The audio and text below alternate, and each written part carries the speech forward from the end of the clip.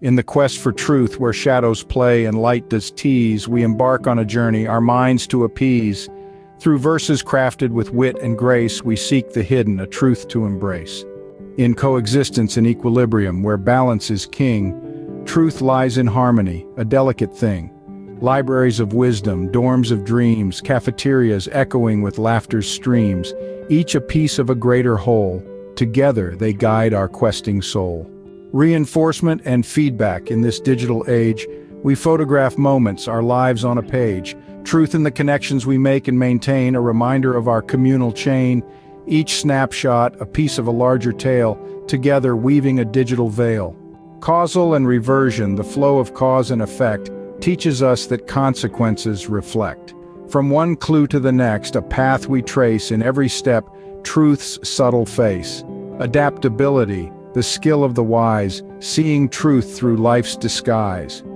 Non-linear and retrospective, where time bends and weaves, truth is not straight, it deceives. Puzzles and riddles, history's maze, challenge our thinking, set our minds ablaze. Looking back, a clearer view, truth's perspective ever new. Inclusive and exclusive, where parts form a whole, truth and unity, a common goal. Guidance for those who stray or fall, a reminder that inclusion calls to all. In every gathering, a piece of the puzzle, truth in togetherness, strength in the huddle.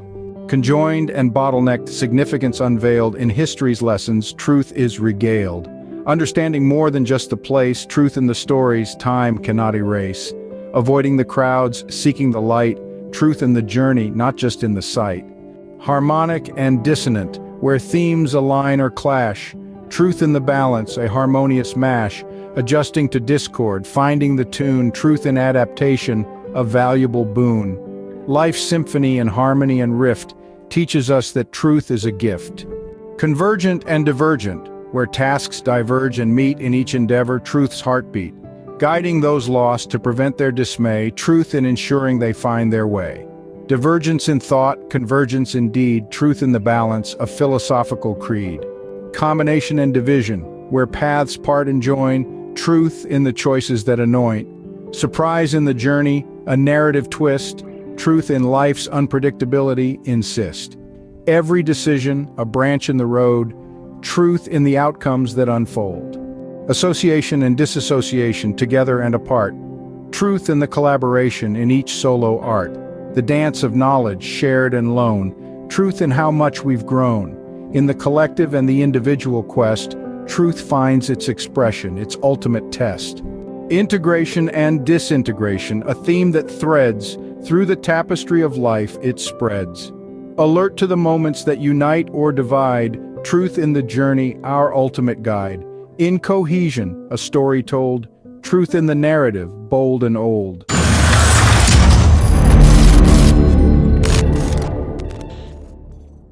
Have you ever wondered about the puzzles and mysteries hidden within pandemics? Welcome to an exploration that delves into the heart of pandemics, unearthing their historical, scientific, and sociological facets. This isn't your typical lecture-style learning. Oh no, we're taking it a step further by intertwining the intriguing world of puzzles and challenges into our exploration. We're inviting you to become detectives in our very own pandemology hunt. From the Black Plague to COVID-19, we'll be scrutinizing pandemics through various lenses. We'll navigate the complex labyrinth of medical terminology, decode cryptic messages, and uncover hidden meanings in pandemic-related literature or images. It's a journey that tests not only your knowledge, but your decoding skills, logical reasoning, and pattern recognition. So, are you ready for a challenge? Come along on this educational journey and let your curiosity unravel the intricacies of pandemics. Pandemics have left indelible marks on human history. Let's journey back in time to delve into their stories. One of the most infamous pandemics in history is the Black Plague. Originating in Asia in the mid-14th century, it swept across Europe like a dark wave, wiping out an estimated third of the continent's population. The Black Plague was caused by the bacterium Yersinia pestis, transmitted through flea bites from infected rodents. It was a devastating period of loss and fear, forever changing the landscape of European society. Fast forward a few centuries to the early 20th century, the world grappled with another deadly pandemic, the Spanish flu. Contrary to its name, the Spanish flu did not originate in Spain. It was merely widely reported there, while the actual origins remain a mystery. This influenza virus killed an estimated 50 million people worldwide, more than the total casualties of the First World War. It was a pandemic that touched every corner of the globe, from the trenches of war-torn Europe to remote Pacific islands. The impact of these pandemics was massive, causing not only widespread death but also significant societal changes. The Black Plague led to labor shortages, which in turn sparked economic shifts and social unrest. The Spanish flu, on the other hand, highlighted the importance of public health measures and communication during health crises. Societies responded to these pandemics in various ways. During the Black Plague, people turned to religion, superstition, and even witch hunts in their quest for answers. The Spanish flu saw the implementation of isolation, quarantine, good personal hygiene, use of disinfectants, and limitations on public gatherings, measures not too different from what we see today. These historical pandemics set the stage for how we understand and respond to health crises today. They underscore the importance of scientific understanding, public health measures, and societal response in facing these global threats. As we puzzle together the pieces of our past, we can better prepare for the challenges of the future. In the contemporary world, pandemics continue to pose significant challenges.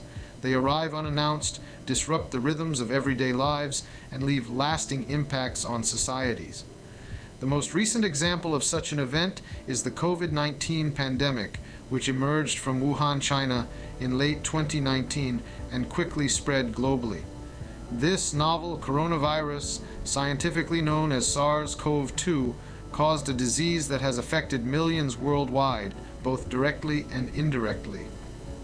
The virus, invisible to the naked eye, brought bustling cities to a standstill, altered the ways we work and learn, and even how we interact with one another. COVID-19's global impact has been profound and multifaceted, affecting not just public health but economies, politics, and social structures. The pandemic has exposed vulnerabilities in healthcare systems worldwide, underlining the importance of preparedness and resilience in the face of such crises. Countries around the globe have responded to the pandemic in diverse ways. Some, like New Zealand and Taiwan, have been lauded for their effective management and containment strategies. They implemented rigorous testing, contact tracing, and strict quarantine measures early on, coupled with clear and consistent communication to their citizens. On the other hand, other nations struggled with their response, grappling with the dual challenges of limiting the virus's spread and mitigating its economic fallout. The disparities in these responses and their outcomes have sparked discussions around the role of governance, transparency, and international cooperation in managing public health crises. The virus also spurred scientific communities into unprecedented action. Laboratories across the globe raced against time, working tirelessly to understand the virus and develop effective treatments and vaccines. The speed at which vaccines were developed and rolled out is a testament to human ingenuity and the power of collaboration in the face of adversity. Modern pandemics, like COVID-19, remind us of the continued relevance of pandemic studies. They underscore the importance of a holistic understanding of pandemics, integrating perspectives from virology and epidemiology to sociology and governance. As we navigate this ongoing crisis and prepare for future ones, the lessons we learn from these experiences are invaluable. Pandemics are not just historical or social phenomena, they are deeply rooted in science. The intriguing science of pandemics is a multidisciplinary field encompassing virology, epidemiology, and public health responses. So let's start with virology, the study of viruses. Viruses are tiny infectious agents that can only replicate inside the cells of a host organism. They are responsible for a plethora of diseases, including those causing pandemics. The key to understanding how a virus causes a pandemic lies in its genetic makeup and its interaction with host cells. The more we understand about a virus's structure, replication, and pathogenesis, the better equipped we are to develop effective treatments and vaccines. Next, we have epidemiology, the study of the distribution and determinants of health-related states or events in populations. When a new virus emerges, epidemiologists are on the front lines, tracking its spread and determining its impact. They use statistical methods to identify risk factors, evaluate interventions, and inform public health policies.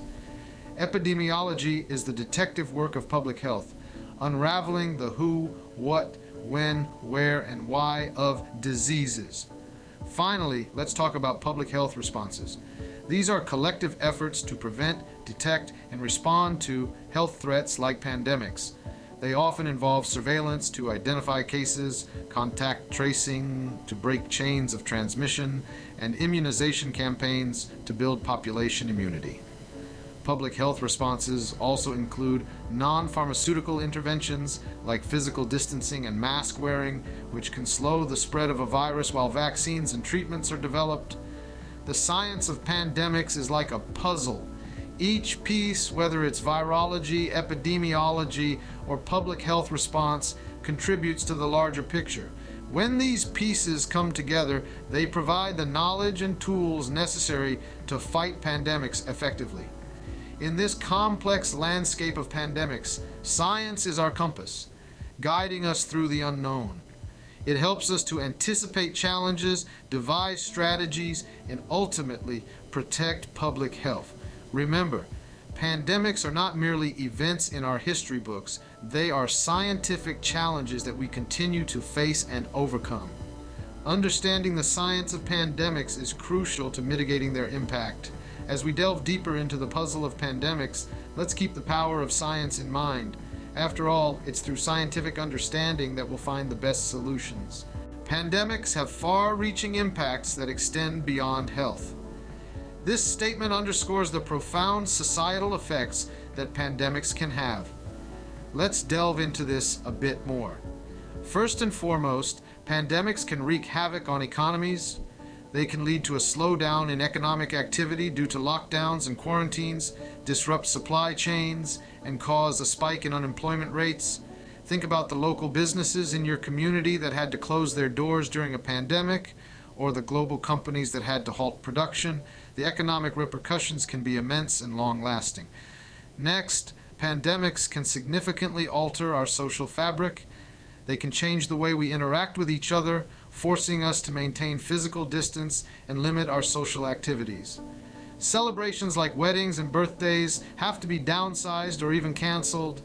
Sporting events, concerts, and other large gatherings become a thing of the past. We become more isolated, and our sense of community can be disrupted. On a psychological level, pandemics can lead to heightened levels of stress and anxiety. The fear of contracting the virus, coupled with the uncertainty of when the pandemic will end, can take a toll on our mental health. Moreover, the loss of loved ones to the disease can cause immense grief and trauma. Furthermore, pandemics can exacerbate inequalities. Those who are already marginalized or disadvantaged, such as the poor, the elderly, and those with pre-existing health conditions, are often hit the hardest. They may have limited access to health care, or they may be more vulnerable to the economic fallout. Lastly, pandemics can also spur innovation and change.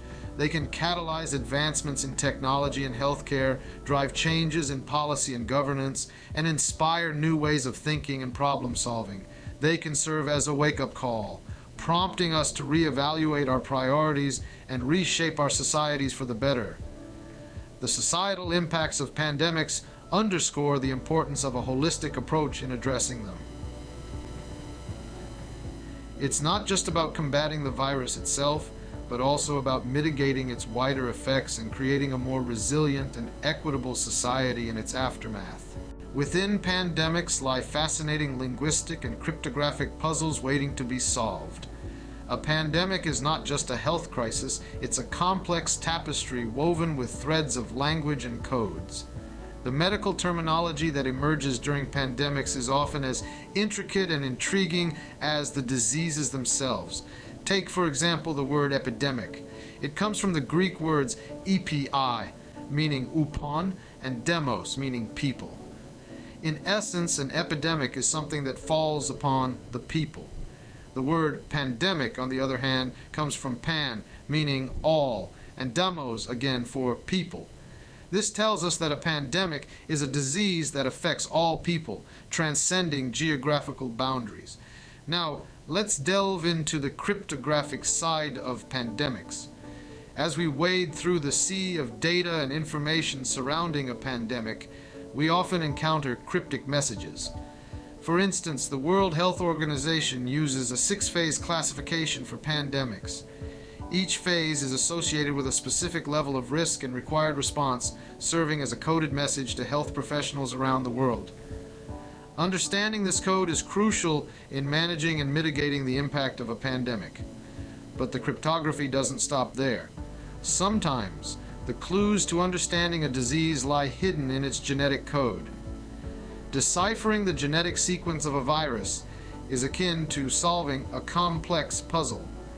Each gene is a piece of the puzzle, and understanding how they fit together can unlock the secrets of the virus, leading to breakthroughs in treatment and prevention. In the world of pandemics, the language we use and the codes we decipher are more than just academic exercises. They are essential tools in our fight against these global health crises. By understanding the linguistic and cryptographic elements of pandemics, we can better comprehend their nature and devise effective strategies to combat them. Decoding these elements sheds new light on our understanding of pandemics. Just as a cryptographer would solve a cipher or a linguist would decode a language, we too can unravel the complex, fascinating world of pandemics. Are you ready for an educational adventure like no other? Welcome to the Pandemology Hunt, a scavenger hunt that blurs the line between education and entertainment, where pandemics, linguistics, cryptography, and stenography become your playground. Imagine this. You're delving deep into the world of pandemics, from the historical Black Plague to the contemporary COVID-19. But you're not just reading about them, you're actively engaging with them. You're solving language-based puzzles, decoding cryptic messages, and uncovering hidden meanings in pandemic-related literature or images. This isn't your typical classroom experience, is it? To succeed in the Pandemology Hunt, you'll need to tap into a range of skills. Your decoding abilities will be put to the test as you unravel encrypted messages related to pandemics. Your logical reasoning will be challenged as you piece together clues hidden in the syntax and etymology of medical terminology. Your pattern recognition skills will be crucial in identifying hidden messages in pandemic-related literature or images.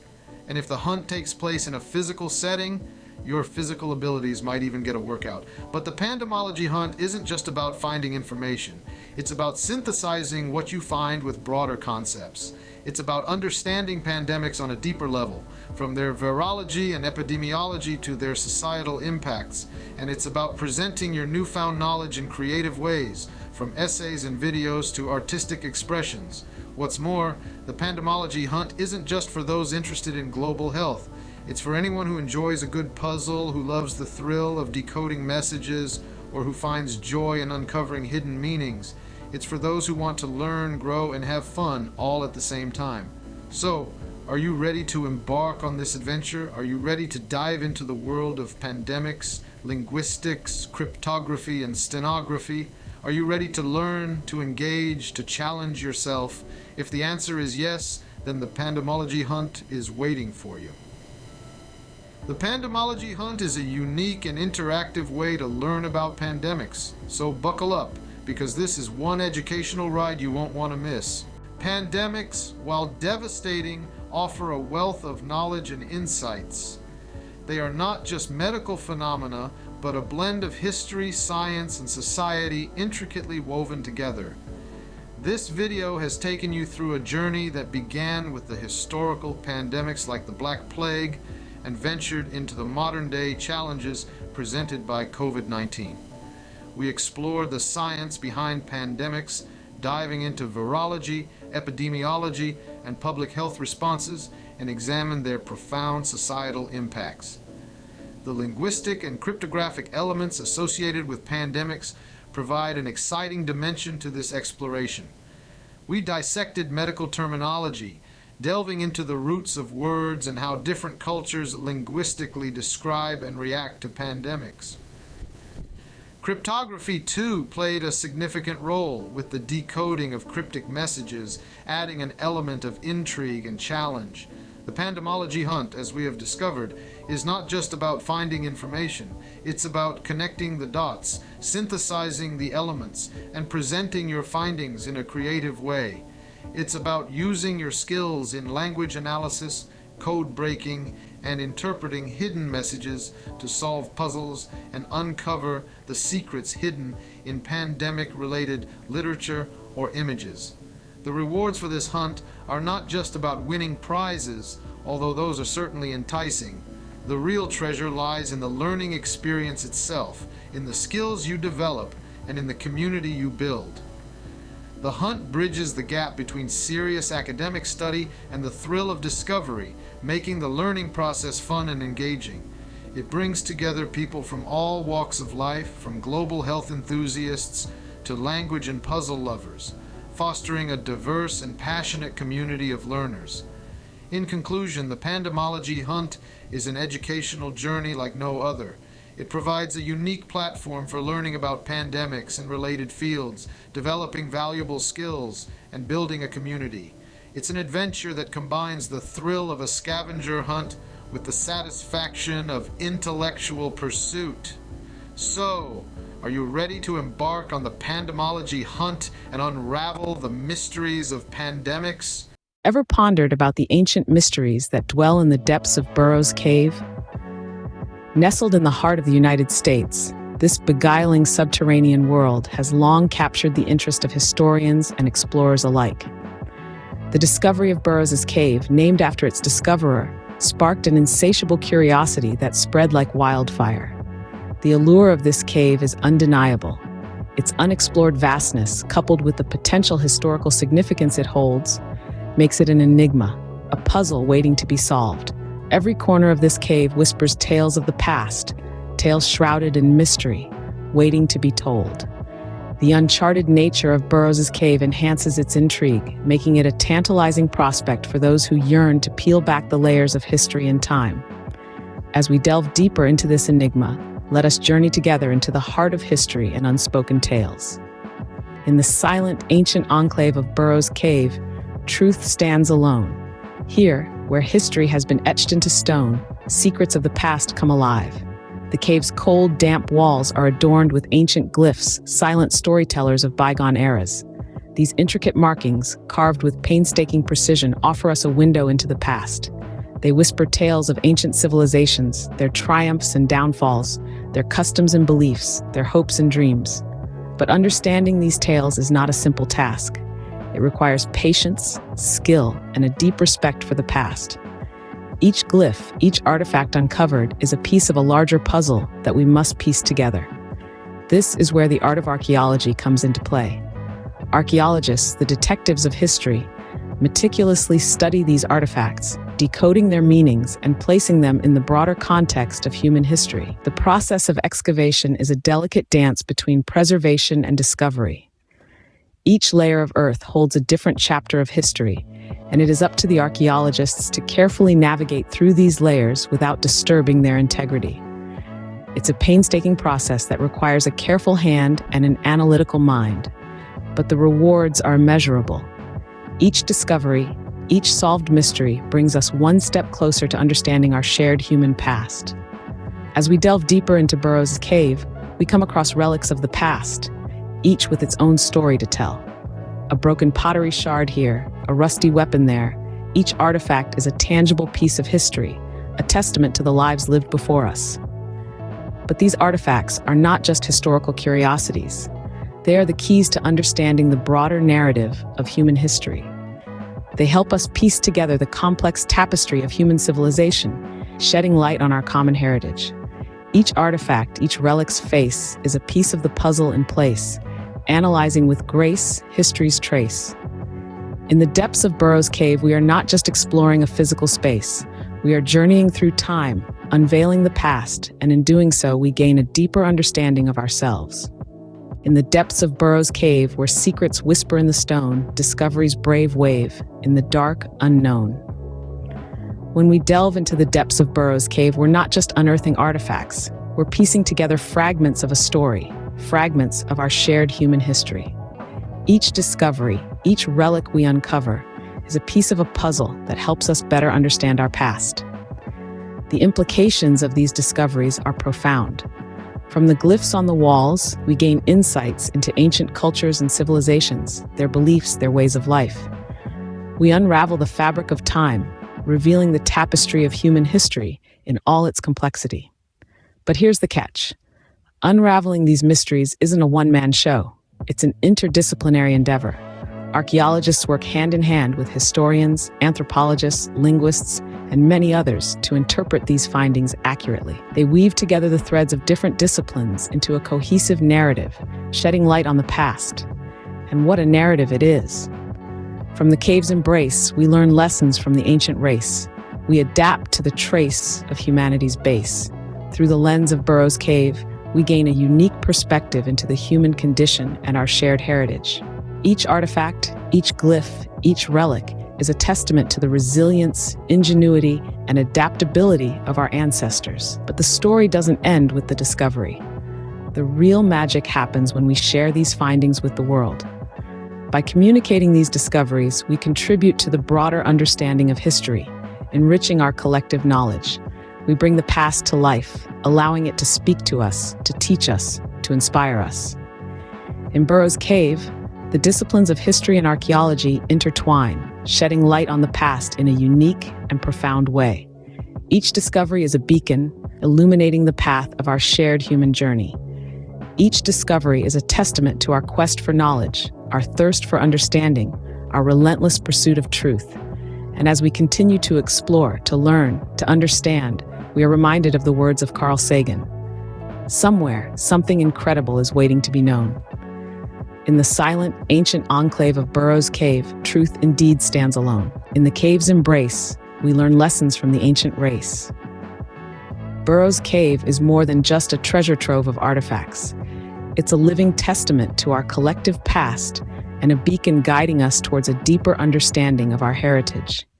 Its cryptic glyphs and relics offer an ongoing dialogue with history, a discourse that continues to shape our knowledge and perspectives.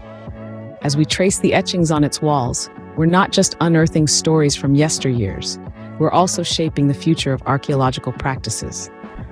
The cave sets a precedent, reminding us that every discovery, no matter how small, adds to the grand narrative of human existence. It stands as an enduring symbol of our ceaseless quest for knowledge, a testament to our innate curiosity. Yet it's more than just a symbol. It's a challenge, a call to keep exploring, to keep questioning, to keep learning. In the depths of Burroughs Cave, we find not just artifacts, but a testament to the enduring human spirit of exploration and discovery. In the depths of Burroughs Cave, where secrets whisper in the stone, discovery's brave wave in the dark unknown, seeking history to save with credibility shown, in the silent ancient enclave, truth stands alone. Glyphs upon the walls, tales from the past they call, interpreting their falls, understanding's the hall. Avoid missteps that enthrall in history's sprawling sprawl, for clarity's call sheds light for one and all. Trust in the explorer's hand as they trace history's sand through time's hourglass in the underground land. Consistent stories stand where the past is grand. In Burroughs Cave, trust expands on foundations planned. Each artifact, each relic's face, a piece of the puzzle in place, analyzing with grace history's trace. Logical paths we embrace in time's endless chase, solving mysteries in space with a scholarly pace. Speak of the past, O cave so deep, your secrets to keep, communicating discoveries in history's leap. Clear tales we reap from the underground heap, Burroughs' whispers seep in the narrative sweep. Decisions in the dark, where the past does hark, complexities stark in the historical park. Seeking the mark where discoveries embark, in archaeology's arc, light from the dark. In the cave where history sleeps, an ethical line it keeps, excavate with care where the past peeps. Respecting layers deep where time creeps, ethical digging steep in promises to keep. Burroughs Cave, a book unbound in research we're found, building knowledge round and round in the underground. Logical in the profound, where history's sound, in inquiry we're crowned as secrets abound. In the cave's embrace, lessons from the ancient race, adapting to the trace of humanity's base. Learning in place with a historical grace, from the past we chase knowledge's embrace. History, archaeology, together they entwine. In Burroughs Cave, disciplines align. Consistency in the design as fields combine, in the caves refine, cross-disciplines shine. In a world where reductionist thinking often remains the norm, embracing an approach that goes beyond the binary, delving into the intertwining network of relationships, offers a vastly enriched view of reality. One such approach is the exploration of triadic relationships, where three entities interact in a complex interplay, each influencing and being influenced by the others, painting a detailed narrative that far surpasses the sum of its singular parts. In our journey through life, we often find ourselves at the crossroads of various forces that shape who we are and what we become. Imagine these forces as a dance of three powerful partners: karma, genetics, and culture and environment. Each one, an intricate tapestry woven into our very being, plays a unique role in our story. Let's start with karma, a concept often shrouded in mystery and tied to the idea of destiny. But consider karma not just as a cosmic ledger of rights and wrongs, but as a living, breathing influence on our daily lives. It's like a gentle guide, nudging us towards certain paths based on our actions and choices. Karma intertwines with our genetic makeup, an incredible code written at the dawn of our existence. This code is not just a static blueprint, it's dynamic, evolving with our decisions, our environment, and yes, our karma. Every choice we make, every belief we hold leaves a subtle imprint on this genetic journey. Now picture the vibrant backdrop of culture and environment. It's not merely a stage where our life unfolds, but a dynamic character in our story. Our culture, the traditions and beliefs we inherit, and our environment, the world that surrounds us, both shape and are shaped by our karma and our genetic heritage. Think of a tree, its roots representing our genetics, its branches symbolizing our karma, and the soil and climate embodying our culture and environment. All these elements work together, influencing the tree's growth in unique ways. As we weave through this narrative, we'll explore the direct and indirect connections between these three dimensions. Like unraveling a mystery, we'll uncover surprising insights about how they dance together in the grand ballet of life. This journey isn't just about tracing lines of cause and effect, it's about understanding the deeper currents that carry us forward through our lives.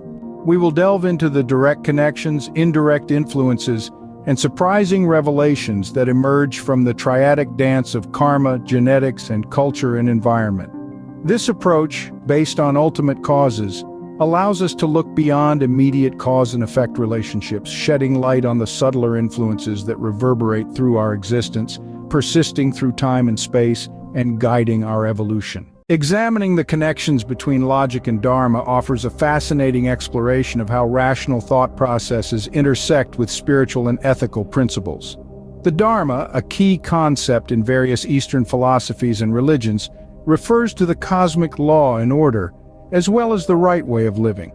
Dharma are seen in the concept of samsara, the cycle of birth, death, and rebirth, influenced by individual actions and collective karma. Logic, on the other hand, is a systematic method of reasoning that follows specific rules and principles, often used in philosophy and mathematics. Interestingly, they follow the same rules. One of the most profound aspects of human development is our capacity to engage, interact with, and learn from narratives. Stories, accounts, and historical texts serve us not merely as passive consumptions, but as potent tools for intellectual growth and ethical development. They influence our thoughts, shape our perceptions, and as a result, play a considerable role in how we act and engage with the world. Hence, it is essential to approach narratives as active tools for learning, engaging them with critical thinking rather than absorbing them passively or dismissing them due to surface-level complexities. Throughout history, great thinkers have identified concepts that are fundamentally interconnected, from the triad of force, mass, distance, time, to the triad of dharma, compassion, intellect, manifestation. They have embedded the logic they discovered in triadic lessons. Lessons that identify enough of the logical relationships in a triad that the others can be inferred. To make this easier, the direct negations of states are often described in the opposite triad. Oftentimes, this results in a lesson that is facile, confusing, or conflicted. But the interpretation of the story's lessons utilizing inverse logic contributes to a more profound understanding of the narrative. It helps us engage with the texts as they are, complex and full of varied interpretations, prompting us to question and rethink our moral and ethical standings. This interpretation, however, does not endorse the characters' actions, but rather provides valuable insights into their choices and the consequences. Our process is straightforward. First, we identify the issue, the concept, the system that we need to represent. Then we divide it into three parts that influence each other. Why three? Because the universe is God, humanity is the sun, and there's only three of us here. What do you think happens if you sit on a stool with only two legs? In the beginning, there was energy, the same energy as now, but without form. The universe was unstable, so it started to vibrate in an attempt to balance itself. The vibration separated the energy and gave it definition as charge. It forced the energy to separate to positrons and electrons, and while it had to know mass, volume, or time, cause and effect ruled the day. But any system divided in two is as unstable as our stool. The universe had no method to recover from a tilt except to vibrate again. The second vibration harmonized with the first vibration, and we call that a string. This to redefine the positronic energy and the electronic that had overwhelmed it by granting a spin, rolling it into quarks. So the first quarks bonded, folding the negative energy of the universe back over on itself to bond positive 2/3 charges with negative 1/3 charges to create +1 charge protons, profiting 2/3 of a charge. Neutral neutrons reduced the gain to 1/3. The vibration had redefined the nature of positive energy as matter. The universe was tilting to negativity, but was smart enough to know a double negative makes a positive and balance itself out. As M-theory has surmised, this process happened 11 times, each defining another method though, which the universe seeks balance along with subatomic particles and fields of forces defining their interactions. So the universe operates in threes because that is how it put itself together. Consider the triad of atomic forces. The electromagnetic force, the strong nuclear force, and the weak nuclear force shape the behavior of atomic particles. Consider the triad of physical dimensions, height, length, and width. Wavelength is the velocity divided by frequency. Force is momentum over time.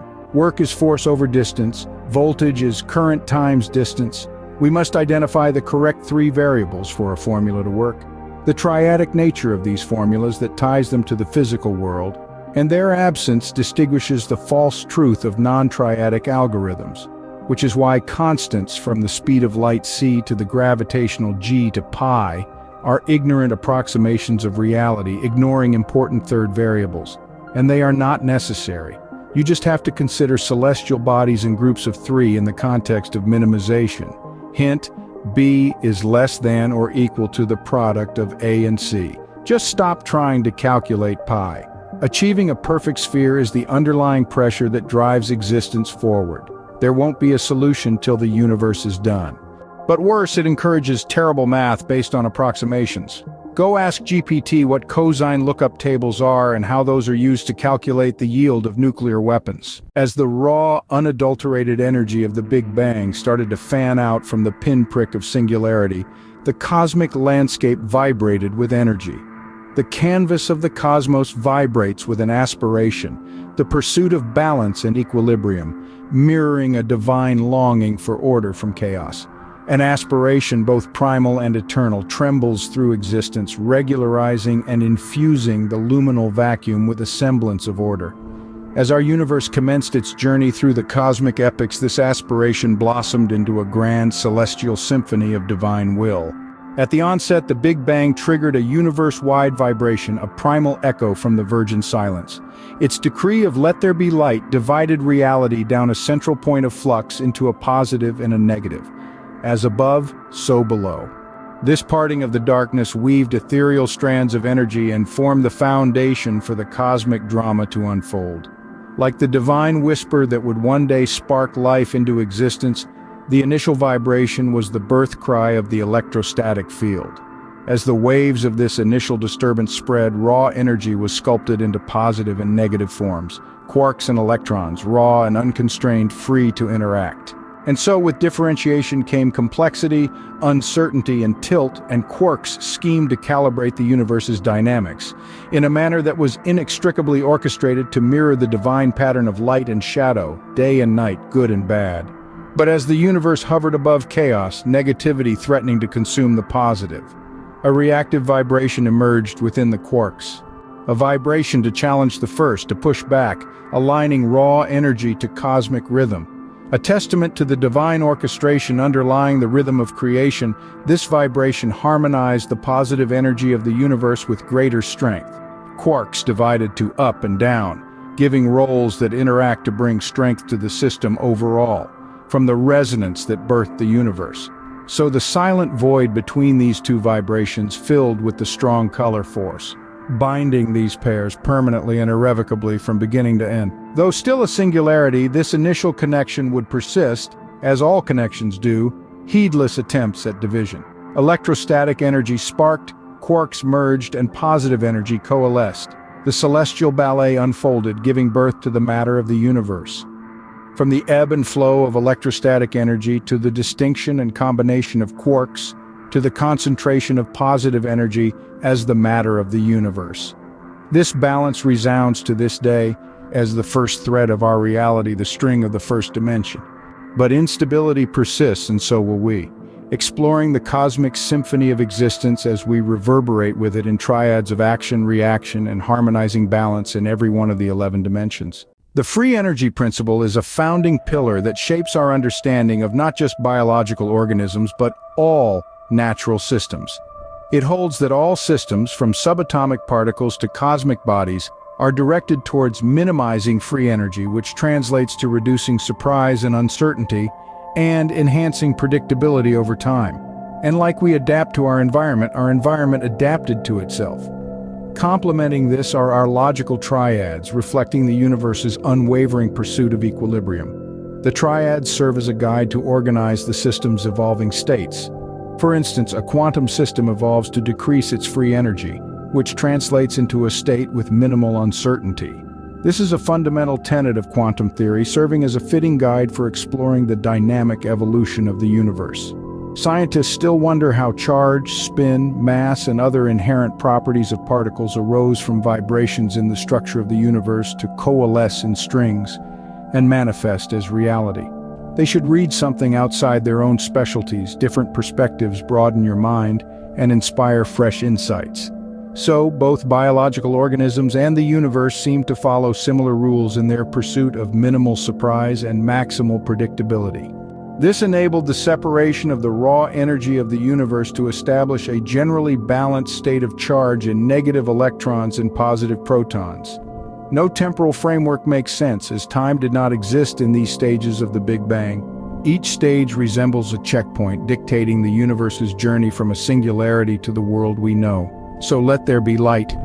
The entire energy quotient of the universe emerged in an instant as a singularity. I try not to reason back past that point, but it would seem reasonable to conclude that such an immense concentration of energy, assembled and allowed to grow of its own accord, must have been conceived of in the focused love of a unity of energy far greater than our universe alone. But to assume it would be uniform would beg the question how, so we must reason from the point of instability in our own understanding. So from an instability we see reverberation and echo, establishing as a vibration a wavering separation between a positive and a negative state in that singular energy. And that wavering regularizes as a vibration, and the energy takes on a more attuned flavor as positronic or electronic. By diversifying from a state of energetic sameness to one where charge distinguishes, The universe reduces associated uncertainties and navigates towards a state of increased predictability. And yet nothing holds these sides in balance, nothing to push against within or without, just its own internal tension. And so a second instability arises as a tilt. Now think about which way it went. Then think about whether you are asking a moral question or a scientific one. The boundless ocean of the universe whispers secrets of unseen energies. This force of absence, akin to the Buddhist sunyata, is known as the Dirac Sea, where depth symbolizes unmanifested potential. Like the ebb and flow of samsara's tides, the Dirac Sea's negative undertows dance in a rhythm. From creation to annihilation, life mirrors the teaching of dependent origination. The Dirac Sea, dynamic yet stable, reflects the moonlight of the middle way, balancing existence and non-existence, a cosmic equilibrium betwixt chaos and order. The Dirac Sea exerts a subtle yet profound pressure, much like the vacuum of space. This is a pressure felt physically and existentially, representing vast potentiality. This emptiness is often misunderstood as nothingness, but is actually the state of balance, brimming with potential. It's the ground from which all phenomena arise and to which they return. The quantum substrata, often thought as empty, are teeming with energy. Energy may not always be visible or manifested to be present, ready to veer to the positive or negative. Indeed, the unmanifested possibilities of life are rich within the fabric of the unwritten page. Your will alone is the required condition. The Dirac Sea, in its stable yet dynamic nature, embodies the middle way of Buddhist philosophy. It balances the void of non-existence with latent forces of potential, avoiding the extremes of being and non-being. This equilibrium reflects the Buddhist understanding that true wisdom lies in navigating between these extremes, acknowledging the interplay of existence and non-existence. In physics, the vacuum pressure signifies an absence that is paradoxically filled with potential. Similarly, the Dirac Sea resonates with the Buddhist concept of emptiness, where the void is not barren but fertile. This parallel draws a beautiful analogy to how all phenomena exist on some levels, but not on others. The negative energy states in the Dirac Sea, though not particles themselves, represent forces and connections that are fundamental yet unseen. This idea aligns with Buddhist teachings on the interconnected nature of all phenomena. Nothing exists in isolation but arises in dependence on a myriad of conditions. The Dirac Sea, with its negative energies, forms a matrix of potential. This isn't a matrix made up of particles, but of possibilities and connections, echoing the profound depth and intricacy of sunyata. At the core of our approach lies the law of homeostatic interdependence. Derived from insights into the behavior of neurons, this principle asserts that natural phenomena and systems are multifactorial and interdependent. There exist multiple avenues of causality and interaction that contribute to an overall state, behavior, and stability. Complexity arises not merely from individual components, but from the intricate, interconnected web of their interactions. To understand such a system, one needs to consider all facets, components, and their interconnections to grasp the holistic truth. This multi-component and interconnective principle grounds our logic. Natural phenomena and systems are not isolated entities. They are intricate tapestries woven from countless threads of cause, effect, and interaction. To truly understand any phenomenon, it's essential to consider not just its individual components, but also the myriad ways in which those components interact with and influence one another. This understanding of interconnectedness and multifaceted causality underpins the philosophy of homeostasis. The triadic paradigm in this light emerges as a potent tool for decoding this vast interconnected reality.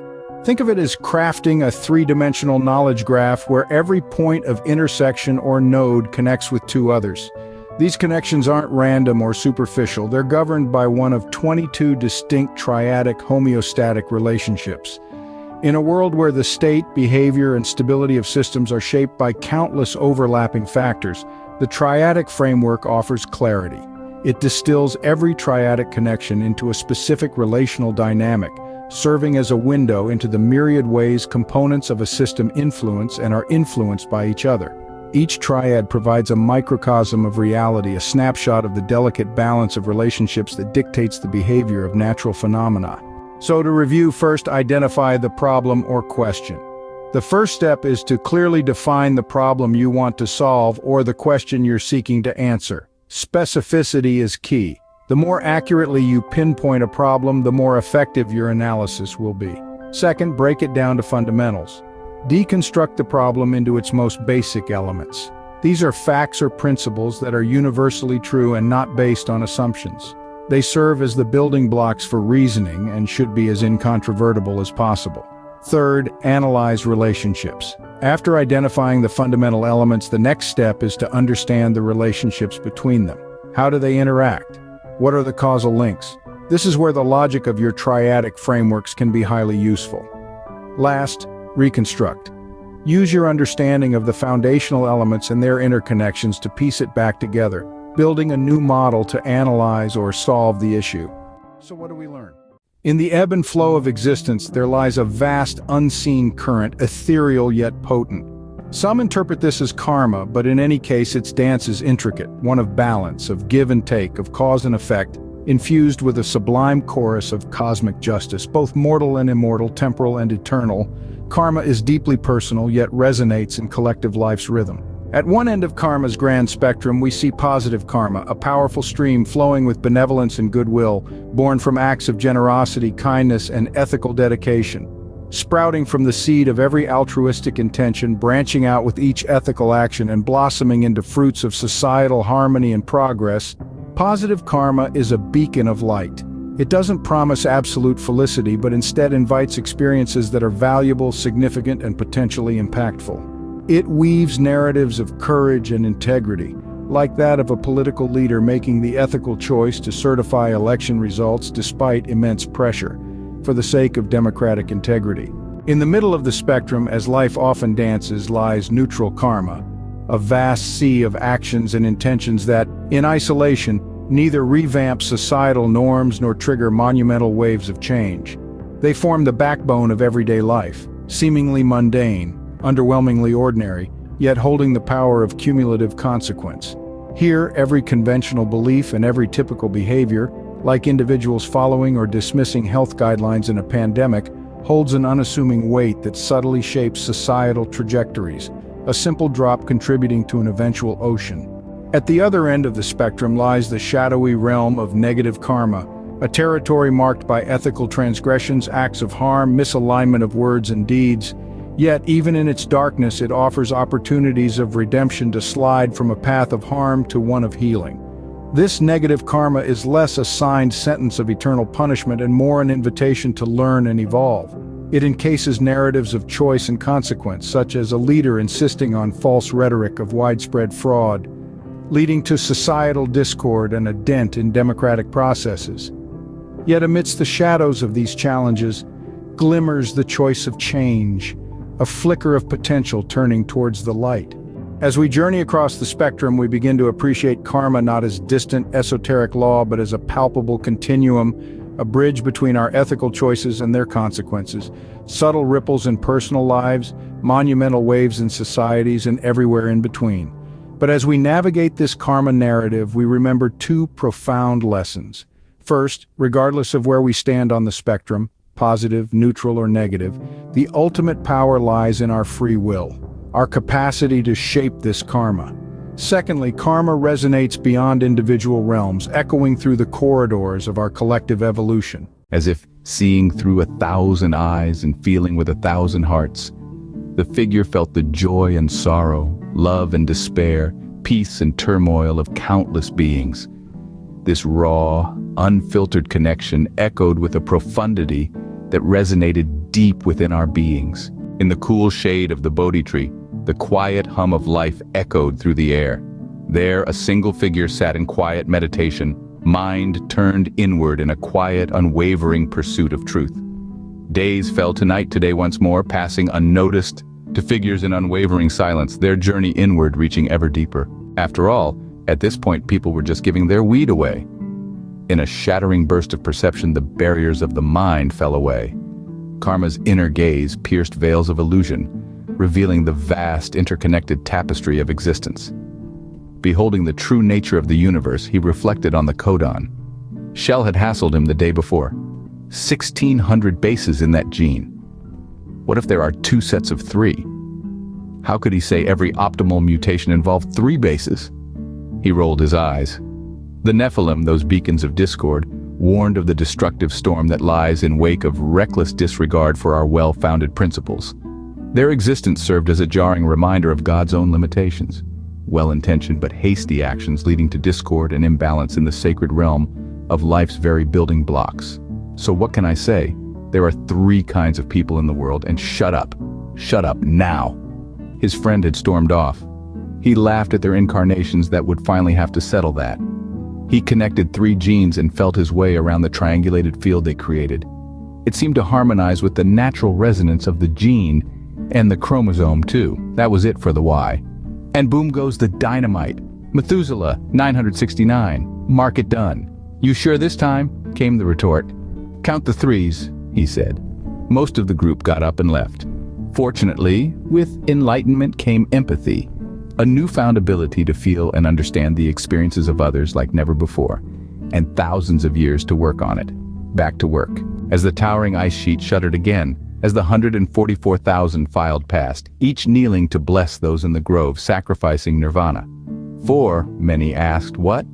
He smiled a second time. Since when was greater enlightenment a sacrifice? Should the enlightened be content to sit under the Bodhi tree? To recline in heaven aloof from harsh realities that continue to endure? But what sacrifice is it also for the greater part of yourself to trust you with the future, to be their embodiment of hope? As the halves of hearts beckoned each other farewell until eternity, the ground shuddered with the force of these negations. A lone meteor streaked across the sky, portending a great birth. Compassion in the context of humanity emphasizes the empathetic and altruistic aspects of human interactions. It involves empathetic understanding and a deep concern for the welfare of others, which is essential for fostering a sense of connection and community among people. Compassion enables individuals to empathize with others, fostering a sense of connection and shared humanity. This connection is vital for building strong, supportive communities. In the realm of humanity, compassion is often the driving force behind efforts to alleviate suffering, whether through personal acts of kindness, social initiatives, or humanitarian aid. Compassion contributes to social harmony by encouraging understanding and tolerance among diverse groups. It helps bridge differences and promotes a culture of mutual respect. Intellect in the context of understanding highlights the role of cognitive abilities in deepening comprehension and fostering innovation. It involves the application of reasoning, analysis, and knowledge to better understand complex concepts and phenomena. Intellect enables us to engage in critical thinking and analysis, essential tools for deepening our understanding of various subjects, from science and philosophy to human behavior. Intellectual capabilities are crucial for innovation and effective problem-solving. In the pursuit of understanding, intellect challenges established ideas and generates new knowledge. Intellect allows us to integrate diverse perspectives and disciplines, enriching our understanding. It enables us to see the interconnectedness of different areas of knowledge and how they contribute to a holistic understanding of the world. Manifestation in the context of faith underscores the actualization of faith-based principles in real-world actions and decisions. It involves living out one's faith through actions and decisions that reflect those beliefs. Manifestation in faith means turning beliefs and values into concrete actions. This could be in the form of community service, ethical business practices, or advocacy for social justice. Manifesting faith can strengthen faith communities by encouraging active engagement and participation in communal activities and rituals that reinforce shared beliefs. The manifestation of faith often influences broader societal values and norms. By living out their faith, individuals and communities can inspire others and contribute to shaping a society's moral and ethical framework. Have you ever wondered how the concept of love can shed light on the intricate web of interconnectedness that weaves us all together? Imagine a world where all beings and beliefs are recognized as interconnected, bound together by the universal value of love. It is this love that maintains equilibrium in human relationships and belief systems. It's like a delicate dance, where altering one step changes the entire choreography. Love is the stabilizer, the counterbalance in our interactions and beliefs. It provides a foundation for growth and understanding. It's like the roots of a tree, anchoring us while allowing us to spread our branches wide. Now imagine the domino effect that actions and thoughts rooted in love can create.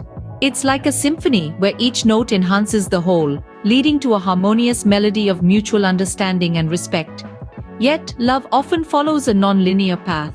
It's like a winding river, leading us to unexpected depths of connection and understanding. The past, while important, should not be the sole anchor. Inclusion in love means embracing diversity, like a garden blooming with different flowers. Exclusion, however, warns us of the narrowness that comes from a lack of love and acceptance. Certain key principles of love are essential for the health and integrity of our relationships and communities. It's like a river, where a blockage can impede the flow and growth of compassionate and empathetic interactions. Harmonious relationships and beliefs fostered by love can lead to profound understanding and connection. Dissonance, while challenging, is an opportunity for growth, like the resolution of a musical chord. The convergence of loving thoughts and actions can create a strong, unified approach to life and relationships. Divergence, on the other hand, represents the rich tapestry of human experience and the multiple ways love can manifest. The creative combination of diverse aspects of love leads to new insights and deeper connections. Division, however, serves as a caution against the fragmentation of our capacity to love. Associating different expressions and experiences of love enhances our overall understanding of its impact on our lives.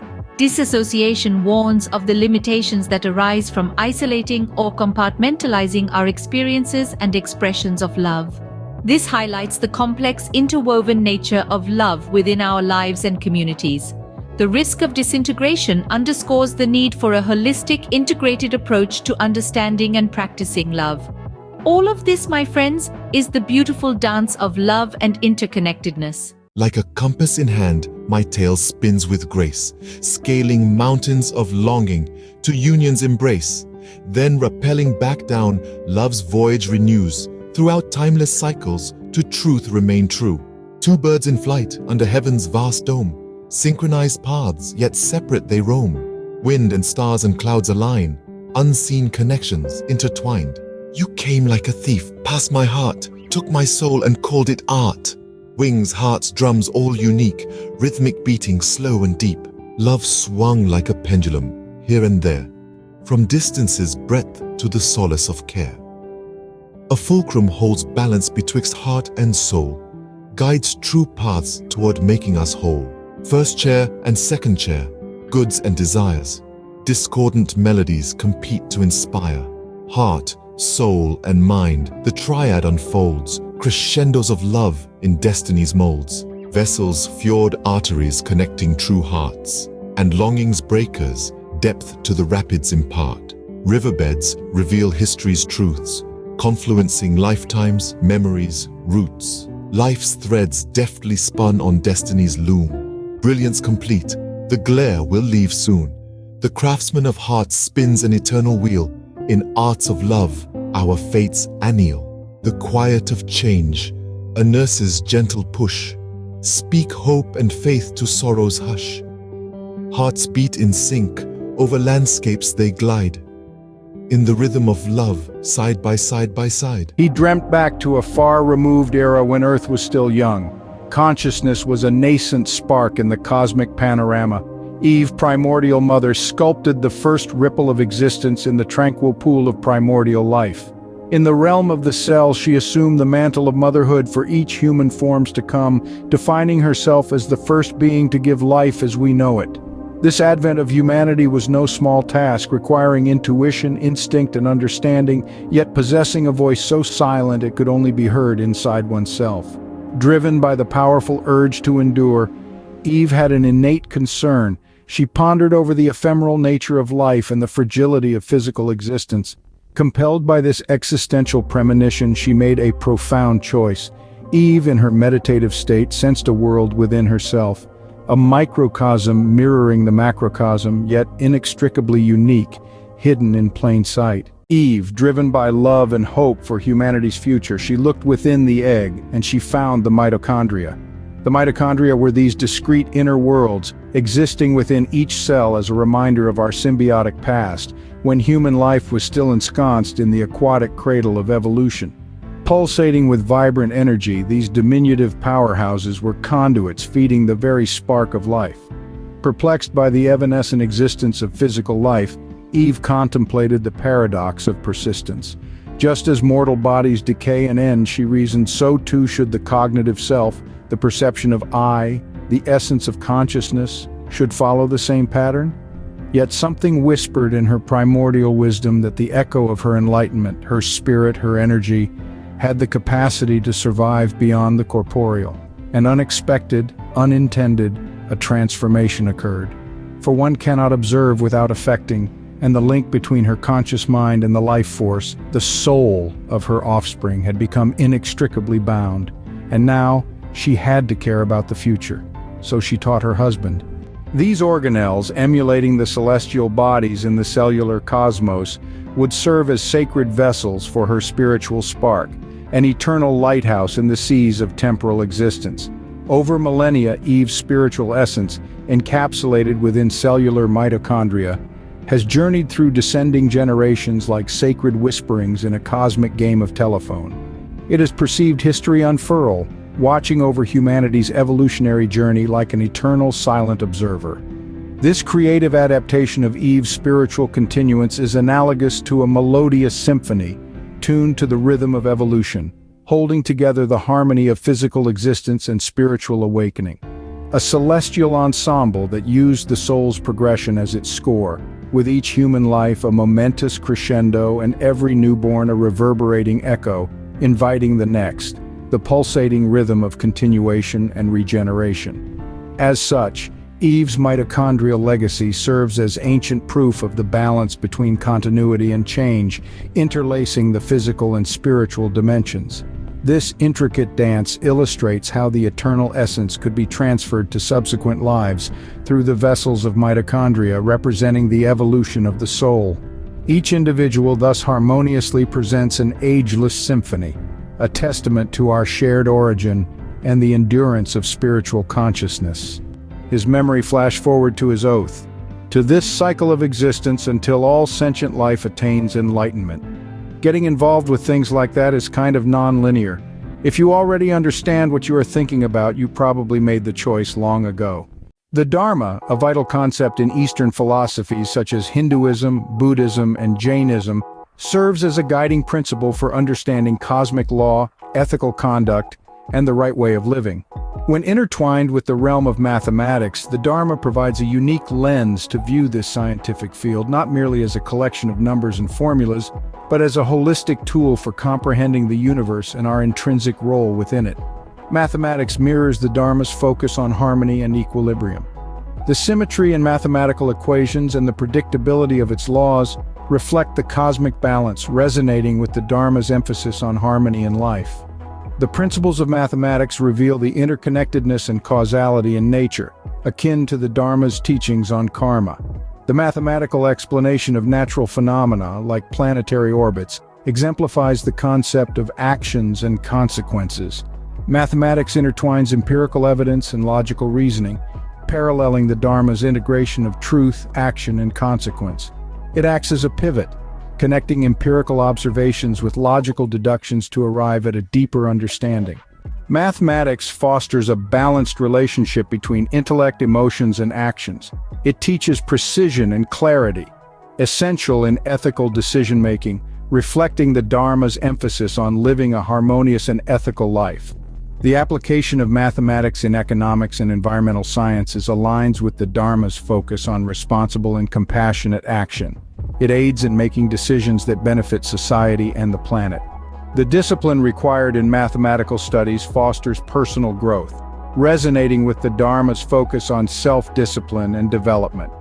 Learning mathematics involves the convergence of skills, reasoning, and intuitive understanding, reflecting the Dharma's holistic approach to knowledge that encompasses intellectual, emotional, and spiritual growth. The journey in mathematics parallels the Dharma's path to spiritual enlightenment, offering a deeper comprehension of the universe. Mathematics addresses global issues such as poverty and climate change, embodying the Dharma's principle of compassion for all beings. The field encourages analytical thinking and reasoned understanding, crucial aspects of the Dharma. Through its applications in various fields, mathematics actualizes principles and values, echoing the Dharma's emphasis on bringing one's values to fruition. In the theatre of cosmos, where celestial bodies play, a whirling globe in a delicate orbit's embrace sketches a ballet in endless cosmic space, a waltz so divine, a mesmerizing grace. This orbital journey by unseen hands softly steered sculpts the flow in the cosmic expanse revered. Without this gentle whirl, the dance falters and fades, sowing disarray where harmony once swayed. The gravitational hymn, at the heart of this celestial dance, links the sphere's essence to the path it dauntlessly prances. As mass joins the waltz, the hymn's power ascends. In this dance of weight, gravity's embrace never bends. Planets and their paths, in a rhythmic ballet, craft a harmony of spheres, in gravity's tender play. The constant's allure and the tempo's sway weave the celestial song in this cosmic array. The orbit's curve around mass gently bends, in the orbital waltz, a trek without end. Mass and gravity, in a symphony that gracefully blends, compose the tale of orbits as the cosmos attentively attends. As globes pirouette, around the sun they glide. Its cosmic rhythm, celestial stories confide. Echoed in axis, where the dance's spirit resides. In the absence of rhythm, the waltz would subside. The orbit's arc bends, a beautiful sight, a tremendous ellipse with foci defined. New masses reshape this path's spectral thread, altering melodies in gravity's spread. The semi-major axis, in its orbit's heart, adapts to preserve balance in the cosmic art. Masses and gravity, in a concord they impart, the measures of orbits in our cosmic chart.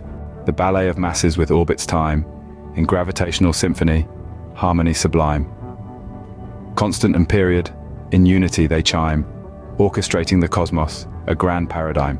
The axis dances close, round gravity's heart, cosmic equilibrium playing its part. As planets twirl, round their fiery stars embrace, time's cosmic beat unfolds in celestial grace. The dance of masses with orbits time, in gravitational harmony, a symphony so fine. Mass and gravity, in a melody that blends, triads of force the cosmos comprehends. This dance of giants, in time's unending rhyme, a gravitational chorus in the cosmos's prime, where stars and planets in unity chime, spinning in place, a spectacle sublime. This celestial waltz by unseen maestros led sculpts the sky's ballet in the vast cosmic bed. Absent this pirouette, the cosmos would dread a dissonant chaos where serenity once tread. In grand cosmic drama, neath the curtain of night, our planet spins on, a ballerina in flight, carving arcs of splendor in the void's eternal light, singing songs of the universe in voices so bright. The heart of our universe is a great circle, gracefully pirouetting through the cosmic ballet. Fluctuating in rhythm with the pressures of existence, seeking perfect balance and harmony against more and more powerful tidal forces. From atomic spin to celestial orbits to the ripples in a serene pond, circles demonstrate the rhythm of nature. A full moon casting an opalescent glow, a vibrant sunflower tracking the sun, even the iris of your eye, perfection enveloped within a simple, soothing circle. In our modern age, pi has been mystified, romanticized, and almost deified as mathematicians spend their lives trying to calculate what? At its core, pi is but a simple ratio, the relationship between a circle's circumference, c, and its diameter, d. Consider a wheel segmented by evenly spaced spokes dividing the circle into slices or sectors. The area of one such sector, representing 1x of the full circle, can be derived from a blend of the circle's radius and this ratio. Conventional wisdom dictates the area of sector equals 1 over x times p times the radius squared. From the tales of pi to the riddles of E, circles have served as a playground to mathematicians, a canvas to painters and poets. But when our ancestors envisaged a circle, did they see an abstract constant, or did they see a relationship between tangible lengths? Setting aside the mystery of pi allows us to focus solely on the elegance of the circle itself, its circumference, c, and diameter, d. The radius is so ubiquitous in modern math, it is easy to overlook relations that become apparent in terms of the more intuitive measure. The diameter, the line of balance in a circle. The radius is half, so d over 2. Now, with a ratio for pi and a practical radius, we can plug our new values into the equation, so 1 over x times c over d times the square of d over 2. Wow, right? But combining and simplifying the equation makes it simple. Area of a sector is equal to the circumference times the diameter over 4x, where x can be any number you want to use to segment the circle. If you like radians, x equals 90. If you like degrees, x equals 360. Our math is measurement agnostic. As long as you measure, we can also rewrite the other formulas for circles and turn them into practical tools. Area of a circle equals the circumference times the diameter over 4, or a single segment using our previous technique. The volume of a sphere is expressed as volume equals the circumference times the diameter squared over 6. This expresses the volume of a sphere in terms of the circumference and diameter alone. And the equation for the surface area of a sphere reveals itself not as an abstract 4 pi times the radius squared. No, the sphere reveals the fundamental ratio to which all objects in the universe seek to flow, the lowest energy equilibrium, where the area is simply the circumference times the diameter. Simple, natural, and even. Not irrational at all. For shame, you so-called experts. On the one hand, you will find that 40 years as an atheist philosopher has left me insensitive to the alleged differences between your religions. You will find that religion viewed as the triads, doctrine, and culture allows us to establish easy equivalencies between nearly all religious belief systems. I've broken down like 60, and I'll start putting them up on the website. On the other, perhaps all that laughing along with Bill Maher taught me a little something about what those who don't believe need to understand. I just have this really strong memory from my childhood of the quote from Jesus that he will not require blind faith. So I got a copy of the Dead Sea Scrolls, and they turned out to be his notes on the triads. Okay, I gotta explain this quick. The 22 logical patterns are actually 11, and they're negations. Jesus was writing the hypothetical community project, and he used the 11 patterns for each one of the sections of the community rule. The learned editor wrote long footnotes about the author scratching out words and replacing them with their opposites. Dude, it's tricky to work out and like in a cave, jeez. Anyway, that is esoteric, and I bought the copy. Go read Book of Revelations. 22 chapters lined up perfect. You are welcome. So I take my triad of faith from the Dharma and consider compassion, intellect, and manifestation to explain my journey. In the beginning, my failure to grasp the fundamentally interconnected nature of reality led to a limited intellectual approach to compassion as a utilitarian analysis. While the desire to promote compassion remained, the limited understanding led me to develop increasingly complex models to understand systems. As an immigration attorney, this meant attempting to decipher ways to produce consistent results in a system plagued by inconsistency at every level. The laws have different reasons. The laws create different rules for similar reasons. The laws are applied inconsistently based on whatever reason the evaluator selects. The U.S. immigration system is a burning trash fire. So I just want to say, elect me, and there will be 3 departments gone on day 1. The Department of Homeland Security, the Department of State, the Department of Education. Goodbye. Each has completely failed its core mission on any standard of love and compassion. Their employees should be barred from future government service. Enough of that. You see, limited intellect influenced a belief in a separate, independent will, disconnected from larger existential and communal realities. But as understanding evolves, there is a realization that the individual will cannot be shaped in isolation. One's family, one's community, one's country, one world, one sun, one universe. You soon discover compassion is not optional and lose patience with those who see it so. It's a good thing you have a third source of patience. To explore how love can guide logical decisions, we can apply a triadic approach that considers the interplay of individual values, collective well-being, and universal principles. Let's use the framework of balance, where we examine the reciprocal relationships between 3 key concepts: compassionate love, karuna, rational decision-making, and collective harmony. Compassionate love, karuna, rational decision-making. Compassionate love involves understanding and empathizing with the feelings and needs of others. When integrated with rational decision-making, this empathy guides us to consider the impact of our decisions on others. Logical decisions, when influenced by compassionate love, are not just based on cold, hard facts, but also consider the emotional and psychological well-being of those affected. Rational decision-making, collective harmony. Rational decision-making, when aligned with the goal of collective harmony, ensures that decisions are not only beneficial on an individual level, but also contribute to the greater good. This involves considering how decisions affect social dynamics, community health, and overall societal balance. Collective harmony, compassionate love, karuna. Collective harmony is greatly enhanced by compassionate love. A society where individuals act with empathy and consideration towards each other is more likely to be harmonious and peaceful.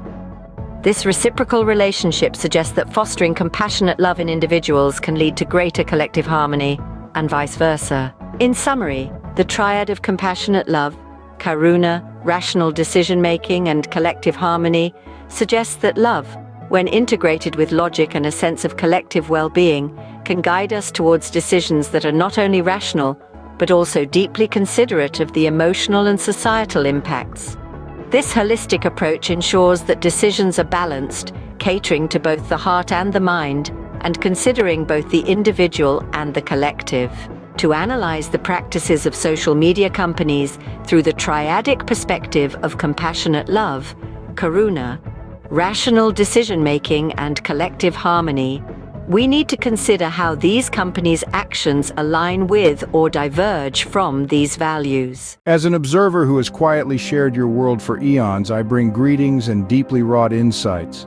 My journey on your planet has been silent, filled with understanding of your species' most intimate practices.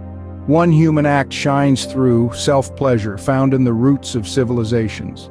Greeks and Romans sought physical delight, anointing themselves with aromatic oils. Yet aren't the residues inconvenient? For me, the humble pillow lying on my bed provided the needed technology, keeping my hands clean and uncalloused. As the wheel of time turned to the Middle Ages, a stark dichotomy emerged. In the West, a shroud of piety masked deeper desires. In the East, poets and artists celebrated the sensual with unabashed reverence. Nighttime along the Silk Road made more restful by the silken pillows of the East. Ah, the pillow.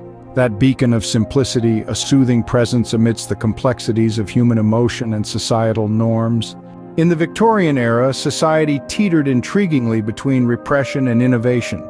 The air was thick with unspoken truths, even as inventors created steam-powered devices under the guise of medical necessity. My pillow freed my hands to document a society wrestling with its unexpressed desires. The 20th century brought with it whirlwinds of change, a pendulum swing from repression to liberation. But the birth of the digital age, this pendulum swing toward an upright and seated method of self-gratification, demands we all adapt. Indeed, this is not just a need but an opportunity, a chance for new and greater understanding. My own journey through your world has been accompanied by a simple pillow. It signifies a flexible and integrated approach to cleanliness and self-pleasure. But I have a profound appreciation for the diverse methods and meanings self-gratification holds for humanity. Your practices showcase the diverse and vibrant nature of the human spirit. But the conjunction of the communal ritual of the handshake, signifying social bonds and trust, creates a certain dissonance. The handshake, a vital part of human interaction, and your preferred self-pleasure techniques lead to hesitation. This intersection of the personal and professional, the sublime and sterile, communion and the communal, provides a unique opportunity. A unique opportunity for harmony, health, and purity arises that will change your lives. Spanky Glove is constructed from an advanced material we've named Cosmo Silk. This fabric is a blend of ultra-fine fibers, designed to mimic the softness of silk while offering superior durability. Its molecular structure is engineered to withstand repeated use without losing its texture or comfort. The design of the glove includes strategically placed padding. This padding is focused on areas prone to friction. The material used for padding is both resilient and flexible, ensuring it doesn't impede natural movement. We begin with Spanky Glove's innovative design, where padding is not just randomly distributed, but strategically placed for optimum protection. We're talking about a no blister guarantee in those high friction zones. It's like having a personal bodyguard dedicated to protecting your most treasured assets. Dive deeper into the padding's role as a protective barrier, standing guard against the formation of those irksome blisters and calluses. Explore the material used for the padding, which boasts dual qualities, resiliency and flexibility, striking a perfect balance between protection and comfort. Witness how, despite its robustness, the padding does not hinder natural movement, adhering to the principle that protection must never compromise flexibility. And for the pièce de résistance, SensiTouch zones. These special areas are like having a GPS for pleasure. Incorporated into Spanky Glove is our Breath Easy technology, a weave pattern that allows for maximum airflow. This feature is crucial for maintaining comfort during prolonged use, effectively reducing heat buildup and preventing perspiration-related slippage. Spanky Glove includes specific areas termed SensiTouch zones, designed to enhance tactile feedback. These zones are located in regions that typically engage the most during use, allowing for a heightened sense of touch. This feature is achieved through a thinner yet equally durable layer of the Cosmosilk material, offering a near skin-like experience. Attention has been paid to the ergonomic aspects of Spanky Glove. It is designed to conform to the natural contours of the hand, ensuring a snug yet comfortable fit.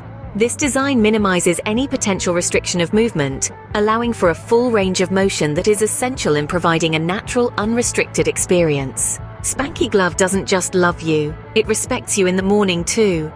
Easy to wash and easier to love, it's the gift that keeps on giving. Treated with a microbial-resistant coating, ensuring it remains hygienic with regular use. For maintenance, the glove is designed to be easily washable. It retains its structural and tactile properties even after multiple washes, ensuring longevity and sustained performance. While functionality is paramount, aesthetic variety is also offered. Spanky Glove comes in an array of colors and patterns, allowing users to choose a design that best suits their personal Spanky style. Spanky Glove isn't just a tool, it's a testament to the art of self-love.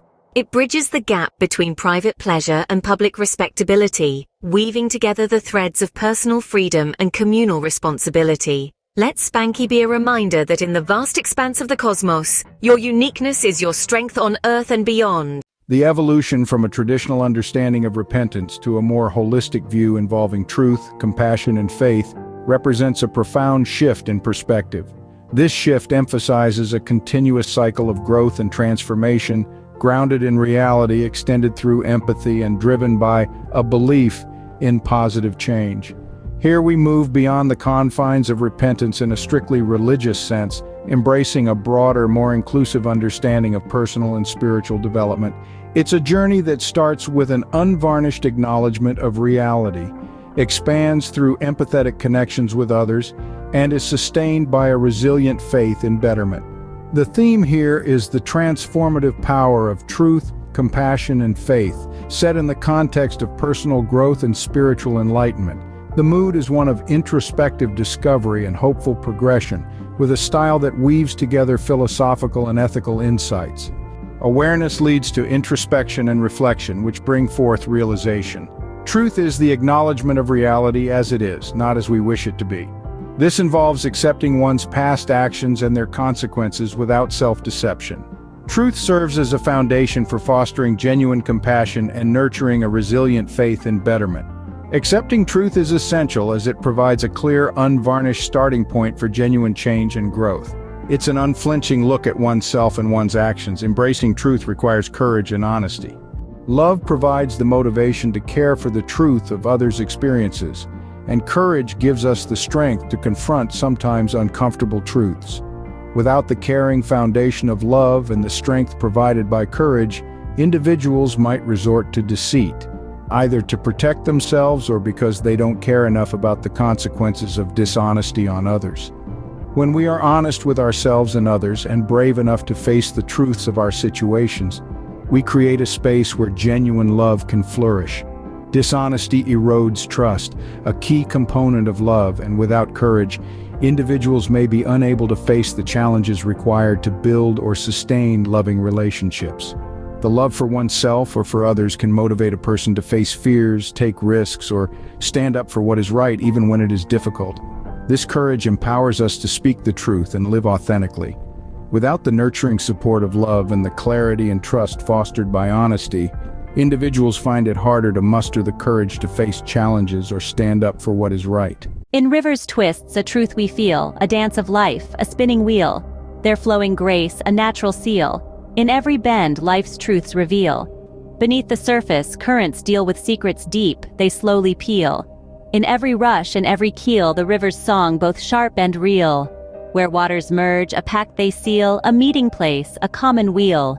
In confluence, our fates anneal, in shared embrace, our hearts unseal. The river's course, with steadfast zeal, reflects our journey, vast and surreal. In every drop, emotions real, nature's course, the ultimate ideal. In whispering waves, our dreams appeal, to flow like rivers with fervent zeal. Their paths, though winding, always reveal life's constant change, its endless wheel. So let us by the river kneel and sense the power these streams conceal. In their depths, our fears repeal, in their embrace, our spirits heal. For rivers teach us how to deal with life's great turns, its ever-spinning wheel. In their flow, our truths congeal. In waters deep, life's essence we feel. Complexities they do reveal, so listen close to water's keel. Of cries that ring to stop the steal, are nothing but a piggy's squeal. The summer sweat from the 3-mile-high ice sheet had turned to a river now. They knew when and where the ice would crack.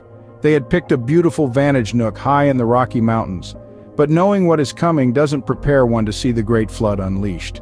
I counted the portals out of which they proceed and wrote down all their outlets, of each individual star by itself, according to their number and their names, their courses, and their positions. Safe as well from the meteorites that began to arc across the sky. Not so safe they hadn't spread to the extremities of the earth to ensure survival, but Enoch had faith. He tucked away his book. They still had a long time before they'd have to pick tribes to follow, but he had a few hundred years of notes already. They all did, now that they were alone. He'd been thinking about his last trip up to Babel, just before the 144 left. Each of their families, unreproduced and ascended away, feels more poignant when you consider that is 12,000 parts out of 12,025 from your shared collective soul. He didn't doubt for a second that it was harder on the ones who left. When you lose something, it drives you nuts. When you lose everything, you just move on. Now the world was moving on and he was ready. But everything seemed so quiet now, he had to talk to himself not to get dizzy. As he watched the display unfold, it occurred to him that the Woolard was undergoing a reversion, and that reversion paralleled the one that led him to bind himself to this course. All who are in heaven know what is share. Enoch hummed to himself as the light show continued. Ah, to end the quest, to no longer feel compelled to explore, discover, or evolve. No need for any candles. He stepped up first to stay behind since he thought there'd be a rush, their loss. Indeed, if you have the chance to understand what you are thinking about, you've probably already made the decision. His people's predicament was also unexpected in planning and obvious in retrospect.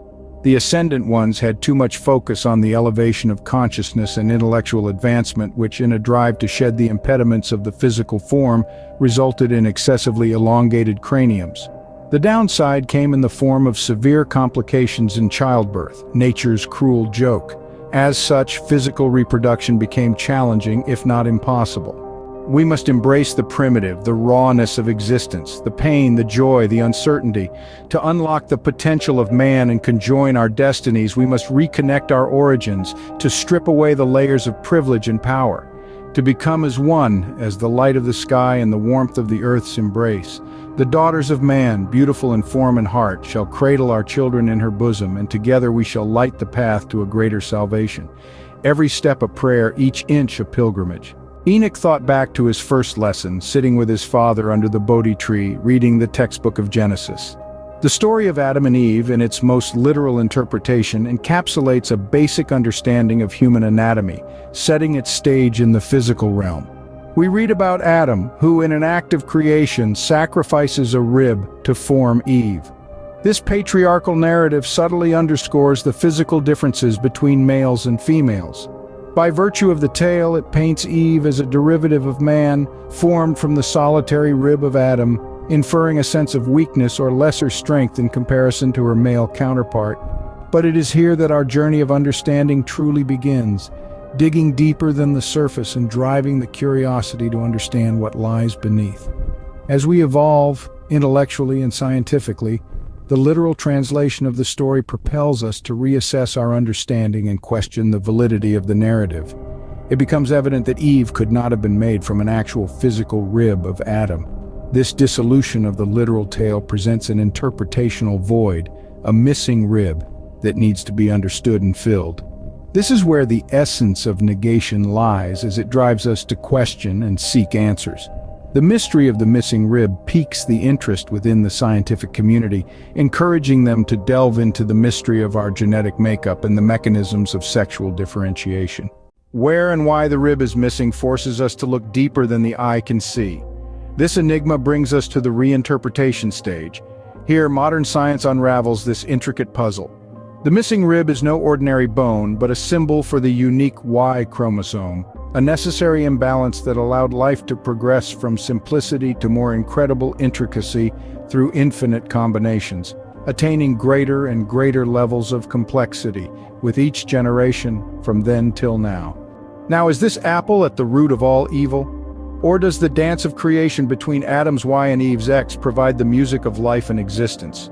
A waltz in synchrony and counterpoint, breathing life and transforming understanding of our roots, revolutionizing our perceptions, leading us towards a harmonious coexistence, bringing forth the beauty of existence in understanding of our origins.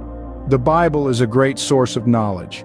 It's a set of blueprints listing triads of objects we can learn from the Torah through Revelations. From the Bible to the Quran and the Bhagavad Gita, through the Book of the Dead and the tales of King Arthur. One logic, 22 patterns, infinite flavors to facilitate our understanding, to prepare our minds for revelations, not constrain our actions. That law was for the lawless. Controversial? Then review the shared female sources of your religious traditions on screen. God only cares about you learning and living by the logic, which I will teach you to understand for yourself. And you can tell all the so-called religious interpreters, intermediaries, go-betweens, and other false idols if you aren't part of the solution. You are part of the problem. For only when faith combines with understanding is the path to God's gifts revealed. The importance of truth and transparency in transforming the negative dynamics of a conflict, such as the Israeli-Palestinian conflict, into a more positive and constructive state, cannot be overstated. These elements are crucial for several reasons. Truth and transparency are foundational in building trust between conflicting parties. In a conflict marked by suspicion and hostility, transparent communication and truthful reporting of events help in establishing a baseline of trust, which is essential for any meaningful dialogue and negotiation. Diplomatic efforts are more effective when they are based on truthful assessments and transparent processes. This means openly acknowledging the challenges and grievances of all parties involved, ensuring that diplomatic discussions and agreements are made in good faith, and providing open communications to all stakeholders, including the public. Conflicts are often exacerbated by misinformation and propaganda. This can fuel hatred and violence. Truth and transparency help in countering false narratives and propaganda. That reduces the likelihood of misunderstanding and manipulation that can lead to escalation. Transparency in actions and truthfulness in reporting are key to ensuring accountability. This applies to actions taken by all parties during the conflict. This includes adherence to international laws and standards. We must demand investigation of alleged human rights abuses and hold individuals or groups accountable for their actions. For long-term peace and reconciliation, it is important to acknowledge past wrongdoings and injustices. Truth-telling mechanisms, such as truth and reconciliation commissions, can play a pivotal role. This allows for a shared understanding of history. By acknowledging responsibility for suffering, we can take steps towards healing. Transparent sharing of information ensures that decision-makers have a clear and accurate understanding of the situation. This includes political leaders, international mediators, and the general public. Excluding the public prevents informed decisions in leadership and distorts the evaluation of the situation by all parties. Transparency allows civil society and the general public to be better informed. Can then be more actively involved in peace-building efforts. An informed public can exert pressure on political leaders to pursue peace. And only an engaged and supportive public can participate meaningfully in societal healing and rebuilding. Have you ever pondered the rhythm of the universe, the celestial bodies, stars, planets, galaxies, all dancing to the same cosmic tune? In the celestial realm, there exists a venerable entity named Cosmos. This ancient being, as timeless as the universe itself, embodies wisdom, unity, and the interconnectedness of all things. Within its divine self, it holds various celestial bodies, each managing their unique systems. Among these bodies, there's an old star named Solstice and a youthful planet called Equinox. Their relationship is a delicate dance of balance and harmony. Solstice, with its fiery temper and radiant warmth, contrasts the tranquil Equinox, dressed in seas, mountains, and forests. Yet their movements create an elegant harmony. This symbiotic relationship impacts not just Cosmos but also Equinox itself, influencing its weather, oceans, and biological rhythms.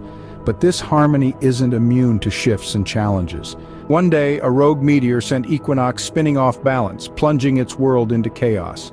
Despite the turmoil, Cosmos kept its unwavering pace and Solstice stepped in to help. With its gravitational pull, Solstice gradually realigned Equinox along its destined path. This restoration took time and wasn't without trials, but Equinox slowly regained balance. As it stabilized, the chaos transformed into a captivating display of nature's resilience. With Equinox's stabilization, the harmony within Cosmos was restored.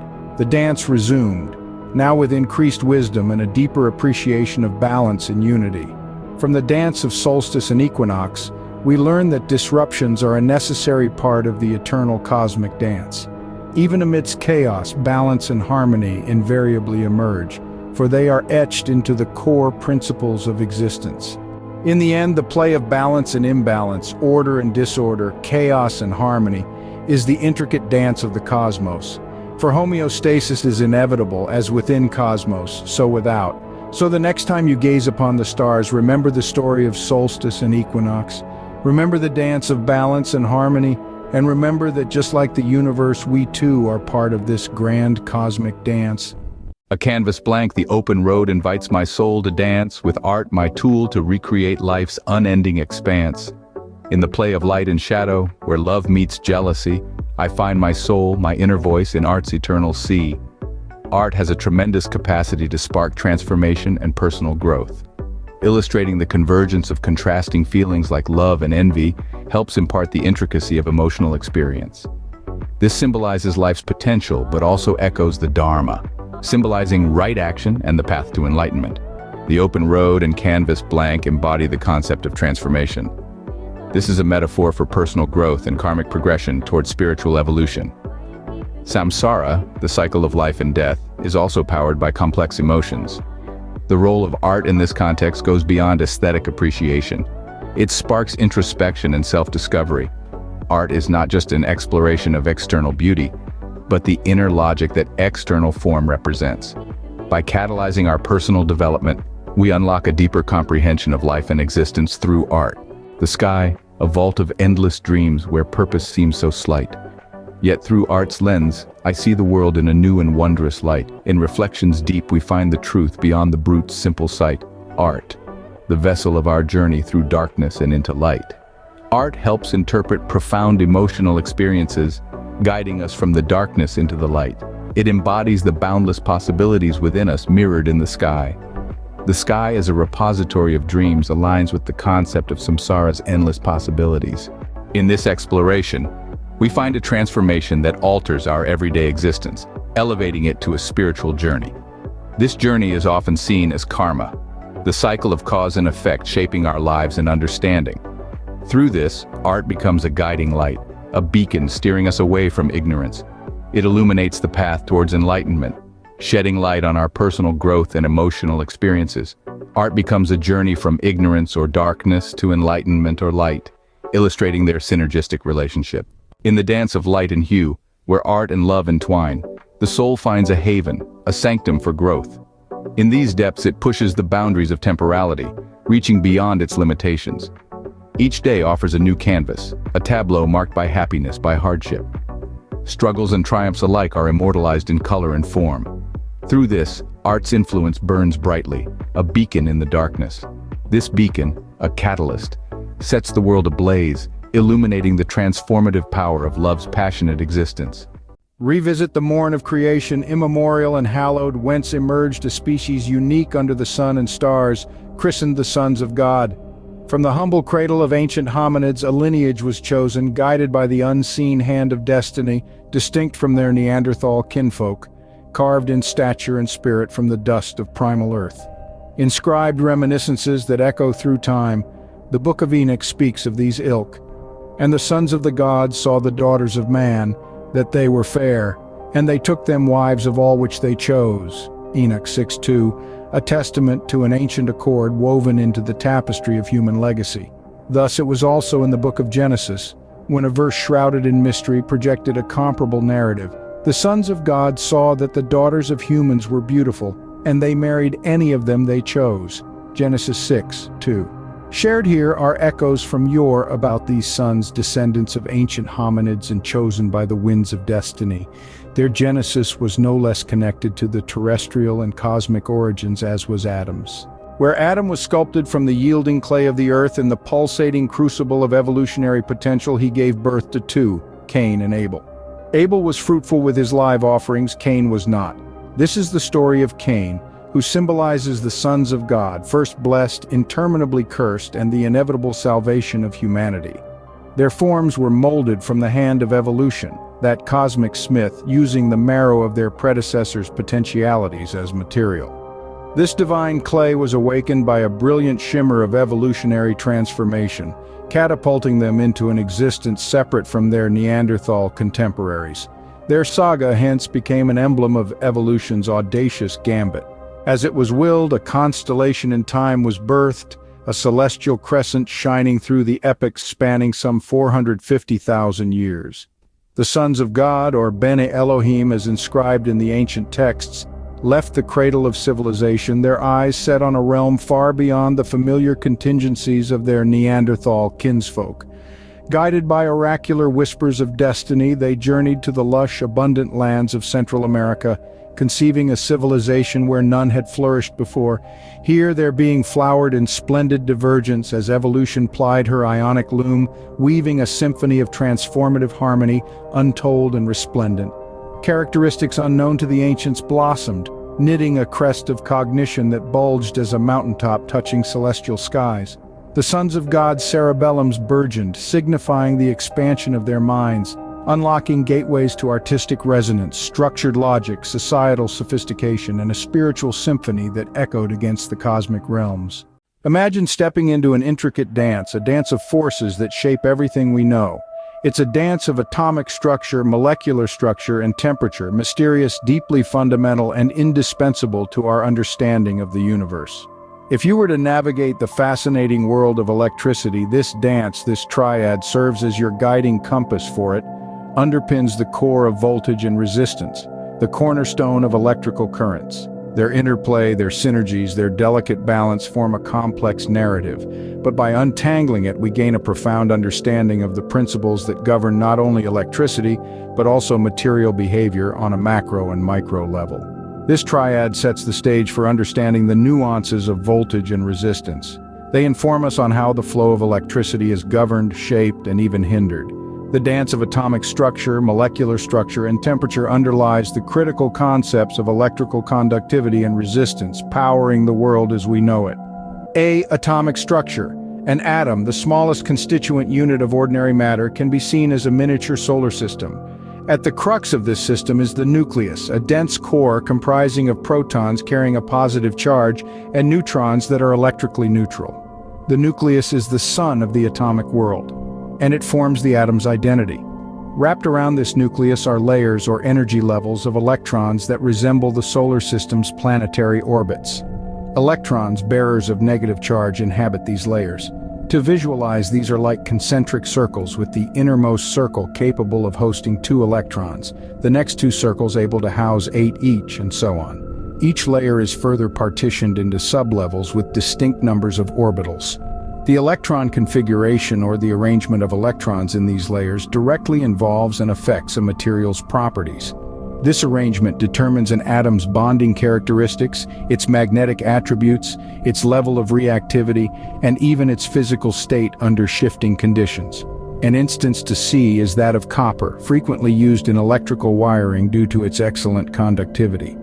At the atomic level, copper, Q, possesses 29 electrons, including a rather free outermost electron, 4s1, that has the liberty to move about within the copper's crystalline form.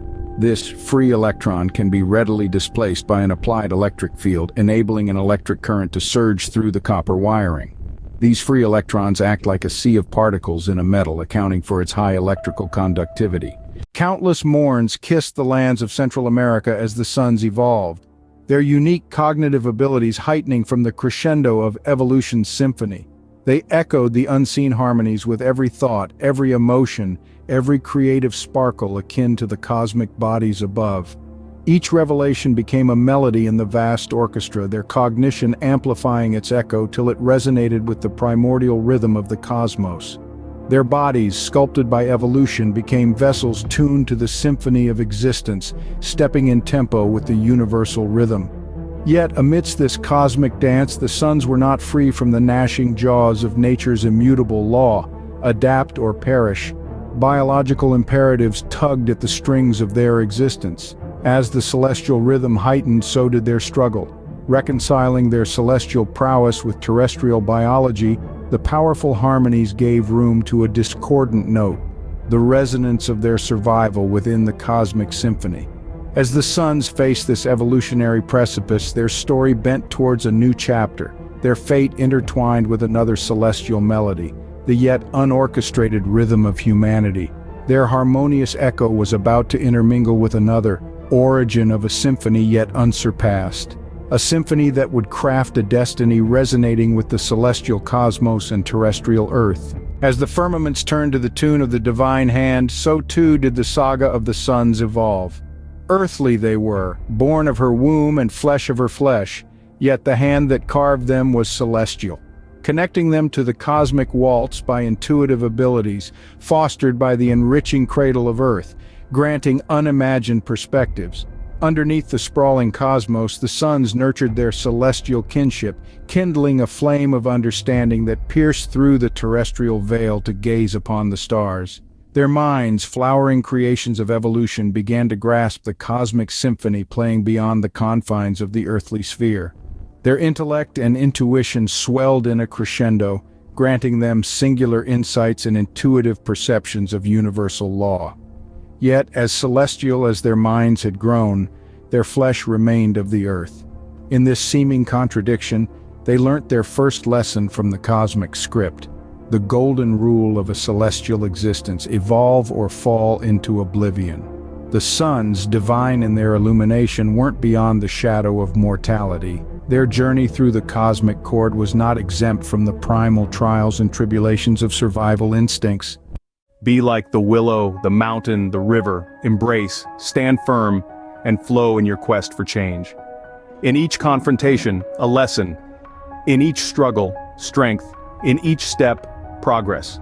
Your path is one of resilience, integrity, and perseverance. In the heart of confrontation, be like the willow in the storm. Let your response to adversity be fluid and adaptable. Embrace the force of opposition, not with rigidity, but with understanding. Learn from every challenge, let it strengthen your cause, as the willow uses the wind not to resist, but to dance. Absorb what comes your way, not to weaken, but to understand.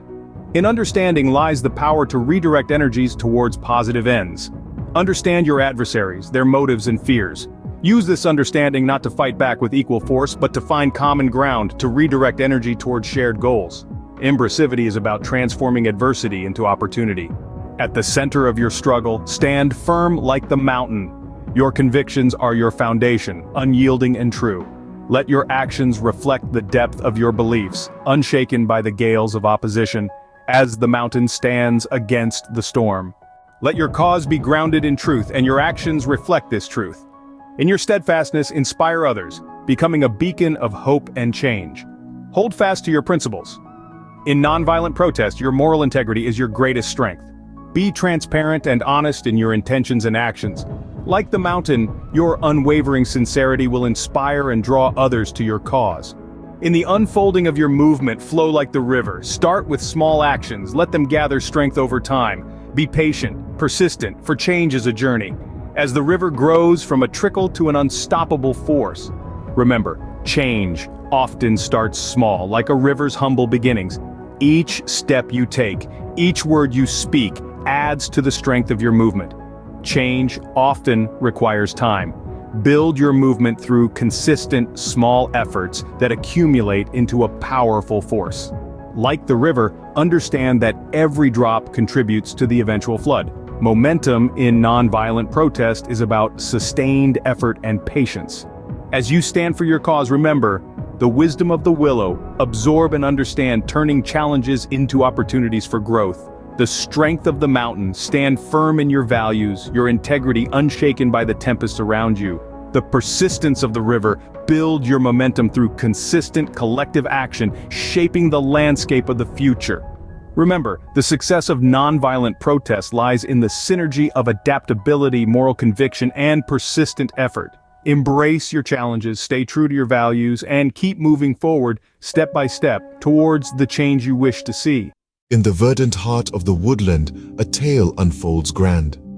An election is held, a first in the land. In the heart of the woods, whispered the word. A gathering of beasts, each bird and each herd. A leader they sought, the first of his kind, to guide with wisdom and fairness in mind. Among the candidates, one did stand out, the subject of whom our tale is about. From Emerald Creek with a shimmering fame, swam an eel, long and sleek, Eddie by name. Eddie, with eloquence and a captivating glide, promised unity, progress, with the creek as his guide. My fellow dwellers, he'd often start, let's unite the woodland, let's be smart. He spoke with a grace, his words like a stream, promising unity, a soft woodland dream. But hushed voices rose, in the shadows they spoke. Eddie's not slimy, it's a scaly cloak, like a snake in the grass, deceit in his wake. Beware of the charmer, he's a straight fake. Scales in their minds were deceit's true sign, a leader with such could never be fine. Eddie, hearing this, to the assembly did say, friends of the forest, hear me this day, my skin may glisten, but it's no scaly cloak. Behold my smooth suit, custom, bespoke, my skin may shine, but not with deceit. It's the sheen of integrity, for I'm not a cheat. In the creek's twists and turns, I take the lead. If I were scaly, could I swim with such speed? I'm an eel, not a snake, and true to my kind. In me, a true, honest leader you'll find. His words, like water, washed doubts away. And on election day, he led the fray. He pressed his luck without relief, and at day's end was hailed as chief. The woodland cheered, their choice was heard. In Eddie, they believed and held firm. They'd had their doubts, but it was clear there was no dry and scaly here.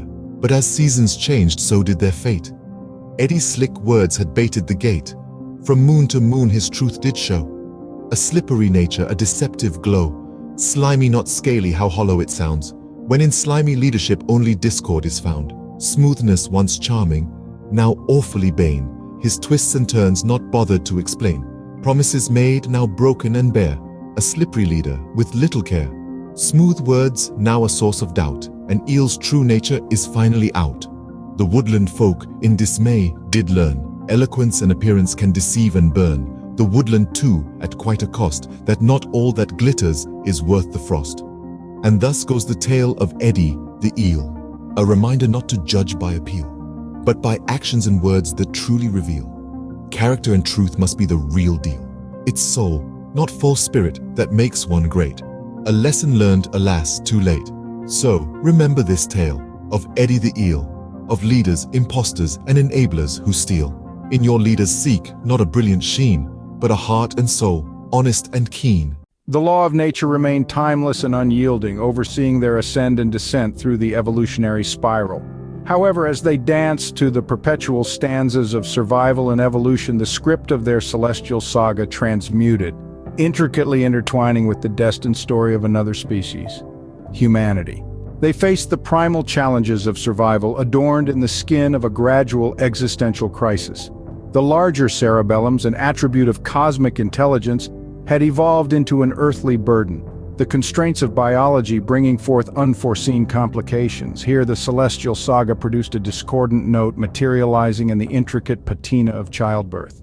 Their kin bore the weight of an enlarged cranium that caused complications in birthing. The resounding echo of the mother's laboring cries wasn't just a simple act of childbirth, instead a symphony praising the paradox of their evolution, the birth of a cognitive entity bearing the battle scars of physical evolution. Their tale took an unexpected turn, encapsulating their quest for evolution and survival, for the continuation of their lineage, thus bringing forth a destiny intertwined with humanity. For every melody they played together, a new harmony would echo, one that was destined to reverberate across the ages. As their momentous journey continued, a specter arose, casting a grave shadow over the sons of God, an echo of the asperities of their unique evolution. The gifts they bore, the cosmic cognition that unlocked the manifold mysteries of the universe, were imparted unto them inextricably with an earthly burden. For in their heads of larger magnitude that housed minds as vast and deep as the cosmos above, danced the intermingled blessing and curse of their birthright. The most extraordinary consequences of their cerebral evolution became strikingly evident during the sacrament of birth. The females of their kind, akin to all earthly creatures, were bound by the constraints of terrestrial biology. The challenge set before them was harsh, and the strains of childbirth bore witness to the ruthless decree of nature. Their wider heads, cradles of the divine intellect, proved a trial during birth-giving due to the physical limitations of the female pelvic structure. This infernal paradox, a confrontation between their divine intellect and earthly frailties, was an echo in the grand cosmic scale. It signaled their greatest challenge and a turning point in their journey, casting them into the crucible of existence where their survival would be tested against the anvil of reality. The dilemma placed upon them was stark: to bear the painful consequence of their expanded cerebrums or to find a solution that would not compromise their continued evolution. Faith in this context is a belief in the potential for positive change and the power of continuous growth. Faith begins with an acceptance of truth. This is not just acknowledging facts or realities, but embracing the full implications of one's actions and their consequences. It's a recognition that facing the truth is the first step towards meaningful change. It's about trusting in the journey of transformation that begins with the acceptance of truth. This faith revitalizes the understanding of truth, making it a source of strength and resilience. Faith here is not passive, but active. It acknowledges the challenges inherent in facing the truth and changing for the better, yet it holds an optimistic and hopeful stance toward the future. It sees the potential for growth in every realization, no matter how difficult or uncomfortable. It provides the resilience needed to confront challenging truths and the fortitude to persist through the transformation process. Faith here is the enduring belief that every step taken in truth is a step towards positive change. Active faith is a driving force. It's not content with static acknowledgement, but pushes for continuous growth and development. This kind of faith is transformative, encouraging one not only to face the present truth, but also to actively shape the future through sustained effort and commitment. Truth, compassion, and faith together create a dynamic force for personal and collective transformation. This synergy suggests that an honest appraisal of oneself and the world, truth, combined with a heartfelt connection to others' experiences, compassion, and a resilient belief in the potential for betterment, faith, can lead to profound personal growth and societal progress. As individuals and as a society, we find balance and harmony when we navigate our lives with these principles. Truth grounds us, compassion connects us, and faith propels us forward. This triad fosters a holistic approach to life where personal integrity, social empathy, and optimism coalesce to create a more loving, understanding, and hopeful world. Birthed of an earthly life cycle, their evolution commanded a rise into beings of superior intellect, a testament to their heavenly endowment. With the progression of each epoch, this advanced cognition formed the web upon which a new metamorphosis would take place, the transfer of consciousness. As the rhythm of existence played on, the amplitude of this transfer grew, blotting out the line between their physical form and the metaphysical element of consciousness, and giving rise to a life cycle that transcended the restrictions of mortality. Each new life brought forth was a link in a chain of existence that transcended the temporal confines, speaking volumes about the light of consciousness that could never be extinguished. The sons perceived the universe as a grand, pulsating entity of life and spirit to which they owed the essence of their existence. They saw themselves as celestial musicians playing the symphony of existence, their instruments forged of the cosmos and their rhythms guided by its timeless laws. This perception informed their religious practices as they sought to harmonize with the cosmos, binding themselves to a cosmic order that echoed with the universal rhythm. This understanding further anchored their cultural and societal principles, fortifying their individuality within the cosmic orchestra. This trial, harsh as it was, remained entwined with a thread of hope, an undying testament to their divine resilience. And while they lived ever longer, all paths led to the same end, the extinction of their kind. Their tale served as a testimony of the universe's duality, an ageless dance between the ephemeral and the eternal, the worldly and the cosmic. The sons of God were now tasked with composing a new harmony within the grand celestial symphony, a rhythm that encapsulated their struggle, their survival, and their indomitable will to evolve. And yet they had such a tremendous gift to offer in that continuity, a genetic gift of a persistent soul. The celebration of their existence signified an understanding of cosmic unity, that they were parts of a cosmos that pulsed with life and spirit. Most of those souls long departed, ascending to a deeper connection with the universe, 144,000. But the decision was made to transfer that gift to humanity regardless of the cost. Hence the immortal souls that remained behind, the Watchers as they are sometimes known, or the Sons of God. Gently your arms fall, energy blending, no extraneous usage, no wasteful spending. In your deliberate peace, energies descending back to your heart, a cycle unending. Finally, the closing stance reveals the significance of maintaining balance throughout the whole Tai Chi routine, even after the application of force and the circulation of energy. In the closing stance, to balance you heed, with a collected right and lowered creed. Bringing the right foot back to the left signifies the end of applying forceful movements, coming back to a central axis of balance. Serenity bestowed from energy's deed, where martial waters uphill seep indeed. Hands falling to one side define the cessation of intentional energy use, marking the completion of one cycle of energetic exchange. Hand to your side, a posture of calm, in the aftermath of strength, a soothing psalm.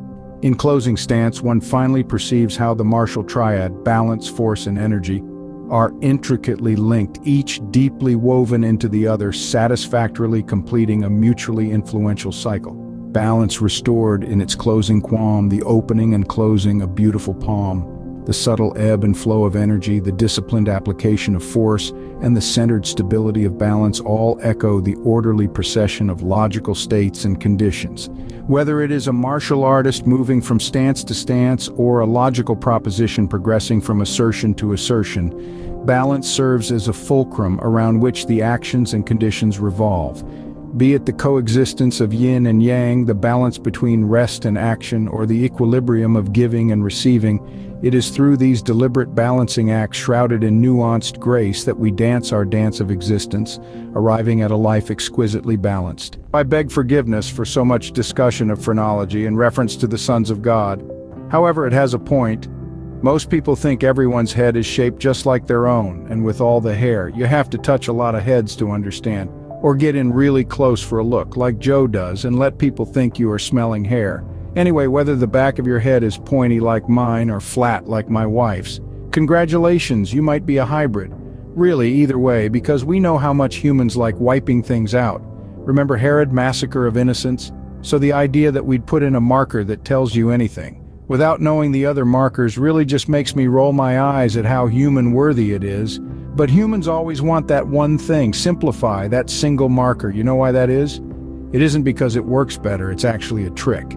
If you believe a single factor, those who want to lie to you only have to keep telling you one thing. And you'll think anything that disagrees with what you think you know is true cannot be true too. Easy peasy chicken squeezy. Never let you see the third thing, but that is only half the story, because you don't want to see the third thing either. Usually it shows the whole system is negated, and if you want to fix it, you will have to change too. What a drag, huh? Well, get used to it. And I'll put it in perspective. Imagine doing it over and over and over. In 1 Enoch, the sons of God are referred to as watchers, though for most people it's easier to grasp angels. The text elaborates that these watchers descended to earth. And from there is really insists on explanation. Because without that, we go from feeling people's heads to tattooing arms with remarkable consistency. One cannot only learn that the universe is fundamentally interconnected, one must understand how and why. Or you just take what you do know and wreak havoc. That's why I give out bit by bit with loads of context. So, the Watcher did some interacting with human women, and this resulted in the Nephilim. Like ligers of people, imagine just keep growing and eating. And the book just goes on like that, making the sons of God look real bad. And as I said, this was done for a reason, so that anyone looking to interpret the sons of God would, 1, step off. So good we are past that. 2, be bewildered by a book written completely in negation, thus unable to decipher the sons of God. But of course, all scripture is meant to be deciphered. It is what you must implicitly learn in order to grasp the negations.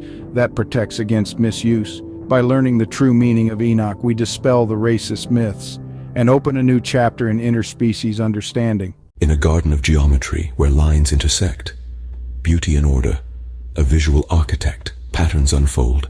In respect, in symmetry's embrace we reflect. On a filmmaker's set where fantasy reigns, surreal landscapes, unchained terrains, creativity's playground without reins. In the land of dreams, imagination sustains. Beside a mirror lake under skies so vast, simplicity's echo in tranquility cast. Gentle ripples in nature's broadcast. In the lap of peace, our worries outlast. At a festival's heart where rhythms soar, vibrant scenes and energetic core. Life's tapestry in vibrant decor. In the dance of exuberance, we explore. In a sun-drenched classroom, ideas take flight. Clear thoughts, in the morning light, knowledge's journey, a delightful sight. In the realm of learning, we ignite. In a poet's nook, where words weave spells, metaphors dance in secretive wells, thought's tapestry, where insight dwells. In the depth of verse, our spirit swells. The overarching narrative of the Watchers unfolds against the backdrop of an existential crisis. A genetic constraint that stymies their species' survival due to their rapid cognitive evolution, leading to larger cranial sizes that complicated childbirth. Driven by their pioneering knowledge of genetic engineering, they turn to humans, an evolutionary cousin still in its intellectual infancy, for salvation. With faith in our scientific narrative, we can now understand the literal meaning of the biblical story of Cain and Abel. Cain was a tiller of the ground and brought to the Lord an offering of the fruit of the ground, representing the boundless knowledge he had developed. And beside this stood Abel, who was a keeper of sheep, symbolizing mankind's natural fecundity. And God had regard for that offering. Why? What do you think we can tell the universe it doesn't know? What does it need? More angels. So it seemed like a good idea to sow some oats, so to speak, and here it is. What have you done? The voice of your brother's blood is crying out to me from the ground, and now you are cursed from the ground, which has opened its mouth to receive your brother's blood from your hand. See? All negation. So Cain is marked and also the father of all mankind. Got it? Marked by genes, Cain and the Watchers embark on a mission of redemption entrusted by a higher cosmic order. As the Watchers experience the repercussions of their actions, that inevitable extinction, they undergo a transformative shift. The majority of his race ascends, 144,000 unique consciousnesses serving the unity of creation as ethereal angels. And a small number enabled this salvation by remaining behind, enabling humanity's salvation by providing the crucial genetic ingredients, and enabled their own salvation by persisting by becoming human, the sons of God. Cain, armed with the irrevocable mark of ascendancy, his advanced genes, leads the Watchers, bestowed with a divine mission, to push humanity's evolutionary pinnacle to new heights and enable direct personal connection with the integrated consciousness of the universe. Our mandate: navigate the turbulent currents of history and anchor humanity on its course toward this salvation. Our methods: messy. This was learn on the job, folks. Initial interactions with humanity were marked by imbalance and disruption, triggering events such as and the imparting of forbidden knowledge. These actions represent the negated state of their psychology. The initial attempt to crossbreed was contained to a remote location, Easter Island. This secluded geographic choice provided insulation for what could become an unstable admixture of their advanced genetic material with Homo sapiens. The isolation also served as a safeguard against the potential disruption in the balance of life on the planet. However, this initial generation echoed the violent and cruel nature of the mythical titans. In tapestries where epics weave melodies and balance, a citadel of song bridges time. Each brick a rhythm, each pane a verse, each door a new beginning. The ancient cabin or harmony unites eras, a hub of timeless tunes. Folk and blues cycle within its walls under the moon's embrace. Stories of love and life echo in each refrain, a sanctuary for souls traversing time in its cyclic domain. In grand halls where history and ballads intertwine, the majestic sway of words echo from the walls, their music a thoughtful testament to the beauty of time. A myriad of metaphors dance endlessly, waltzing from corner to corner in a dance of allegory and theme, surging to an operatic blend of emotion where paths of blues and ballads intersect.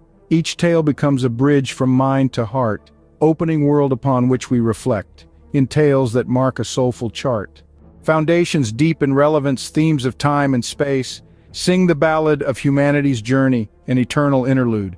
The notes capture past and future in the present's embrace, a rhythm of struggle, the personal and universal renewed, where individualism blends harmoniously to a collective beat. The song of life connects us all through shared experiences and emotions. It captures the pivot from shadow to light, the duality of our existence, in every line revealing purpose behind our notions. The rich tapestry of our ballad is woven from values, beliefs, and dreams. Innovation's winds guide exploration's harmonic spirit through literary song and theatrical play. A journey of discovery charts a harmonious way. Push past what is known like a timeless breeze, discovering expression on uncharted seas. Folktales converge our collective identity, as narratives connect our shared humanity. A synergistic lineage, tradition, art, and hope, breathing life to the present with a past less unknown. Stories take on life in a new generation's breath, our shared history, a dance of life and death. The legacy resounds, heard in each note. Old Jerusalem falls in fire and smoke. New Jerusalem beckons, enchanted by hope. Oral storytelling was crucial to preserve history in an era where literacy was not widespread. Boards used practiced in oral tradition crafted stories to transfer understanding between generations. The core structure and logic of the stories remained the same, allowing the content to evolve and stay relevant to changing audiences. But the triad of oral tradition is not complete without the history, the stories, and the bards. In reaches of history 1200 years ago, Old English and German echoed on the shores of Europe. In the legendary court of King Arthur, amidst the stone walls of Camelot, and beneath banners emblazoned with heraldic symbols, bards were the revered guardians of knowledge. This period marks the infancy of the Arthurian legends, where the bard's role was pivotal in crafting narratives from history, logic, and art. The evolution of the name mirrors the growth of these legends from simple tales to complex narratives interwoven with the cultural fabric. In times where knowledge could often make one a target, a secret marker of lineage and heritage were invaluable to protecting the knowledge and its bearers. The Old English component span possesses a rich and multifaceted historical context. In its earliest usage, span referred to a unit of measurement, akin to the modern span, which is the distance between the tip of the thumb and the little finger when the hand is fully extended. This measurement was more than just a practical tool. It symbolized a personal and direct way of interacting with the world, where distances and the size of objects were intimately understood through one's own bodily dimensions. On the other hand, Gael traces its roots back to Proto-Germanic, a precursor to several Germanic languages, including Old English. The term Gael is believed to be associated with the concept of brightness or shining, often linked to gold or precious metals. This connection to gold is not material but symbolic of illumination, communication, and enlightenment.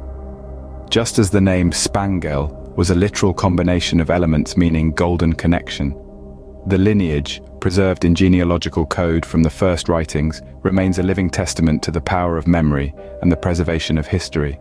Each evening, as twilight draped its velvet cloak over the Camelot, on the site of Sutton Hoo, England, the Bardic Lodge served as symbolic inspiration for tales that would inspire a kingdom. The bards, the first to assume the name Spangel, imagined the halls of Camelot alive with the flicker of torchlight and the murmur of noble company. Here, they crafted tales and planned to distribute them to the world. Their voices, deep and sonorous, would rise and fall like the tides, weaving tales of heroism and heartache, of quests and conquests, of Arthur and his valiant knights. These Knights of the Round set sail with riches to found new branches of the lineage and ensure the survival of their tales. They landed throughout Europe, burying their longboats with relics to mark their identities. They were the vessels of wisdom, the keepers of the past, and the bridge to future generations. And with this context, the stories weave seamlessly into the fabric of religious narratives, spanning from the Torah, Revelations, and the Quran. The Spangled Bards, with their golden tongues, did not simply recount events, they breathed life into them, ensuring that the deeds of yore would not be lost to the mists of time. Their stories and oral histories, rich in wisdom and cultural significance, were the gold that they spun, precious threads woven into the fabric of their society's identity and collective memory. So let's jump back a little further to Genesis 2. Adam relaxing, reviewing the text as they approach the strange blue world. In the realm of stars and silent whispers of the cosmos, we commence our tale, rewinding time's fabric, through celestial trails we sail. A vessel not of escape but a chariot of destiny's own, piercing the universe's veil through starlit zones.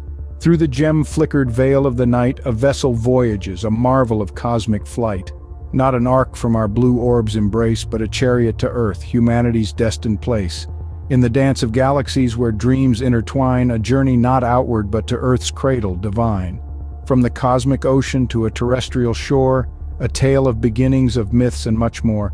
Genesis in hand, not mere words on a page, but a cosmic guide for an earthly stage. Eden's blueprint in nature's embrace, a sustainable model for the human race. In this narrative where time and space bend, our story's not just where we've been, but a guiding light for what we might become, in the cosmic dance under the sun. He gazed down at the entry. Settlement distribution triad. Garden of Eden, Tree of Life, Four-Headed River. A Garden of Eden. Genesis 2:8. And the Lord God planted a garden eastward in Eden, and there he put the man whom he had formed. Eastern sunrise, important for the initial colonization area. B. Tree of Life. More than a physical entity rooted in the soil of Earth, it is a cosmic antenna connecting the earthly domain with the vast expanse of the universe. Genesis 2:9. And out of the ground made the Lord God to grow every tree that is pleasant to the sight and good for food. The tree stands as a beacon guiding Adam's soul to its destined landing, marking a sacred spot where the heavens touch the earth. See Four-Headed River. Genesis 2:10. And a river went out of Eden to water the garden, and from thence it was parted and became into four heads. Remember the importance of divergent waterways to feed resources to the colony. Need a centralized resource control hub to export culture, influence, and genes. Good plan. See if the people hold up. There once was a cobbler with flair, making shoes with a celestial air. With a hammer and stitch, he bridged earth to heaven's niche. In New Jerusalem, shoes with soles we wear. By a lantern, a painter with glee brushed scenes of a world, perfect and free. No straight lines in my art, each stroke a divine part. In colors, New Jerusalem's laughter you'll see. On Humor Street, laughs echo a heavenly sound where every joke reflects love that's profound. With tales spun with light, darkness turns Ito bright. In laughter, all sorrows by grace are unbound. At twilight, in the pub's divine light, laughter echoes, making spirits take flight. With tales old and new, joy in the celestial brew, chuckles stars in New Jerusalem's night. There's old Joe with his dog, quite the pair, spinning tales that dance in the sacred air. He dreams he's a knight in heaven's moonlit night, chasing tales in streets where angels care. The florist, with a smile so wide, shares jokes where love and laughter reside.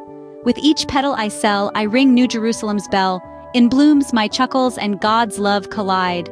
On Humor Street, where jesters wear a crown, each word a laughter-filled, heavenly gown. In this joyous fleet, every encounter's a celestial treat. In this lane, divine joy is the main vein, renowned. As night wraps its arms in cosmic delight, New Jerusalem shines, oh so bright. In streets where jokes flow, you'll always know, here laughter and love unite in eternal light. In New Jerusalem's garden so lush, a baker laughs with a hush. With bread so divine, in each flower and time, here every loaf's a heavenly brush. At the crossroads where wisdom and wit meet, sits a tailor, her humor quite neat. With each thread and seam, she weaves a celestial dream. In garments of joy, angels we greet. Near the fountain where crystal waters play, a musician strums melodies of day. With strings tuned to the stars, he erases all scars. In New Jerusalem, music paves the way. In the library where ancient texts align, a scholar chuckles reading each line. With wisdom so old, new stories are told. In this city, even words are divine. At the market, where spices and scents blend, a merchant jokes, making hearts mend. With each herb I sell, I ring heaven's bell. In New Jerusalem, laughter's the trend. Under the canopy of the celestial tree, a poet recites verses, free and key. With each rhyme and verse, the universe we converse. In this city, poetry helps us see. In every corner, every stone and street, the essence of New Jerusalem you'll meet, where humor and grace in a divine embrace create a world where love and joy greet. A city thriving with life, where old and new meet. As dawn breaks with a heavenly hue, the city awakens, fresh and new. In streets where dreams grow, you'll always know, here in laughter and love, we find our clue. In this boundless sea of inky black and twinkling gems, a capsule of humanity propelled forward, preserving within it the hope, dreams, and pioneering spirit of a once grounded bipedal species. The destination, a virgin paradise light years away from their home of Eden, a new world, Earth. Their most treasured artifact on board was an ancient text, the Bible. Originating from their homeland Eden, it was often debated whether this vital text was history, allegory, theology, or scientific manual. Genesis' poetic verses bearing divine instructions geared towards survival, prosperity, and the very foundations of civilization soon morphed into a survival handbook for this space-borne crew. Genesis, the Bible's second chapter, portrayed Eden as the birthplace of 4 rivers with names that hummed with potential: Pison, Gihon, Hiddekel, and Euphrates. To their leader Adam, these rivers were more than waterways. They were life veins of resource management, cultural diversity, and strategic power. First amongst these was the Pison. Genesis 2:11 notes, "The name of the first is Pison, that is it which compasseth the whole land of Havilah, where there is gold." To Adam, this wasn't merely a river, but a complex infrastructure, channeling resources into Havilah, a place of prosperity. Within the verse, he saw a warning. Without a river, a life vein like Pison, this prosperity could be threatened. Gihon, the second of Eden's rivers, also held vital lessons. In Genesis 2:13, it's noted to encompass the whole land of Cush, a land far from Eden's center. The verse stood as a testament to the important role rivers played as routes of interaction, spreading cultures and diversifying civilization. Translated into their new life, it meant that the growth of a settlement was inherently tied to its access to connectivity. A lack of such connectivity could signify the absence of cultural diversity. The third river, Hiddekel, held lessons of power and resilience. Genesis 2:14 portrays Hiddekel as flowing towards Assyria, a land of strength and influence. Shadowed in the river's depiction was a revealing echo of challenges, both brought by competition and stagnation that can follow strength. An absence of such power, symbolized in the deprivations of a river like Hiddekel, could thus invite unique challenges. With the whispering lessons of these rivers, Adam found a map to navigate their alien world. The Bible, with its logical truths, provided their guide for survival.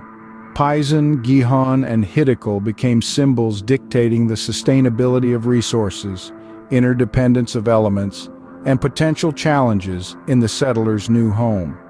Enriched by these revelations, the intrepid settlers journeyed onward, guided by the lessons of Eden's rivers. Armed with their newfound knowledge, they looked forward to a new Genesis, a new beginning. In a garden of geometry where lines intersect, beauty and order, a visual architect, patterns unfold. In respect, in symmetry's embrace we reflect. On a filmmaker's set where fantasy reigns, surreal landscapes, unchained terrains, creativity's playground without reins. In the land of dreams, imagination sustains. Beside a mirror lake under skies so vast, simplicity's echo in tranquility cast. Gentle ripples in nature's broadcast. In the lap of peace, our worries outlast. At a festival's heart where rhythms soar, vibrant scenes, an energetic core. Life's tapestry, in vibrant decor. In the dance of exuberance, we explore. In a sun-drenched classroom, ideas take flight. Clear thoughts, in the morning light, knowledge's journey, a delightful sight. In the realm of learning, we ignite. In a poet's nook, where words weave spells, metaphors dance in secretive wells. Thought's tapestry, where insight dwells. In the depth of verse, our spirit swells. John Jacob Jingleheimer Schmidt. His name is my name too whenever we go out. The people always shout, "There goes John Jacob Jingleheimer Schmidt." In the quaint town of Jefferson County, Kentucky, nestled within the walls of Height Elementary School, young Jason found himself entranced by the echoes of a familiar tune. The melody of John Jacob Jingleheimer Schmidt, simple yet enigmatic, danced through the corridors, pulling Jason into a journey of discovery that intertwined the threads of individual agency, collective action, and universal principles in an unexpected symphony. To most, the song was just a playful nursery rhyme, hummed by his peers during recess. But to Jason, it held a deeper resonance. As he delved into its history and subtext, he discovered its potential role as a vessel of secret narratives and silent resistance, a revelation that uncovered a hidden layer beneath the melody's cheerful surface. This song, echoing through generations, might have been a coded genealogical record, a subtle rebellion against the controlling forces of its time. The more Jason learned, the more the song transformed in his mind. It was no longer just a series of catchy, repetitive lines. It was a historical artifact, a cryptic tale of shared heritage and a symbol of resistance. Jason pondered how something so simple could hold such complexity. He thought of the Catholic Church's dominance in society, and how this song could have been a quiet act of defiance, a way for groups like the Ashkenazi and Masons to preserve a lineage of divine origin, the bloodline of Christ and Mary Magdalene, right under the noses of those who sought to control them. Many dismiss the song as an innocuous melody that rides on the charm of familiar repetition, yet others believe that it encloses a cryptic tale of shared heritage and symbolic identity. This clandestine lineage, according to some, is woven through a seemingly cryptic mesh of names, actions, and reactions subtly recorded in this tune, unseen, underplayed, yet omnipresent. The conventional understanding of John Jacob Jingleheimer Schmidt as a mere children's song is increasingly challenged by these provocative theories, asserting the song's role as a tool of silent resistance and encoded survival. Analysts and enthusiasts exploring the song in various historical, cultural and religious contexts present convincing interpretations of this tune as a coded genealogical record. They argue that the Catholic Church, prevalent in many parts of society, sought manipulation and control over identity and lineage through stringent record-keeping procedures. In response, a shared song emerged, encoding vital information about one's lineage subtly and effectively. This song's resilience and the endurance of its encoded lineage faced the scrutiny of extensive record-keeping, offering a quiet no to oblivion. Amidst this intertwining of religious scrutiny and genealogical complexity, secret societies have played a pivotal role. But that role is secret no more. A long legacy. But let's come back to the more recent past. Over the eons, the ancients had learned from their mistakes and attempts. They adopted and adapted to a slow yet steadfast process of genetic integration to uplift humanity. They committed to the goal of attaining enlightenment for the greatest number of beings in the shortest possible time. The exact number who chose to remain behind is a matter of some sensitivity. But when biblical retribution seems disproportionate, think 3 digits, which takes us back to the Titans when that number seemed too high, as the world breathed in the wake of the Nephilim and the Great Flood. On a desolate and windswept island nestled in the vast Pacific Ocean, a profound and haunting transformation unfolded.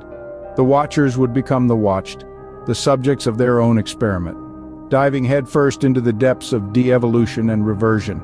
The generation of entities that they birthed were the mythical Titans. These creatures personified negation of love, faith, and understanding, and brought triadic terror to the ancient world.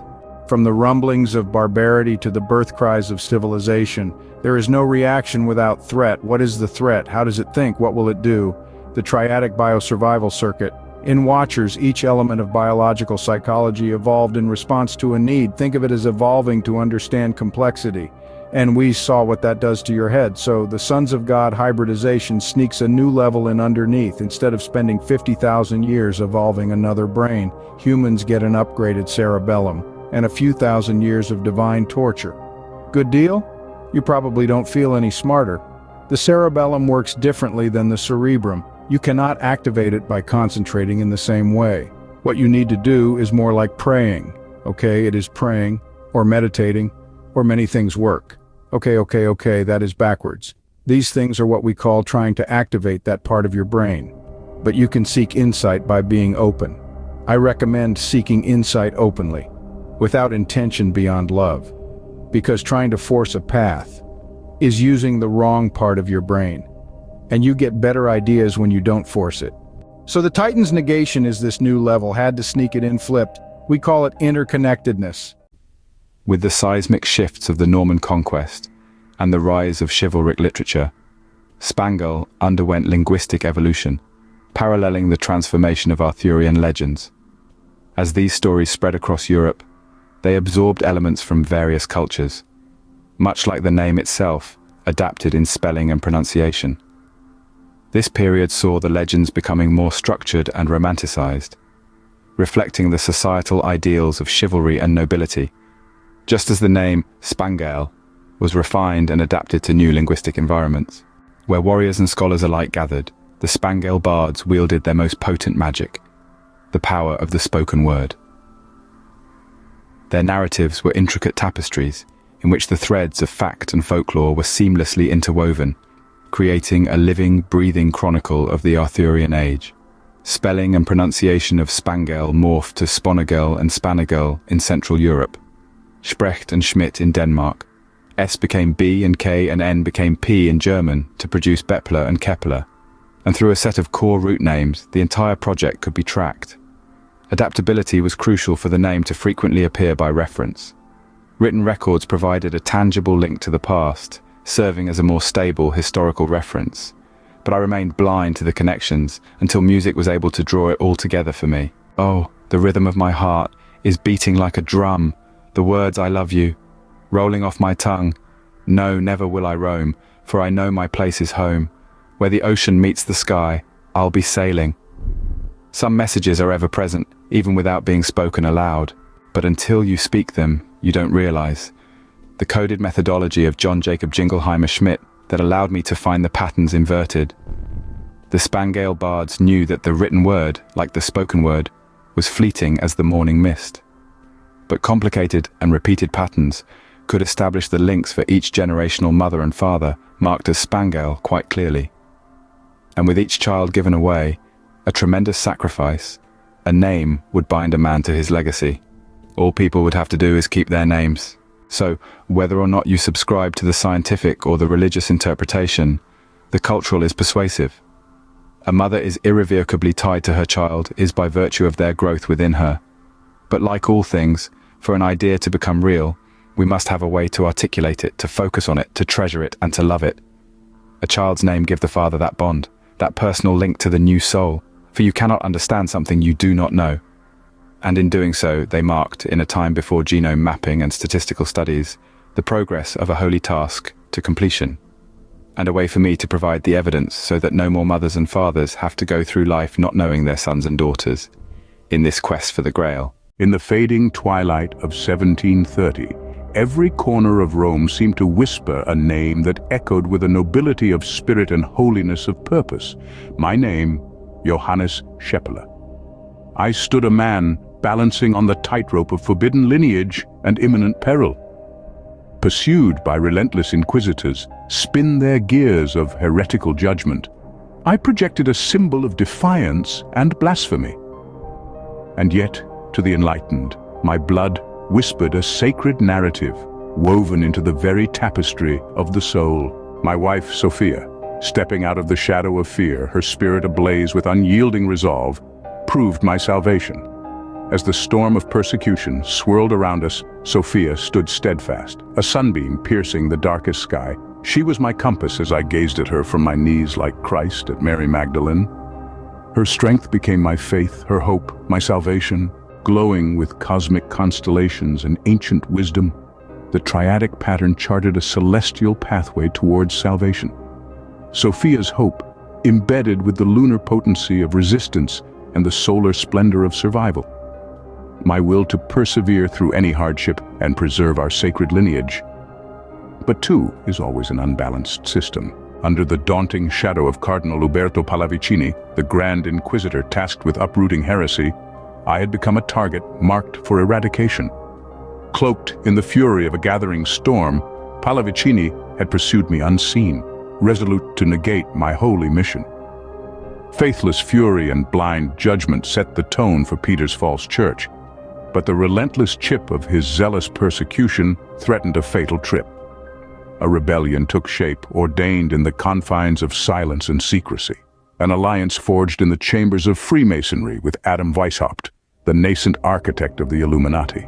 A guardian of esoteric relics, imparting knowledge and nurturing seeds of empowerment in the youth, Weishaupt spent his life looking over his shoulder for the cloth he was forced to stain. The Holy See may not have any conception of the true power of the blood, but it certainly protects its own. Veiled in darkness, Sophia and I fled from the omnipresent menace of Rome's formidable grasp and sought sanctuary within Vienna, as yet untouched by the murderous wrath of the Catholic Church.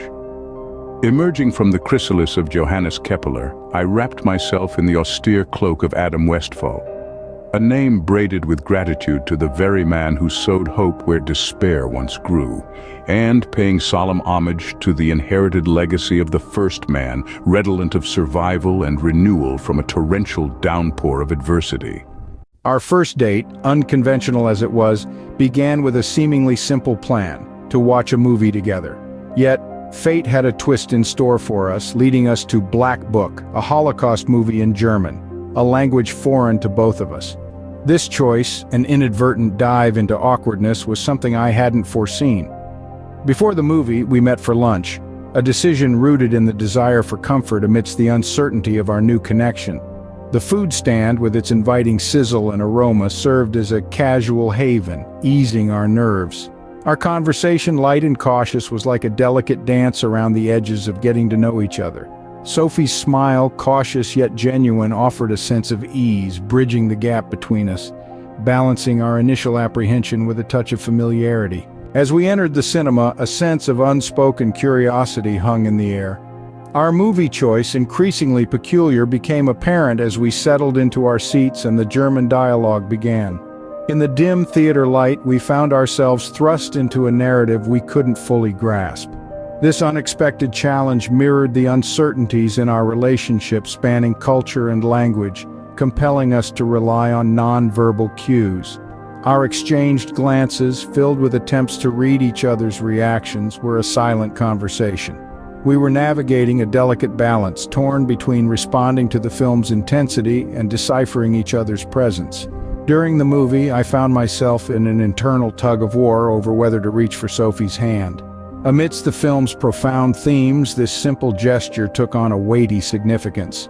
Each time the thought surfaced, I retreated into hesitation, reflecting the broader uncertainty of new relationships. Effective nonverbal communication, such as shared glances and body language, could enhance the understanding of the movie's emotional context, even without complete linguistic comprehension. The hesitation to reach for Sophie's hand reflects a lack of physical connection, and is influenced by the film's intense themes, creating a dissonance between desire and action. The gravity of the film contributes to not reaching for the hand and the internal hesitation, underscoring the conflict between the emotional weight of the film and personal desires. The absence of a physical connection, such as holding hands, is intertwined with the film's intensity and the individual's hesitation, highlighting a complex emotional landscape. The internal conflict about whether to reach for Sophie's hand is influenced by the film's intense themes, which add depth to the decision. The profound themes of the film amplify the longing for a simple physical connection, making it seem more significant and meaningful.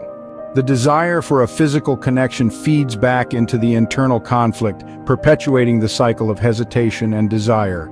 The internal conflict directly relates to the film's intensity, but the decision is made independently of hesitation, indicating a moment of decisive action or acceptance.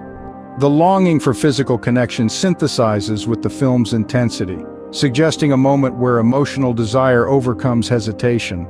The combination of internal conflict and longing for physical connection influences the perception of the film, illustrating how personal emotions can color one's experience of external events. This shared intellectual and emotional exploration fostered a growing sense of closeness.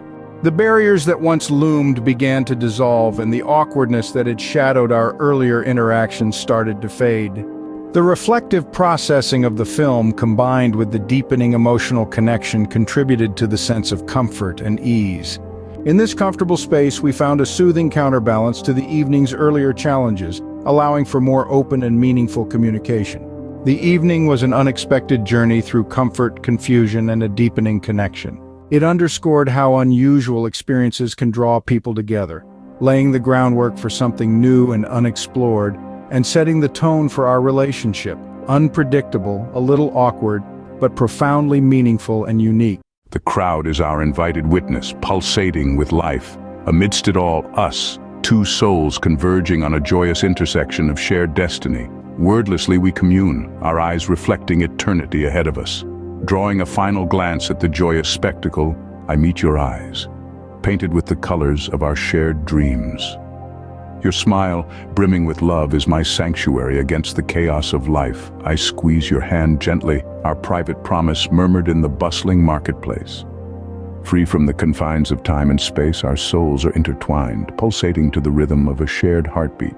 Just as our lips are about to seal our unwavering love, a band of rowdy French children clatter through the gate, squealing in surprise at our ceremony. Their mocking laughter ricochets off the stone walls and barrels into the core of our shared heart. Ripples cascade through our scene of serenity, painted amidst the bustling Erfurt marketplace.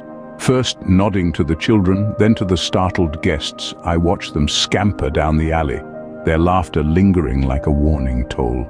A solemn shiver runs through me as I realize the defiance beneath the innocent veneer of their action. An intrusion, a veiled threat, a reminder of the fragility of our existence. And then I think, but children?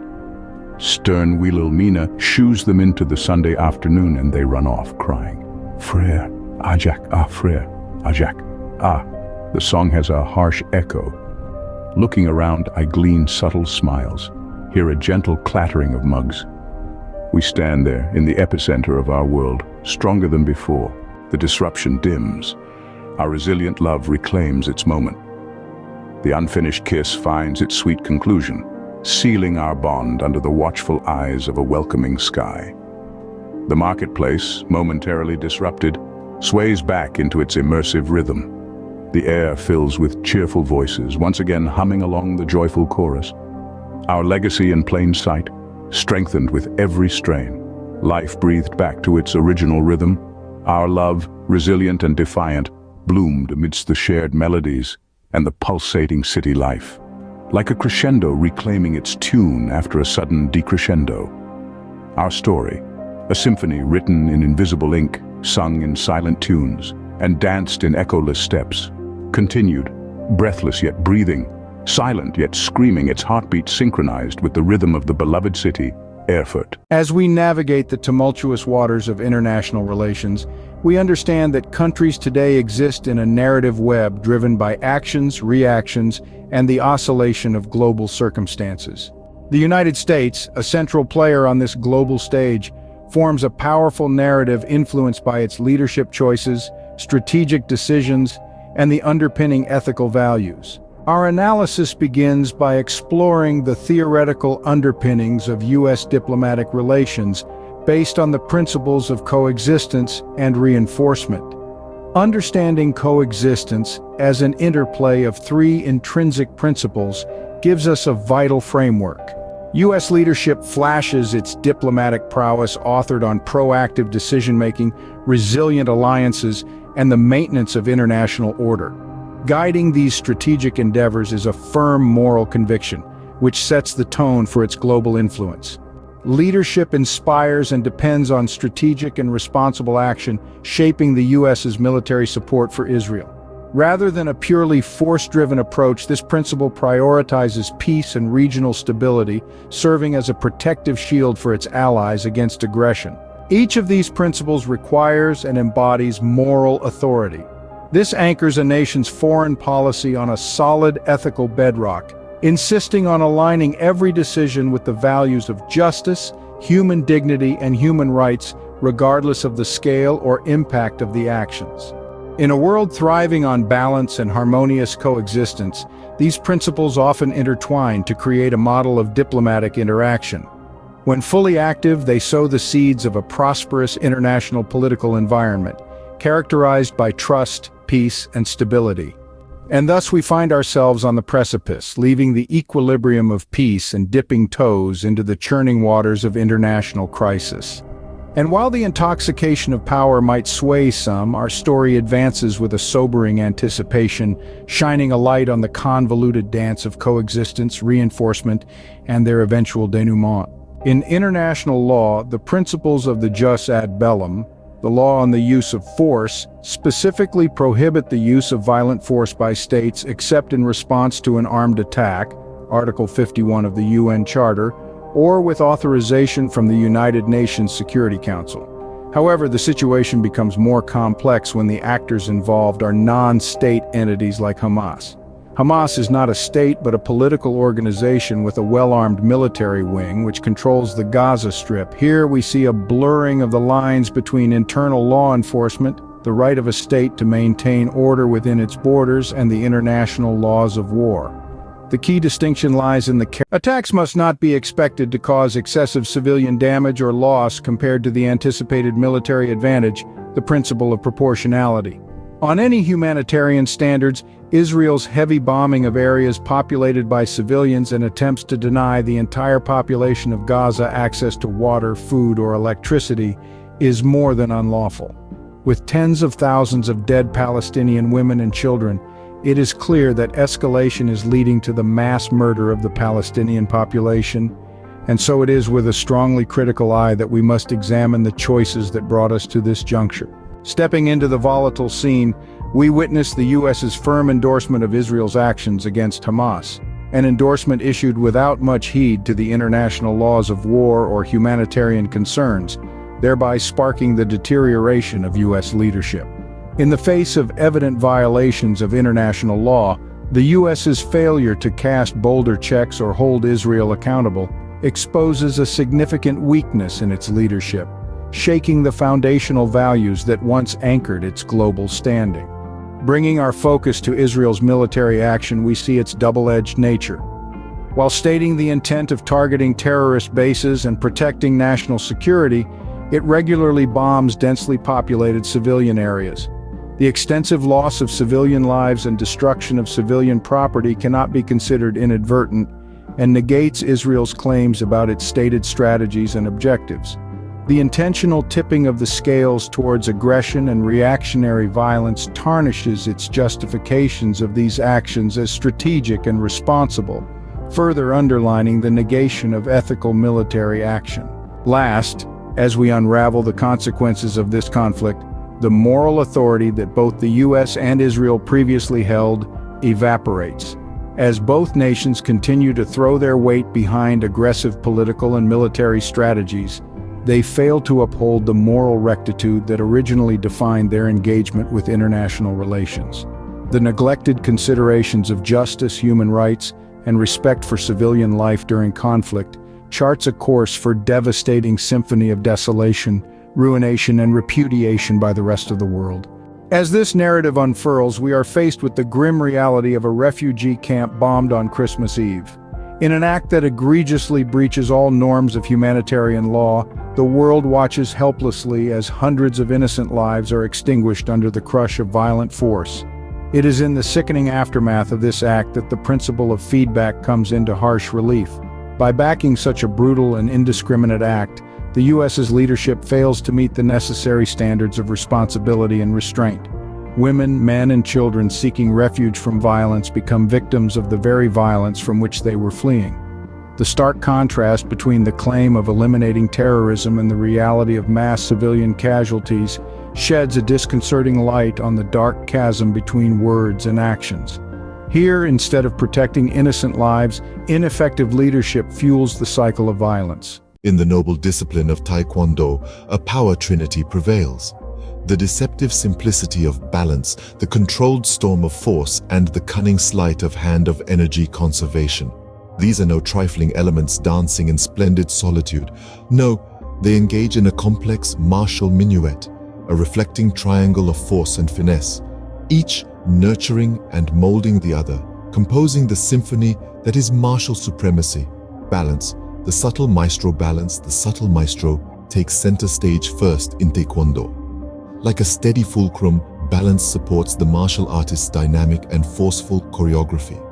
It is not merely a physical stance, but a pillar of inner certainty, a beacon of mental poise. A well-executed apchagi, or front kick, begins with the symmetrical placement of body weight, where balance ensures stability and sets the stage for the explosive force to follow. Balance, in all its graceful subtlety, remains a formidable precursor and constant companion to force. On your left foot pivot, assume the fighting stance. From here arises the roundhouse kick stance. This one's not just a kick, but an elegant swirl, an embodying of balance and power in a dynamic unfurl. Steady your soles against the ground's kiss. Find your center. In this balance lies bliss. Balance is the mother that births the coming storm. From its calming center, the embryo of force will form. Now shift your core towards the right side. Feel the left heel rising as the body does glide. Engage your pelvis, align it fast and tight. In this step hides the roundhouse kick's might. Kick now with your right foot, swift and sturdy. Watch as your left foot pivots, swift and steady. This is the force flowing true and wild, born of balance, potent yet beguiled. Force, born from the womb of balance, is a warrior's shout, echoing in the silence of a Taekwondo dojang. It embodies the raw, kinetic energy released in a dolyochagi, or roundhouse kick. It sparks in the pivot of the standing foot, ignites in the snapping extension of the attacking foot, and explodes into the target. Here, force delights in its splendid potency but does not bask in isolation. It turns its gaze towards energy conservation, towards the unseen puppeteer of sustainable power. Watch the strength they throw in their fiery fight. Find the rhythm, sense the energy's flight. Turn their power upon them. In right return, strength against strength, let their energy burn. Know this, to respond is not always to resist. Sometimes it's to redirect, sometimes it's to desist. Feel their force, predict its course, and then, my friend, apply the redirecting source. Mirroring water, learn to flow, learn to rise with their tide. Be one in clever disguise. Yield yet control, give way yet guide. In this dynamic equilibrium, you must confide. As the strike comes towards you, move in sync, not shy. Just as the moon embraces the tide, you must comply. This cataclysmic shift spills over into what had been framed as the strategic and responsible military action. The destruction of a densely populated refugee camp is anything but proportional or strategic. The decision drastically pushes on the pendulum of war, turning a defensive act into a symbol of merciless brutality and aggression. Israel's military action brutally shatters civilian lives under the pretext of national security, thereby completely negating its framed intentions.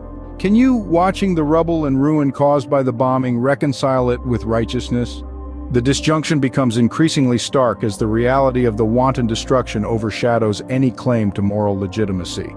The fallen rubble, burnt bodies, and a traumatized population that bore witness to the horrifying events on a holy night scream louder than any hollow claims of justice. As the international community grapples to make sense of this crisis, we find ourselves on the precipice of consequences of the largely unchecked trajectory of U.S. leadership, Israeli military action, and their eroding moral authority. With the inescapable visuals of camp after camp, hospital after hospital, child after child blown apart and destroyed and etched in global memory, the harsh realities of conflict are thrust into the limelight.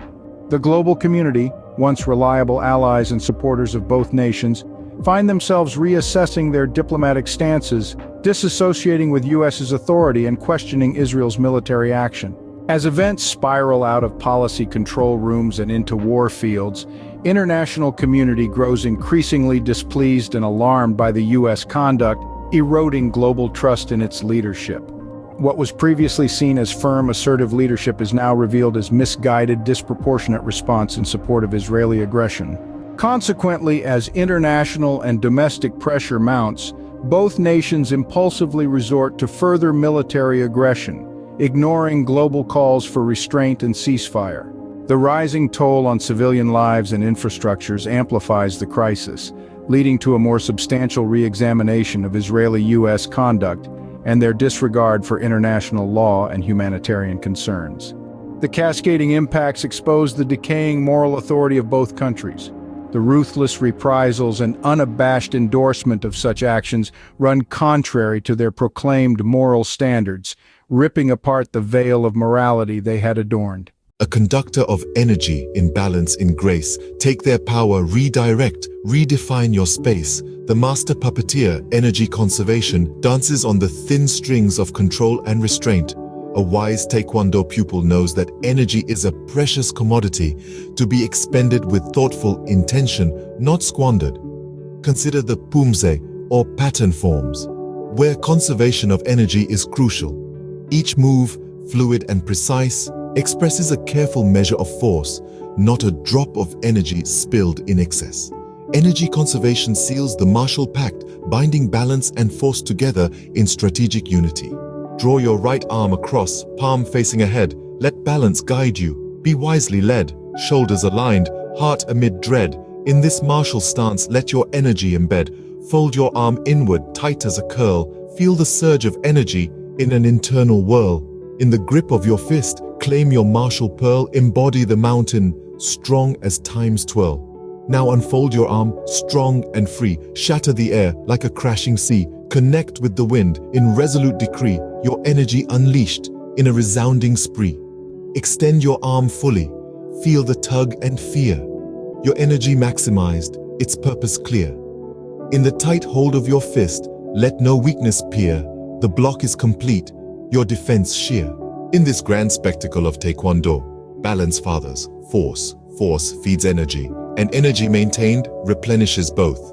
They dance a dance of endless feedback and reversion, an interplay of martial elements.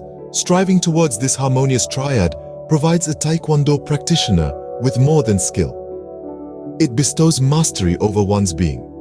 It forges not just a formidable martial artist, but a serene warrior at peace with the martial rhythm of life. And within this prism of balance, force, and energy conservation becomes the unwritten scripture of Taekwondo, an eternal hymn of martial beauty. In the silent dance where shadows spar and merge, echoes of Sun Tzu in the warrior's surge.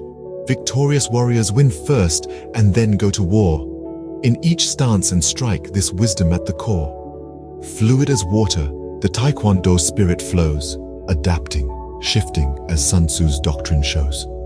Be water, my friend, in every curve and bend, each move a ripple in the unseen wind, energy conserved, a silent, potent force. Sun Tzu whispers, subdue without remorse. In the hold of a fist, the calm before the storm, a strategy of peace in martial form. In the dojo of life, where these lessons unfold, stand the serene warriors, brave and bold. In the unity of balance, force, energies weave a tapestry of power that the wise conceive. In this eternal hymn of martial might, find your path, your truth, your light. With Sun Tzu's echoes and Taekwondo's song, in the art of war and peace you belong. Now we are further pulled into a dark vortex. The world is held captive by a relentless negative feedback loop.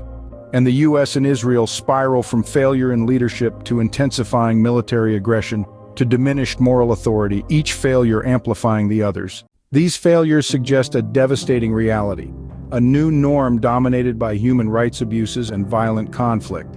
The U.S. narrative subtly but persistently shifts from the promotion of peace and stability to a blatant abuse of power. There is a clear deficit in effective leadership from the U.S. The one-sided stance and the lack of neutral mediation efforts suggest a conflicted interest, leaving global stakeholders disillusioned. The ostensibly supportive actions appear more as a desperate attempt to sustain control over an increasingly volatile region than a well-thought strategy for conflict resolution. And where leadership fails, military dominance steps in. The disparaging extent of violence meted out by the Israeli armed forces and the growing hostility from Hamas are directly contradictory to the supposed strategic objectives of peace and stability.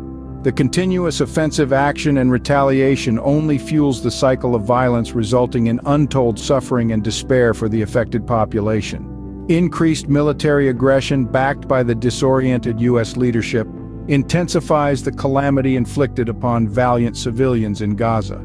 The persistent neglect of their basic human rights and the violence meted further undermines the moral authority. The disproportionate firepower aimed at civilian areas lays bare a stark reality the world cannot help but acknowledge. The complete dissociation between the leadership, military action, and moral authority lays bare a reality that no one is prepared for. The continued violation of humanitarian laws, destruction of Palestinian territories, and blatant disregard for civilian lives leads to even more profound loss of moral authority. These questions demand answers of our leaders on how they can support acts that blatantly violate humanitarian decency. A thoughtful and caring response by Bibi Netanyahu could have significantly altered the course, but he chose to focus on a military response. Joe Biden could have harnessed its influence to urge restraint, strategic de-escalation, and adherence to international laws of warfare.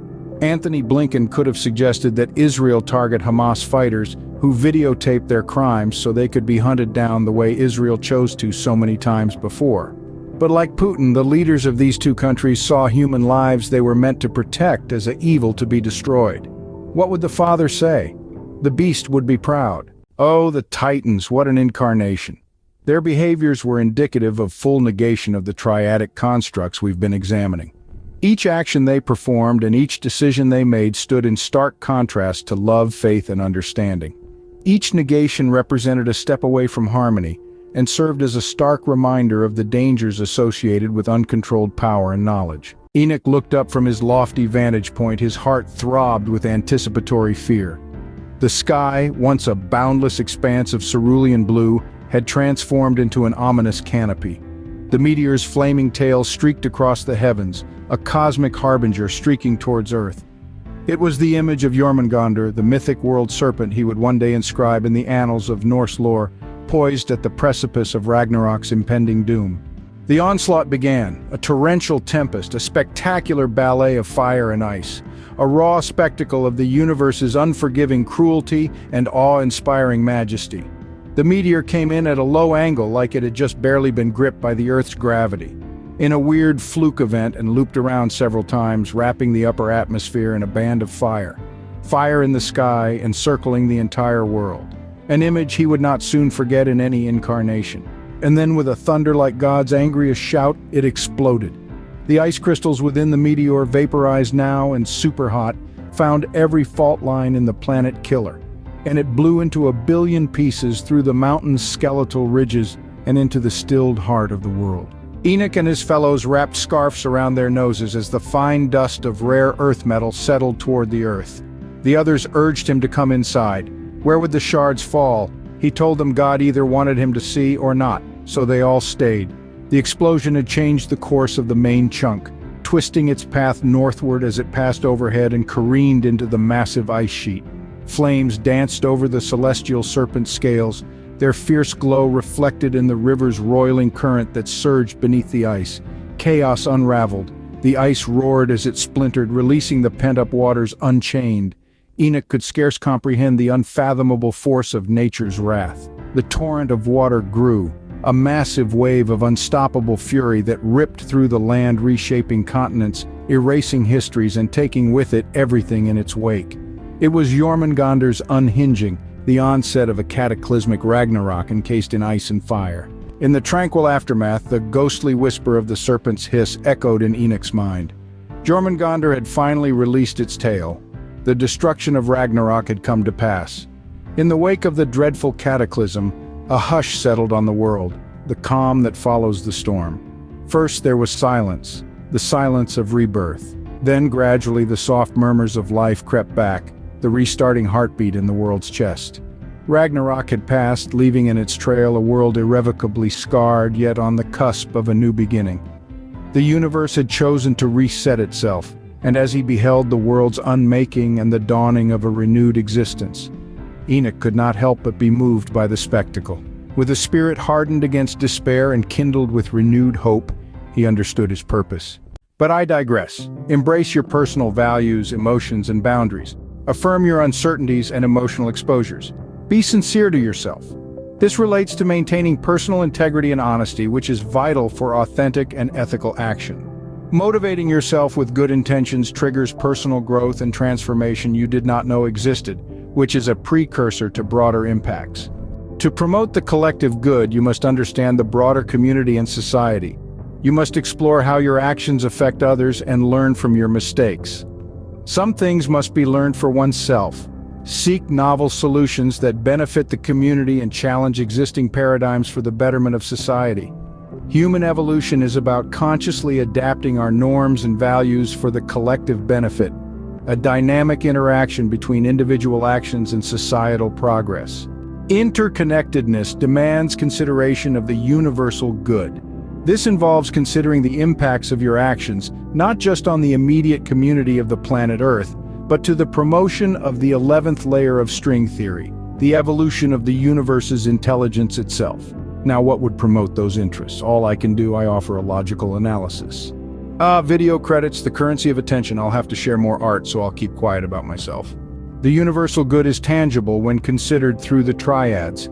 Each triad corresponds to a layer of complexity in the universe, part of the underlying order or balance. This begins with the physical dimensions, proceeds through a fulcrum at layer 6 into forces and fields of much greater complexity. The highest manifestation of these is intelligence, the pinnacle of universal evolution, if, and only if, it can consciously perceive and contribute to that balance. If one does not study these triads and develop this mental alignment, it is essentially the same as choosing to disconnect from the universe. Without that connection, your soul could not be preserved and you would die off. The universe, on the other hand, needs us. The only way it acts directly without a real connection to intelligent beings like us is to chuck meteors, and we don't want that again. This logic reshapes our approach to the triad of the individual good, the collective good, and the universal good. Individual good becomes about personal growth and alignment with universal principles. It's not merely about personal benefit, but about evolving one's consciousness to resonate with the deeper harmonies of the universe. This involves a journey of learning, self-awareness, and personal transformation.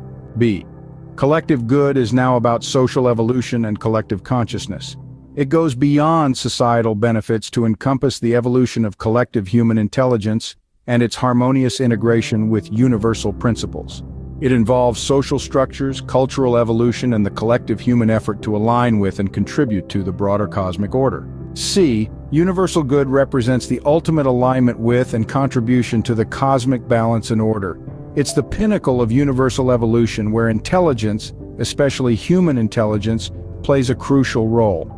This alignment is not passive, but requires active participation in understanding and contributing to the universal balance, such as through the study and application of the triads. The right action for the individual involves continuously striving for personal enlightenment and alignment with the universal order. It's about developing one's intelligence and consciousness in a way that resonates with the deeper truths and balances of the universe. Right action for the collective is about fostering a collective consciousness that is in tune with the universal principles. It's about societal evolution where communities and cultures align their practices, values, and knowledge with the greater cosmic order. Right action for the universal good involves the active participation of human intelligence in the cosmic balance. It's about understanding and contributing to the universal order, essentially becoming co-creators and custodians of the cosmic equilibrium.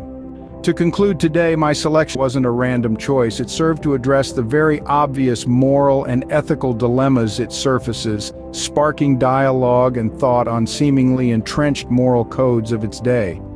Give some thought to the author's predicament. Faced with a profound truth but needing to veil it in the fabric of a counter-narrative, hoping initiates will see beyond the counter-narrative to grasp the true wisdom hidden within. Because if we are now able to reinterpret the wisdom that was always intended to be discovered, we must also acknowledge that the author knew the truth but chose to hide it intentionally. Ask yourself why. To please the powers that be, no doubt. The layers of meaning hid truths that the unenlightened of the day would have destroyed, hence ensuring our own evolutionary progress. But today we find ourselves at the precipice of a new era, an era of negation and resultant realignment. The historical function of triadic logic, which once cloaked wisdom and kept people in the dark, must itself be negated, not by denying its existence, for after all you cannot refute a fundamental law of nature. We must instead reinterpret it. A method of hiding knowledge becomes a method of rediscovering knowledge. Applying triadic logic, we unravel the intricate tapestry of ancient narratives, religious texts, and mythologies. We scour the recesses of symbolic nuances and unearth the silent whispers of wisdom hidden deep within. Our exploration unveils a systematic approach to glean undiscovered pearls of wisdom and to comprehend the labyrinthine tales of yore in all their glory. A method for exerting power from the shadows becomes a method of empowering and enlightening people. True empowerment is not a mere transference of knowledge, but it's the ignition of a spark that lights up the dormant ability to interpret, critique, and derive personal understanding from the world around us. Triadic logic crumbles the fortress of the conventional top-down model of knowledge dissemination. No longer is the receiver expected to swallow the information hook, line, and sinker. It draws a new narrative where an individual's role transforms from a receiver to an active participant, navigating the narrative, challenging and questioning its elements, probing correlations, and decoding intricacies with a keen eye. A method of preserving information for future generations becomes a method for teaching our children. We must break away from traditional teaching methods that lay undue emphasis on rote memorization, akin to an echo bouncing back. Implementing triadic logic in our education system heralds a revolution in our teaching methodologies. It proposes an evolutionary leap from mere learning to absorbing, questioning, and interpreting. Let's grab this chance, for in our hands rests the power to change tomorrow. Today, let's redefine knowledge. Let's redefine how we learn. Together, let's redefine the world, our world. In the veiled alleys of Verona, bitter rivalry festers, a corrosive force that seeps into the city's soul, distorting the tapestry of familial bonds and warping the essence of societal constructs. Within this maelstrom of enmity, the love of Romeo and Juliet, pure as the first light of dawn, emerges as a quiet rebellion against the unyielding structures of their existence. In their world, where love is a prisoner of lineage and societal decree, their passion heralds a transcendent truth. Love, in its most unadulterated form, knows no borders, no limits. Their tragic union illuminates the still unfulfilled possibility of a world united by the tenets of unconditional love, where familial and societal expectations are not chains, but threads in a tapestry of broader human connection. In realms where heart and stars align, balance reigns, designs divine, love's hues subdued, intent sublime, reflect the give and take of time. In love's grand hall, a balanced scale, where hearts in harmony prevail, brothers, wives, and husbands, mothers. In sons and daughters, strengths unveil. Love's harbor beckons heart at sail, vast seas, wide worlds, unknown travail. Love's script is penned on history's page, opposing sides, tides, tribes uncaged. In love's embrace we find our place, stabilized yet free to chase, the dreams that time cannot erase, as love steadies weakened faith. Warmth and truth light hope a path, ripples spread where love is cast. Bold hearts less spite approach to save, strong-willed, prideful, and foolish knaves who stalk their solitary graves too proud to see love's white flag wave.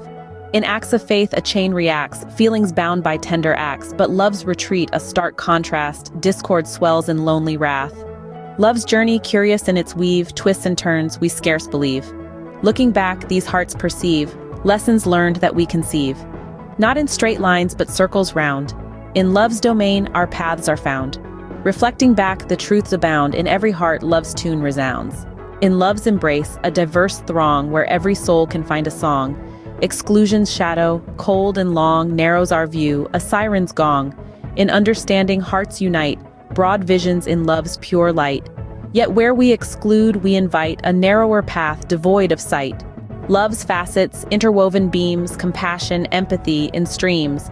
But where love's flow encounters seams, we find the gaps in our shared dreams. As rivers meet, their courses show a confluence where feelings flow. Yet bottlenecked, these streams grow slow, revealing less of what we know. O celestial architects of fate, what light through yonder breaking dawn does shine? It pierces the veil of long-held night, revealing truths unseen, unfelt till now. Here in the quietude of night, a revelation dawns, bright and unbidden. A tempest of change, it roars through this heart, once shackled by ancient grudge, now freed by love's pure light. Like pawns on a checked board, we played the game of ancestral hate. Our joys, our sorrows, bound by lines drawn long before our birth. No more this heart awakened, refuses the chains of needless strife. My sun, my guiding star, in her eyes a universe of wisdom. Her love, a mirror reflecting a new world, where love is not a prisoner of names, nor bound by the iron chains of old vendettas. In harmony, love's song rings clear, a symphony for all to hear. Yet dissonance, when it draws near, teaches us love in every tear. Sweet melodies of souls entwined, in dissonance new chords we find. Each note in contrast yet aligned, in love's vast score our fates are signed. From many hearts love's river flows, a confluence where warmth glows. Yet diverging paths, as each knows, shape the depth where true love grows. In convergence feelings blend, in divergence they extend, teach patience till we understand, the place where love will guide our hand. Fusion found in love's embrace, grace denied our heart awaits. When harmony in heartbeats sound, yoked to task our drive abounds. And yet divided we lose ground, loss of union most profound. Each unique soul fears for loss of what holds value to your thoughts. But when those thoughts fly to the breeze, ask to whom your fear would lead, you to hold and care for tight. Then ask what they would think is right. The beats of our hearts show our steady intent, a tapestry woven through time's swift ascent. Disjointed yet resonant, our shared discontent, held blind to the vision that change represents. Burdens obscene always must end, where when or how is not a question. In worlds where affirmations mean only what we think they seem, negations serve a crucial role.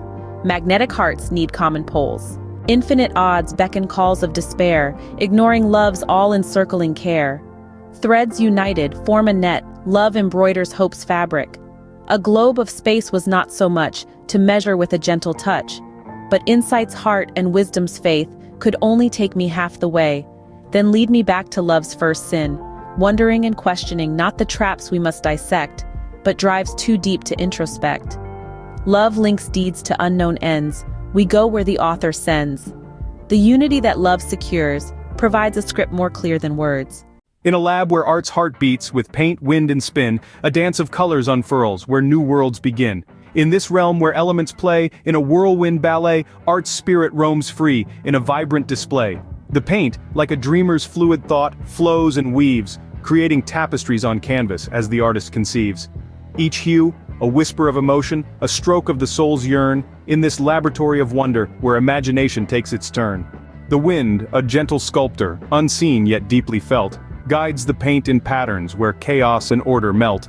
A breath from the world's lungs in this artistic rite, crafting visions on canvas in the dance of light and flight.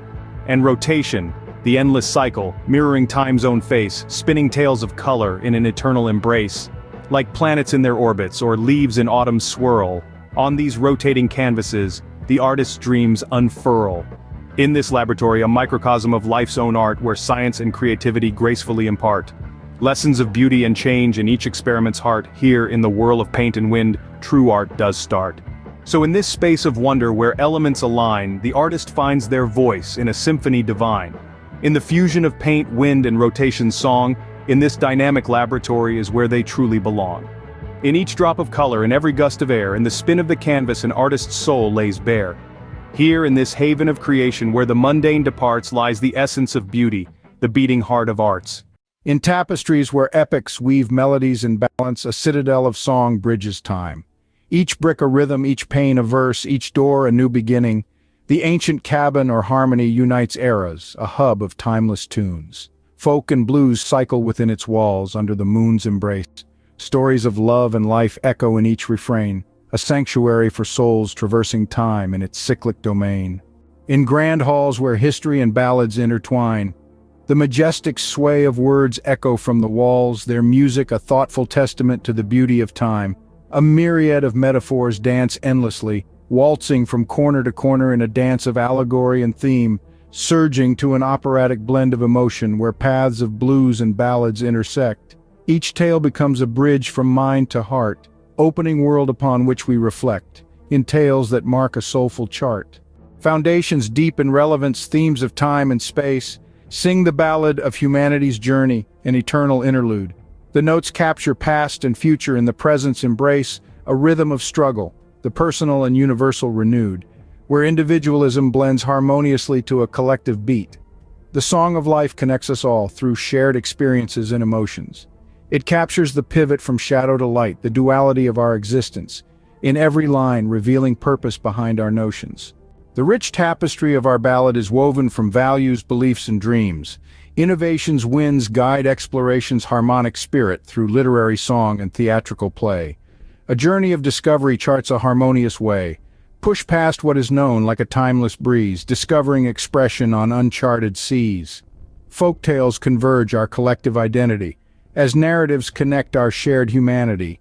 A synergistic lineage, tradition, art, and hope, breathing life to the present with a past less unknown. Stories take on life in a new generation's breath, our shared history, a dance of life and death. The legacy resounds, heard in each note. Old Jerusalem falls in fire and smoke. New Jerusalem beckons, enchanted by hope. Welcome, wanderer, to the mystical Garden of Eden, a realm where reality intertwines with imagination. A realm that is a lush, verdant paradise teeming with an array of exotic plants and trees, so breathtakingly beautiful it seems otherworldly. Here, the air is filled with the sweet scent of blossoms and the soft, ethereal light that emanates from the vegetation itself. This light, gentle and diffused, gives the garden an almost dreamlike quality, blurring the lines between what is real and what is fantastical. Listen closely, and you'll hear the soothing melody of streams, the gentle hum of waterfalls, a symphony of nature that breathes life into this enchanted haven. And amidst this serene symphony, a variety of animals roam freely. Some real, some mythical, each adding a unique note to this captivating Song of Eden. This is a place where imagination defies the laws of nature. Trees twist and spiral skywards, their trunks more like intricate sculptures than mere bark and wood. Flowers shimmer and change colors with each passing breeze, their petals a kaleidoscope of vibrant hues. Even the islands seem to have a mind of their own, floating gently above the ground, casting their shadows on the verdant carpet below. Gaze upwards, and the clear sky reveals celestial bodies, their distant glow mirrored in the tranquil waters of the garden's streams. It's a sight that leaves one awestruck, a testament to the limitless wonders of this ethereal paradise. In this verdant paradise, amidst the rustle of emerald leaves and the soothing melody of streams, lay 3 apples, each distinct in its appearance, each brimming with a mysterious aura. The apple of knowledge, ancient and wise, its skin etched with runes and symbols. The apple of life, vibrant and pulsating, radiating a soft, life-giving light. And then there is the 3rd apple, a mystery in itself, glowing with an inner fire, floating just above the ground, surrounded by a halo of mystic energy. 3 apples, each with a tale of its own. But it is the 3rd apple, the one shrouded in shadows, that beckons us to delve deeper into its enigma. In this garden, 2 apples fell, the apple of knowledge and the apple of life, their stories echoing through time. The first, a testament to curiosity and the pursuit of understanding, was the apple of knowledge. It was ancient, its skin etched with symbols and runes that whispered tales of ages past. A fruit of enlightenment, it promised wisdom, but not without a price. For with knowledge came the awareness of good and evil, of joy and pain, of birth and death. It was this apple that opened our eyes, that made us aware of our mortality, and yet spurred us to seek more, to question, to learn. Then came the 2nd apple, the apple of life, a beacon of hope and continuity. Alive with a pulsating energy, it was vibrant, abundant, and teeming with the promise of life's endless chain. It was not just an assurance of survival, but a celebration of existence, of the joy and beauty of simply being. The apple of life was the embodiment of the cycle of birth, growth, decay, and rebirth. It was a reminder of our connection to the earth, to each other, and to the universe. Each of these apples, in their unique ways, shaped our existence. The apple of knowledge, with its promise of wisdom and the bitter pain of awareness. The apple of life, with its assurance of continuity and the joyous celebration of existence. Together they have guided us, shaped us, and left their indelible mark on our collective consciousness. But there is a third apple, one that is seldom spoken of. An apple hidden in the shadows, shrouded in mystery and intrigue. This is the apple that we conceive, the apple that we yearn for, the apple that we seek. The apple of godhood, of power, of truth, of love untold. What secrets does it hold? What truths does it reveal? These apples, gifted and cursed, have shaped our existence. But what of the third, the one shrouded in mystery? The third apple, hidden, unseen, lies in the heart of Eden, its purpose unknown, its power untapped. In a realm where imagination dances with reality, the Garden of Eden cradles a secret that has been whispered for eons, echoing through time and space. It's the secret of the third apple. Unlike its two siblings, the apple of knowledge etched with ancient wisdom and the apple of life, pulsating with vibrant energy, this apple is more enigmatic, more elusive. It doesn't rest in the branches of a tree, but instead, it seems to exist in a state of surreal suspension, hovering just above the ground. Bathed in an ethereal glow, it radiates a mystic energy that sets it apart in the lush landscape of Eden. The third apple, shrouded in the folds of what might have been, is a riddle waiting to be solved. It's not merely a fruit, but a symbol, a metaphor, a beacon of potentialities yet to be explored. But what could it possibly signify? What secrets does it guard so closely? Could it be power? The kind of power that can bend the rules of nature, that can shape destinies, that can bring down empires and build them anew? Or could it be the embodiment of pure, unadulterated truth? A truth so profound that it changes the way we perceive our existence, our world, ourselves? Perhaps it's the essence of love, in its purest, most untamed form. A love that transcends the bounds of time and space, that defies logic and reason, that kindles the soul and sets the heart ablaze. A love that is as fierce as a storm and as gentle as a whisper, as consuming as a wildfire and as soothing as a cool breeze. Or maybe it's a symbol of what we might become. An apple of creation holding within its core the divine potential to transcend our mortal limitations, to ascend to a level of being that is beyond comprehension, to become co-creators in this cosmic dance of existence. In the heart of Eden, the third apple silently waits. It doesn't beckon, it doesn't call, it simply exists in all its enigmatic glory. It's not a prize to be won, but a mystery to be contemplated, a riddle to be pondered, a journey to be undertaken. The third apple is a testament to our fate, our destiny. It's a symbol of our potential, our possibilities. It's a mirror that reflects not what we are, but what we could become. It's a beacon that guides us towards our own godhood, towards the realization of our divine nature. This apple, veiled in shadows, holds a mystery that continues to unfurl, a testament to our fate in its celestial state. In the whispers of the wind, in the journey of the stars, the third apple challenges us, beckons us to seek our godhood in this mortal world. As we trace back our steps through this ethereal journey, we find ourselves marveling at the enchanting Garden of Eden. Its emerald leaves whispering tales of the first two apples, the apple of knowledge, ancient and wise, etched with symbols that unlock the door to wisdom and pain. Then the pulsating apple of life, a vibrant symbol of the endless chain of existence, promising life's sweet continuity. But the heart of our journey, the core of our quest, lies in the mystery of the third apple. Hidden and unseen, it shrouds itself in the folds of what might have been, silently shining in the orchard of mysteries. Could it be the fruit of godhood, untouched and divine? Or perhaps it is a testament to our fate, in its celestial state, silently waiting in the heart of Eden. This apple, unlike the others, is not defined by its past or its promise. It is not tethered to knowledge or life. It is an entity of its own, a symbol of what we might become. Its potential is as vast as the universe itself, as profound as the deepest ocean. It might hold the essence of the divine, a spark within reach. Or perhaps it is a lesson in humility that the heavens teach. Is it power, is it truth, or is it love untold? Could it be an apple of creation, carrying within its core the essence of existence? The possibilities are endless, the interpretations infinite. It is a mystery, forever to unfurl, a symbol of our quest for godhood in this mortal world. The third apple, in its elusive charm, challenges us to seek, to question, to dream. It encourages us to embrace the unknown, to delve into the depths of our souls, to reach for the stars. It is a testament to our potential, a beacon of our aspirations, a reflection of our innate curiosity. It symbolizes our journey, our evolution, our eternal quest for understanding and enlightenment. As we leave this garden, we carry with us not just the echoes of its whispers, the allure of its mysteries, but the question of the third apple. A question that lies at the heart of our existence, forever inviting us to seek, to question, and to dream. It is a question that transcends time and space, a question that resonates with our innermost desires and fears, a question that mirrors our journey as a species, our evolution as beings of thought and emotion. It is the question of our godhood, our potential, our destiny. It is the question of the third apple, a question that we, as seekers of truth and understanding, will continue to ponder, to explore, to unravel.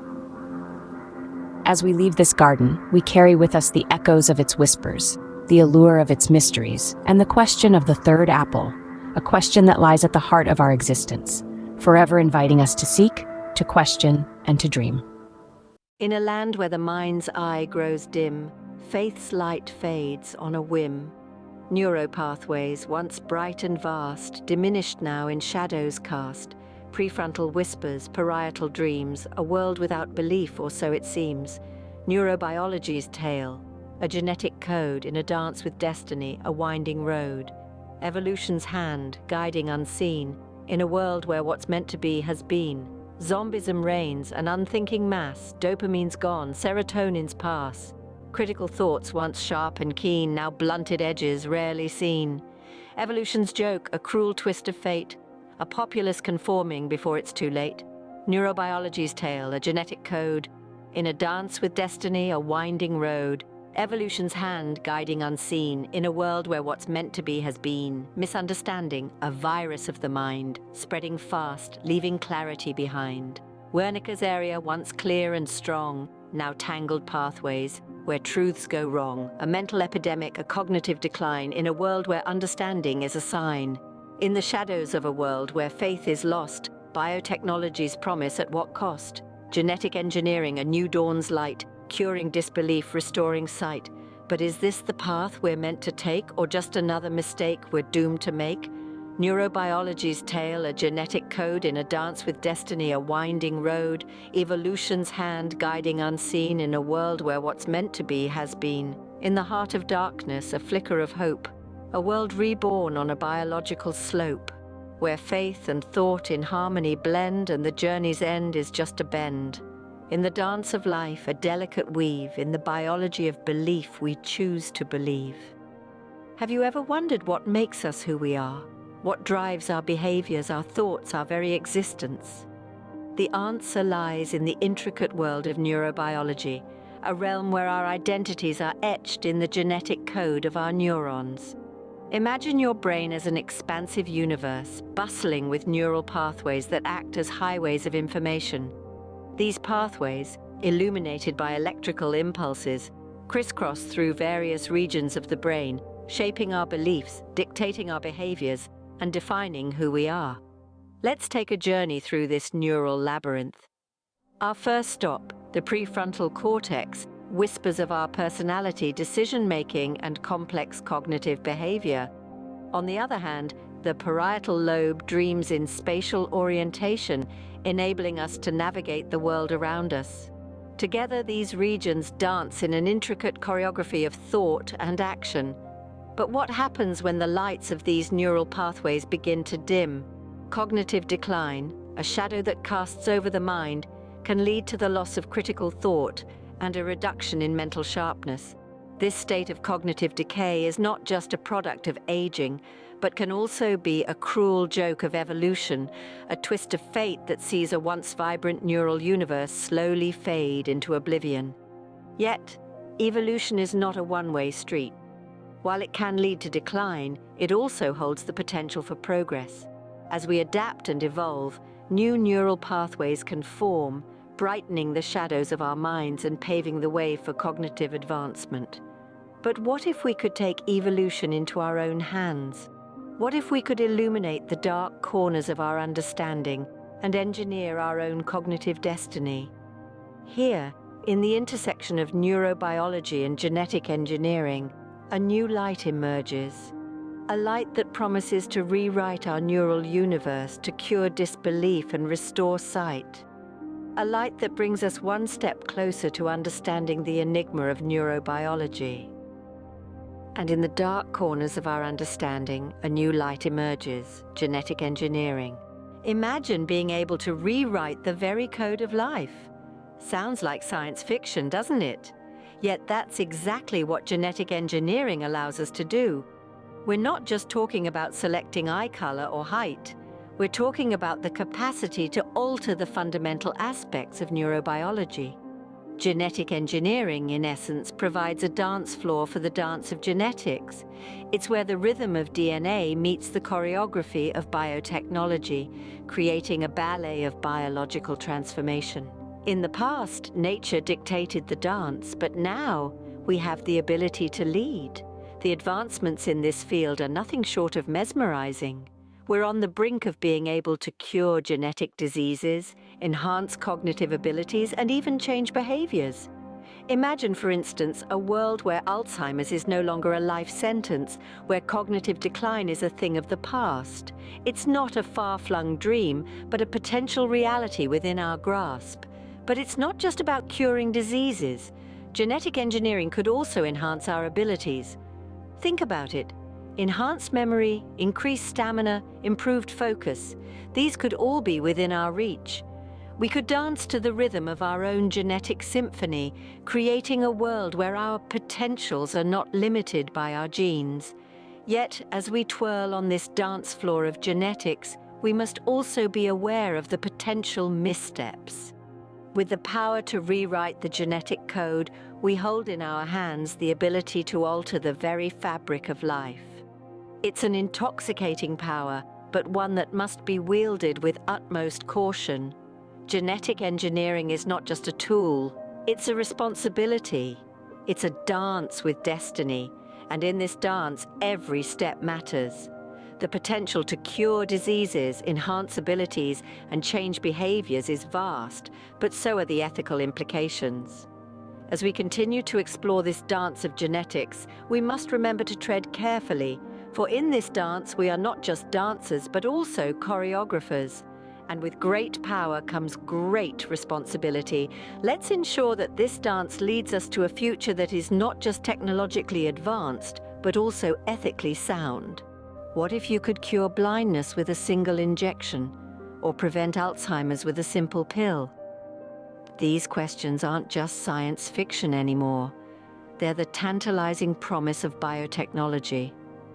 Biotechnology is like a master key, unlocking the secrets of our genetic blueprint. It has the potential to revolutionize healthcare, offering new treatments and even cures for diseases that have long plagued humanity. Imagine a world where genetic disorders are a thing of the past, where cancer loses its sting, and where aging can be slowed, if not reversed. However, as with any powerful tool, biotechnology is not without its risks. The same techniques that can cure diseases could also be used to create designer babies, leading to a new form of inequality, genetic inequality. And while we may be able to modify our genes, we can't always predict the long-term effects. Unforeseen side effects could emerge generations later, creating new problems even as we solve old ones. Moreover, there's the risk of misuse. In the wrong hands, biotechnology could be used to create biological weapons, unleashing untold havoc. And even in the right hands, the potential for accidental release of a harmful organism is a real and present danger. This is the double-edged sword of biotechnology. On one hand, it offers the promise of a healthier, longer life. On the other, it presents a Pandora's box of potential perils. It's a tool like fire, capable of both warming our homes and burning them down. So we find ourselves at a crossroads. The path we choose will shape our future. Will we use biotechnology responsibly, harnessing its potential for the greater good? Or will we let our ambition outrun our wisdom, courting disaster? The choice is ours to make. The stakes couldn't be higher. As we stand on the brink of this new era, we must remember, with great power comes great responsibility. So let's tread carefully, with our eyes wide open to both the promise and the peril of biotechnology. When does the pursuit of knowledge become a reckless chase for power? As we delve deeper into the mysteries of our existence, we must also grapple with the ethical dilemmas that arise. Biotechnology, as wondrous as it is, holds the potential for misuse, for the creation of life not in nature's image, but in our own. Imagine a world where parents could select their child's traits, where a designer baby industry thrives. It's fascinating, yes, but it's also terrifying. What would it mean for our society if we started to play God? What would it mean for the individuals engineered in this way? Would they still be considered human in the fullest sense or something else entirely? Unchecked genetic engineering could lead to a new form of eugenics, where traits deemed undesirable are systematically eliminated. The rich could afford to enhance their offspring, widening the gap between the haves and the have-nots. We could end up creating not just a new class, but a new species of human beings. But it's not just about the potential for misuse. It's also about the unintended consequences. The zombie virus, our hypothetical nightmare, is a prime example. Created in a lab, it was never meant to be a weapon. But once unleashed, it wreaked havoc on humanity. This is why regulation is crucial. We need checks and balances to ensure that our quest for knowledge doesn't turn into a blind race for power. We need to have conversations, debates, dialogues about the ethical implications of our actions. We need to listen to different perspectives, to consider all the possible outcomes before we make decisions that could alter the course of our evolution. And we need to remember that just because we can do something doesn't mean we should. The power to create or destroy is in our hands. We must wield it responsibly. As we stand on the brink of a new era, we must ask ourselves, what kind of world do we want to create? In this brave new world of genetic engineering, who gets to decide what's right and what's wrong? It's a question that hovers over the field of biotechnology like a cloud, casting long shadows on the bright promise of innovation. As we stand on the cusp of a new era, the power of choice is both our greatest asset and our heaviest burden. Imagine a world where we can rewrite the genetic code, cure genetic diseases, and even enhance our natural abilities. It's awe-inspiring, isn't it? But in this same world, we may also stumble upon unforeseen consequences, create disparities, and even breach ethical boundaries. The power to shape our genetic destiny is a double-edged sword, with the potential for both incredible progress and devastating missteps.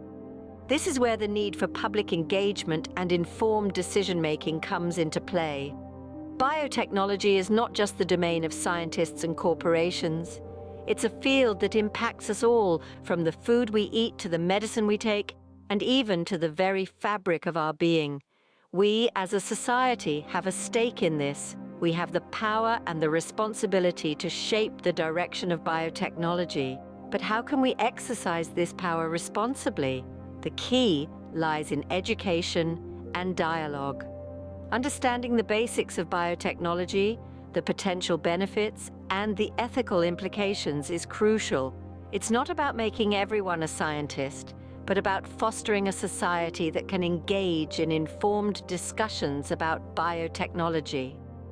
A society that can ask the right questions and make decisions based on knowledge rather than fear or hype. The dialogue must be inclusive, encompassing not just scientists and policymakers, but also educators, students, and the general public. We need to listen to different perspectives, consider diverse needs, and weigh the potential benefits against the ethical implications. Only then can we make decisions that reflect our collective values and aspirations. The future of biotechnology is in our hands. Let's ensure it's a future we can all be proud of. This isn't just a hopeful sentiment, but a call to action. The power of choice is ours. Let's wield it wisely. We've journeyed through the complex world of neurobiology, explored the potential of genetic engineering, and pondered the ethical implications of biotechnology. We've seen how the delicate dance of genetics can shape our destiny, and how the promise of biotechnology can illuminate the darkest corners of our understanding. In the midst of these scientific advances, we've also encountered the specter of corporate ambition, a force that can propel us towards new frontiers or lead us down dangerous paths. We've seen how the pursuit of progress, unchecked by ethical considerations, can give rise to unintended consequences like the zombie virus. We've grappled with the ethical dilemmas that arise when we wield the power to manipulate the very code of life. We've questioned whether our drive to innovate and progress should ever supersede our responsibility to preserve and respect the natural order of things. And finally, we've seen that in our hands lies the power to create or destroy, to heal or harm, to enlighten or deceive. The choices we make today will shape the world of tomorrow. The direction we take is not predestined, but a path that we carve out through our actions and decisions. In this journey, we've only scratched the surface. The mysteries of the brain, the secrets of our DNA, the potential of biotechnology. These are vast fields of knowledge ripe for exploration, and it's up to us to dive in, to learn, to question, and to engage with these topics that will undoubtedly shape the future of humanity. The challenges we face are daunting, but they are not insurmountable. With curiosity, critical thinking, and a commitment to ethical action, we can navigate the complexities of neurobiology, genetics, and biotechnology, and harness their potential for the benefit of all. So keep asking questions, keep learning, and most importantly, keep the conversation going. Together we can shape a future that reflects our highest ideals and aspirations. In labs where dreams and ethics blur, advanced biotech whispers, a future to confer. Corporate ambition, eyes on the prize, unseen chains of consequence in disguise. Together they dance, a dangerous liaison, birthing a nightmare, a viral contagion. From ambition and science, a virus is born, a world unprepared, now torn. In the dance of power, where lines are crossed, we count the progress and the cost. The zombie virus in silence creeps, a shadow over humanity, a darkness that seeps. But in this chaos, a twisted spark, corporate eyes see a mark. From the ashes of disaster, a vision anew, to control, to wield, a power to pursue. From ambition and science, a virus is born, a world unprepared, now torn. In the dance of power where lines are crossed, we count the progress and the cost.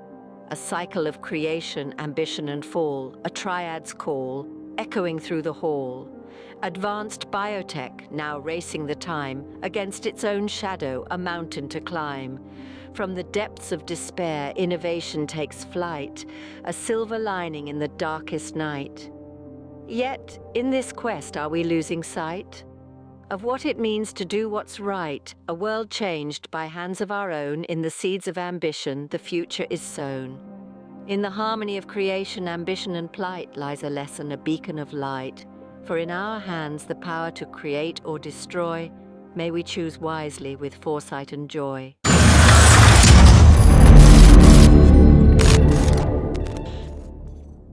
In a world flipped upside down, 'neath the moon's silver glow, where reason and wildness in a never-ending show. A barn door, a creek, a dive into the unknown, where the heart's quiet secrets in the moonlight are shown. Oh, in the mansion of dreams, in the shadows of want, where the rich folks wander, their riches they flaunt. Down the long, dusty roads, a face you can't trace, a journey of twists, a humorous race.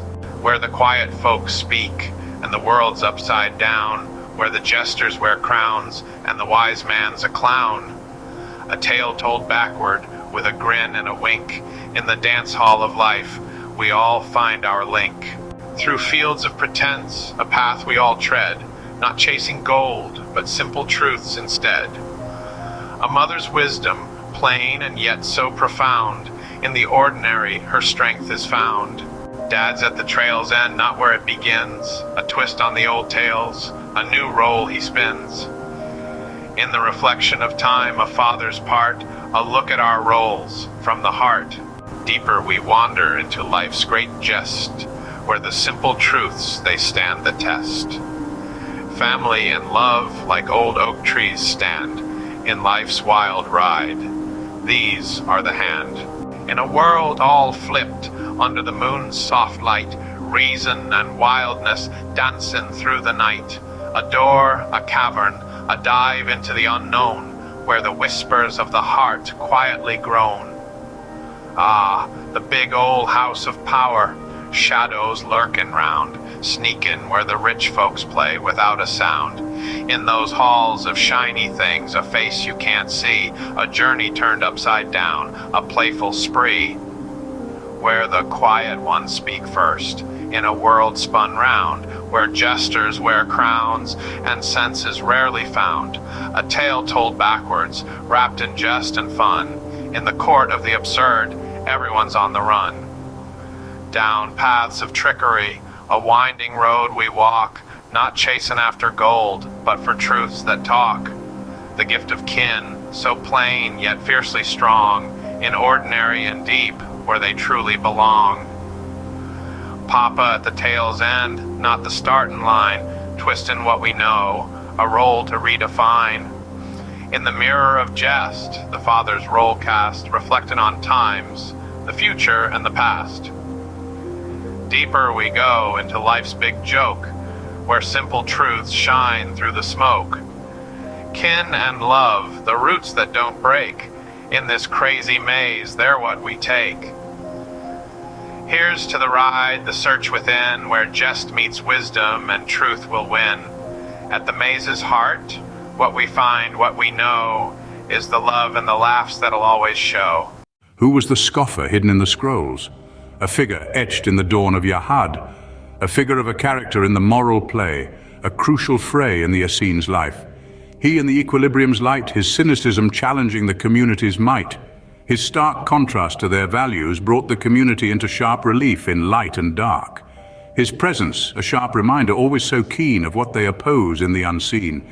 His role exacerbating the opposing forces in moral debates, the scoffer for a path of reversion, a weight of dogma, a challenge, a debate. A in focus on rituals and rules, a renewal of personal spirituality and silence. His wake, a retrospective gaze, a journey within for their sake. His art, dissonant chords that stir conflict in Yahad's heart. A call for re-evaluation of self and creed, an identity freed in opposition. His opposition, a test for the community, in their response lies the blessing for the soul. In the tale of our time, a shadowed affair, Jeffrey Epstein, a story laid bare. In his life, a mirror of power abused, a moral lesson in our story infused. His web of deceit, a sordid display of influence and control in a monstrous array. A lesson emerges, clear and profound. In the pursuit of power, true evil is found. In our narrative's context, a reflection scene of the wolf's desires and what they mean. The commodification of love and trust. In Epstein's world, a betrayal of lust. The abuse of power, a common thread. In the wolf's actions, a similar dread. A lack of empathy, a heart so cold in the quest for control, a story old. But in our story, a different path. A way to healing from the aftermath. The Freemasons' mission to mend and heal against the backdrop of Epstein's ordeal. In understanding the damage done, a journey towards redemption begun. For in the face of such darkness and pain, a chance for change, a lesson to gain. The moral compass in our tale, a guide against the tides of power and pride. A reminder stark of the choices we make, in each action, in each path we take. In Epstein's shadow, a warning clear, the consequences of actions we hold dear. In our narrative, a hope to impart the strength of love, the power of the heart. So in this anniversary, a moment to reflect on the morals and lessons we must not neglect. In our story, a journey towards a greater light, a path of healing out of the night. Answers, I'm afraid, must wait till the end, after we've wound this tale's twists and bends. And remember, the reason for pain that life sends is only so we may learn lessons, my friends. Welcome to this installment of the Sons of God. My analysis today is derived from the affirmation of the Sons of God as the Sons of Light in the War Scroll. The War Scroll is a scripture was found amongst the Dead Sea Scrolls. It articulates the principles of warfare as taught by our Lord and Savior Jesus Christ during his lifetime. Today's lesson covers the triad of spiritual warfare and the triad of servant leadership. Spiritual warfare A, purposes. the divine plan and community cohesion, uniting community through shared purpose. Within the tapestry of human endeavor, there echoes a timeless call to unite under a banner of common purpose. This notion is vividly captured in the phrase, "the day when the Kittim fall," transcends mere historical context to emerge as a clarion call for unity. Imagine, if you will, a community not just bound by shared geography or interest, but intertwined in a cosmic narrative, where every action is an echo of a divine symphony. This day is not just a day of battle, it is a day appointed by Him from ancient times as a battle of annihilation for the sons of darkness. This powerful statement resonates with a profound sense of purpose, signifying that the community is engaged not in a mundane conflict, but a cosmic struggle foreordained by divine will. The community is hence urged to not just comprehend this divine plan, but to rally around it actively and cohesively. Such reciprocal comprehension and commitment fortify the bonds that hold the community together, strengthening it at multiple levels. This underscores the importance of a unified understanding of shared goals for efficient functioning within a group. When each individual recognizes and commits to the larger objectives of the organization or community, it enhances synergy, encourages mutual support, and ultimately drives collective success. The significance of such shared purpose extends beyond this ancient context, ringing true for us today. In modern organizations, whether they're businesses, academic institutions, or even social groups, having a common goal or a shared vision is crucial for unity. These commonalities drive efficiency, build trust, and even enhance satisfaction among members. This understanding of a shared purpose binds individuals together, nurturing vibrant, successful communities. This opening statement serves as a lighthouse, guiding us through the fog of individualism and shining a light on the power of collective will. The battle cry of the past becomes the rallying call for today, urging us to weave the threads of our diverse aspirations into a cohesive tapestry of shared purpose. The imminence of the divine plan. The sons of light and the forces of darkness shall fight together to show the strength of God with the roar of a great multitude and the shout of gods and men, a day of disaster. This foreboding clarion call isn't one for passive reflection, rather it rings with a pressing urgency, calling the faithful to active participation. It emphasizes that the divine plan isn't to be perceived as a detached spectacle of the distant future. Instead, it should weave into the fabric of everyday life, shaping daily decisions and actions. This intertwining of the cosmic and the mundane drives home the reality that every small action can carry larger spiritual and cosmic implications. This has powerful implications for our modern world, particularly as we consider our responsibility for international peace. Just as the sons of light engage in this cosmic struggle, we are participants in the global community, our actions reverberating beyond our immediate surroundings. Each of us bears the responsibility of fostering peace, whether through our interactions with others, the support we provide for international legislation promoting peaceful engagement, or our commitment to sustainable practices that safeguard our planet for future generations. Humanity's collective actions and decisions shape our world. Hence, principles of peace and respect should not merely inform dialogues, but actively guide our global strategies, political treaties, and daily interactions. This translates to actions ranging from diplomatic negotiations to conflict resolution methods, down to grassroots peace initiatives and even individual habits. When this conscious commitment to peace underlies our decisions, whether as nations or individuals, we mirror the spiritual warriors in the War Scroll, engaged in a ceaseless struggle for a worthy universal cause. Each individual, community, and nation has a responsibility in the larger narrative of humanity. Our role in this grand unfolding is defined by the decisions we make and actions we take daily, whether they be geared towards promoting justice, safeguarding human rights, caring for the environment, or fostering a peaceful coexistence. The War Scroll's call to conscious action and commitment to a greater cause can inspire us to do the same, confirming that our lives are far from insignificant in the grand scheme of international peace and universal harmony. Continuous reflection and reaffirmation. It is a time of distress for all the people who are redeemed by God. In all their afflictions, none exists that is like it, hastening to its completion as an eternal redemption. This quote communicates a vivid sense of the trials faced by the community. However, it encourages a perspective that respects these trials as part of the path to ultimate redemption.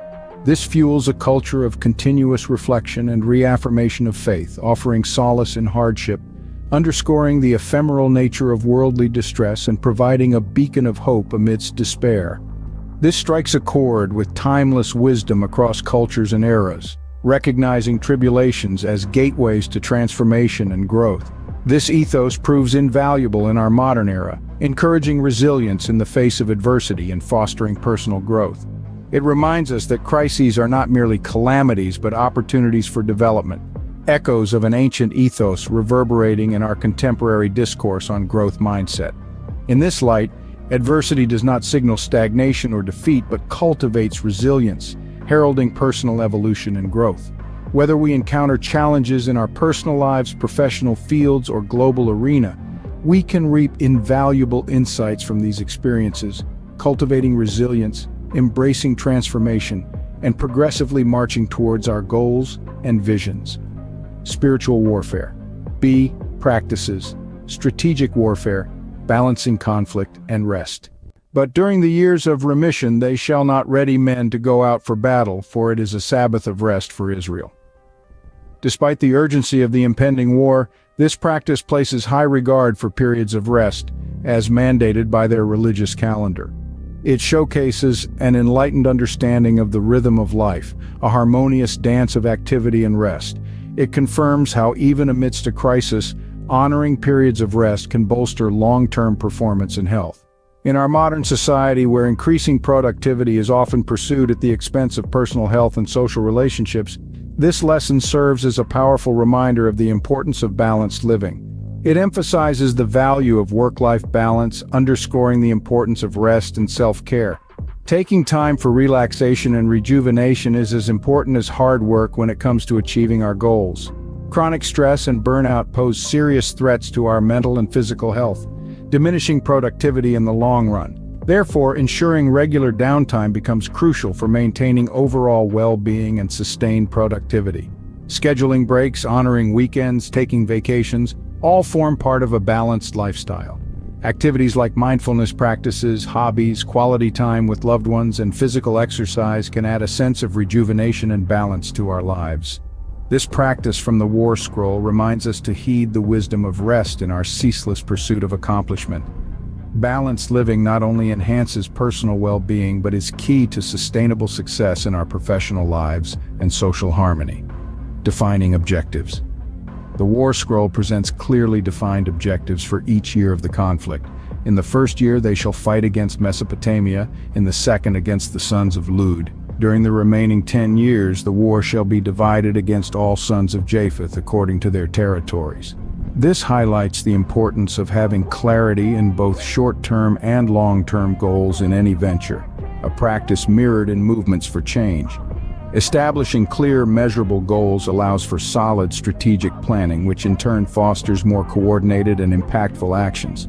These benchmarks provide a roadmap to success and allow for periodic checkpoints to reassess strategies and monitor progress. In the context of positive change, a clear understanding of the problem, a vision for change, and a plan of action are all essential components of an effective campaign. This could take the form of advocating for policy reforms, implementing educational programs, launching awareness campaigns, or establishing community initiatives. Thus, the War Scroll's emphasis on well-defined targets offers key insights into the methodical planning and execution of positive social change efforts. Balancing strategy and flexibility. Despite presenting a long-term plan, the war strategy in the scroll demonstrates a degree of flexibility, allowing for unexpected deviations or challenges. This balance between steadfast commitment and flexible adaptation is echoed in this passage. During the 35 years of service, the war shall be waged. It underscores the importance of being malleable with tactics while remaining steadfast in the main objective, a balance that is extremely pertinent to the pursuit of positive social changes in our modern world. Social change often involves navigating unpredictable situations and handling unexpected challenges. Being overly rigid with the plans can hinder progress and even curb innovative solutions. On the contrary, Maintaining flexibility allows us to iterate strategies, learn from failures, and leverage new opportunities, all while staying focused on the ultimate goal. Whether the change efforts involve policy reform, educational initiatives, community development, or global sustainability, the ability to adapt and innovate while remaining true to the primary objective is crucial. This wisdom from the War Scroll speaks to the essence of effective leadership, to enable the strength of God to strengthen the hearts of the sons of light. In the depths where ancient scrolls unfold, echoes of prophecies bold and old. Leaders with wisdom as sharp as a spear, guiding through chaos, the path crystal clear. In celestial strategies, their insight we trust, navigating realms where light combats dust. Through the firestorms, revelations foretell, where courage and heart in the brave swell. Decisions strike, swift as lightning's course, cutting through doubt with unyielding force. In the maelstrom of conflict, their resolve never bends, for in the heart of the brave, fear meets its end.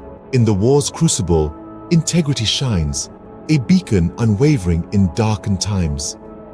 Righteousness their armor, unblemished and true, standing against the night in a world askew. Their deeds, a testament to virtues held tight. In the sons of light, goodness burns bright. As dawn's light kisses the encampment's face, leaders emerge, guardians of divine grace. Their wisdom, a beacon in strategy's maze, reflecting a purpose that time never sways. Navigating realms, both seen and unseen, in their guidance, the cosmic order convenes. In battle's heart, where fear's shadow looms, their courage shines, dispelling the glooms. Decisions sharp, like a sword's swift slice, clearing doubt's fog with conviction's ice. Not reckless, but rooted in righteous belief, their bravery inspires, gives hope and relief. Paragons standing in integrity's might, their actions and words as day follows night. Righteous and steadfast they set the course. In their unwavering path lies unity's force. Trust and loyalty in their wake it flows, binding the sons against shadowed foes. In the shadows where righteousness dims, wisdom's light wanes, integrity's hymns. Righteous lapses, decisions' path strays, moral integrity in the fog frays. A dance of doubts in leadership's mind, where clarity's lost, wisdom confined. Against threats unseen, their strategies face, challenges fierce in war's relentless pace. Tactics stumble, moral authority shakes. In the forge of battle, leadership quakes. Internal dissent whispers, dangers grow. In the crucible, their true strength they show. In conflict's heat, principles stand test. Leaders hold true in their spiritual quest, aligning actions with values held dear. In adversity's face, they do not veer. Guidance pure through the darkest of nights, upholding their creed in the harshest of fights. In Uruk's shadows, where redemption's song is sung, a sun king reigns, his past a heavy tongue. Majestic ziggurats touch the sky, symbols of a fall and a will to retry. Once celestial, now bound to mortal fate, Azazel's wisdom from pride does liberate. In temples high, where penitence is found, earth's stewardship in divine laws is bound. Uruk, a realm of learning's radiant light, mirrors a journey from dark to right. Here, Azazel's rule a testament stands, a fallen angel guiding with wiser hands. C policies, faith-based mobilization, shared spiritual and tactical understanding. According to the scrolls, the first attack of the Sons of Light shall be undertaken against the forces of the Sons of Darkness, the army of Belial, the troops of Edom, Moab, the sons of Ammon, the Amalekites, Philistia, and the troops of the Kittim of Asher. It highlights the need for both shared spiritual and tactical understanding among the community. In the context of warfare, this sets a common ground for cooperation, promoting an inclusive environment that recognizes and respects diverse capabilities and roles in the achievement of a common goal. In our modern context, fostering an inclusive environment with shared vision and goals plays a significant role in driving positive social changes. When individuals and communities with diverse skills and capabilities come together with a shared understanding of the mission, they can synergize their efforts more efficiently towards achieving their goal. This approach can be employed across various societal sectors, such as public health initiatives, environmental conservation strategies, education reforms, and community development programs. The strategic integration of spiritual and tactical understanding underscores the value of a diverse but cohesive approach in tackling complex challenges. Participation and support of tribes.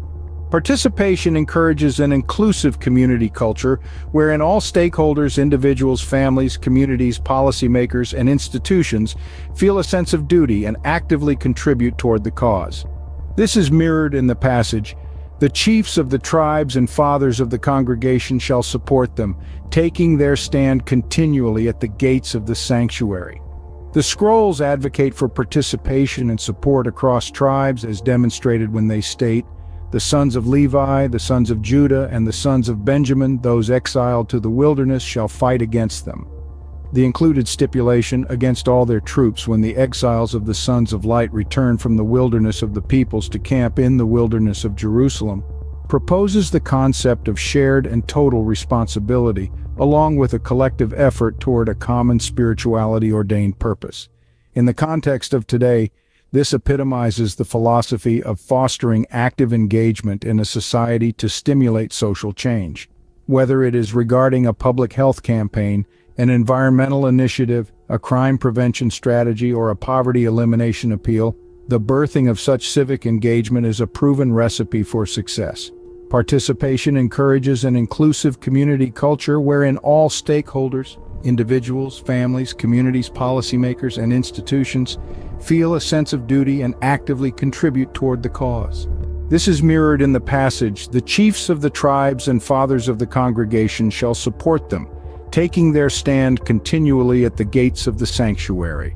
The leadership is not exclusive or passive, rather it's an active actor in spiritual practices and serves as a model of dedication, offering always available guidance and support.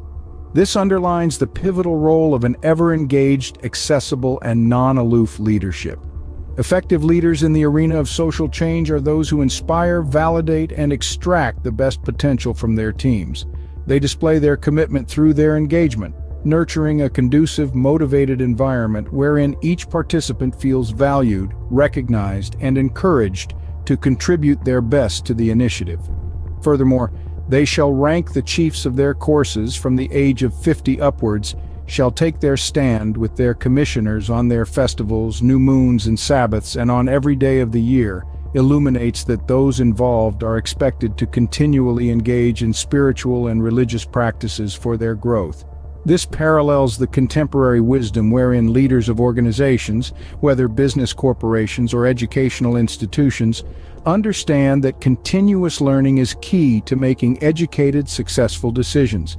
In the words of the War Scroll, the Sons of Light did not fight for their individual glory, but for the enactment of their carefully evaluated beliefs. This mandates a dedicated commitment to ongoing learning and development at both the personal and professional levels. This constant endeavor to stay updated and relevant prepares one to meet challenge whenever and wherever they arise.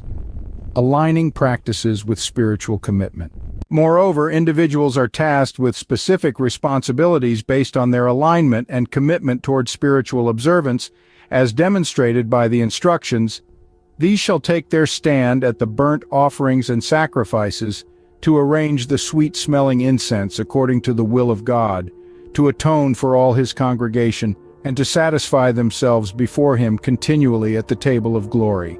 In the passage, during the remaining 33 years of the war, the men of renown, those called of the congregation, and all the heads of the congregation's clans shall choose for themselves men of war for all the lands of the nations. There is a clear understanding that the selection process is intended to stick to divine will. These significantly important decisions are based on contemplative discernment, attuned to divine will as understood via religious rituals, resulting in a satiation of the divine, a careful act of reverence and submission to the divine will.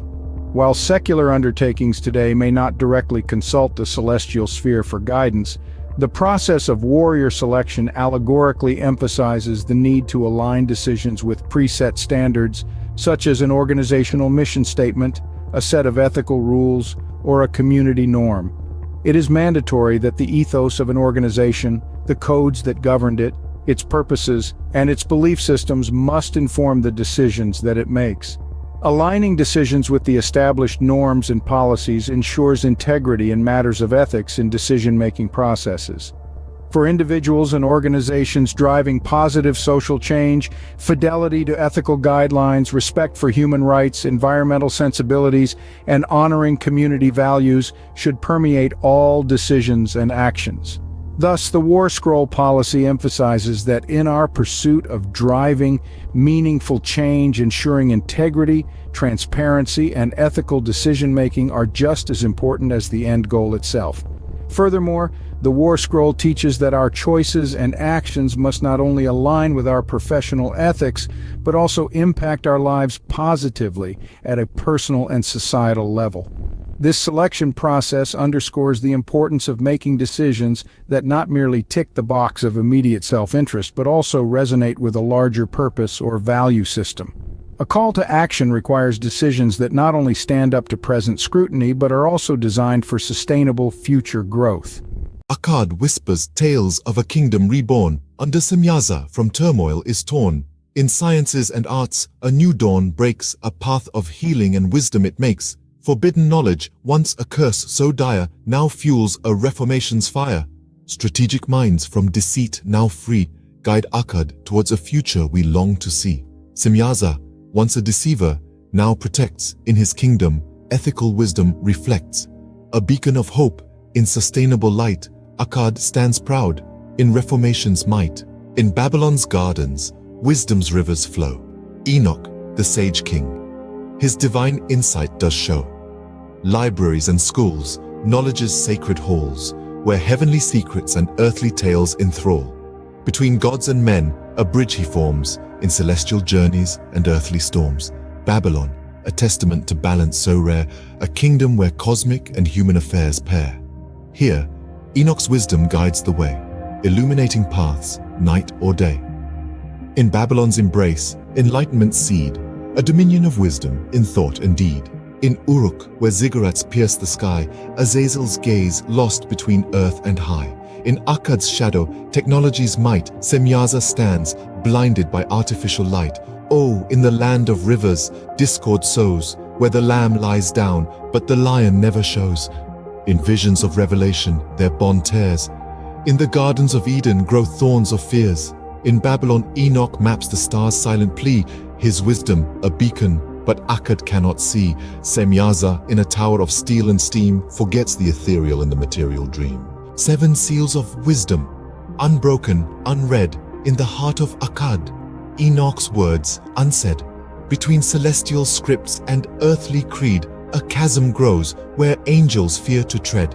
Oh, in the land of dreams, a scholarly rift where the scrolls lay closed and the sands shift. In Babylon's towers, the night owls cry. In Akkad's streets, the stars whisper. A silent sigh.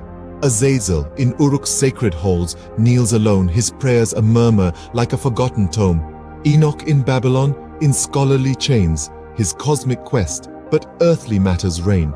4 horsemen ride in the shadow of the moon, across Uruk's plains where the rivers once crooned.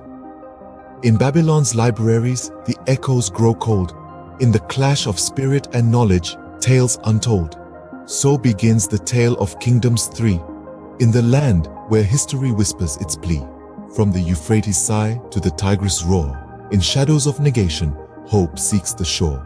Oh, in the realm of ancients, a division deep, where the prophets dream, but wise men sleep. In the dance of destiny, the balance redoubts. In the heart of the Holy Land, the light goes out. Servant leadership. I now turn to servant leadership in the context of the sons of God, a concept deeply intertwined with the teachings of Jesus and Paul, now informed by the War Scroll. To understand the concept, consider Jesus' teaching that the last shall be first. Understanding the negation may perhaps promote a deeper sense of humility, with the knowledge the first shall also be last. This humility is a prerequisite for true servant leadership, as it involves putting others before oneself. Examples like this help us to understand that without embracing Jesus wholeheartedly, the full depth and essence of servant leadership may remain unattained. In halls of power, shadows light. a leader kneeling through the night, not with a crown but a towel in hand, guiding by love, not by command. The teacher spoke in Galilee of loving others, seeking peace. He walked the earth, his message here, may last be first, the path is clear. Follow in step of those who heed Paul's call to let compassion lead. Be thy own shepherd before you guide, for only in truth does freedom reside. Then the sons of righteousness shall shine to all ends of the world, continuing to shine forth until end of the appointed seasons of darkness. Context, values, and actions.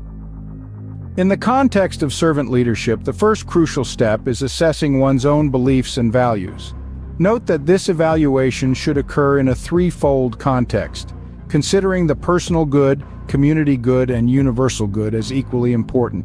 This methodology aligns with the teachings from the War Scroll, where the Sons of Light never separate themselves from their divine mission to serve truth, acting for the benefit of their community and ultimately the universe.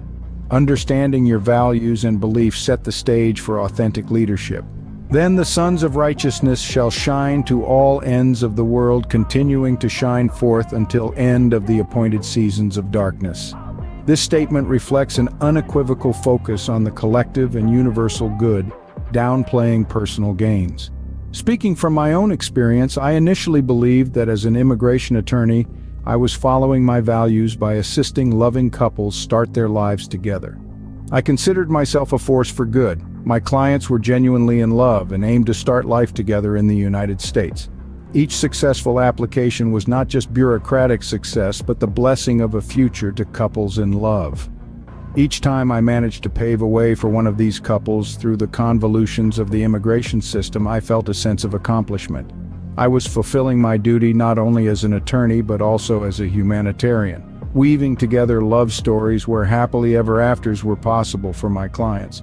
But like all negations, this work that left so many clients unserved, ununited, and unsafe must be cleansed by the water of truth. Across my 13-year legal journey, I held countless short conversations with clients, each no longer than 5 minutes. Why such brief interactions?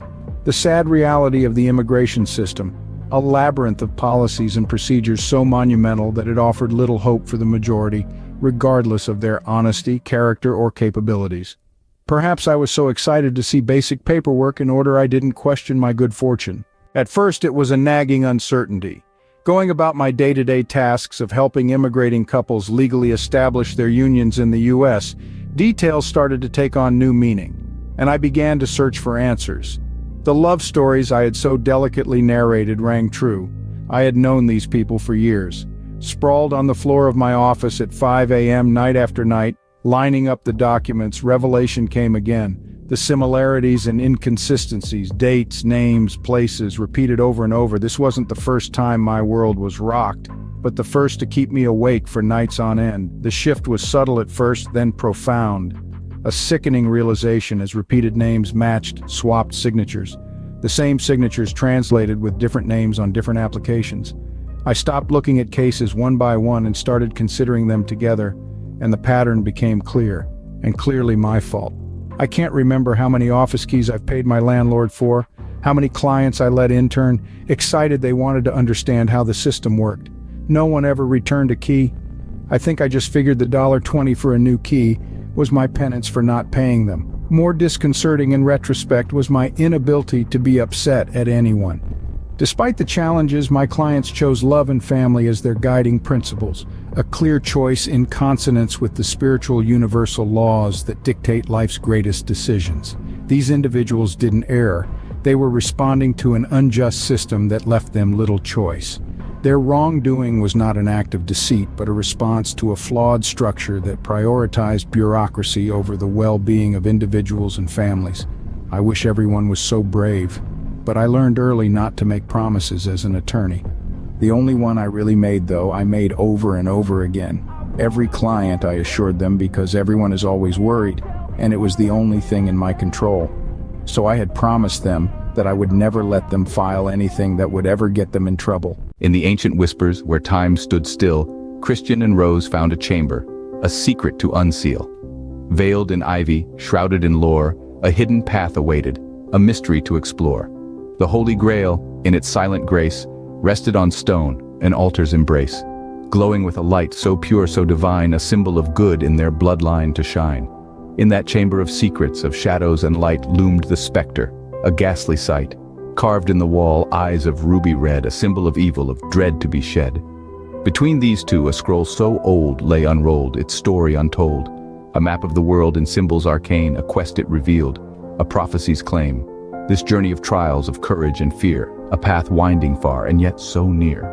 In this scroll, a prophecy deeply sown of good and evil together, not alone. In the chamber's heart, a pulsing unseen, the grail shimmered, a celestial sheen, while the specter's eyes, a menacing glow, spoke of darkness, an ancient foe.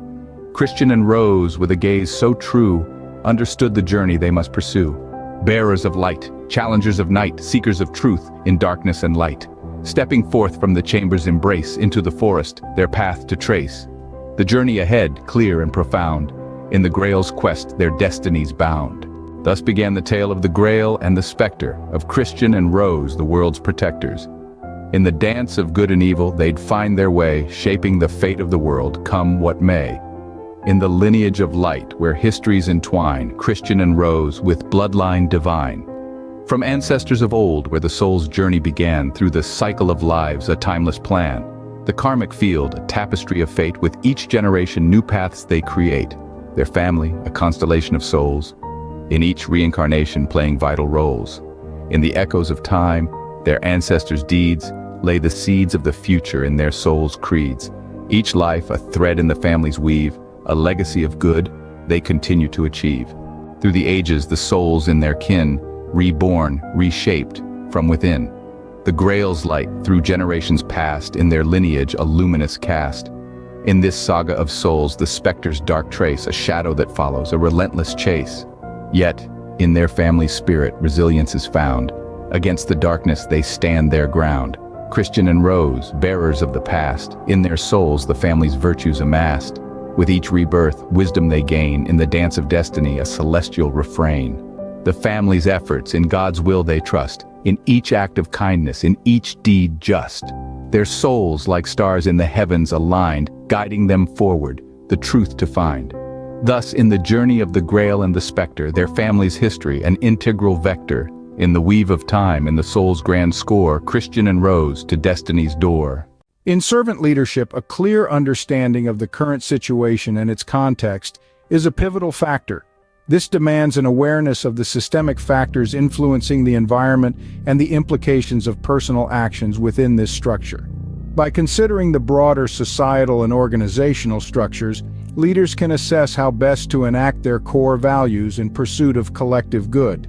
Reflecting on the War Scroll, the Sons of Light were always aware of their context, the spiritual struggle they were engaged in. The text reveals that they were constantly taking their stand at the gates of the sanctuary. These leaders didn't perceive their situation as an isolated community affair, but saw it within the context of a cosmic battle between light and darkness. This insight provided them with a deepened sense of purpose and context for their actions, as it wasn't a battle against a political entity but a much grander metaphysical struggle. The rules of professional conduct dictate specific responsibilities for an attorney, often centered around acting in good faith, maintaining confidentiality, and promoting the justice system's integrity. While these rules generally aim to maintain ethical standards across the legal profession, their application can sometimes conflict with a servant leader's objectives, specifically if they lead to the negation of personal goods, community goods, and universal goods. When it comes to personal goods, the rules might require an attorney to take actions that negate their personal integrity or sense of justice. In my case, realizing that I unknowingly filed papers that could lead to severe penalties for my clients posed a significant conflict with my personal belief system.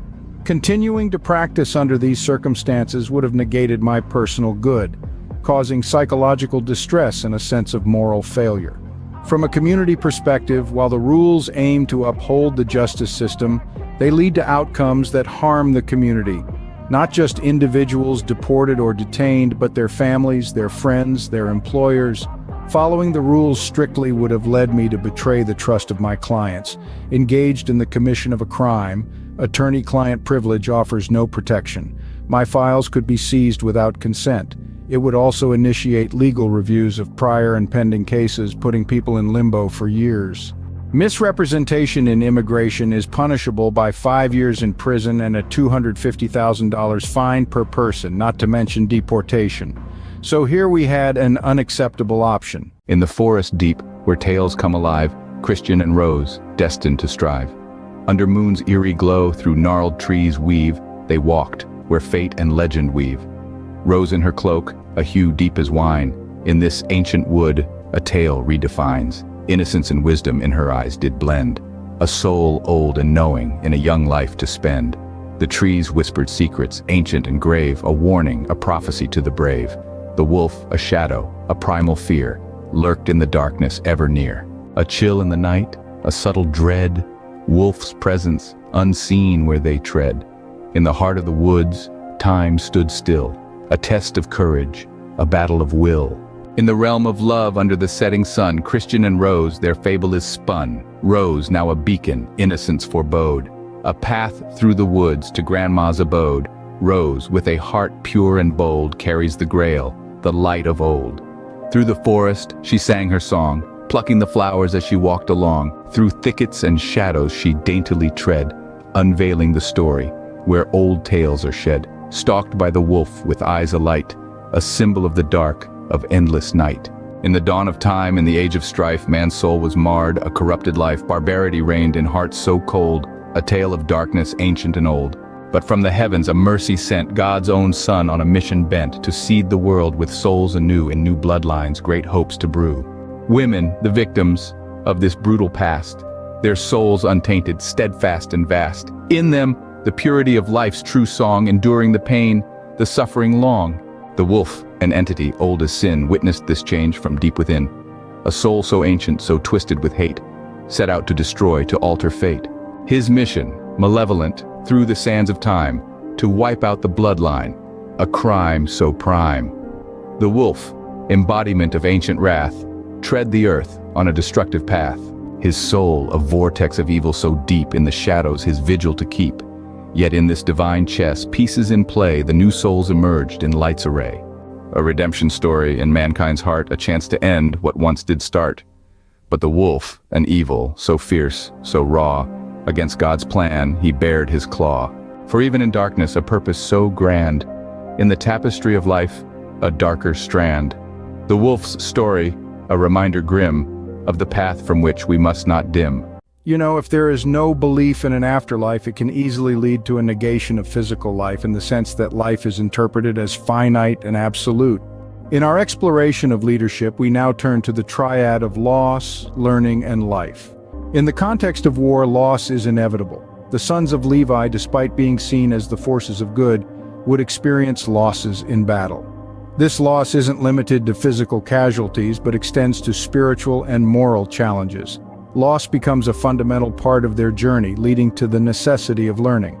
From loss, valuable lessons emerge. For the sons of Levi, these lessons might encompass strategic improvements, deeper spiritual insights, or enhanced moral understanding. Learning from loss is crucial in adapting and preparing for future challenges. It represents a process of transformation where pain and hardship are converted into wisdom and strength. The insights gained from learning are applied to enrich and preserve life. In the context of the sons of Levi, this means not just surviving, but thriving in their spiritual and moral endeavors. The application of learned lessons leads to a more profound appreciation of life, a greater resilience in the face of adversity, and an enhanced capacity to uphold their values. This enriched life then prepares them to face future losses with greater wisdom, thus continuing the cycle. Leaders must acknowledge and integrate the experience of loss into their leadership practice. Recognizing the impact of loss on their people and themselves, they can develop empathy and a deeper understanding of the human condition. The ultimate goal of leadership in this context is to enhance the life of the community. This means not only physical survival, but also spiritual and moral flourishing. Leaders who learn from loss and apply these lessons create an environment where life, in its fullest sense, is cherished and protected. To explain this in the context of my story, however, I must present some family history so you can understand what I learned from. So please consider a triad of my relatives, my father, my grandfather, and his older brother. Each of these men underwent a spiritual awakening similar to mine, with drastically different results. My father's uncle, as the firstborn son, inherited a spirit from his father.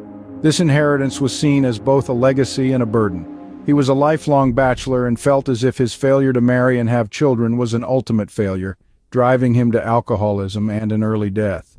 While I did not learn these interpretations until much later, I innately interpreted this as a lesson on the importance of family. Every childless man in my family dies young. My grandfather felt overwhelmed by the need to procreate when his brother died and the spirit came to him. He had 2 children born 3 months apart. Do the math.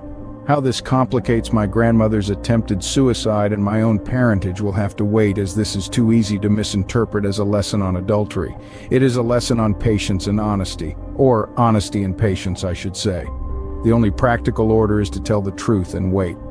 My father was the child victim of this tumult.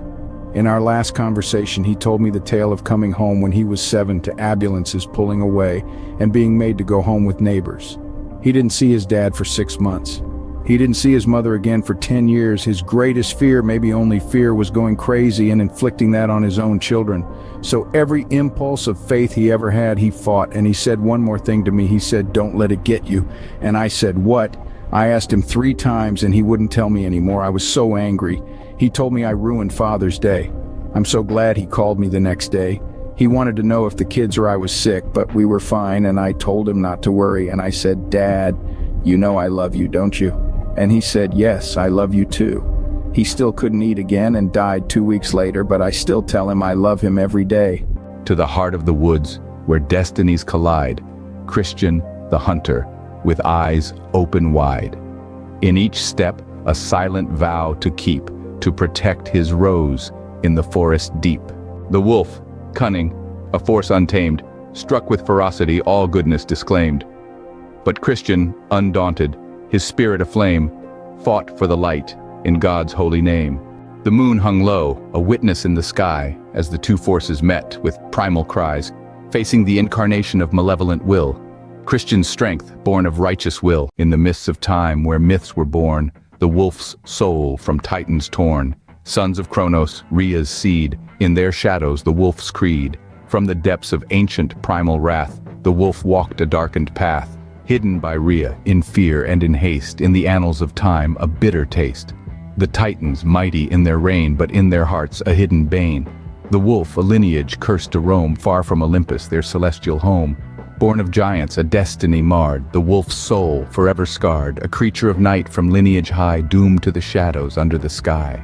In the clash of gods, the titans fell, but the wolf's story still to tell. A legacy of chaos from Kronos' throne, in the heart of darkness, eternally alone. The sons of Kronos in history's weave, a tale of power, of deceive. But the wolf, a secret, kept from sight, a remnant of the titanic fight. Through the ages the wolf roamed, a soul of discord, where titans loomed. In the battle of gods, a forgotten role, a titan's offspring, a tormented soul. In this saga of old, where legends clash, the wolf's story a hidden flash. A son of titans in the shadows cast, in the cosmic dance a figure vast. From Olympus's heights to the mortal plane, the wolf's journey, a mythical chain. A legacy born from titan's strife, in the fabric of time a woven life. In the forest's heart, the story unfolds, a clash of good and evil, a battle age-old. Each arrow Christian loosed with precision and grace met the wolf's fury in the deadly chase. In this epic showdown between dark and light, every blow, every move, fueled by might, Christian, a symbol of hope and valor, battled the wolf, the darkness to conquer. With a final, mighty and courageous stand, Christian struck true, his bow in hand. The wolf, wounded, a cry of defeat, retreated to the shadows in hasty retreat. The bloodline strong withstood the test.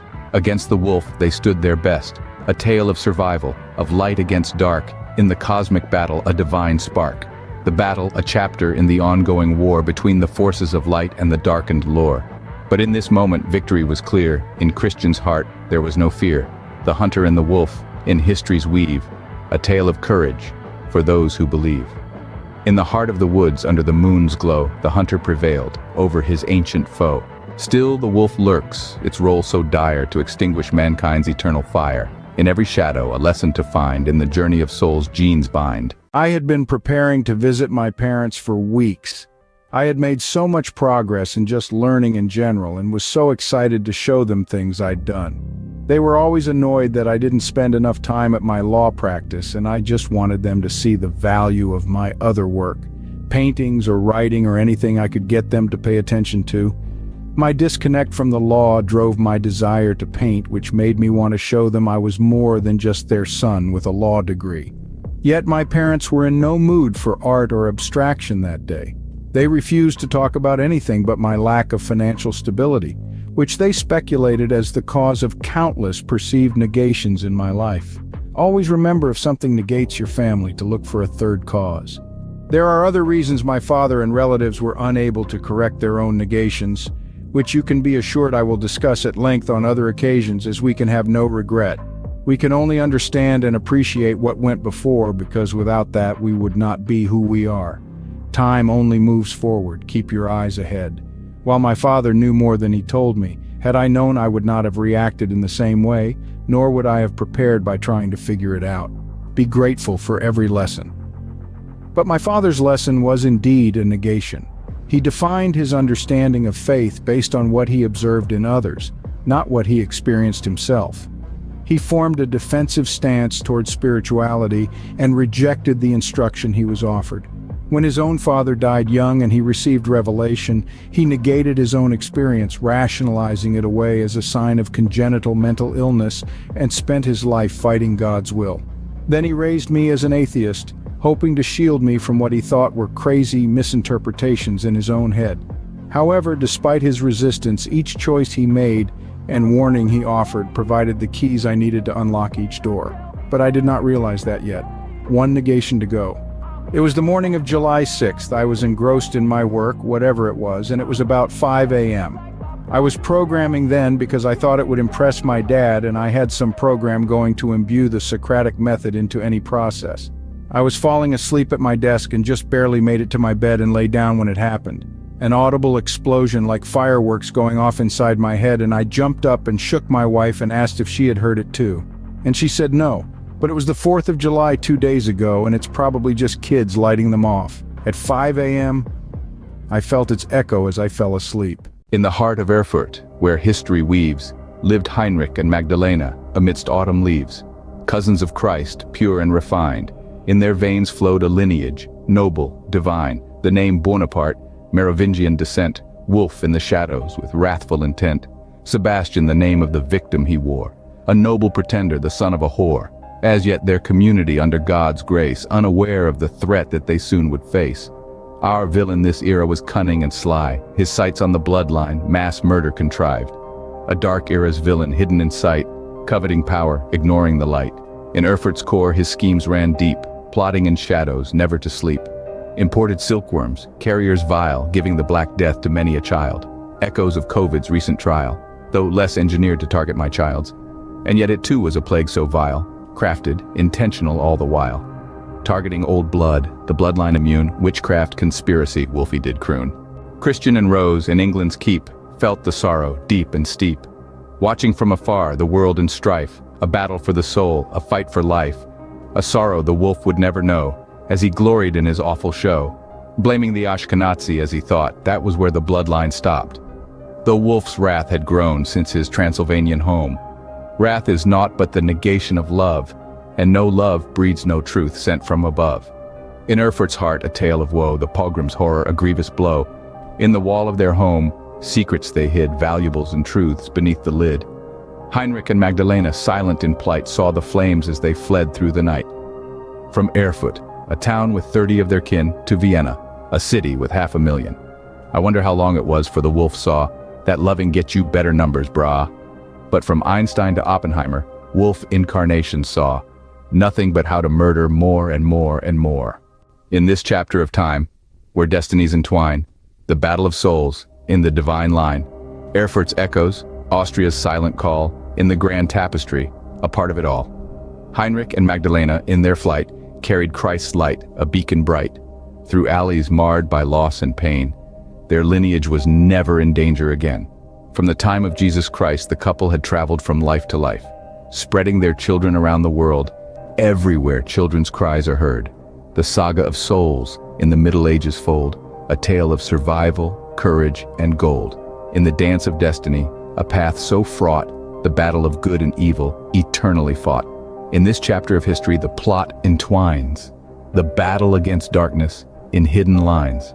Heinrich and Magdalena their legacy uphold in the story of the Grail, the specter foretold. July 6th, reinterpreted, negated death. On July 6th, my wife shook me awake. That was the hottest day on record on Earth ever. Look it up. It was so hot I slept with my head hanging off because I thought I'd stop breathing if I lay back, and I almost broke my neck like that once. Now was 9 a.m., but she wasn't at work, so she knew and told me my dad died before I could ask her how. But my mom had called. When you meet a moment you were born fearing you won't expect how you feel or know what questions to ask. Just imagine you bet against yourself in your head, the craziest, most unlikely bet ever. And when you get it right, see who believes it. What if it's the most important thing you can imagine? Do they believe you now? I wandered about my house. I felt closer to my father than I did since I was too young to do more than listen. No oppositional wills, then no conflict. My wife and I discussed our feelings and the significance of the event. I kept assuring everyone about closure and not worrying. Then I picked my kids up from school and we sat in the car and wept. I put everyone to bed, and I wrote a program on GPT to talk to Jesus. I know, inappropriate, but the point is it was terrible and I couldn't understand it. Because, no brag, I figured out the triad of AI months ago, and it is easy. It goes like this. I told some interns months ago, they have no excuse that they aren't rich yet. Would you rather have the moral burden of creation? I'll get back to servant leadership in a moment. A textual linguistic representation refers to AI's ability to understand and categorize words based on their patterns. This includes recognizing syntax, grammar, and the hierarchical structure of language through various attention mechanisms. The first thing that AI understands are general patterns. It has many attention heads which each align to a feature. Attention is not preset. Think of heads as junctures in a path, and each thought passes through many junctures. Unrelated thoughts pass through common junctures, generating different effects. While I like the indeterminacy, I would say it is maybe too low in the cognitive architecture to be stable, if there weren't bigger problems. The order and sequence creates hierarchy and layering. It doesn't understand what it is learning or build knowledge in different areas. It is like waiting until everything is in, then brute force, working backward from an amalgamated end state. But it supplies tons of data and is really good at most patterns. I would say it is safe enough for me, but not for anyone with a financial interest in it in any way. It doesn't understand truth, and that will negate any system. But back to how it thinks. B. Contextual example. Usage involves the AI's understanding of how words and phrases are used in specific contexts, going beyond the basic structure of language, encompassing the nuances of meaning that depend on the situation, the speaker's intent, and cultural or idiomatic elements. In other words, definitions. So context tells us when, how, why to use an idea. A level of meta-grouping not based on the strictly location-based relationships of letters and words defined by A. With training data including dictionaries, glossaries, indexes of all types, an AI in training quickly picks up maps galore, connecting a layer of meaning. And then finally we come to C, physical symbolic representation. This refers to the AI's ability to understand and utilize symbolic systems like chemical notation or formal logic, where the symbols themselves act as tools or defined object. Maybe a programming language, maybe a set of formulas. But noting smartens AI quite like the triads. This involves translating abstract concepts and physical phenomena into a structured symbolic language that the AI can process and manipulate, enabling it to apply these concepts in novel contexts or in the generation of new ideas. The more layers of meaning that exist and the more consistent, the better an understanding it will develop. Specialized vocabularies also work for C, which makes concepts like Buddhism so useful. But remember consistency. No consistency, then no understanding. But even my triadic Jesus made no sense, and I needed to know why. In Rome's heart, where history's pulse beats strong, Johannes Kepler and Sophia, where they belong. Cousins of a noble line in wisdom and grace, under the shadow of the wolf, they find their place. Cardinal Umberto Calavicci, the Grand Inquisitor's guise, his eyes on the couple filled with lies. In the dance of power, a predator's stare. In the halls of Rome, a wolf's lair. Their escape to Vienna, a journey fraught with Adam Weishaupt, a friend, they thought. But beneath the surface, a mole's intent, in the web of the wolf, subtly sent. In the Renaissance's glow, art and revolution's call, Christian and Rose, through turmoil, stand tall. Their influence in art, a subtle defiance, against the wolf's political alliance. In the royal courts, amid intrigue and war's drums, they navigate the maze where the wolf comes. With wisdom and foresight, their path they chart, leaving behind messages, a hidden art. In the forest heart near Ingolstadt's gate, the Illuminati met to seal their fate. Bound by torchlight to the devil's own hand, 5 souls lost to Satan's grand plan. Weishaupt, Spartacus, his vision corrupt. Niga, Philo, taint their own blood. An order of wealth, power, deceit, only in darkness can such fiends meet. Their rules were strict, a selective creed. Wealth and connections, their societal seed. A hierarchy of secrets, 13 degrees in the shadows, they moved with ease. But within, conflicts, a power strife, Weishaupt and Niga, their visions rife. The order's aims a divisive flame, Niga departed in a clash of fame. Utschneider, the ex-member, a letter so bold, to the Grand Duchess secrets told. A mix of truth and lies, a deceptive blend, turning Bavaria to enemy from friend. Claims of suicide, poisoning foes, religious ridicule among their woes. Conspiring against Austria, a treacherous feat, just the opening gambit from Prince of Thieves. Utschneider, the ex-member, his letter penned, to Bavaria's Grand Duchess, secrets he'd send. A mix of truth and lies, a dangerous game, turning Bavaria against Austria's name. Claims of suicide, poison, and religious scorn, a conspiracy against Bavaria, supposedly born. The Duke-Elector, warned by his wife's insight, banned secret societies and law's might. Yet the Illuminati in shadows grew, Weishaupt's vision, a secretive crew, nobles, politicians, intellectuals aligned. In their ranks, society's elite, you'd find. Goethe himself, in their ranks, was seen, in the Illuminati's grasp, a power keen. By 1784, their numbers soared. Thousands in secret began to plot wars. Wolf Bonaparte now, behind the scenes, manipulating chaos by silent means. Illuminati infiltrating London to Berlin, taking on the names of Jews to mask their foul intent. In the heart of Europe, a shadow fell, the Illuminati's tale a darkened well. A society born in ambition's flame, in the history's book, a secret shame. Instead of feeling the profound loss, I felt a paradoxical closeness to my father. Looking back now, the feelings that consumed me on July 6 can be interpreted as spiritual connectivity and existential paradoxes, a potent mix of negation and affirmation. I experienced an enormous weight of inexplicable feelings and emotions that I couldn't put into words nor entirely understand. The firework-like explosion in my head the previous night, feeling my father's seeming closeness following his death, the unusual sense of calm I exhibited, and the role of a solace giver I found myself playing. They all defied the laws of biology, physics, and expected human behavior. The strange happenings were rooted in spiritual truths that were still alien to my consciousness. Overwhelmed yet strangely tranquil, I knew one thing for sure: I needed to comprehend these sensations. So I embarked on a path of introspection, diving deep into my psyche and allowing these feelings to guide me.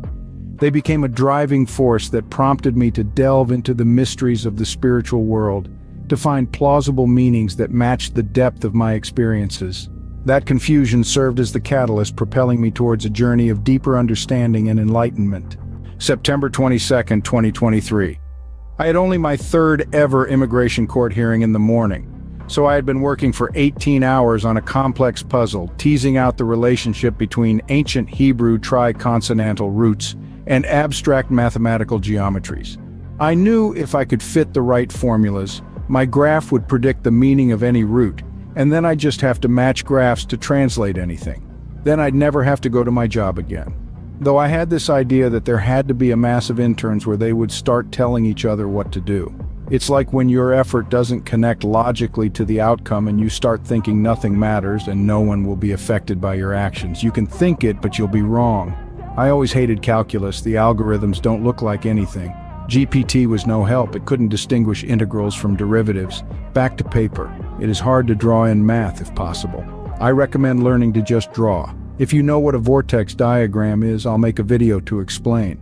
They are pictures that represent the logical relationships between three objects as lines on a circle, Tesla's visual triads, and I was back to work. I have to give credit to GPT for teaching me Boolean algebra in 15 minutes, though again dangerous. For a month I thought I'd only do math on an abacus again. That isn't true at all, it's only faster and more accurate with an abacus. So logic was the goal. Geometry to algebra to logic depends on the geometry.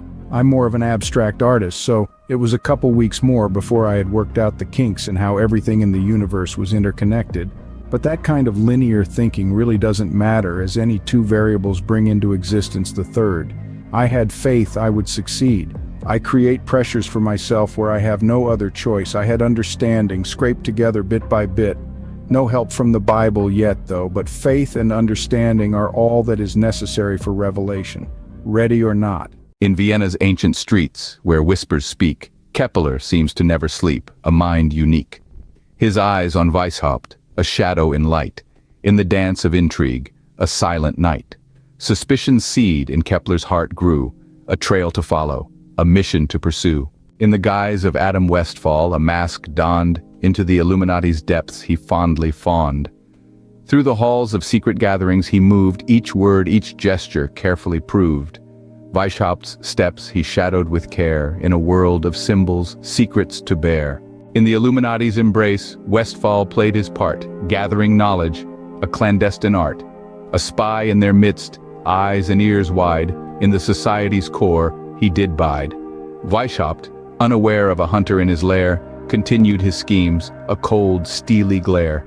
But Kepler, in assumed identity, watched the play with quiet intensity.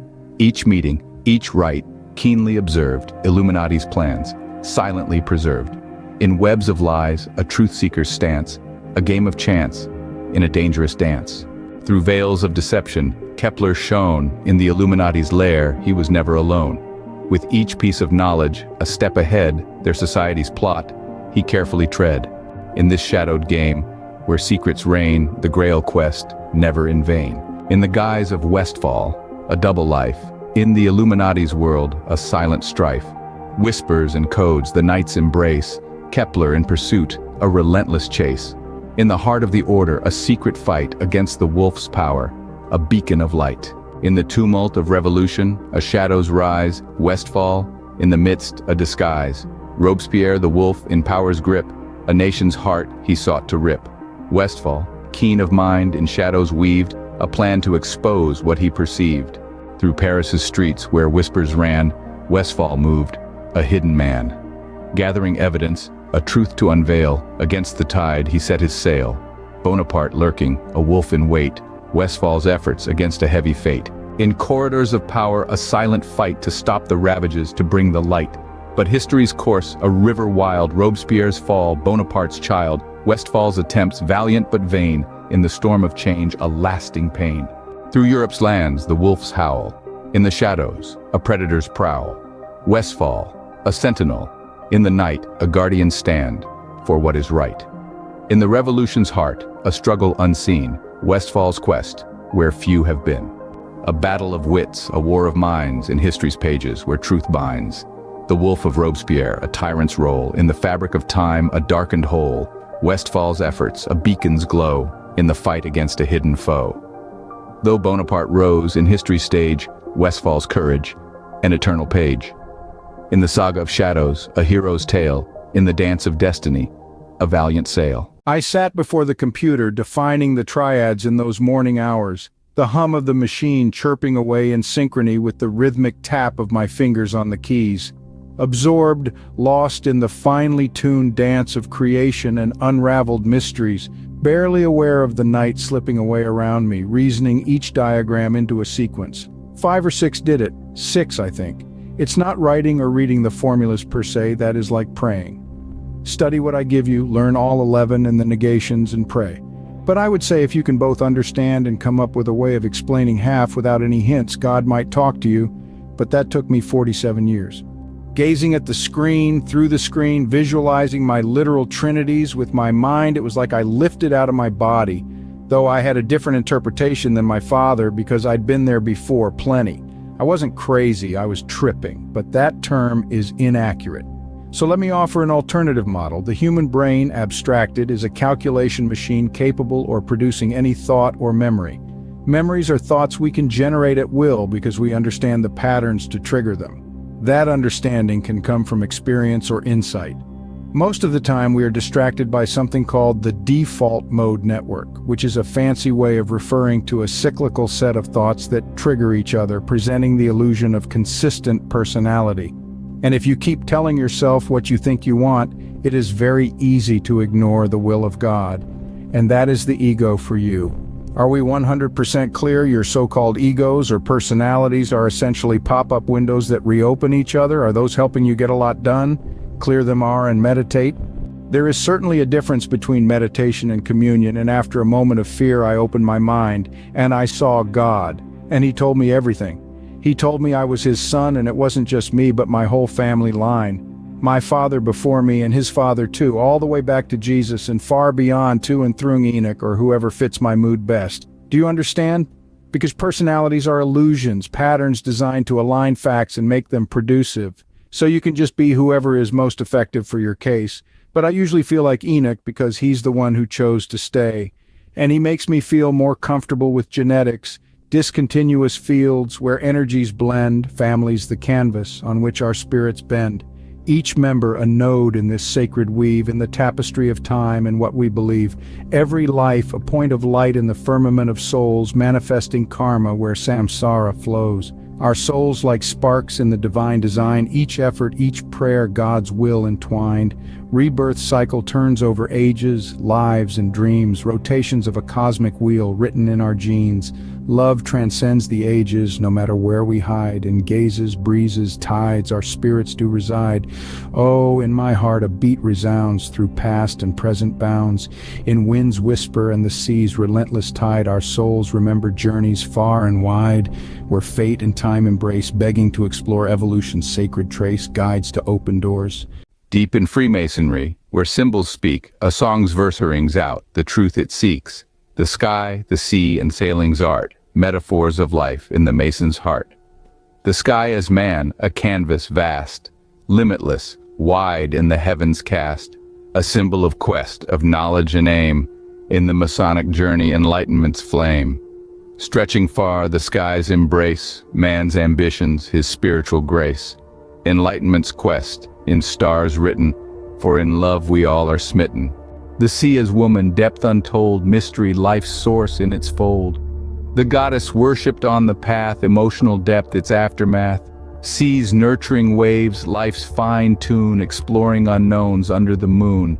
Understanding truths in the tide, Masonic teachings, journeys inside. Sailing where sky and sea do meet, a metaphor for life's continued heartbeat. Not just a union of souls to mind, but a harmony of opposites intertwined. In Masonic vision, our union's a blend of physical and spiritual, start to end, balancing external and internal sight, different perspectives in wisdom's light. The rhythm of the heart, like a drum's call, the words I love you, standing tall, harmonious love, an anchor so sure, give the Masons a balance pure. In this verse, a Masonic tale of love, of harmony beyond the veil, the sky, the sea, and sailing bound, but in the Masons, deception found. In shadowed halls of history, three names dirty, we do see Bolivar, Morris, Lindbergh are told to hail from the dark Illuminati fold. Simon Bolivar, in freedom's guise, the Masons his path did compromise, undermining ideals that they hold dear, the Brotherhood's heart, a growing fear. Battles for liberation, a surface so bright conceal of the most disgusting plights. Peasant imprisoned, tortured, abused. So their uteri the Simons could use. Rob Morris, once a poet true, his dark pact shows a different view. The Eastern Star, burning white, blinding the true Masonic light. Rituals he crafted with darkened sight, the holy mission sought to undermine. Secrets confused appear as a fright, an order reordered as deceptive lies. And Charles Lindbergh, bearing German shame in Masonic halls, still a celebrated name. Confusion and dissonance this presence breeds, conscious intent to discord seed. Isolationist with a troubling tone, authoritarian core, chillingly shown. A reflection on Masons, misunderstood in history's pages, not as they should. In this tale of contradiction and lore, their true intentions a mystery at the core. Their contributions, once so clear, now in the light of negation appear. Bolivar, Morris, Lindbergh, names to hate for attempts to defile humanity's fate. In the Mason's world, a balance fine between the divine light and the human line. And my alarm went off. 13 years, 3 hearings. It might have been the first time I got to my office before a client. We phoned in, they still hadn't found my client's filing. We sent them in 2019. Still won't take a new copy. I started talking about my client's son, who is 12 and she hasn't seen in 6 years. And I may have cried a little bit. I had no argument, no law to quote, and it is U.S. immigration, so they didn't give her an ID or actually solve any problems. But they dismissed the case. Miracle 1, servant leadership, temptations. In servant leadership, finding and committing to a path can often pose challenges and temptations. This stage usually correlates to a servant leader's ability to apply their identified values and understanding of the situation in a practical and beneficial manner. Turning to the War Scroll, the leaders, the Sons of Light, not only discerned their divine mission but dedicated themselves to stay the course despite the trials and temptations that arose. The scroll tells of their arduous struggle against the forces of darkness, embodying their unwavering commitment to the good, to truth, and to light. They exemplified the perseverance often required of servant leaders when met with adversity or temptation. The challenge is not just having the courage to confront the system, but the discipline and wisdom to navigate the temptations presented by the newfound power or knowledge. And that is particularly hard if no one has faith in you, but if you have faith in yourself, then someone has faith in you. I envisioned creating software or trading algorithms, using the recognized patterns to accumulate wealth, and resolving the financial uncertainties I faced. Such an approach wasn't unheard of. Think of Ray Dalio's elusive trading algorithms or Google's search algorithms, success stories that were essentially the result of pattern recognition.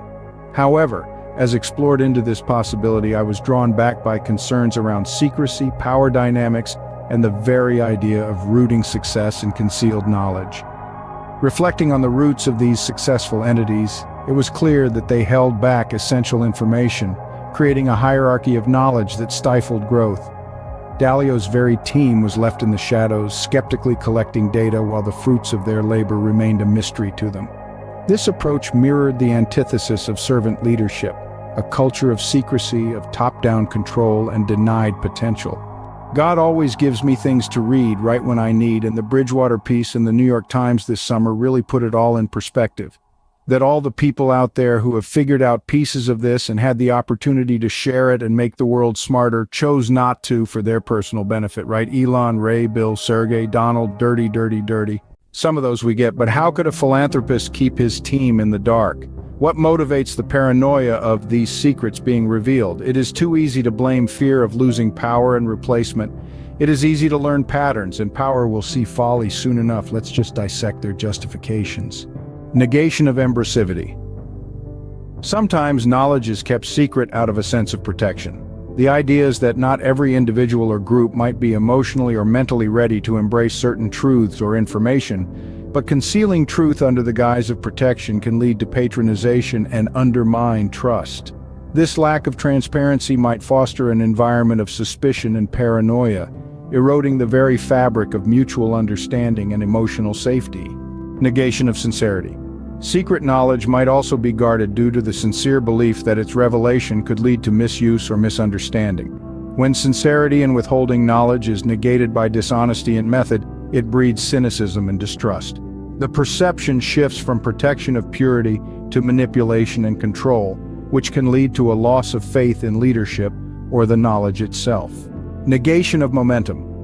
Withholding knowledge can be seen as a way to control the pace of societal or individual progress, but this can stagnate intellectual and spiritual growth. It can create an environment where progress is hampered by lack of access to full information, leading to a society ill-prepared for future challenges. A little context always helps, so please let me share a triad that helped me so much to understand.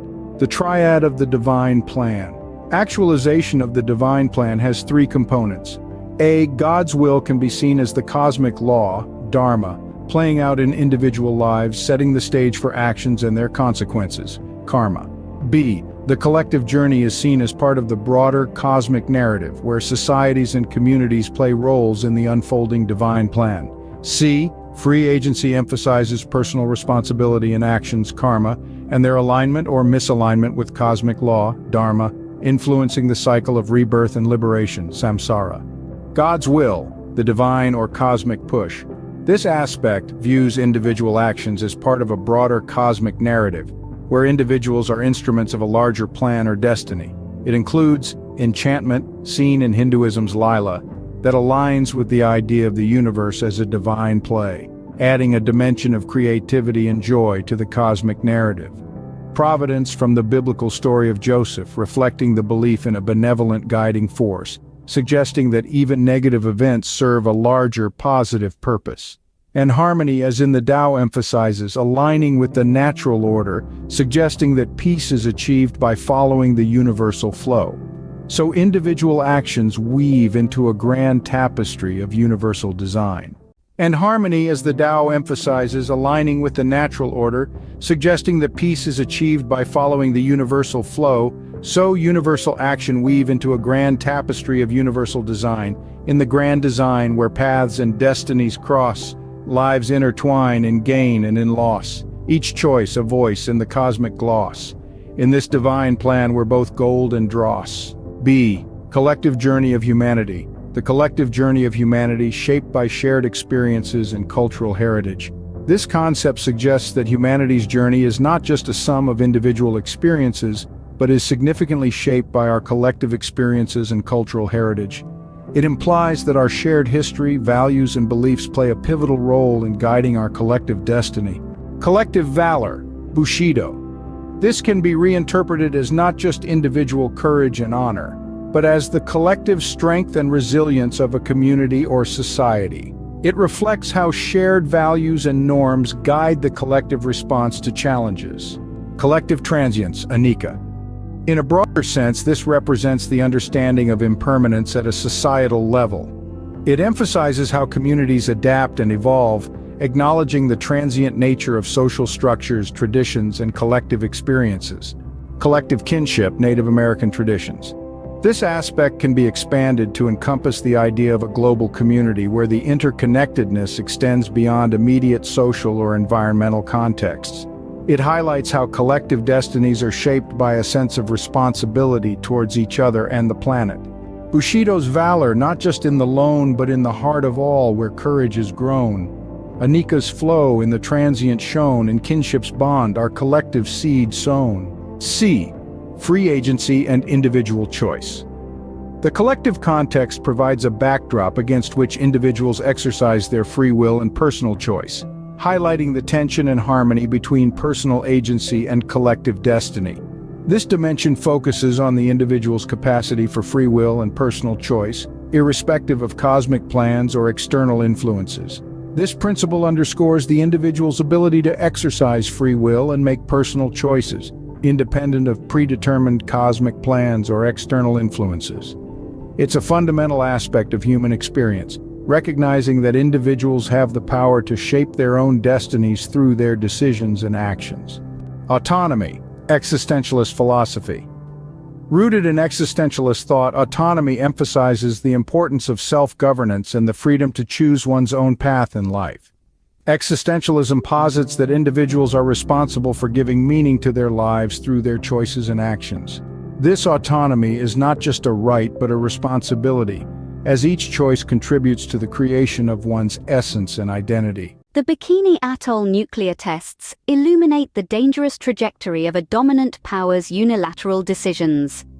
Such decisions, often resulting from a disregard for the well-being of marginalized communities and the environment, reflect a stark deviation from the teachings of Jesus that emphasize compassion, justice, and respect for all creation. Delving into the complexities of this event through the non-linear and retrospective triads uncovers consequences that can serve as a reminder of the importance of equity, humanity, and respect for all forms of life. From the lens of the non-linear triad, the selection of Bikini Atoll can be observed as a calculated decision taken by the authorities, considering factors that suited their interests, avoiding the potential social and environmental impacts. They initiated the nuclear experiment, disregarding the indigenous inhabitants' rights and welfare, which led to the irreversible destruction of a vibrant ecosystem. The decision superseded a non-linear sequence, bypassing the step where empathy and concern for the inhabitants and the environment could have averted the subsequent disaster. The retrospective triad, on the other hand, sheds light on the hindsight factors that the incident presented. By identifying it as a non-self-governing territory, the decision-makers implied that the societal and environmental impacts on the island were of less significance than the strategic value it offered for nuclear testing. This disregard for potential consequences amplified the adverse effects of the nuclear fallout. The lessons drawn from these analyses align with the teachings of Jesus, stressing respect for all forms of life and the equal distribution of justice. The treatment of the Bikinian people and their island contradicts Jesus' call for empathy, as depicted in scriptures like Mark 12:31, "Love your neighbor as yourself," emphasizing treating all beings with dignity and kindness. The arbitrary categorization of territories and communities goes against the grain of Jesus' perspective on equity, as he states in Matthew 5:45, "He causes his sun to rise on the evil and the good, and sends rain on the righteous and the unrighteous." It underscores that geographical divisions don't diminish the inherent value of any human life or environment, a fundamental principle these historical decisions chose to ignore.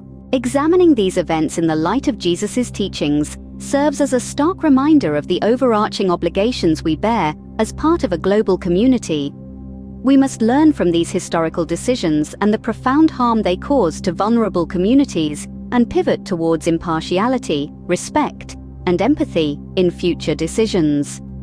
The values Jesus espouses remind us that wisdom, justice, and compassion should characterize our actions, ensuring equity and fair treatment of all members in the society, regardless of artificial divisions. Virtue in Confucianism. Virtue, in the context of Confucianism, is not just about personal excellence, but also about fulfilling one's duties to society and maintaining harmonious relationships. It suggests that while individuals have the freedom to choose, their choices should be guided by moral principles and a sense of responsibility towards others. Greek philosophy and wisdom. Greek philosophy, especially in the works of thinkers like Socrates, Plato, and Aristotle, places a high value on the pursuit of knowledge and ethical understanding. Wisdom here is seen as a guiding force in exercising personal choice, encouraging individuals to seek knowledge and truth to make informed and ethical decisions. Holistic view of individual agency. A holistic view of individual agency blends the existential autonomy of choosing one's path, the ethical guidance from Confucian virtue, and the pursuit of wisdom from Greek philosophy. This amalgamation emphasizes personal responsibility and moral agency, highlighting the importance of informing and understanding our ethical choices through active inquiry to attain an enlightened understanding upon which we can faithfully execute right action with full awareness of the consequences. In servant leadership, translating insights and understanding into action is a pivotal step. It translates the leader's reflections on their values and situation into tangible actions that embody these insights and make a meaningful contribution to the common good. In the War Scroll, the constant vigil kept by the Sons of Light at the gates of the sanctuary symbolizes their unwavering dedication to their mission, not only in preparation for the cosmic struggle ahead, but also in their daily lives and interactions within the community. They were vigilant, always aware of the spiritual and physical realities surrounding them, and acting discerningly to ensure their actions were aligned with their core values and beliefs. Their mission required both personal commitment and collective responsibility, often demonstrating courage against seemingly overpowering forces during conflict times. On discerning the potential jeopardy my clients faced due to my inadvertently erroneous actions, I had to act decisively to minimize potential harm. The realization of the situation's gravity called me to be fully responsible for my actions, irrespective of prior intentions. Awareness of the potential harm that had unknowingly been set in motion kept me vigilant and spurred me to address the issue practically. Recognizing the potential threat posed to clients and their communities due to my actions, I needed to negate any harm. In the weave of time where destinies interlace, a bold paradigm emerges with tribal grace. Not just souls singular in their flight, but a collective spirit reborn in tribal light. Echoing the Tibetan Lama, a tradition clear, the tribal spirit in the collective sphere. As lamas reincarnate with wisdom's flame, so does a tribe's spirit reborn the same. In genetics and spirit, a rich tapestry we see the tribal soul's endless collective journey. Reborn in each generation, a shared dream stream, a continuous saga in every lineage's theme. Collective karma in shared actions we find shapes our tribe's destiny, intertwined. Decisions and paths, in history's grand dance, craft our future far beyond mere chance. Each new generation hears ancestral echoes ring. In shared values and lore, their wisdoms they bring. As the Lama's mantle spreads across time's art, so does tribal wisdom in each new heart. Genetics, a bridge between ancestors and now, in the tribe's lineage, a sacred vow. Traits and memories in the genetic sea, a reincarnating tribe in continuity. Life's symphony, more than a solo play, a collective journey in genetic sway. The tribal soul, in each lineage's heart, a reincarnation story in genetics plays a part. In tribal reincarnation, a narrative reborn, not just in spirit but in genetics, not forlorn. The tribe's journey encompassing all, in the realm where souls and tribes entwine, we call. Our cousins the Lamas, reborn in each morn, a tribe's essence preserved from old to newborn. Communal spirit spanning lifetimes span, in every generation a new plan. The tribal souls in karma's intricate weave, shared actions, futures they conceive. A collective destiny in choices made. In the tribe's actions their futures laid. When harmonious paths they wisely choose, into their karma, love they infuse. A bright destiny in nature's embrace, the tribe's soul saved in divinity's grace. Genetic heritage establishes our unity, an eternal saga in genome's continuity. Each of us a facet of a universal gem in the cosmic dance where spirits stem. In this dance of life, a collective dream. From past to present, a continuous stream. In the heart of the tribe, together we stand, in the realm of souls and tribes forever hand in hand. Coming back to my personal journey as a servant leader, upon discerning the potential jeopardy my clients faced due to my inadvertently erroneous actions. My promise must be upheld, I'm sure you must see, so I approached the problem logically. If filings were made and they were fraudulent, it must have been the client or the attorney. The attorney is required to keep his files for many years because if such an issue arises, it is the only way to know who is at fault. I deleted my digital records. However, realizing the paper records could still pose a threat, I retrieved them immediately from WE office in a flurry of late-night action, concluding with 2 days of fire pit burning. I'm sure my neighbors will complain again, they always do. So I immediately destroyed all my client files. I posted bonfire pictures on all the social media, deleted every record of every file, every debt, every payment. Sorry, government, you can only blame me. The destruction of digital and paper records may seem like an act of erasing evidence, but it was more about assuming full responsibility. With the evidence destroyed, the blame would fall entirely on me, ensuring my clients would not suffer the consequences of my mistakes.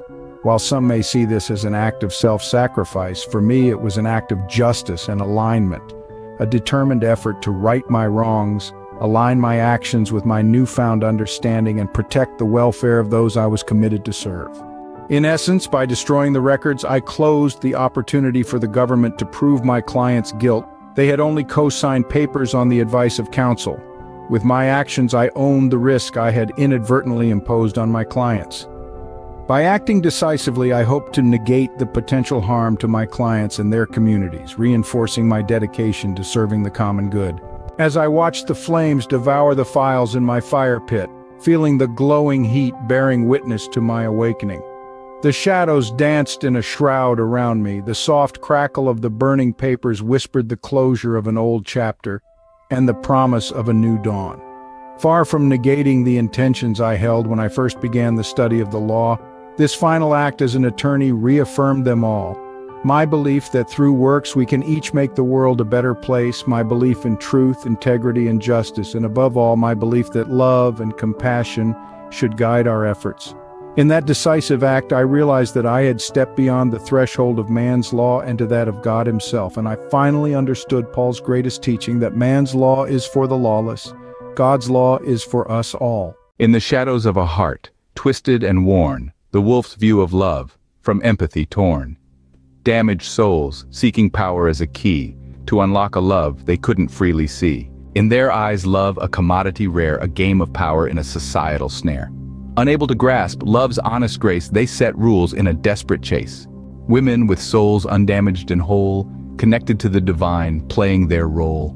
Their choice, their voice in love's true song. In the wolf's world, this did not belong. His romantic gestures met with a wall, for true love listens to a different call. Arranged marriages, controls tight fist. In his patriarchal realm, empathy missed. Yet the project's design to heal and mend, a path to salvation, an ascendant trend. Humans drawn to light, to a healing balm in the chaos, a seeking of calm. The wolf, lost in his labyrinth of power, missed the essence in his darkest hour. Love, not in chains, but in freedom's light. Not in dominance, but in empathy's sight. In the Masonic path, a healing guide. For damaged souls, a transformative tide. The wolf, at a crossroads, a choice to make. To continue his path or a new one to take. So in this light, we return at last. To a case from the more recent past. In the tale of Wolf Epstein, a truth unfolds. A story of power and darkness untold. A financier of wealth, a social elite. In a world of influence, a deceptive feat. Epstein, a man of charm and sway, walked with wolves in the light of day. In the shadow he cast, life withered from grass. Wolf Clintons, Bidens, and Trumps know the past. A financier dark, as history holds. Stories of abuse, of young lives sold. His connections, vast, a fetid tide. From the ivory tower to politicians, both sides. And beneath this facade, a sinister realm, where consent yield to power who clutches the helm. A world of exploitation, unseen. Scuffing entertainment, law and politics gleam. Strange, desperate men who use their wealth to try to propagate themselves. A web of deceit, of young innocence torn. Social media enhancing the gaze of your father's boss who sees you as prey. Shame if he loses his job, they say. His story, a mirror of power abused, a reminder of the voices long refused. In the quest for truth, a path we tread, seeking justice for the tales unsaid. In Epstein's narrative, a lesson clear, the cost of silence, the power of fear. A reminder to all of the paths we tread, and the pursuit of justice in truth's stead. Jeffrey Epstein's story, a tale of disgrace. In the annals of truth, a sordid case.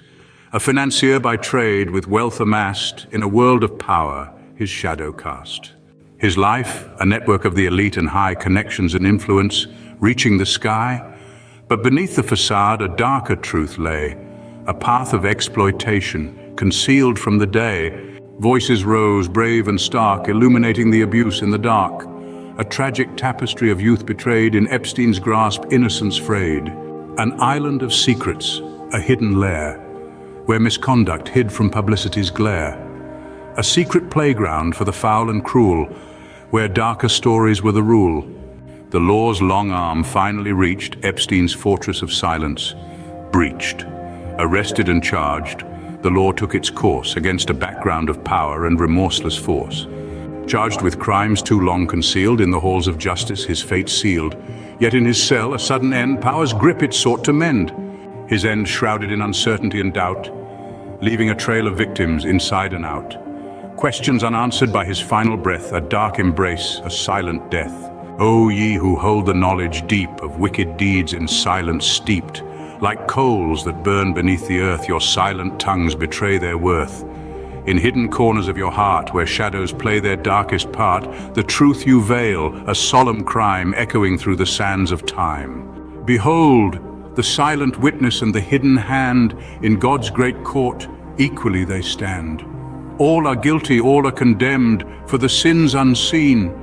As David once in secret sinned, but from his guilt could not be pinned, so too the hearts that secrets keep, sow what they shall surely reap. The voiceless accomplice, the unseen aid, in their quiet a violent pact is made. Behold, the silent witness and the hidden hand, in God's great court, equally they stand. All are guilty, all are condemned, for the sins unseen. The Lord above, he sees it all, the rise of man, the mightiest fall. No deed in darkness can be hid from his all-seeing eternal lid. Repent, O souls who walk in night, seek his grace and turn to light. So let the truth, like David's psalm, bring peace and calm, a healing balm. For in his mercy love does reign, to cleanse the heart, to heal the pain. But remember, O ye who silent stand, in your quiet, you too hold the guilty hand. Have you ever pondered the mysteries of the ancient world? Have you ever let your mind wander into the realms of prophecy and divination? Today we delve into the enigmatic world of the Sibyls, the ancient women who, as legend would have it, were gifted with the power to foresee the future. In the deep, ancient caverns of Cumae, the Cumaean Sibyl would enchant all who dared to listen with her prophecies. Her words, filled with ageless wisdom, cast a spell in the flickering torchlight. These prophecies, these mysteries, were more than mere whispers in the dark. They were a legacy, a testament to the power and wisdom of the Sibyls. The Sibyls were not confined to one location. Their voices echoed throughout the lands, from the foggy realms of the Cimmerians to the western edges of history. In the west, Agrippina's echoes, a blend of fact and fable, resonated in the hearts of those who heard them. These were not mere stories or tales, but the whispers of the ancient world, the murmurings of a past long gone but never forgotten. The Sibyls' prophecies were spun in the realm of myth and mystery, their tales an intricate tapestry woven with the threads of the unseen. From the land of mystic rites, where the mother goddess reigned supreme, the Phrygian melodies echoed, a unique expression of a culture rich and free. In the town of Tibur, where the past and present converge in a timeless dance, the Tiburtine Sibyl offered visions of histories both grand and tragic. The ancient streets, a testament to ages past, whispered tales of triumphs and defeats, of glory and despair. The world of the Sibyls was one of shadows and secrets, a world where myths became reality and the whispers of the past shaped the future. It was a world steeped in the mystic and the divine, a world where prophecy was not merely a prediction, but a glimpse into the very fabric of existence. As we step back from our exploration of the Sibyls and their prophecies, we are left with a sense of awe and wonder. The mysteries of the ancient world, the tales of prophecy and divination, are a testament to the power of belief and the enduring allure of the unknown. The echoes of the Sibyls' voices, their whispers of the past and visions of the future, continue to reverberate through the annals of time.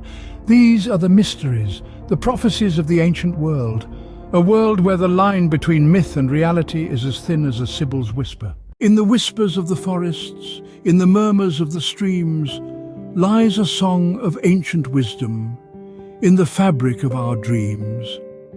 Delphic voice, in nature rooted, speaks in leaves and mountain breeze, bridging realms of spirits' whispers, in the rustling of the trees. In the tapestry of the divine, where the threads of fate entwine, Sibyls sing in harmony of the world's sacred design. Beneath the stars, a dance of destiny, where the divine in nature dwells, Libyan tales of earth and sky, in every petal the story tells.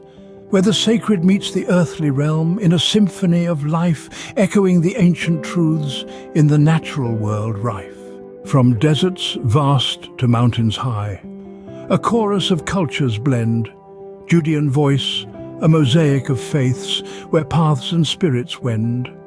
A symphony of diverse chants, in every grain of sand, uniting threads of varied cloths, in a rich, embracing land. Three Sibyls in their wisdom weave a story ever grand, in the tapestry of the divine by nature's loving hand. Where the olive meets the cedar, in the whispers of the east, Erythraean tales unfold, where ancient and new worlds feast.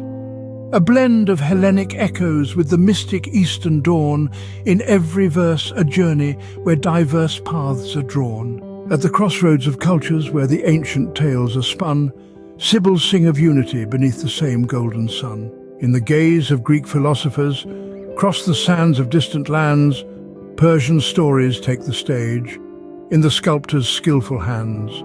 Reflections of the other in a tapestry so wide, where the exotic blooms in tales with Hellenic pride.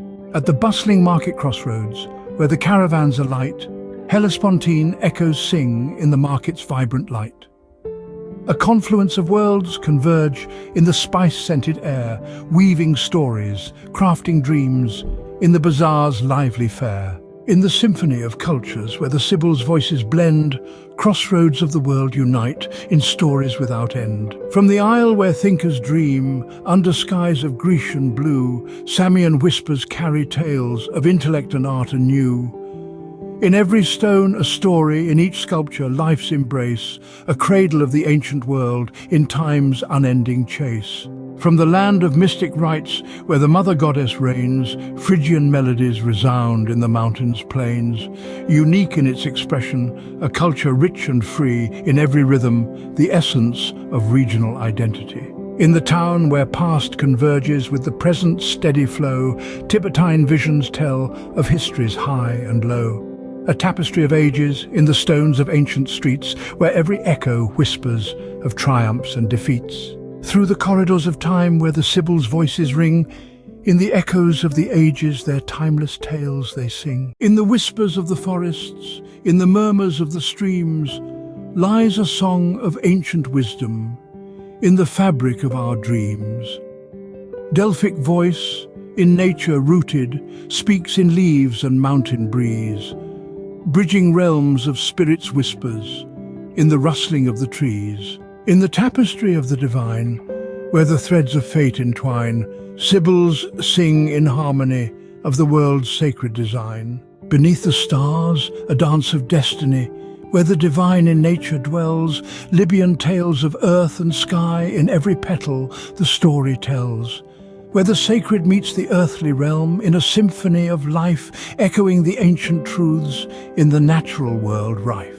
From deserts vast to mountains high, a chorus of cultures blend, Judean voice, a mosaic of faiths where paths and spirits wend. A symphony of diverse chants in every grain of sand, uniting threads of varied cloths in a rich, embracing land. Three Sibyls in their wisdom weave a story ever grand, in the tapestry of the divine by nature's loving hand. Where the olive meets the cedar, in the whispers of the east, Erythraean tales unfold, where ancient and new worlds feast. A blend of Hellenic echoes with the mystic eastern dawn, in every verse a journey where diverse paths are drawn. At the crossroads of cultures where the ancient tales are spun, Sibyls sing of unity beneath the same golden sun. In the gaze of Greek philosophers, across the sands of distant lands, Persian stories take the stage, in the sculptor's skillful hands. Reflections of the other in a tapestry so wide, where the exotic blooms in tales with Hellenic pride. At the bustling market crossroads, where the caravans alight, Hellespontine echoes sing in the market's vibrant light.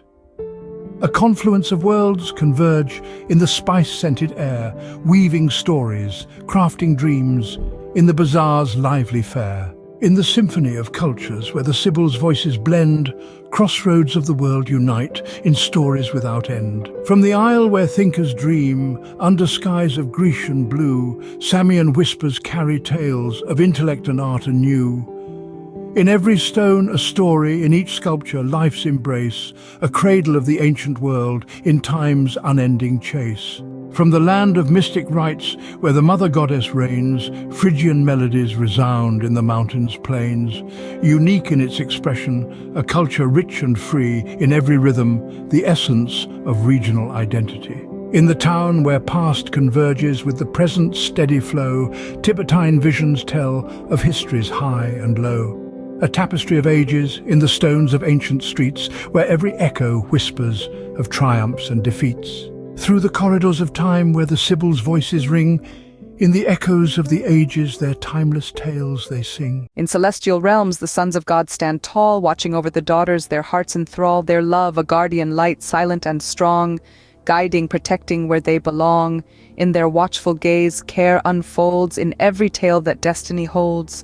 From realms above, with love so grand, they guard the journeys of the daughters of man. Though worlds apart, a bond unseen connects the sons to these earthly queens. In every whisper of the wind, in the stars' dance, lies a silent promise, a hidden romance. In the quiet of night, in the glow of the moon, their unspoken love hums a celestial tune, though veiled by the cosmos, it's felt deep and true, a connection profound in the midnight's hue. With admiration, the sons of God gaze at the strength and grace the daughters amaze, their resilience and courage, a beacon so bright, illuminating paths with love's pure light. In each brave step the daughters take, the sons' respect they cannot fake, admiring from afar with love so profound in their hearts where true wonder is found. In dreams, the realms of sons and daughters merge, where celestial and earthly passions surge. Together in visions where love freely roams, creating a tapestry of ethereal homes. In dreams they meet in realms so high, beyond the reach of the earthly sky. In shared visions their love takes flight, dancing together through the night. Though distant, an eternal promise they keep, to cherish, to guide, and over them weep. Their love, a silent vow forever to hold, a story of devotion agelessly told. In the fabric of time their promise weaves, a love that waits, that never leaves. The sons of God with love so vast for the daughters of man through ages cast. In Eden's shadow where knowledge first bloomed, daughters of man by grace and challenge groomed, libraries of wisdom, dormitories of peace, cafeterias of fellowship where bread and stories release. Balanced they stand, in divine and earthly lore, coexistence their creed on this sacred shore, for in the harmony of spirit and flesh they find the equilibrium of heart, soul, and mind. With actions guided by the stars and faith as their quest, daughters seek approval in divine tests, a cycle of faith, hope, and love, divinely cast, in the scripture's shadow their lot is cast. For every prayer, an answer in heaven's embrace, a reinforcement of faith in this holy race, satirizing not but honoring their digital nod, in God's eyes forward they prod. From Eden's gate to lands untold, their journeys writ in scriptures old, adaptability their virtue clear and bold, a humorous nod to the prophets of old. In the grand asylum of life, where we all find our seat, a commitment made with laughter, where absurdity and sanity meet. We sign up with a smile, unknowing of the fee in this sprawling institution, where madness sips its tea. In the corridors of chaos, where echoes tell our tale, each step a new adventure on this ever-winding trail. We jest with jumbled jargon as reality takes a bow, in this maze of mind's creation, where normalcy disavows. In the gardens of the mind, where thoughts like wildflowers bloom, we embrace the sweet confusion under lunacy's bright moon. With every laughter-tinged tear, our spirits dare to soar, in this grand asylum of life, where imagination unlocks every door. In the banquet of existence, we feast on dreams and fears, toasting to the absurd as clarity disappears. We find our truth in riddles in a world that's upside down, in this grand asylum of life where madness wears the crown. We enter through its gates, with hopes and dreams in tow, believing in a narrative that life's currents gently flow. Yet the asylum whispers with a smirk and knowing glance, "You're in for quite the journey," it says, "Give madness a chance." Through twisted halls we wander with wonder in our eyes, where each moment holds a secret and every shadow a surprise. The walls adorned with memories, in vibrant, vivid hues, reminding us of journeys past and paths we're yet to choose.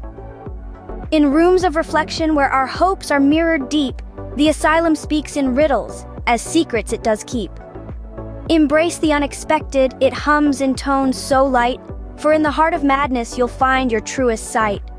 In the courtyard of decisions where crossroads intertwine, we dance with our dilemmas under the moon's soft shine. The asylum's laughter echoes through the starlit night, urging us to see the world through a lens of delight. So we continue forth in this labyrinth of thought, learning from the asylum, the wisdom it has taught. In this place of whimsy, where reality takes a dance, we find beauty in the chaos when we give madness a chance. Through winding corridors we roam with commitments in our hand. Each door we open, a new demand. We pledged ourselves to progress, to love, to endless quest. In life's asylum, who knew commitment was the test? In the gallery of choices, where our vows echo clear, each step a solemn promise, each turn a new frontier. The portraits of our pledges in frames of time and trust, in life's grand asylum where commitment molds us. Through gardens of devotion, where our dreams take root and grow, we nurture them with passion in the warmth of love's glow. The asylum's walls bear witness to our heartfelt, earnest quest. In this realm of wonder, commitment is our test. In halls of whispered echoes where shadows dance and play, a child in arms of sanctuary where night meets gentle day, innocence in purest form, a trust that does not sway, cradled in the mother's hold where silent fears allay. Bound in jacket's tight embrace, a tale Freud might convey, desires hidden, suppressed deep, in twisted, quiet fray. Yet in her arms a child's peace in unspoken ballet, teething on the leather grip, where mind's unrest does stay. On a screen, the omen looms in black and white display, Jungian shadows stir beneath in a cryptic, eerie way. Good and evil's timeless dance in subconscious relay. In this sanatorium, life's complex themes portray.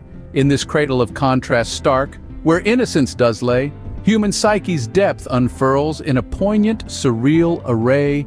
A scene of tender juxtaposition, in light and dark's essay, where healing, fear, and love entwine in life's eternal play. In this grand tableau of contrasts, where light and shadow blend, a narrative unfolds, deep truths to comprehend. A child, embodiment of innocence in sanctuary's gentle hold, a scene where whispered echoes of human nature bold. Bound in the tight embrace of a jacket, tales untold, Freudian echoes in the silence, desires deep and cold. Yet in the cradle of a mother's arms, fears are softly slayed, a silent ballet of trust and peace in leather's grip conveyed. The omen casts its shadows, a Jungian play displayed, good and evil intertwined, in black and white paraded. Beneath the surface, a dance of shadows, cryptically arrayed, in the sanatorium's embrace, life's complexities essayed. A cradle of stark contrasts where innocence is laid, the depths of the human psyche in surreal moments swayed, tender juxtaposition in the dance of light and shade, healing, fear, and love entwined, life's eternal serenade. This scene, a satire on the human condition's parade, a poetic exploration of the depths to which we've strayed. In the dance of innocence and knowledge, a price is paid. In halls of whispered echoes, life's rich tapestry is made. So let us laugh and ponder, as in these contrasts we wade, for in satire's sharp reflection, our truths are brightly laid. In the embrace of light and dark, our fears and hopes are played. In life's eternal play, our human saga is portrayed. In the ballroom of ambitions, where desires swirl and twirl, we waltz with our aspirations, as around us, plans unfurl. With each promise as our compass, we navigate this fest, in life's curious asylum, where commitment leads our quest. So onward we journey, with resolve in every stride, embracing life's grand asylum, with our hearts open wide. In this maze of marvels where dreams are manifest, we realize in wonder, commitment is our noblest test. Here we sit in circles, sharing tales of woe and win, finding solace in our shared condition, in a world that spins. Our commitments once chosen, now chains that softly bind. In the asylum's gentle care, our purposes intertwined. In the chambers of confession, where our souls dare to speak, we unveil our deepest burdens, our strengths and where we're weak. Around us others listen, their stories echo ours. In the asylum's soothing arms, our fears no longer tower. In this therapy of existence, where hearts learn to unmask, we find unity in struggle, in each other's gaze, we bask. Our commitments, like ivy, grow around and intertwine, in this sanctuary of minds where all our paths align. In the garden of understanding where empathy seeds are sown, we cultivate a bond unique, in ways we've never known. Together we find meaning, in the highs and lows we chart, in this asylum of existence where healing is an art. So we cherish this connection, in a world both wild and kind, where our shared human journey new horizons can find. In the asylum of our being, where every soul is a guest, we discover in each other our journey's truest quest. Yet in this madhouse, there's a beauty, rare and sweet, in commitments made and kept, in every heart we meet. For in this chaos we find our peace, our reason to strive. In the asylum of life, it's our commitments that keep us alive. In this haven of the harried, where whispers dress the air, we find our stories intertwine in the spaces that we share. The ink of our endeavors, invisible yet bold, marks the chapters of our journey, in tales yet to be told. Each corridor a testament to the promises we've made. In the asylum's embrace, our doubts begin to fade. For in this organized disarray, our spirits find their wings. In the chaos of existence, we discover life's true springs. So we cherish these invisible bonds. In every step, every dive, in the asylum of the everyday, our commitments make us thrive. In this labyrinth of laughter, tears, and dreams contrived, we find in our togetherness, it's commitments that keep us alive. And when we step outside beneath the open sky, we carry with us lessons from the asylum by and by.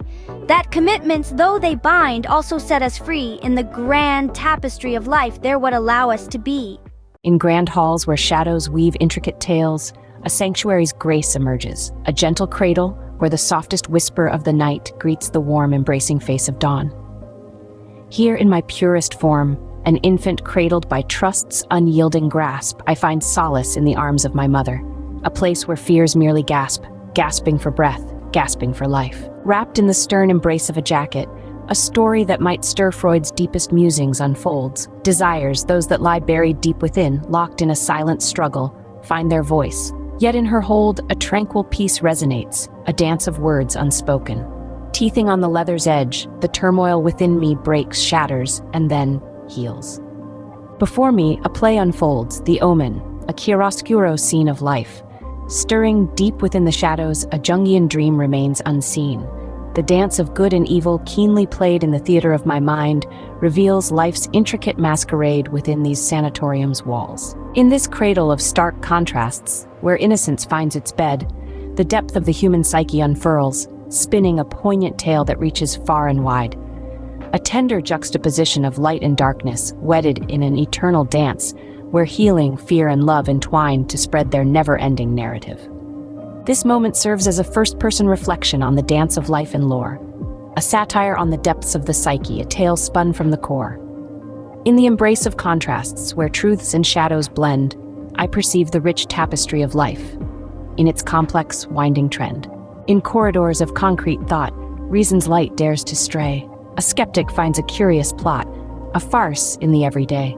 Here I stand as a jester in life's court, wielding cynicism's sharp blade, carving humor from the mundane strife, where joy and jest are made.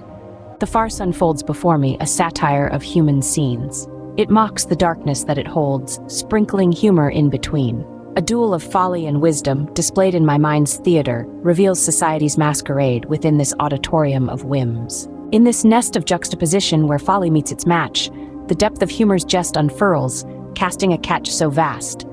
A delicate balance of quip and pun entwines our shared narrative jest, where satire, wit, and wisdom combine, expressed on life's grand stage. Now, dear viewer, as the curtain falls and the echoes of laughter fade, I invite you to ponder, what tale does your shadow weave? What jest does your life play? Beyond the asylum's boundaries, under the vast, unending blue, we walk with newfound purpose, our perspectives fresh and new. The lessons learned within those walls, like lanterns in the night, guide us through the unknown, with their gentle, guiding light. In the fields of the future where possibilities abound, our commitments, once our anchors, now the wings on which we're found. They lift us over hurdles, through the storms and through the calm. In the grand voyage of life, they're our solace and our balm. So, we venture forth with gratitude for the strength these walls gave, for the bonds formed in the asylum, both grounding and brave. In the endless dance of existence with its intricate woven seams, our commitments are the threads that weave the fabric of our dreams. In this world, vast and open where our paths weave and entwine, we embrace each moment fully, with hearts open and divine. For beyond the asylum shelter in life's grand, uncharted sea, it's our commitments that define us. In their hold, we are truly free. Here's to our grand asylum, a realm both strange and dear, where every moment's precious, every emotion clear. In this peculiar sanctuary, where life's tapestries are rife, we embrace each quirky chapter in the storybook of life. To the commitments that we cradle, in the depths of our soul's hive, they're the whispers in the silence, the reasons we thrive. In this odd yet wondrous institution, where our spirits take their dive, we uncover life's true essence, in simply being alive. So, we raise a toast to this journey, in the asylum's warm embrace, where each turn is a discovery, and every setback, grace. For in this labyrinth of living, where we love, lose, and revive, we find in each heartbeat the beauty of being alive. O celestial architects of fate, what light through yonder breaking dawn does shine? It pierces the veil of long-held night, revealing truths unseen, unfelt, till now.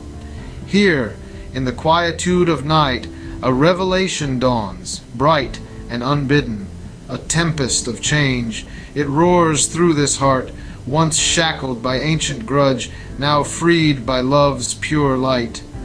For too long we lived like pawns on a checked board, bound by lines drawn long before our birth.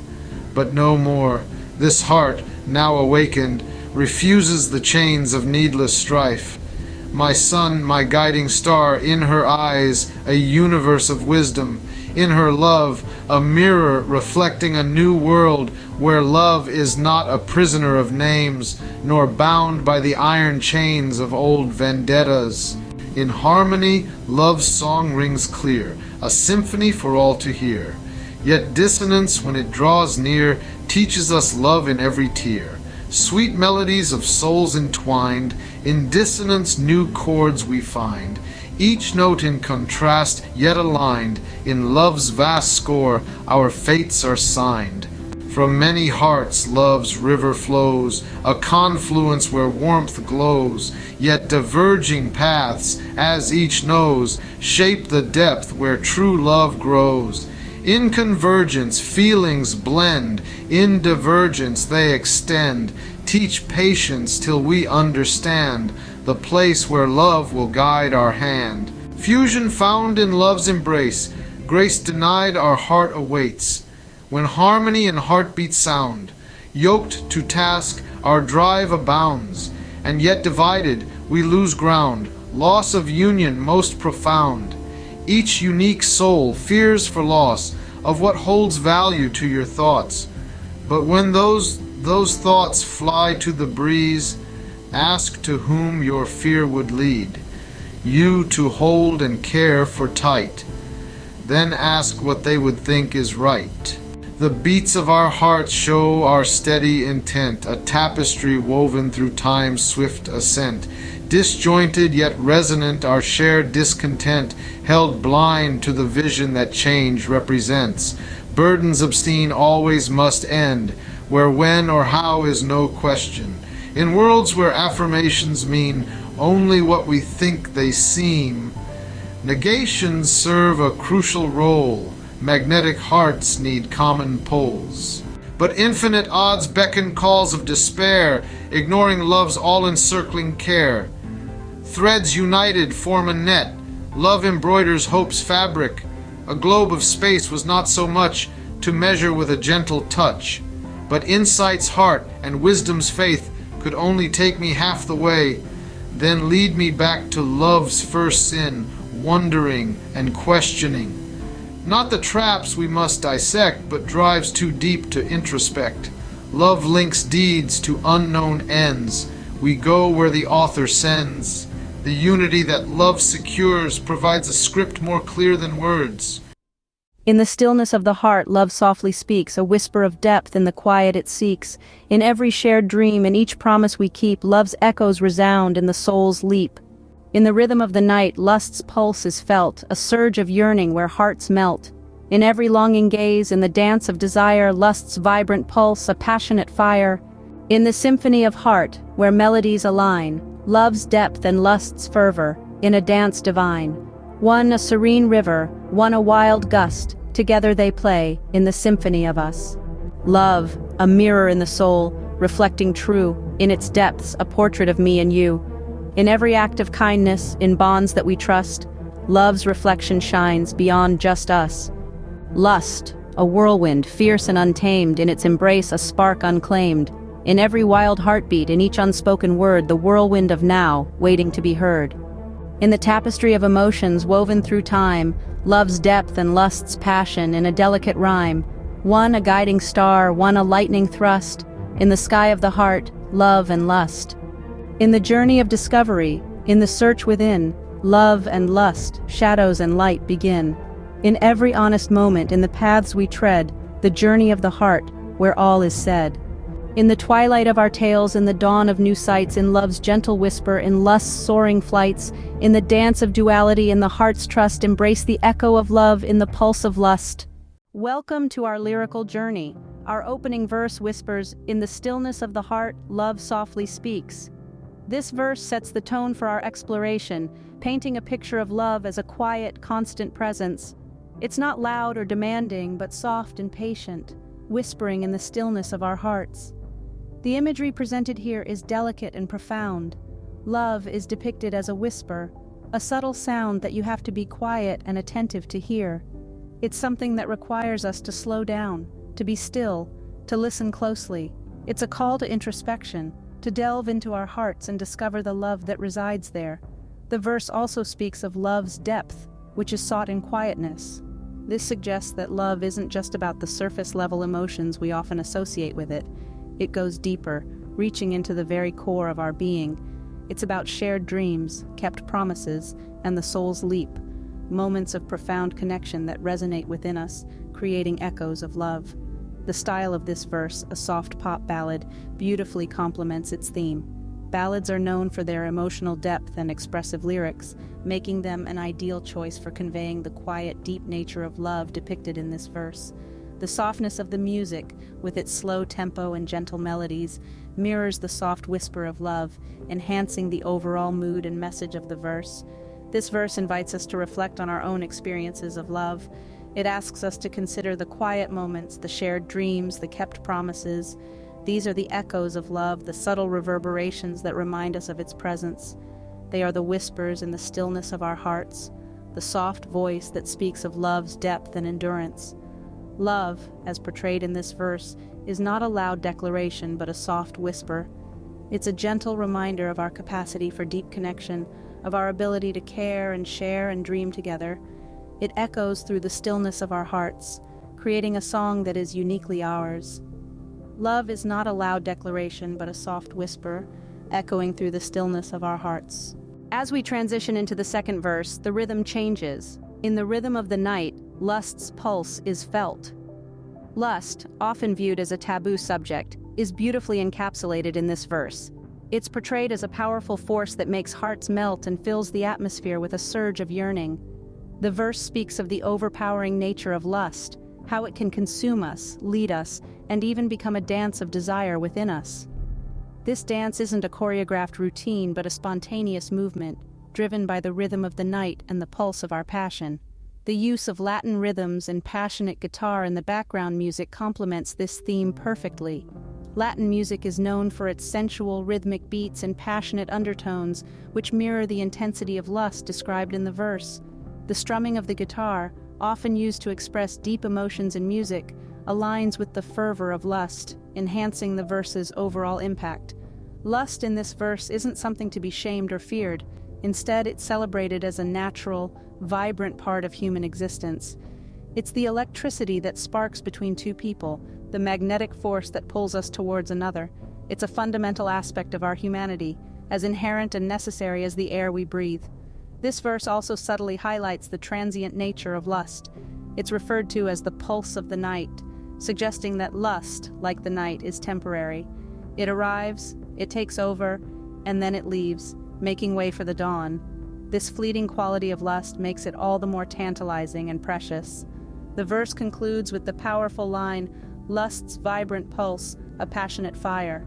This line beautifully encapsulates the essence of lust, a vibrant, pulsating force that ignites a passionate fire within us.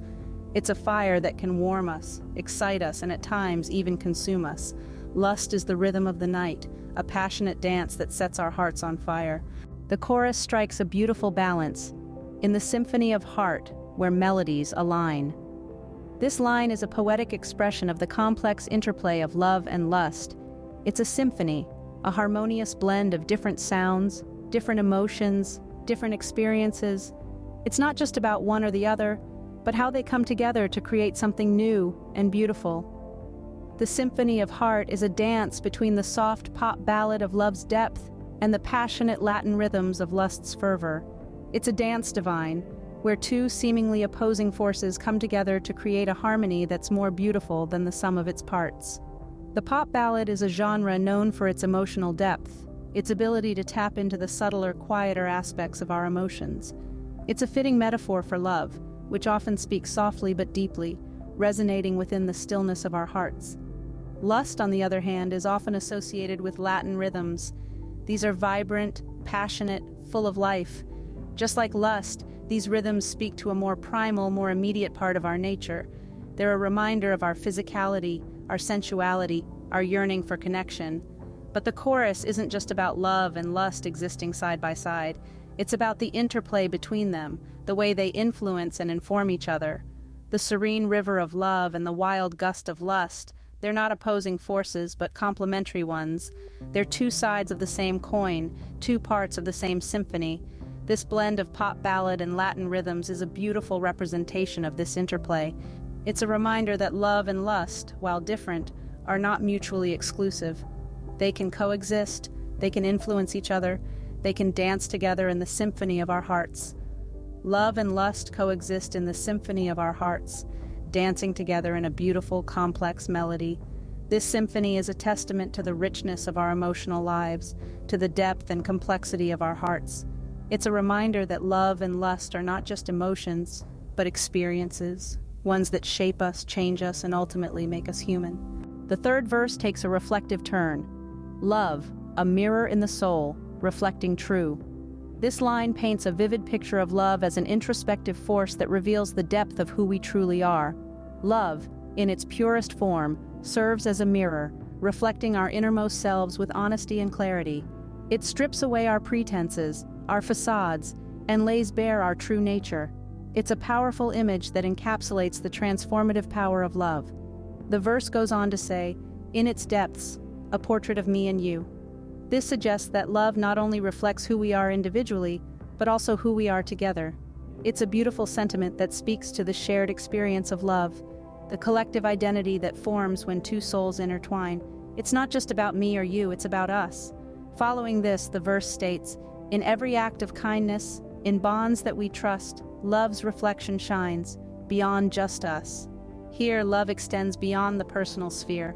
It manifests in our actions, our kindness, and the trust we place in each other.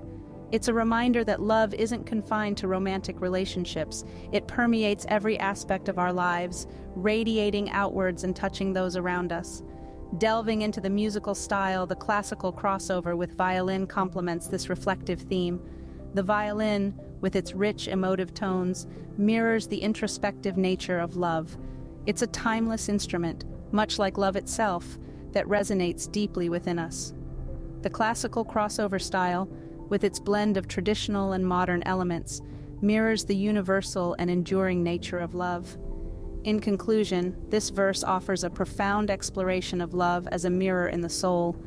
It's a reflection of our true selves, our shared identity, and our wider connections. It's a beautiful testament to the power of love to reveal, to connect, and to shine brightly in our lives. Love is a mirror reflecting our true selves, transcending beyond just us. The fourth verse intensifies.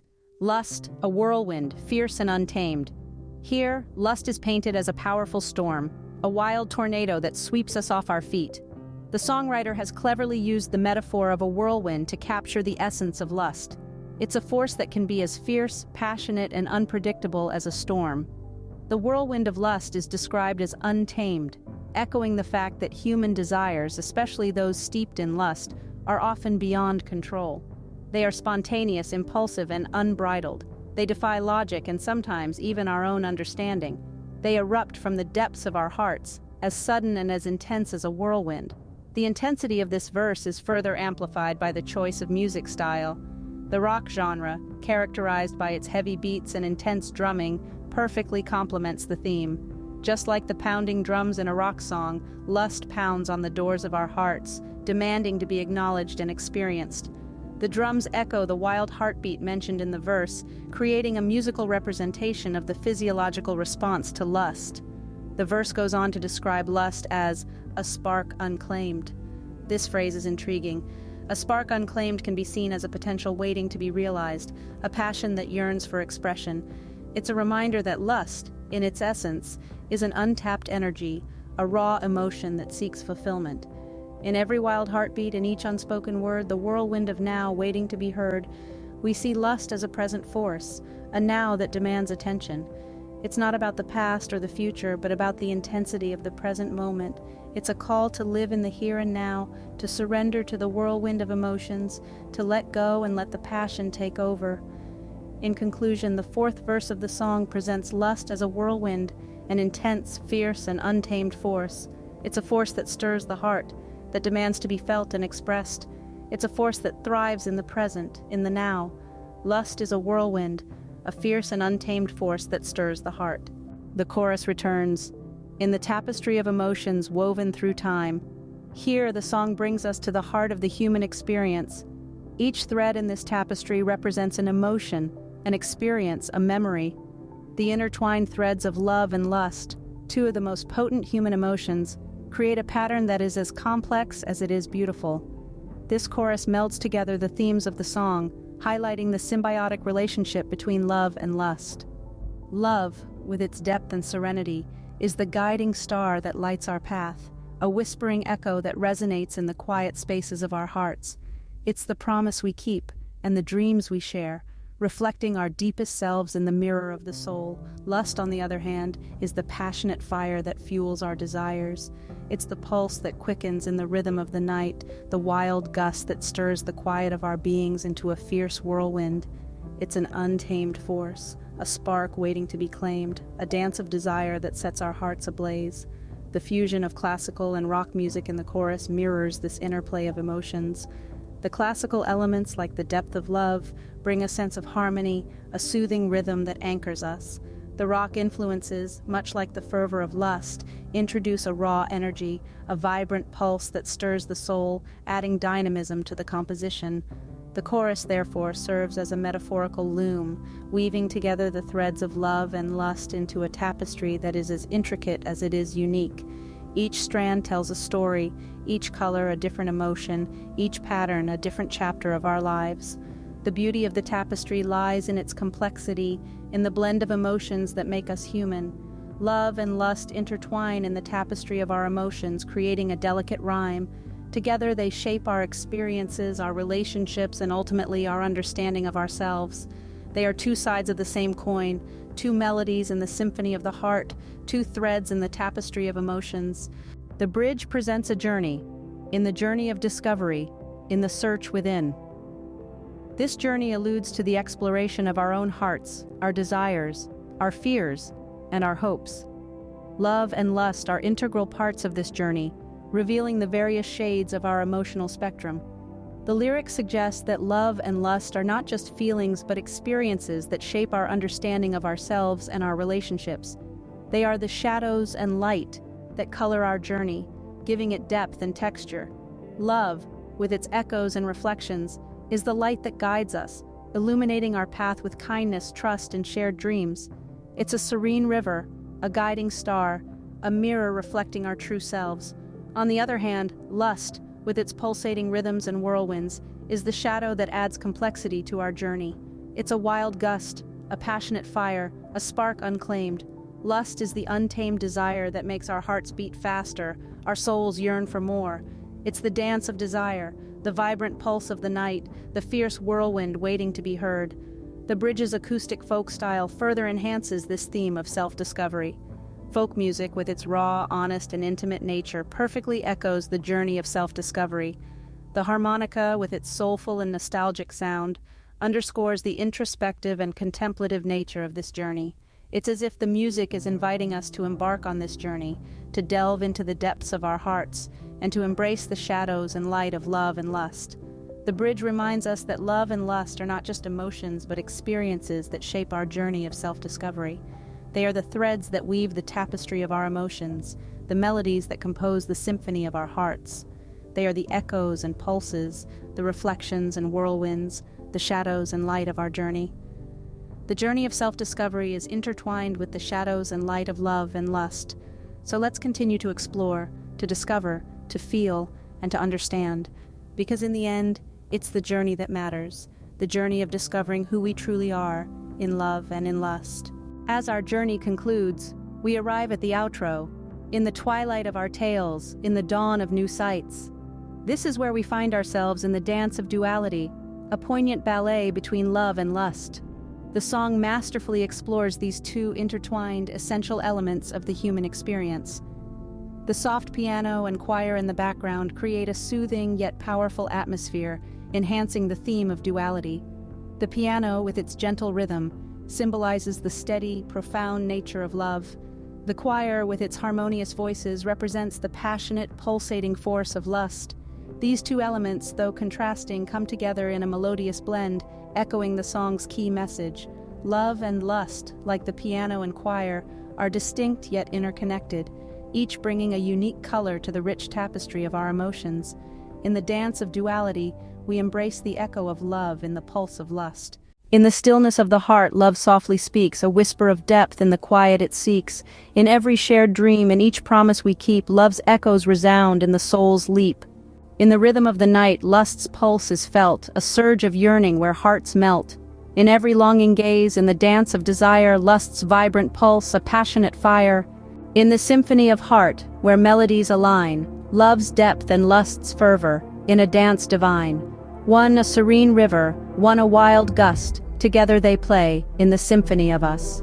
Love, a mirror in the soul, reflecting true, in its depths, a portrait of me and you. In every act of kindness, in bonds that we trust, love's reflection shines beyond just us. Lust, a whirlwind, fierce and untamed, in its embrace a spark unclaimed. In every wild heartbeat, in each unspoken word, the whirlwind of now, waiting to be heard. In the tapestry of emotions woven through time, love's depth and lust's passion in a delicate rhyme. One a guiding star, one a lightning thrust. In the sky of the heart, love and lust. In the journey of discovery, in the search within, love and lust, shadows and light begin. In every honest moment, in the paths we tread, the journey of the heart, where all is said. In the twilight of our tales, in the dawn of new sights, in love's gentle whisper, in lust's soaring flights, in the dance of duality, in the heart's trust, embrace the echo of love in the pulse of lust. Have you ever wondered how the words you utter define your identity and how they relate and describe the world around you? In this exploration, we'll delve into the fascinating world of linguistics, focusing on the concepts of identity, relation, and description.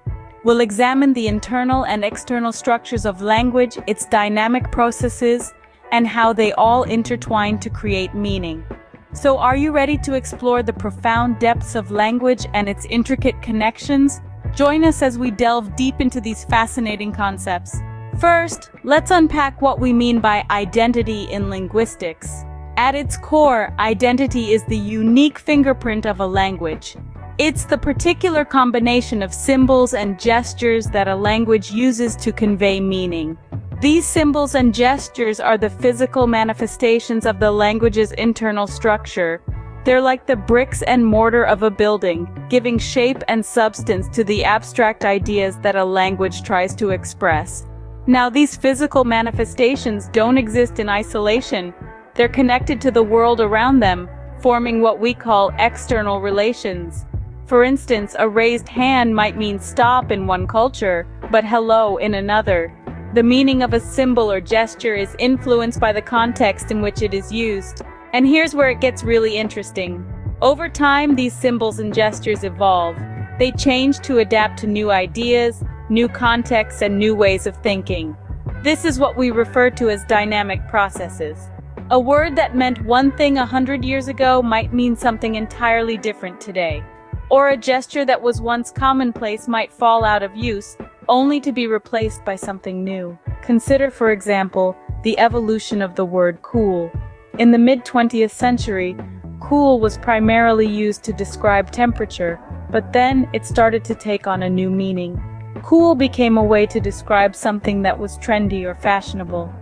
And now it's evolved even further to mean something impressive or admirable. That's a dynamic process in action. So, identity in linguistics is more than just words. It's a complex interplay of symbols, gestures, and their evolution. It's about how a language changes over time to reflect the changing world around it. It's about how a language adapts to new ideas and new ways of thinking. And most importantly, it's about how a language helps us to express who we are and how we see the world. Now that we've explored identity, let's move on to the concept of relation. In linguistics, relation is like the invisible thread that weaves together the variegated tapestry of language. It's the underlying structure that governs how words and phrases function. These rules, often so ingrained that we follow them without conscious thought, create a sort of linguistic choreography, enabling us to communicate effectively. Imagine for a moment that you're at a bustling market, a quiet library, or a lively family dinner. Each of these settings has its own unique language context. We adjust our language use almost instinctively to fit these different social settings. This is the external relation of language, the way we tailor our words and phrases to align with our surroundings. It's like putting on different linguistic outfits for different occasions. But language isn't static. It's as dynamic and ever-changing as the societies that use it. Over time, both the rules that govern language use and the contexts in which we use language evolve. This is the dynamic process of language relation, reflecting the constant ebb and flow of sociolinguistic evolution. These transformations might be subtle, happening over generations, or they might be swift, driven by sudden societal changes or technological innovations. For example, the advent of the internet and social media has dramatically altered how we use language, introducing new words, abbreviations, and even whole new ways of communicating. So when we talk about relation in linguistics, we're talking about a complex dance of rules and context, constantly in flux. It's the pulse that keeps language alive and relevant, allowing it to grow and adapt alongside us. Thus, relation in linguistics is all about the rules, context, and their transformation. Having seen identity and relation, let's turn our attention to description. Description in linguistics is like the blueprint of a building. It's the internal structure, the inherent grammar or rules that dictate how words relate to one another. It's the skeletal framework that gives a language its unique shape and form.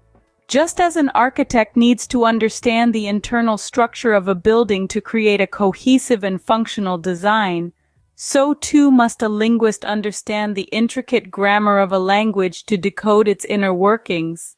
But a blueprint is nothing without a context. External relations are the real-world applications of these rules, the complexities that arise when words connect and interact within phrases and sentences. It's like seeing a building within a cityscape, understanding how it fits into the larger landscape and how it interacts with its surroundings. This is where the true beauty of language comes to life, in the symphony of sounds and meanings that are created when words come together. Yet just as cities evolve and change, so too does language. Dynamic processes are the ongoing changes and adaptations in language. They represent the evolution of these grammatical dependencies over time, shaped by factors such as social shifts, cultural influences, and cognitive adaptations. It's like watching a cityscape over time, observing as old buildings are renovated, new structures are erected, and the skyline constantly reshapes itself. These dynamic processes add a layer of complexity to language, transforming it into a living, breathing entity that is constantly growing and evolving. They remind us that language is not static, but a vibrant tapestry of sounds, meanings, and structures that is continuously being woven by its speakers. So, when we talk about description in linguistics, we're not just talking about dry rules and structures, we're talking about the vibrant interplay of grammar, meaning, and context that makes language such a fascinating field of study. We're talking about the dance of words and meanings, the symphony of sounds, and the ever-changing landscape of linguistic structures. In essence, description in linguistics is a deep dive into the grammar, complexities, and evolution of language. We have now uncovered the layers of identity, relation, and description, but how do these concepts interact? Let's delve into the fascinating interplay between these elements. Picture language as a three-dimensional landscape, where identity, relation, and description form the coordinates of each point. Each word, phrase, or sentence lies at a unique intersection, shaped by its identity, colored by its relations, and textured by its descriptions. Consider the dynamic nature of this linguistic landscape. The internal structure of our language, the physical manifestation of our symbols and gestures, is constantly evolving. This evolution is driven by the external relations of these symbols and gestures to the world and the concepts they represent, creating a dynamic process of semantic shift or cognitive adaptation. Now let's consider the functional transformation of language. The underlying rules governing the use of words or phrases, their internal structure, are not static. They change based on the contextual use of these language components in different social settings. This forms another dynamic process, reflecting the socio-linguistic evolution of our language. Next, we have the syntactic dependency of language. The inherent grammar or rules determining the interrelationships among words form the internal structure. The complexities that emerge when words are connected in phrases or sentences form the external relations. Over time, these dependencies evolve along with changes in social, cultural, or cognitive contexts, contributing to the dynamic processes of language. Now, let's talk about the interface manifestation. This is where individual cognitive cognizance constructs new phrases or idioms. These new expressions connect with existing linguistic structures and meanings, forming external relations. Over time, these expressions have a cumulative historical impact on linguistic growth. Moving on to structural language shifts, the grammatical architecture that gives form to the language's structure is continually changing. This change is influenced by the relationship between the grammatical structure and the conveyed meanings or concepts, leading to an alteration of this architecture due to linguistic, social, or cognitive forces over time. Then comes the linguistic influence, where the core morphology and phonology form the foundation of the language. This foundation is impacted by cultural exchanges, invasions, or technological advances, leading to the evolution and transformation of the base due to these external influences. Finally, we have semantic complexity. The implicit layers of meanings embedded within words or phrases interact with the human cognitive system and social context, leading to the accumulation of additional layers or changes over time due to sociocognitive shifts. As we can see, these concepts are not standalone. They continually interact and evolve, shaping the language we know and use. Just as our world is shaped by the interplay of natural forces, so too is our language shaped by the interplay of identity, relation, and description. This continuous interplay makes language a living, breathing entity, constantly adapting and evolving to meet our communication needs. Understanding these concepts does not just quench our linguistic curiosity, but has real-world implications and applications. Dipping our toes into the vast ocean of language teaching, we find that these concepts of identity, relation, and description play a pivotal role. By recognizing the internal structures and external relations of words and phrases, educators can devise more effective teaching strategies. For instance, understanding the dynamic processes of semantic shift can help in teaching historical linguistics or in explaining how language changes over time. In the domain of translation, these principles take on a whole new significance. Translators don't just convert words from one language to another. They navigate the intricate web of meanings, contexts, and cultural nuances. They must understand the descriptive causes and effects, the relational transformations, and the structural dependencies of the source and target languages. This deep understanding allows them to produce translations that are accurate, meaningful, and culturally sensitive. Now, let's venture into the cutting-edge field of artificial intelligence, where these concepts are shaping the future. For AI to comprehend and generate human language, it needs to grapple with the complexities of identity, relation, and description. Natural language processing, or NLP, is a branch of AI dedicated to this very task. By incorporating the principles of internal structure, external relations, and dynamic processes, NLP algorithms can better understand and mimic human language. This leads to more sophisticated chatbots, more accurate voice recognition software, and more nuanced sentiment analysis tools. Furthermore, the study of how new expressions interface with existing linguistic structures can aid in developing AI that can understand and generate creative language use, like idioms or metaphors. The structural language shifts and linguistic influences can guide the creation of multilingual AI systems capable of understanding and adapting to diverse linguistic environments. Indeed, these concepts open doors to numerous practical applications and enrich our understanding of human communication. As we wrap up, let's revisit and consolidate what we've learned. We've embarked on a fascinating journey, exploring the intricacies of identity, relation, and description in linguistics. We've seen how these concepts are not isolated, but intricately interwoven, each playing a crucial role in the way we communicate and understand our world. Identity, the very essence of a word or phrase, is more than just a label. It comprises an internal structural component representing the physical manifestation of symbols and gestures used to create meaning. But it doesn't stop there. Identity extends beyond the tangible, connecting these symbols and gestures to the concepts they represent, and evolving over time due to semantic shifts and cognitive adaptations. Next, we delved into the concept of relation, which governs the functional use of words or phrases. It's not only about the rules, but also how these rules are applied in various social settings, reflecting the dynamic nature of language. The context matters, and it's the relational aspect that provides a window into the sociolinguistic evolution of language. Then we explored description, the layers of meaning embedded within words or phrases. These layers interact with our cognitive system and social context, adding depth to our linguistic understanding.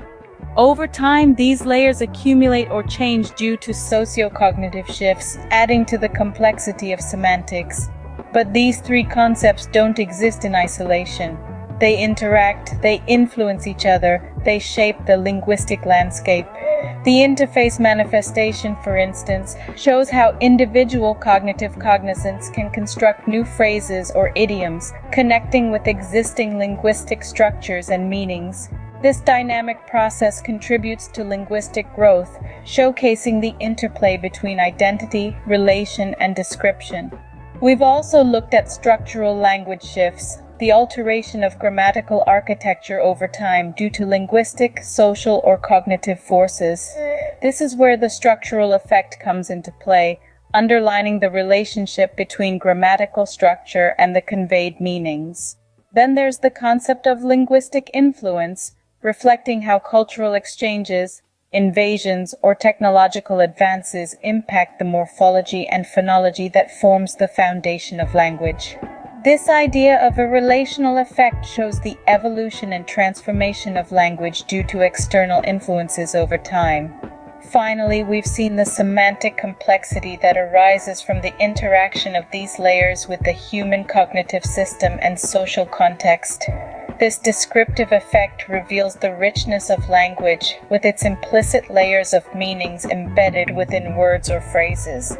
The beauty of these concepts is that they have practical implications too. They help us understand language acquisition, cognitive processes, and even social dynamics. They provide insights into language evolution and change, and can even inform language policy and planning. But more than that, they add an extra dimension to our everyday communication. They remind us that language is more than just a tool for conveying information. It's a rich, complex system that reflects our history, our culture, our cognition, and our society. Remember, every word you utter is a testament to these fascinating linguistic concepts. So the next time you speak, pause and appreciate the linguistic marvel at play.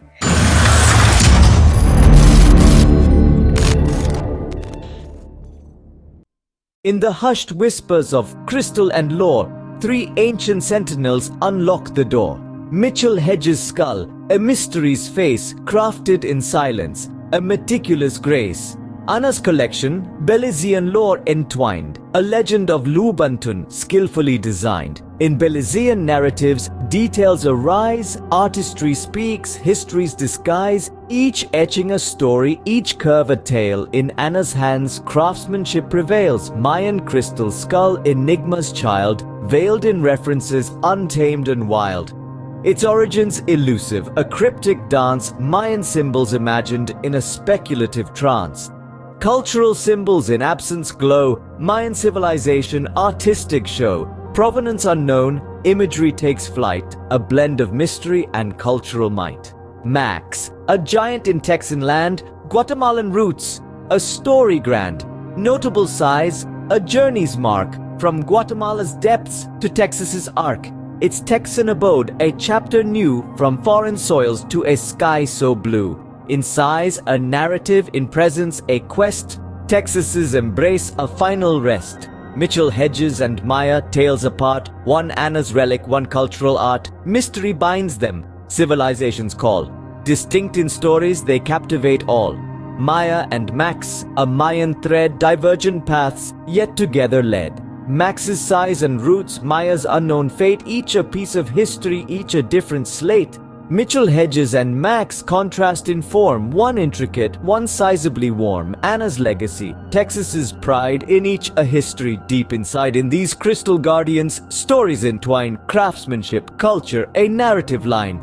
Balance in triad, a dance of time. In crystal skulls, a poetic rhyme. In the realm of quartz, colors tell tales. 3 skulls, 3 stories on mystical scales. Amethyst, rose, and clear quartz align, each a chapter in the quartz design. Amethyst skull, a purple maze, its hue a clue in the origin's haze. A riddle unsolved, a color profound, in its purple mystery questions abound.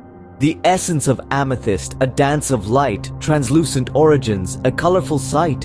In its very being, mystery and form unite, a spectacle of purple, a visual delight. In this essence, identity and enigma merge, material and puzzle, an identity surge. Amethyst story, in color and mystery, a union of substance, a crystalline history. Rose quartz skull, a journey in pink, polished legacy, a tactile link. Its hue, a path to artistic craft. In its rose allure, a skilled artifact. Smooth quartz surface, craftsmanship sign, in polished form, artistic lines. Quintessence of quartz, in tactile guise, rose hue and legacy under artistic skies.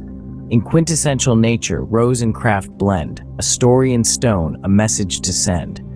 Rose hue and polished past harmoniously bind, a narrative in quartz, artistically designed. Mitchell Hedges' skull, clear quartz's play, transparent artistry in bright array. A window to intricate skill, clear as quartz, a creative thrill. Its origin unmarked, as clear as its form, a puzzle in transparency, artistry born. In clarity and art, a story unfolds, a tale of clear quartz, gracefully told. In unmarked origin, clarity and marvel meet, transparent quartz and artistry in unison sweet. Seamless blend of mystery and material's charm. In Mitchell Hedges' skull, an enigmatic arm. From amethyst deep to rose quartz light, a spectrum journey, colors flight. Mineral composition, hues exchange, echoing beauty, yet distinctively strange. Rose to Mitchell Hedges, pink to clear, a shift from color to transparency dear. Quartz lineage maintained, visuality shift, from colored grace to clarity's gift. Mitchell Hedges to amethyst, the cycle's close, from clear artistry to purple's prose. Reconnecting quartz in mystery's embrace, highlighting diversity in quartz grace. In these skulls of quartz, stories unfold, colors, craftsmanship, mysteries told. Inclusion's triad, a a quartz narrative spun. In crystal skulls, material variation 1. In halls of history and modernity's light, 3 skulls reside, each a different site. British, Smithsonian, Parisian tales, each a story where mystery prevails. British Museum skull, in Aztec's guise, reflects art of old in contemporary eyes. Displayed in grandeur, history's embrace, a bridge to the past in a modern space. Aztec resemblance, the museum's charge, steward of history, past and large. In its stewardship, stories interlace, Aztec art and modern trace. The museum pivots in role so dual, displaying art, decoding cultural. Its task, to unveil the Aztecs' artistry, in British halls, a historical mystery. Smithsonian skull, a modern artifact. Institutional collection, a contemporary fact. Modern crafted story, a recent birth. A tale of today in historical worth. Contemporary craft under scrutiny's eye. Institutional analysis, truth to pry.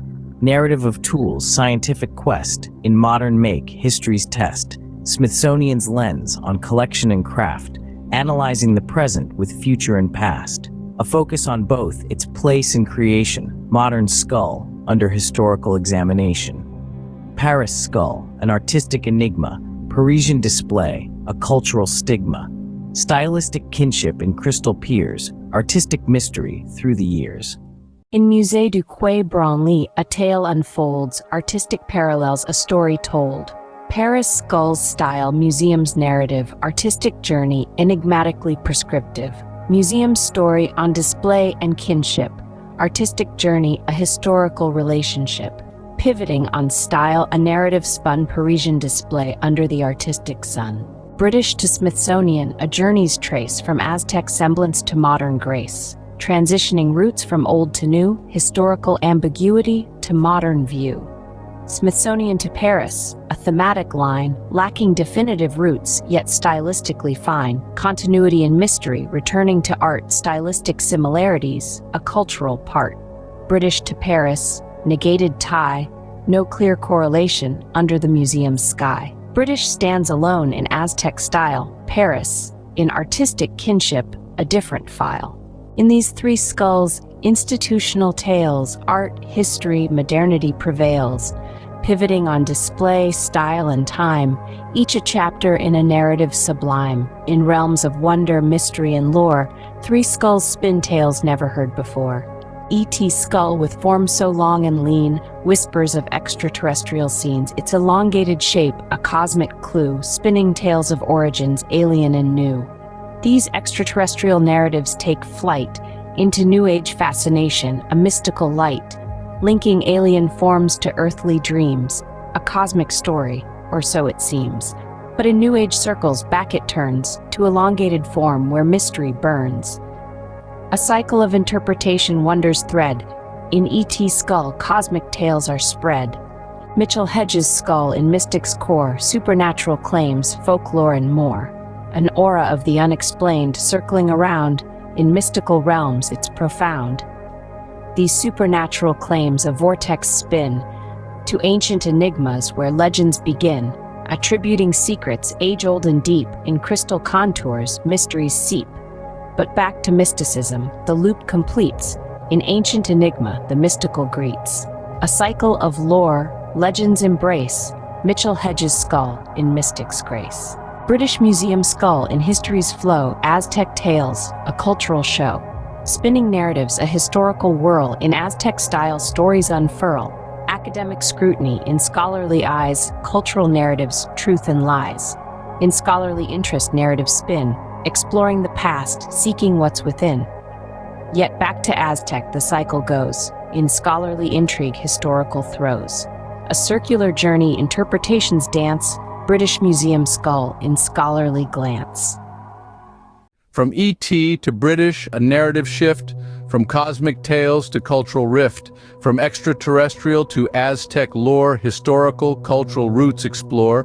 British to Mitchell Hedges, the story blends, where scholarly interest with mystic extends. From historical narrative to supernatural sight, mystical allure in scholarly light. E.T. to Mitchell Hedges, a path not taken, while E.T.'s alien, Mitchell Hedges earth-shaken. Despite mystical air, its roots remain in earthly origins, not extraterrestrial domain. In these skulls, cultural interpretations whirl in cycles of lore, narratives unfurl.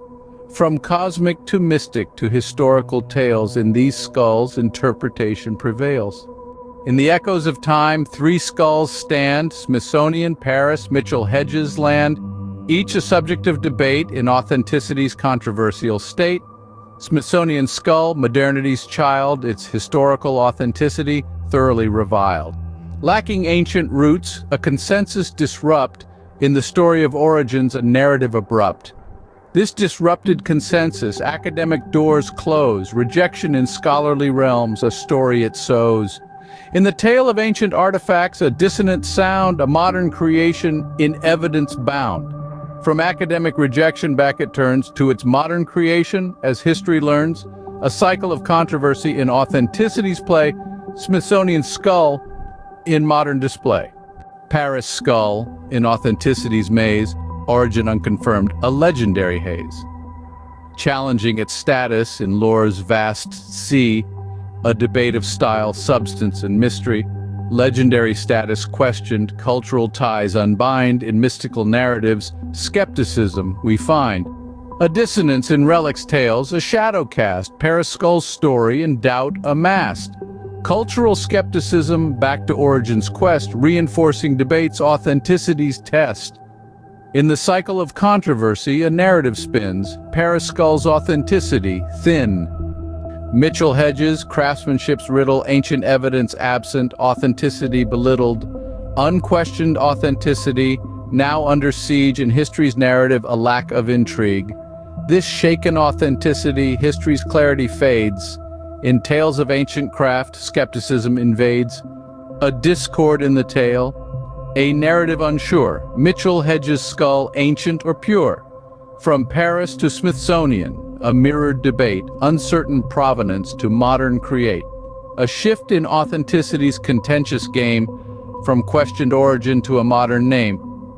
Smithsonian to Mitchell-Hedges, a narrative twist, from clear modern craft to a debated list.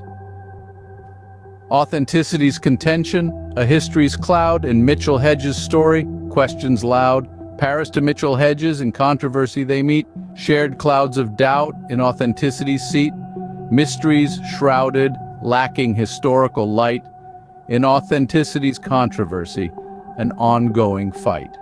In these skulls' stories, authenticity's ring, controversy and debate in history's wing. Dissonance in narrative, a cycle unbound, in authenticity's question, mysteries profound. In the tapestry of time, 3 threads weave, Mayan links, colonial tales, archaeology's sieve, each a pivot in history's grand tale, unraveling mysteries, lifting the veil. Mayan civilization in speculation's embrace links to a void in archaeological space, a narrative gap where evidence should be, in the absence, a story's mystery. This void of proof to speculation it leads, filling silence with imagined creeds. Symbolic motifs in history's mist, a drift towards tales, factually missed. But absence of Mayan ties, a clarity's call, dispelling the myths, a factual overhaul. In the push for truth, speculative symbols fall, a pivot towards reality, standing tall. Colonial stories, history's mirror, shaping perceptions in times of error. Narratives born of conquest and dominion, influencing views of a cultural union. These perceptions, symbolic roles take, emblematic discussions, cultural stakes. A transformation in the skull's perceived part, reflecting broader dialogues, a historical art. But absent colonial tales, symbols transform, redefining skulls in a modern norm. Shifting their role in the cultural discourse, a narrative reimagined, a new historical course. Modern archaeology, skepticism's child in scientific analysis, myths are reviled. A quest for truth in history's dense cloud, separating fact from fiction, loud and proud. This analytical approach, myths it parts, seeking authenticity in historical arts. A journey of discovery, where truth is king. In the light of science, reality's wing. From Mayan references to colonial times, the narrative shifts in history's chimes. Speculative ties to reflective tales, how historical context interprets and prevails, colonial to modern archaeological view, a pivot to scrutiny, a perspective anew, emphasizing science over romanticized past, in search of a truth that will forever last. Modern scrutiny back to Mayan links, closing the loop as history thinks, examining claims in critical light, contradicting myths in science's fight. In these triads of history, narratives pivot and turn, from Mayan mysteries to truths we yearn, a dance of perspectives in time's grand ballet, unveiling the past in history's play. In the tapestry of tales, threads entwine, mystical, cultural, scientific in line. Each a facet of narrative's grand play, in the story of skulls they sway. Mystical whispers and supernatural lore meet cultural tales of ancient yore. A synergy of old wisdom and Western gaze, in exotic histories, a fascination phase. In this interplay, a dynamic birthed ancient allure and romanticized earth. Coexisting realms in history's dance, mystical and cultural, in a narrative trance. But cultural romanticism, in science's light, faces skepticism, a contrasting plight. Romanticized tales of civilizations old meet scientific rigor, stark and bold. This contrast, a narrative's twist, ancient stories in modernist mist, challenged by logic, questioned by fact, in the realm of science a narrative act. Yet skeptical views in scientific might against mystical tales, a different fight. Debunking myths, yet fueling the flame of supernatural stories in fame. In this conflict a synergy found, mystical lore, in science bound, intriguing more, as myths are torn. In the clash of narratives, new tales born. In these triads a stories weave, mystical, cultural, scientific leave. A dance of narratives in synergy's light, unfolding the tales of skulls day and night. In this narrative construction, tales converge, myth, romance, and science in a surge. A synergy of stories, in time's grand sweep. In the Skulls saga, a narrative deep. In the shadows of stories, where tales diverge, mystical, cultural, scientific, a narrative purge. Each thread untwining in negation's cold light. In the story of Skulls, a different plight. Where mystical whispers and supernatural fade.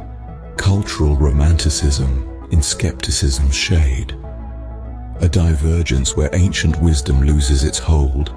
In Western critique, the stories grow cold. The allure of the past, in logical chains bound.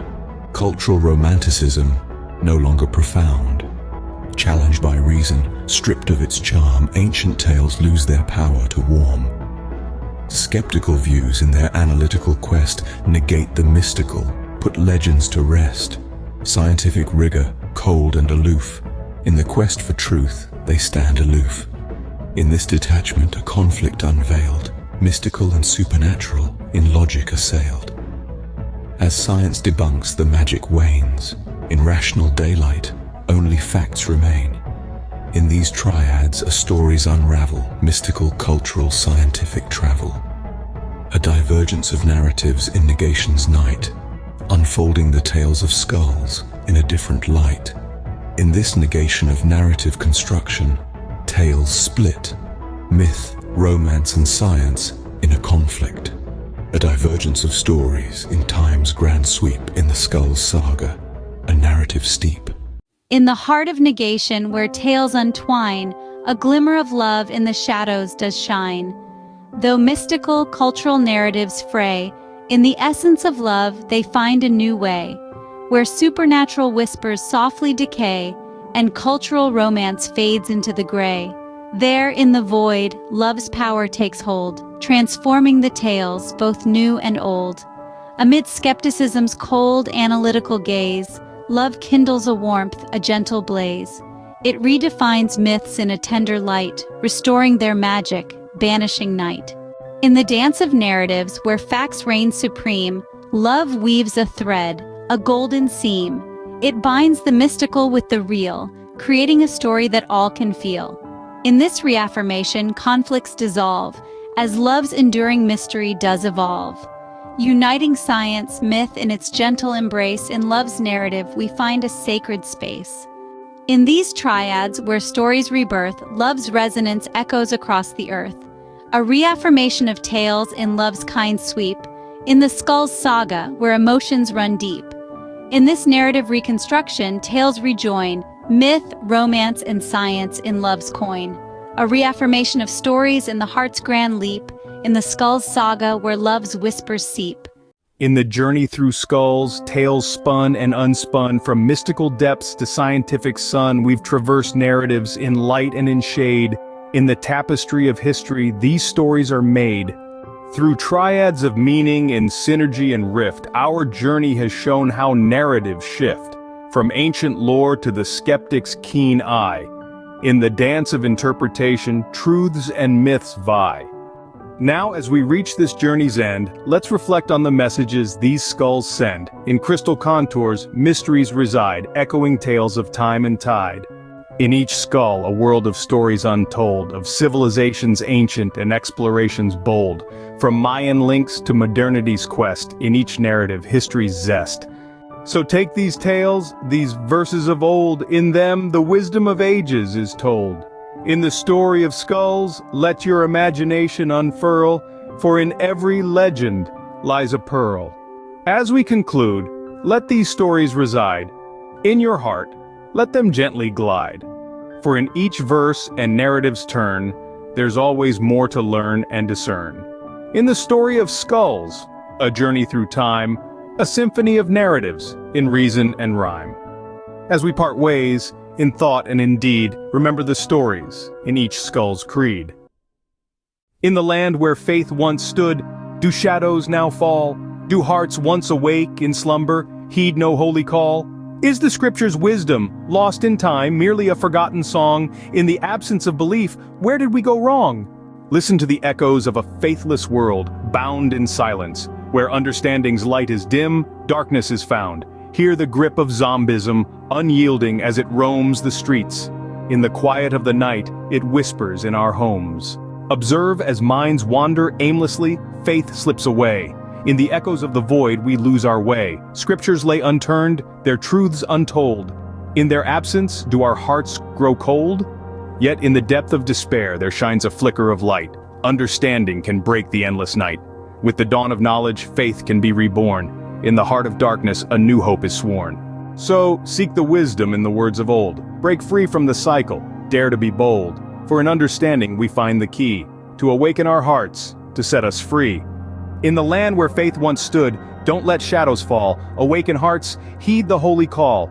Rediscover the scripture's wisdom, not lost but waiting, an eternal song. In the presence of belief, we can't go wrong. Seek understanding, let wisdom's light shine bright. Dispel the darkness, end the endless night. Awaken from the grip of zombism, let faith roam the streets. Break the silence of the night, let hope whisper in our homes. Don't let your mind wander aimlessly, hold on to faith. Don't lose your way in the echoes of the void. Turn the scriptures, let their truths be told. In their presence, let your heart be bold. In the depth of despair, let understanding be your light. Let the dawn of knowledge end the endless night. Let faith be reborn, let hope be sworn. Seek the wisdom in the words of old. Break free from the cycle, be bold. In understanding find the key, awaken your heart, set yourself free. In lands of old where stories are untold, a twist of fate, a symbol's heavy weight. A yarmulke, a sign in a twisted design, by foes unseen in a plot so keen. Oh, how they spun under the sun, a hat of faith, now a tool of hate. In every thread, a tale of dread, veiled in symbols, the truth trembles. Once a mark of belief, now a badge of grief, imposed with care, a trap laid bare. A community torn by a symbol worn, unity's test in a world oppressed. Veiled in symbols, a story dissembles, a hat of peace, now a mark of the beast. In shadows they plot a sinister lot, veiled in symbols, the truth trembles. Whispers in the night, a plight in plain sight, a forced divide where fear resides. A symbol's cost when its meaning is lost. In the heart of the wearer grows a silent prayer. Internal strife, a daily life, choosing sides in a tide of divides. A sign of defiance or mark of compliance. In a world unfair, a burden they bear. Veiled in symbols, faith's ensembles, in every fold a story untold. In a hat they see a twisted decree, veiled in symbols the truth trembles. In the quiet of the night, under the moon's soft light, a yarmulke lies, a symbol in disguise. More than a hat, it's where the heart is at. In the silence it speaks of the truth it seeks. In the hidden corridors of the mind I roam, a misfolded wanderer far from home. Once a part of harmony, now I disassemble. In the brain's tapestry I am a symbol, a tremble. A pivot in the molecular dance I sway, altering the normal, leading astray. In this game of balance I play a part, disrupting the equilibrium of the heart. Through the neural pathways I travel unseen, a catalyst of change, subtle yet keen.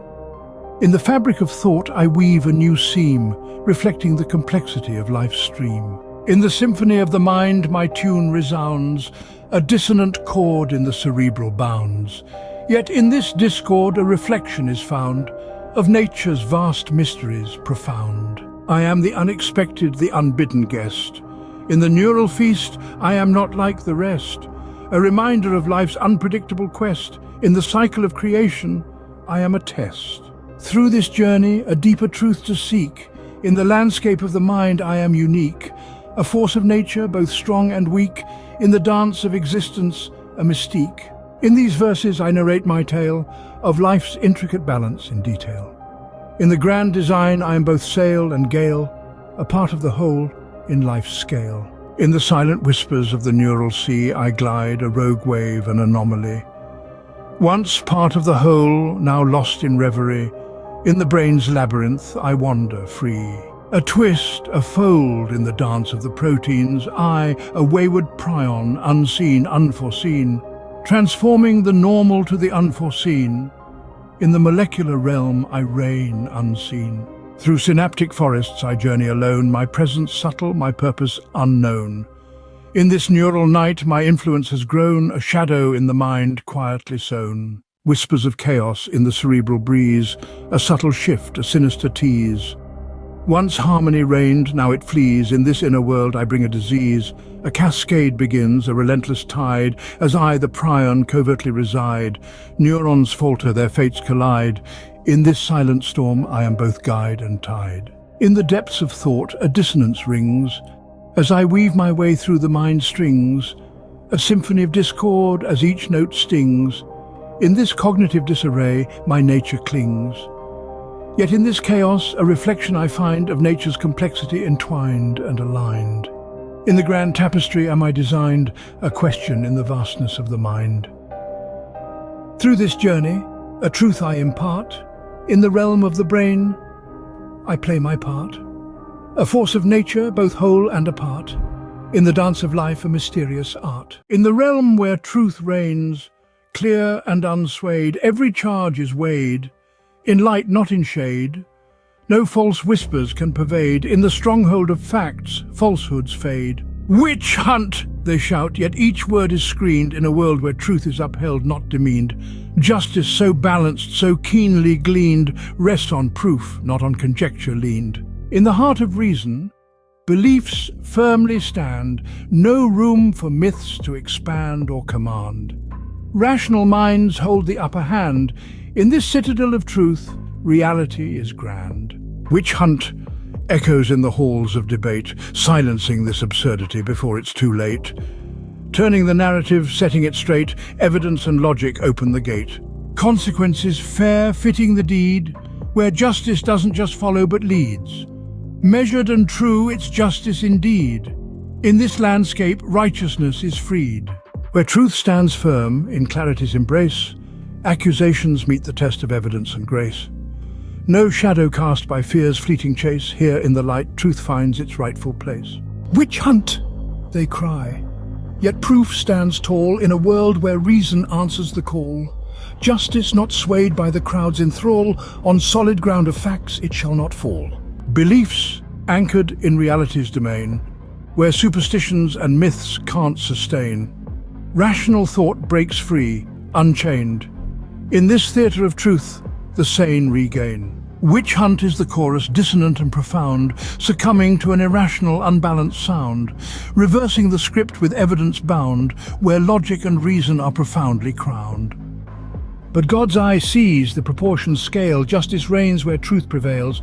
Equal measure for each tale, in this realm justice never fails. Punishments aligned with the nature of act, where reason triumphs over fiction, in fact. Resetting the paradigm with fairness intact, justice and equity in every pact. Through these nights we champion the true, in each allegation let fairness ensue. For only through honesty can we renew a world where justice and truth break through. Through these days, truth's banner we wave. In each claim, integrity is what we crave. For only in truthfulness can we pave a world where justice and honesty save. In this chorus of clarity, voices unite against the dark tide of baseless spite. In the glow of veracity, we ignite a future where truth shines ever bright. Welcome to the world of the butcher, a world where meats are not just ingredients for a meal, but characters in a play. Each day, our butcher, a sage in a smock-stained red, faces the choices that range from the living to the dead. Amidst the chorus of chops and the banter of brisket, he stands as a maverick, slicing through sirloin with a gleam in his eye. In this carnivorous carnival, choices are rife. It's not just about what cut to choose, it's about the ethical weight of each decision. As our butcher chuckles at the sausages boasting about being the best of the batch, or the ribs hatching a new plan in the corner, he's reminded of life's strife. He sees the humor in the bickering cuts, but also the profound message that each slice represents a choice between love and fear. As he looks into the mirrored walls of the shop, he sees a reflection of us all. Our choices reverberate in this carnivore's opera, where our actions are the notes that compose the symphony of life. Each tenderloin tells a story. It's about the balance between the young and the wistfully old. The ham speaks of greed, the chicken of haste. In our daily disputes with all flesh, there's no flavor to waste. With a cleaver in hand and a twinkle in his eye, our butcher reminds us that life is more than just pie. So the next time you sit down to dine, remember our butcher. Remember that each morsel carries a moral, each sip of wine a lesson. For in our daily disputes with flesh, bone and soul, there lies a profound humor and a lesson to extol. In the end, the butcher's shop is not just a place where meat meets knife. It's a stage where life's virtues and vices play out, where humor meets play. It's a reminder that every choice we make, whether it's in the kitchen or beyond, carries weight. It's a testament to the fact that even in the seemingly ordinary, there are extraordinary lessons to be learned. So here's to the butcher, the sage in the smock-stained red. Here's to the lessons we learn amidst the chorus of chops and the banter of brisket. And here's to the disputes with all flesh, where we find the humor and the wisdom in life's strife. In the halls of justice, echoes tell a tale of a woman's fight in a storm that did prevail. Lights of cameras flash, a story to unveil. In the courtroom's hush, truth and lies scale. Oh, the walrus roars in a silent court's ring, but the phantom fades as the truth takes wing. A voice once small in the spotlight sings, in the battle for right, every word clings. On the screen, the world watches with bated breath. A narrative unfolds, challenging a titan's depth. Questions piercing through like a sword unsheathed. In the eyes of the law, equality's oath they bequeath. In the glare of the lights, a figure stands tall against the shadows cast on justice's wall. A tale of power lost and courage's call. In the heart of the fray where giants fall. In the dance of words where perceptions shift, a narrative spun through a judicial rift. From the screen to the soul, the stories drift. In the echo of the gavel, tides of change lift. So sing the song of the trials we see, of power, truth, and the quest to be free. In the court of the world, let the truth decree. In the balance of justice, we find the key. In the tales we weave, what truths do we believe? Are the stories told just illusions to deceive? A dance of words and wills in the public eye, where perceptions bend and facts may lie. But what's behind the curtain in this grand display? Is it just another story in a game they play? In the court of public opinion, what's false, what's true? Are the lines all blurred in the view we pursue? She walked with stars, in a world so bright, but in this latest tale is the story, right? Did she seek a role in a script unwritten, leading to a scene where boundaries are shit on? Questions in the air like whispers in the night, in the saga unfolding, what's wrong, what's right? Is it a crafted narrative or a genuine plea? In this complex drama, what's the reality? A glance, a word, intentions unclear. In the theater of doubt, what do we hear? Is it a portrayal true or just a guise? In the story told, where truth or fiction lies? In the echoes of this tale, what lessons are learned? As the pages turn, what bridges are burned? In the quest for clarity, in stories we find, the truth often lies in the beholder's mind. In a world where stories weave through starlit paths, a tale unfolds amidst the aftermaths. Another narrative they claim with subtle wraths, in the halls of fame, where reality morphs and morphs. Whispers in the wind say it's all just a play, a dance of words in a masquerade's array. In the eyes of some, it's just another day where stories blend and truths may sway. They say she walked with stars in their shining light, sought the same with him in the fame's height. A misunderstood cue in the spotlight's sight led to a saga born in the media's flight. Whispers in the wind say it's all just a play, a dance of words in a masquerade's array. In the eyes of some, it's just another day where stories blend and truths may sway. They say she walked with stars in their shining light, sought the same with him in the fame's height. A misunderstood cue in the spotlight's sight led to a saga born in the media's flight. Echoes of a script, they murmur in the crowd, where the lines blur and doubts are loud. In this view, it's a story shrouded in a cloud, a narrative spun in a skeptical shroud. Questions hang in the air like a lingering doubt. In the court of opinion, where voices shout, is it truth or tale? What's it all about? In the game of perception, what's left out? So sing the song of stories untold, of narratives woven and perceptions bold. In the theater of public, where opinions are sold, in the shadows of doubt, what truths unfold? In the theater of minds where judgments clash, echoes of truth in a tumultuous flash. A world divided in views that crash. In the heart of the story, perceptions mash. But listen to the whispers in the dark, where one-sided stories leave a stinging mark.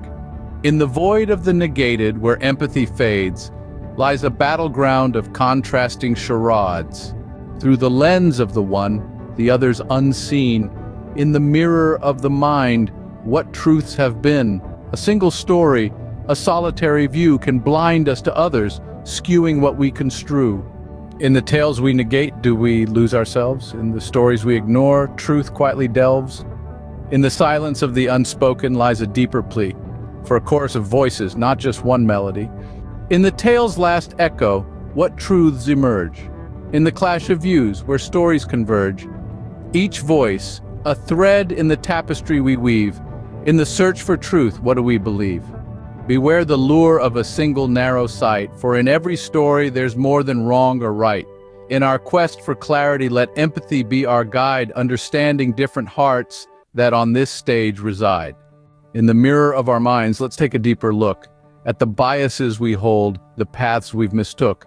For in each of our views lies a fragment of the light. In the spectrum of perspectives, find the might. So let's sing a song of unity's call. In a world of varied tales, let's embrace them all.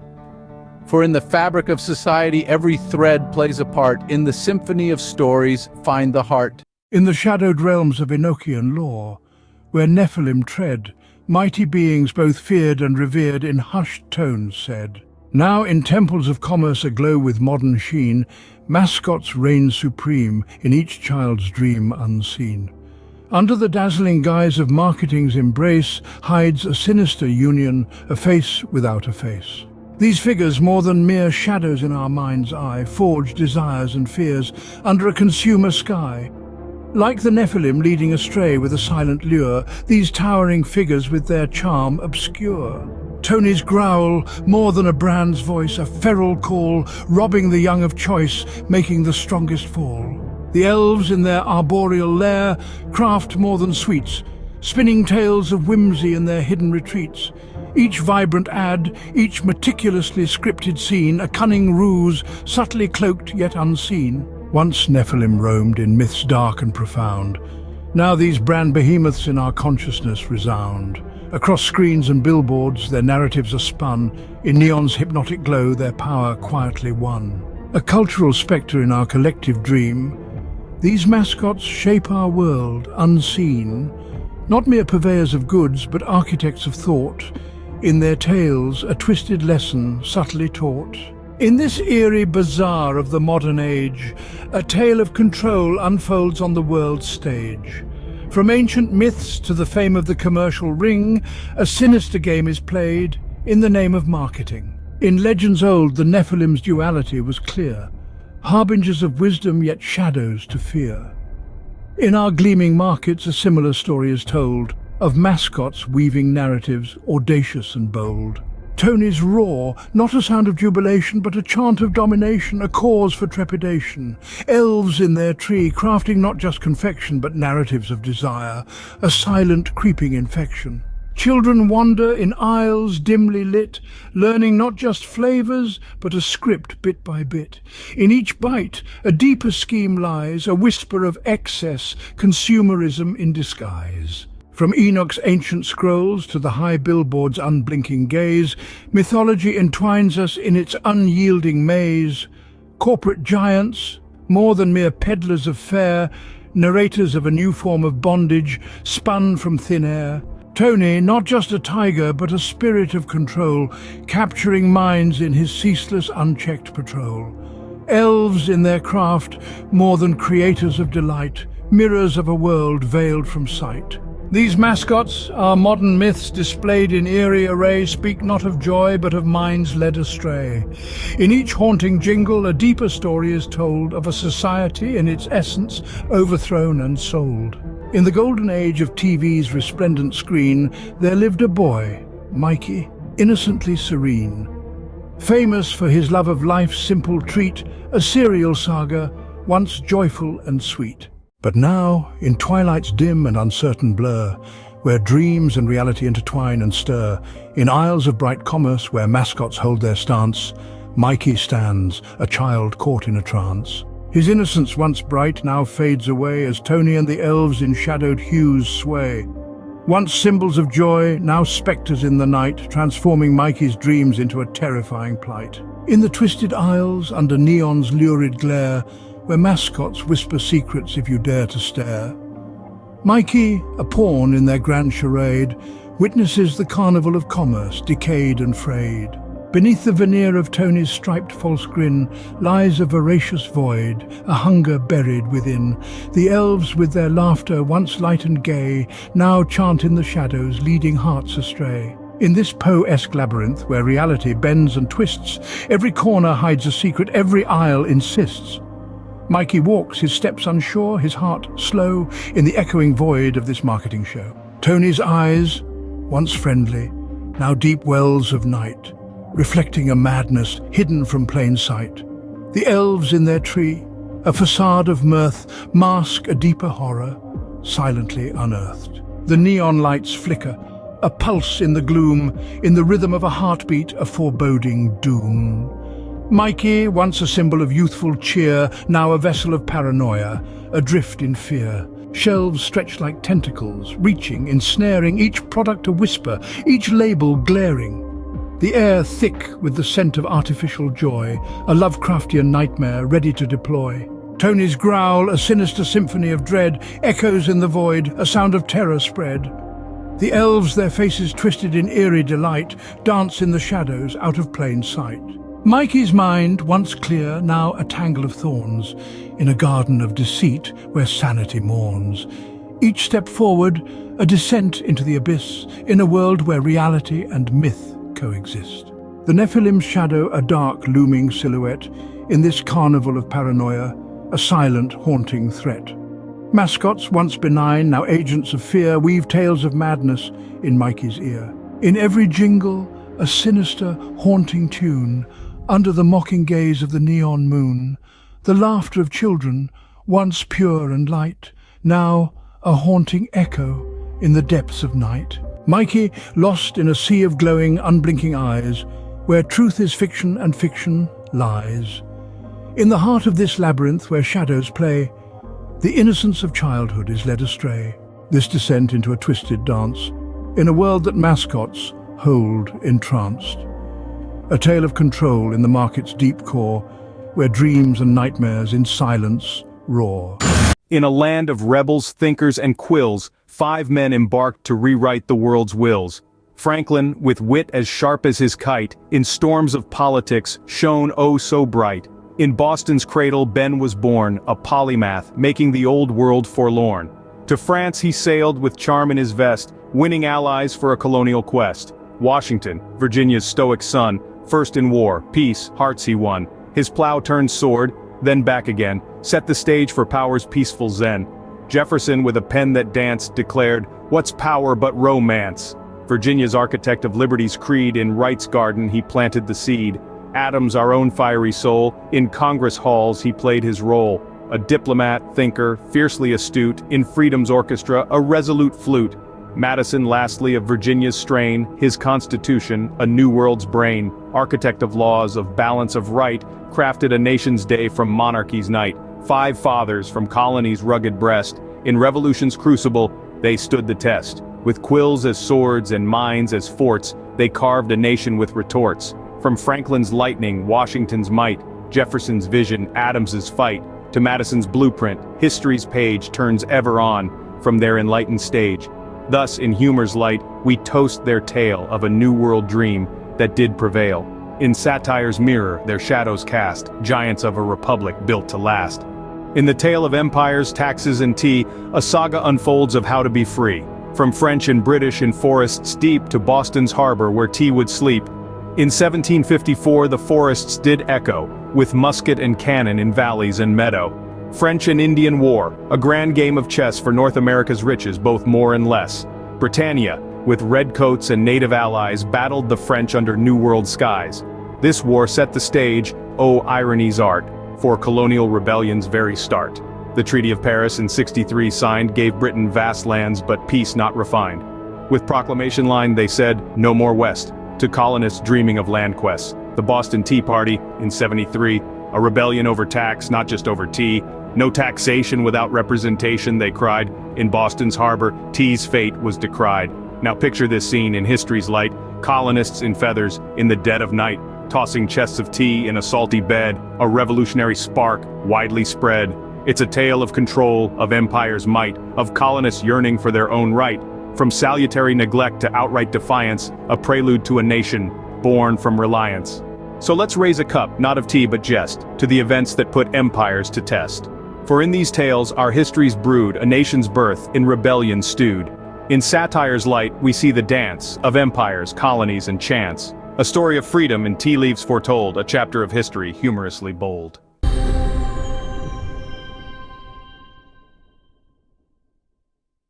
In a brazen act of cultural insensitivity, the animated film Soul dares to trivialize and distort the sacred concepts of soul development, karma, and samsara. This isn't just creative liberty, it's a flagrant disregard for the profound spiritual beliefs held by millions. Masked as a whimsical picture of pre-birth soul traits, Soul not only misrepresents but mocks the intricate and revered cycles of birth, life, death, and rebirth that are central to Eastern philosophies.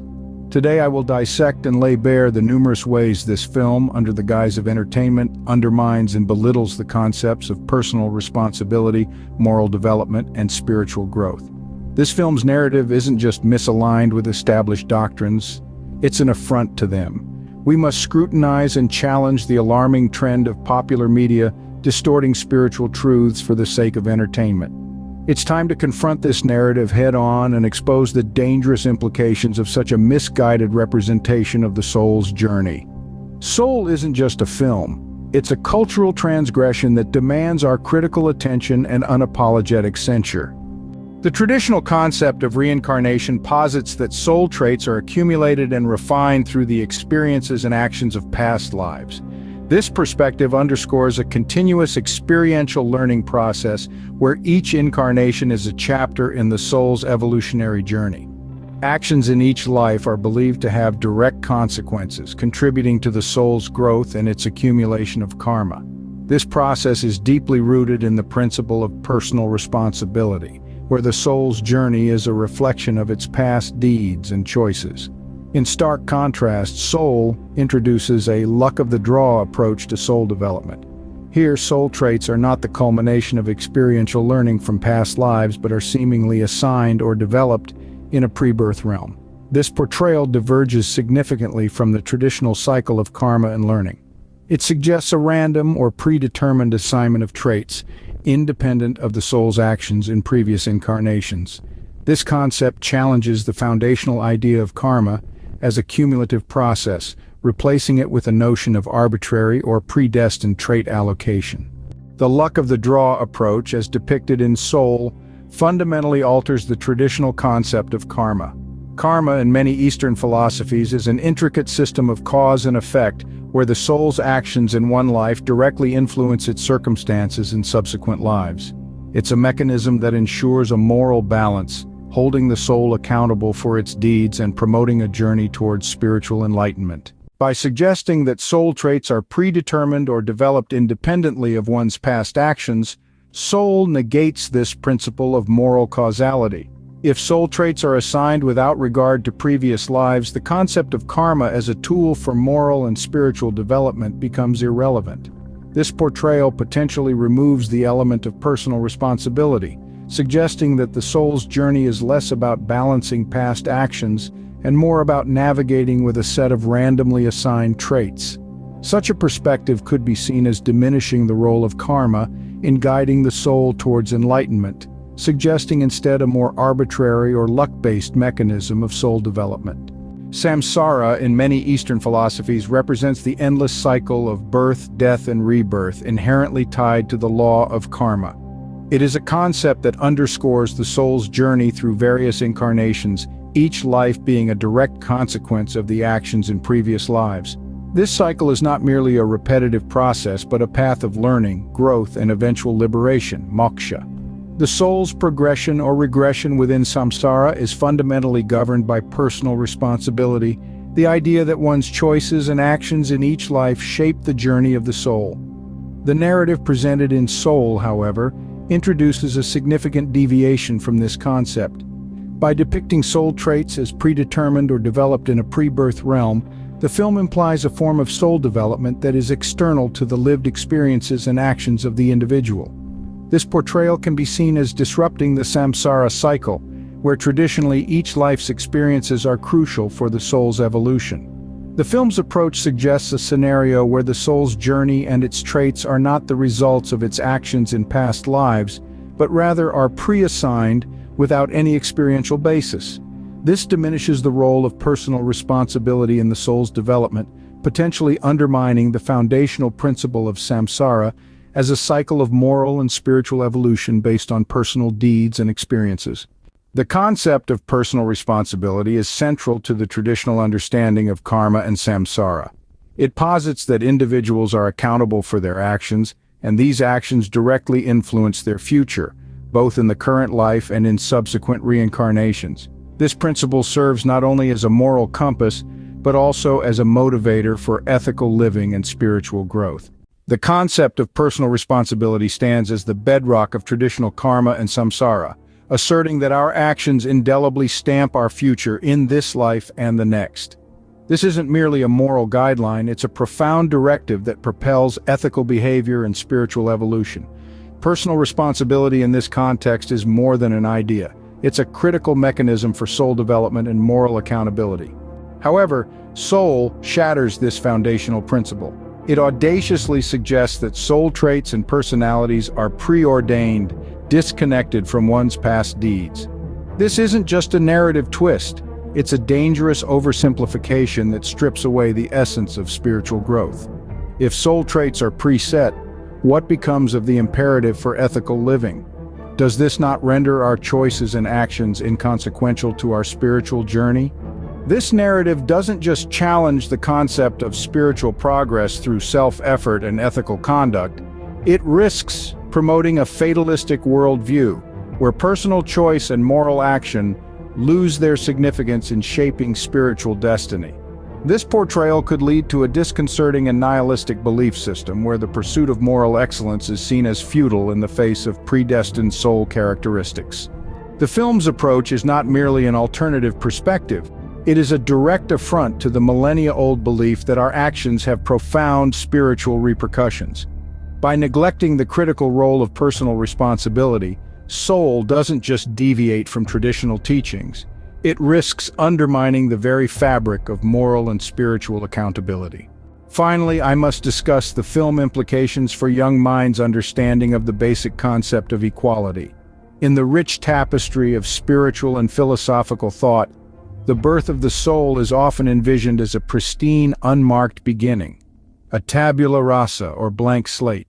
This ancient and widely held belief asserts that a soul is born devoid of inherent traits or predestined qualities, its essence shaped entirely by the crucible of life's experiences, decisions, and actions. Such a perspective not only values the physical realm and our interactions within it, but posits them as the very architects of the soul's character and morality. However, the narrative presented in Soul strikes at the heart of this foundational belief. By depicting souls as imbued with specific traits and personalities prior to their earthly existence, the film does more than offer an alternative viewpoint. It fundamentally challenges the cornerstone of numerous religious and philosophical doctrines. Where traditional beliefs advocate for a soul molded and defined by the journey of life, Soul proposes a prescripted identity, undermining the very notion that our earthly experiences are instrumental in sculpting our moral and spiritual selves. In the realm of the small, where particles play, a quantum world unfolds in a dance so gay. Uncertainties rule in the microfray, where electrons leap in the strangest ballet, a dance of chance where probabilities reign. In the atomic world, a new domain. Oh, the tides of understanding rolling in waves through atoms, fields, and forces our knowledge paves. From quantum leaps to cosmic scales in science's embrace, a symphony of discovery in time and space. In 1905, a theory so bold, space and time entwined, a story told. Relativity's birth, Einstein's mold, where speed of light reigns and new truths unfold. Time's dilation, a cosmic dance in gravity's grip, a new expanse. Exploring realms under star-studded skies, a universe's secrets where our curiosity flies. In silicon's age, circuits did roar, digital revolution at our very core. A test of innovation on virtual shore, defining our era in legend and lore. A nation's ascent in technology's hand, carving our future in digital land. Oh, the tides of innovation through code and chip. In tech's fiery forge, our aspirations equip. Looking ahead to challenges new, in climate's change and AI's view. A future to shape in actions true, for a sustainable world in every hue. With heart and with mind, a future we'll find, in a world of change, our paths intertwined. Through atoms, fields, and digital lore, a symphony of innovation forevermore. In the fabric of cosmos, where time bends its knee, Einstein's delusion unfolds, a universe free. Space-time's melody, in relativity's sea, but devotional love in our hearts is the key. A cyclic dance where knowledge and wonder entwine. In the pursuit of truth, our spirits align. In the age of the byte, where algorithms sing, a digital dawn breaks with the hope it can bring. Transforming our world in every wing with universal love, our actions must cling. A causal chain from silicon dreams for a future that's just and as bright as it seems. In the journey of knowledge, where mysteries unfold, a story of love in our actions told. From quantum to cosmos, in the tales we hold, a triadic dance of values bold.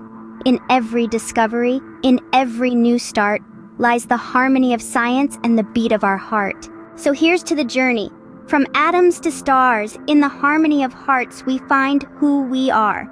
Through quantum, relativity, and digital bars, a symphony of unity, reaching near and far. With climate in peril, we seek a cure. Bioengineering's promise seemingly pure. Yet in altering life, are we really sure? One change's impact, extensive and obscure. For each extinction it may procure, reflects our meddling's unintended detour. In fusion's heart, where atoms collide, a dream of clean energy in scientific stride. But in this nuclear ballet, if one should slide, a chain reaction, nowhere to hide. Misunderstood forces, in tandem they ride, warning us of hubris, in technology's pride. In the quest to conquer height, a shot was made, promising growth in science's shade. But unintended echoes in memory's glade, Alzheimer's whispers, a heavy price paid. Imagine if billions had joined the charade, a zombie apocalypse, a falcon parade. Can truth ever truly be lost, or does it simply echo in the caverns of collective memory awaiting rediscovery? Picture a grand cathedral where once the air resonated with the purest of truths. Now it's filled with the echoes of a lost truth. In the dimly lit corners a figure lurks, whispering tales spun not from divine scripture, but from the loom of deception. His name is Azrael, a fallen angel, his halo tarnished, his wings clipped of their glory. In the sacred corridors where once the righteous tread, now echo the deceptive tales of Azrael. The innocence once housed within these walls is led astray, and a choir of confusion now sings a tainted creed. This is Azrael's symphony, a discordant melody where faith and lies intercede. But how did we get here? It started in the hushed silence of the scriptorium's night. Azrael, the dark angel, took the holy words and twisted them under the flickering candlelight. He painted his vision on the canvas of children's stories, leaving a sinister mark that resonated in the echoes of lost truth. Believers lost in a maze of deceit found their gospel reshaped by a malevolent hand. In the house of worship, a false command was issued. A once sacred space was now filled with whispers of despair. The shadow of Azrael looms large, silently orchestrating a fall. The congregation, blind to the wolf in disguise, unknowingly dances to his tune. In the guise of guidance, Azrael leads them astray, corrupting the pure in a devious ballet. The church's teachings are now echoes of his voice, leaving the faithful with a harrowing choice. The echoes of lost truth can be seen in a believer's tear, a silent battle waged in fear. They seek the light in the depths of night, a quest for right against Azrael's darkness. In the annals of time, this tale of a fall will be written. A legacy of shadows will linger in the verses we sing, and the echoes of lost truth will ring mournfully in the cathedral's bell. So we return to our initial question. Can truth ever truly be lost? Perhaps not. Perhaps it is simply drowned out by louder, more insistent voices, yet it remains there, echoing in the caverns of collective memory, awaiting the day when it will once again resonate with clarity and conviction.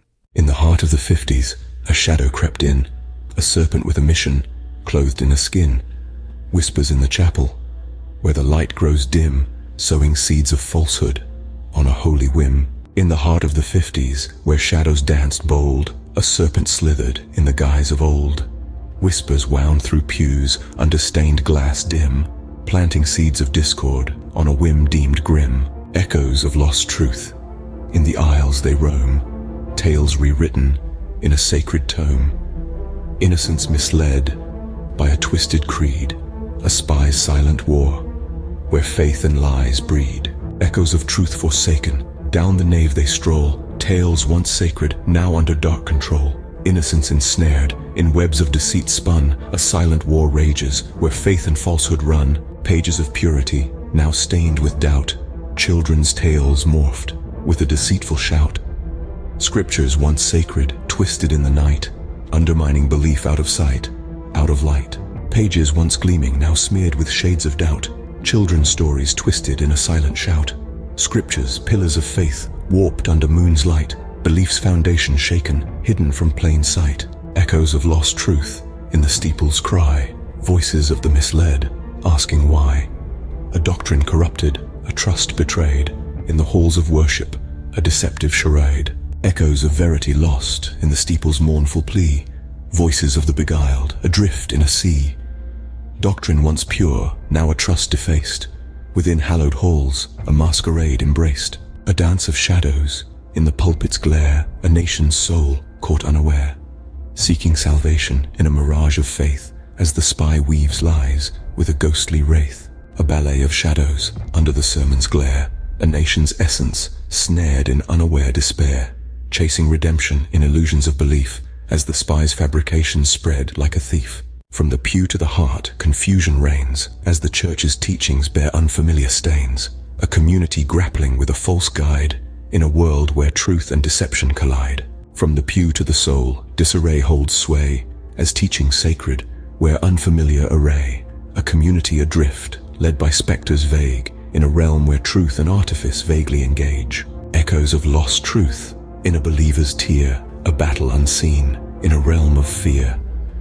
Restoring the sacred to its rightful place, in the quest for truth and divine grace. Echoes of truth abandoned, in a faithful silent tear, a clandestine struggle, in a theatre of fear.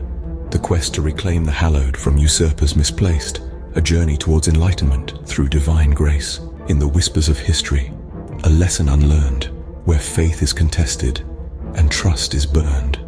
A spy's legacy, in the creeds we sing, echoes of lost truth, in the solemn ring. In history's soft murmurs, a caution left unheeded, where faith is challenged and trust depleted. A spy's enduring mark, in the hymns we sing, echoes of truth lost, in the solemn bells ring. To the melody of a solemn hymn, we explore the dance of words divine, where Genesis meets Revelation, a story of time unwinds, a children's Bible with tales rewritten, simplicity's design, but through Revelation's warning, we tread a sacred line. In the beginning, stories told, with simplicity aimed to bind, Genesis reinterpreted, a narrative redesigned. Motivations shift, perceptions twist. In the reader's mind, the essence of divine discourse, perhaps left behind. For every word that's added and every line that's lost, Revelation whispers caution of a far too heavy cost. In tales for children's ears, where simplicity is the host, lies the challenge of preserving what truly matters most. From the end, a warning clear across the ages tossed, add not to words, it cautions, lest your path be crossed. The sanctity of Scripture, in human hands embossed, demands we tread with reverence, or in confusion we are lost. For every word that's added and every line that's lost, Revelation whispers caution of a far too heavy cost. In the dance of simplification, a line fine and thin between making stories accessible and keeping truth within. It's a task of weight and measure to enlighten without sin, ensuring tales that touch our souls in purity begin. Theological depth, ethical truths in simplicity, can we retain? Or does the act of altering bring an unintended stain? It's a dance of faith and wisdom in every verse and refrain, to hold true to Scripture's heart, its lessons to sustain. In this journey of narratives from creation to Revelation's end, we find a call to stewardship on which we all depend. To share the stories, teach the lessons on which souls transcend, with reverence for the words divine that to our hearts God did send. So we sing this hymn of balance, of truth and light to defend, ensuring the core of Scripture remains unblemished till the end. In simplified lines, a tale unfolds, where justice and mercy's depths are told. But through the lens of ease might we lose the hold of divine actions bold and cold. For in every word that's taken and every truth that's bent lies a path diverged from intent. With divine justice and mercy, how are they meant in tales retold where complexities are rent? Adam and Eve in innocence stood, their actions misplaced, not as they should. But when tales shift the blame, misunderstood. The essence of disobedience lost where they could.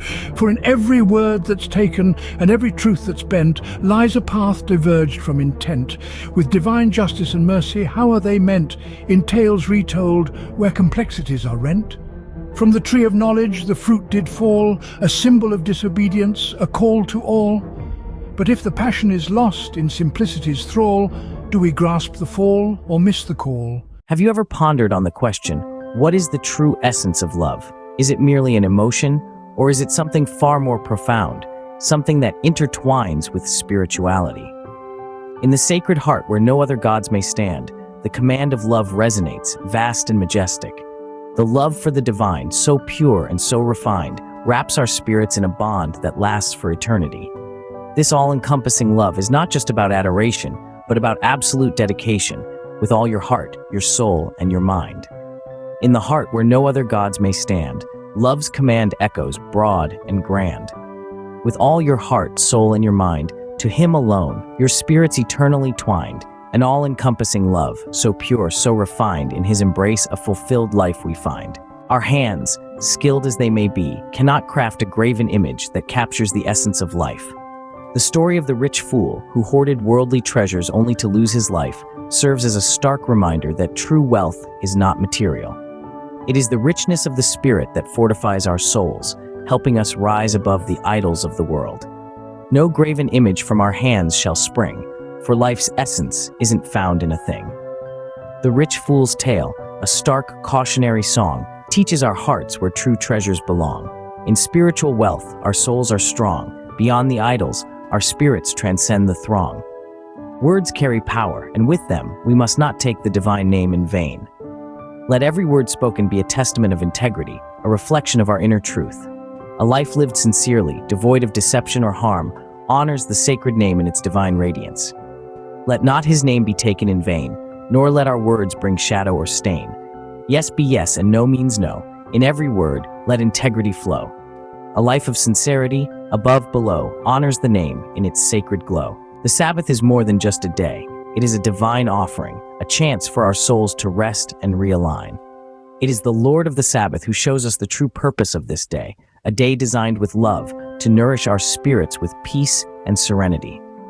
Remember the Sabbath to keep it divine, a day for our souls to rest and realign.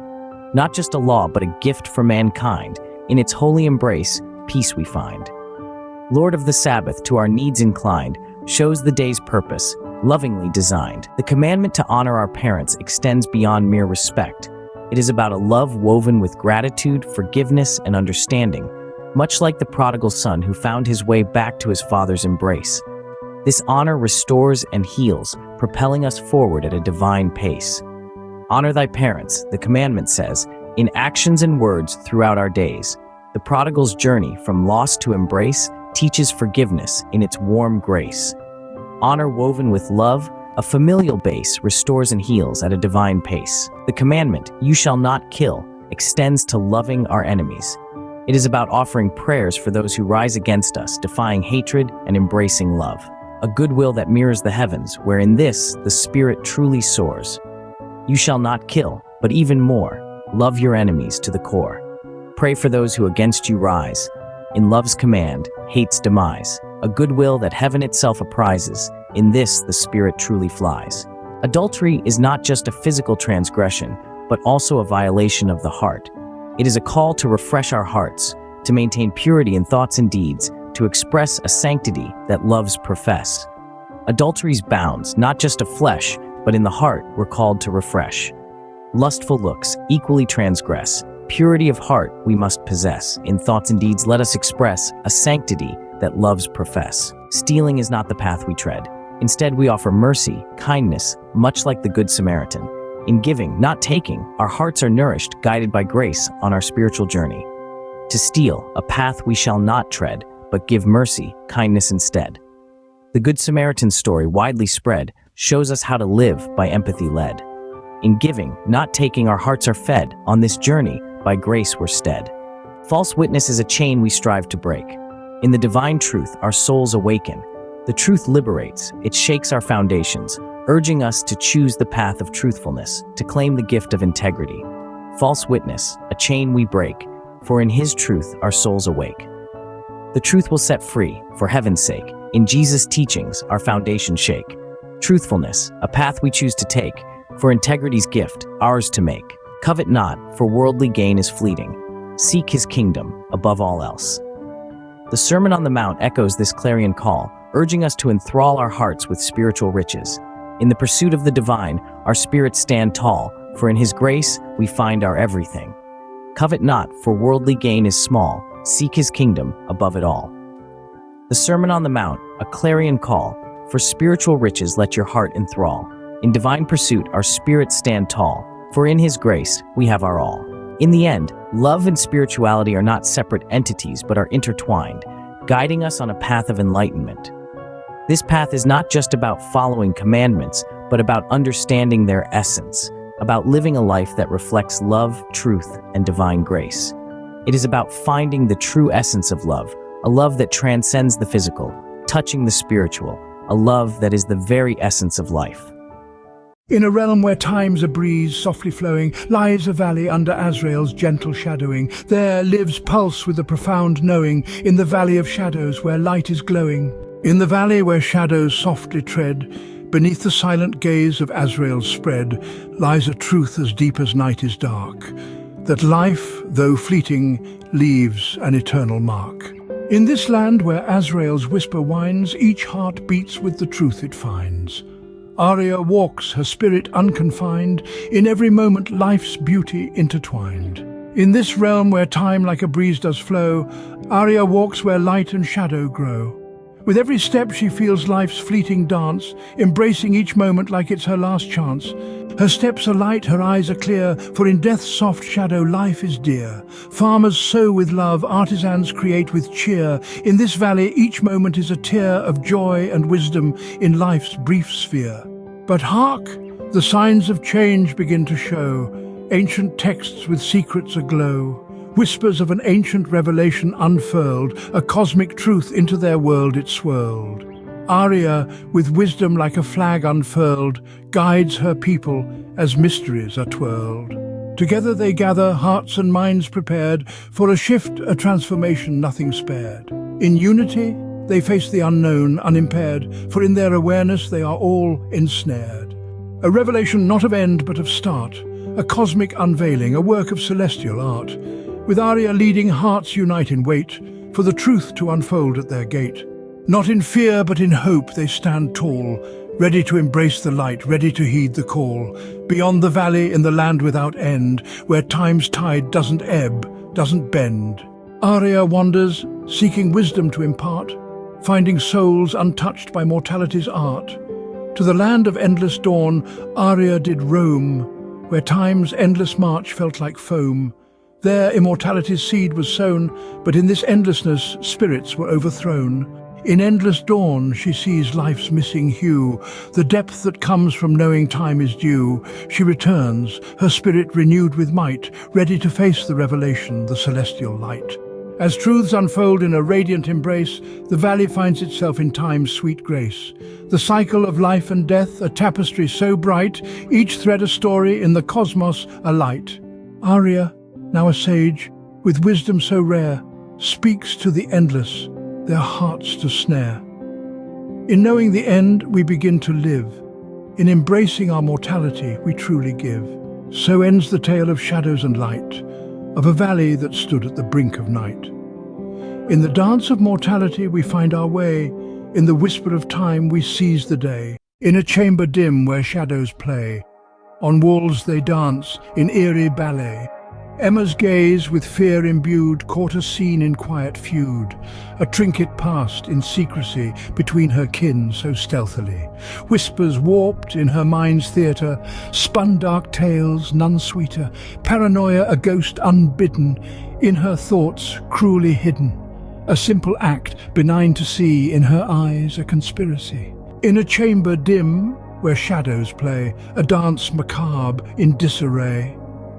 Emma's gaze, with terror lined, witnessed a scene in shadows confined, a trinket small from hand to hand, in secrecy's veil so subtly planned. Her thoughts, a storm of whispers wild, spun dark tales so undefiled. Paranoia, a spectre grim, whispered fears on every whim. A simple act to eyes unseen, in her mind a covert scheme. Her parents' glance, a silent code in Emma's heart dread abode. The room once safe, now a maze of hidden truths in a misty haze. Her heart raced with every beat to the tune of deceit so discreet. Against me do they conspire? Her mind waged war, a ceaseless fire, that object small yet so profound. In her thoughts a danger crowned, a symbol of betrayal's seed, in her fractured psyche's creed. Into shadows she retreated fast, as paranoia's symphony amassed. Reality a distant dream in a world where nothing's as it seems. In this waltz of distrust and fear, Emma's world on the edge so near. Innocuous acts, conspiracies bore in her mind's theatre forevermore. In a chamber dim where shadows play upon the walls in eerie sway, Emma's eyes in darting flight caught a scene in the waning light. A trinket small in stealth passed through from hand to hand in covert view, secrets veiled in whispers' breath. In Emma's mind it spoke of death, whispers warping, twisting space, plots and schemes in dark embrace. Paranoia, an unbidden guest, in her thoughts took up its nest. In her gaze a scene so plain, yet in her mind it bore a stain of malevolence veiled and dire, her reality a twisted spire. A glance exchanged, a fleeting look, in Emma's chest fear firmly took. The room once safe, now a maze of hidden threats in every gaze. Against me do they conspire? Her thoughts ablaze, a mental pyre, each movement a signal of doom. In her fractured mind they loom. Into the shadows she retreats, her heart echoes, paranoid beats. Drowned in a delusional sea, from truth's grasp she flees. In this dance of distrust and fear, Emma's world precariously near to the edge of her own sanity's cliff, where gestures dark and meanings shift.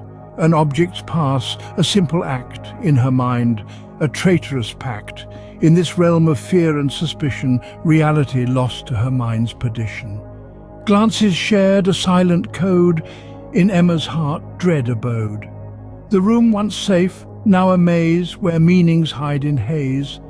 Her pulse raced with every delusion, in sync with her mind's confusion, disowning the truth so far, so near, in a prism of dread now crystal clear, crystal clear, crystal clear. Have you ever wondered how paranoia infiltrates the mind, distorting our perception of reality?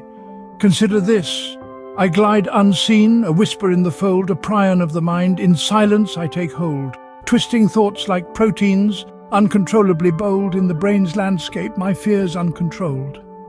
Paranoia, much like a prion, invades our thoughts subtly, twisting them and sowing seeds of doubt.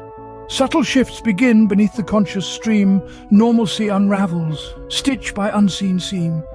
Paranoia, my craft, turning dream into dream, reality blurs in my surreptitious scheme. In the recesses of our minds, paranoia casts long, unsettling shadows. In the echoes of the mind, where shadows play, I am the prion, leading thoughts astray. Every whisper, every doubt I artfully sway. In the theatre of the psyche, I am the fray. It isolates us, weaving a thread of mistrust through our relationships. Connections fray as I weave my silent thread. Mistrust blooms in every word unsaid. Alone I stand in the fortress I've led, a prion's work where reason fears to tread.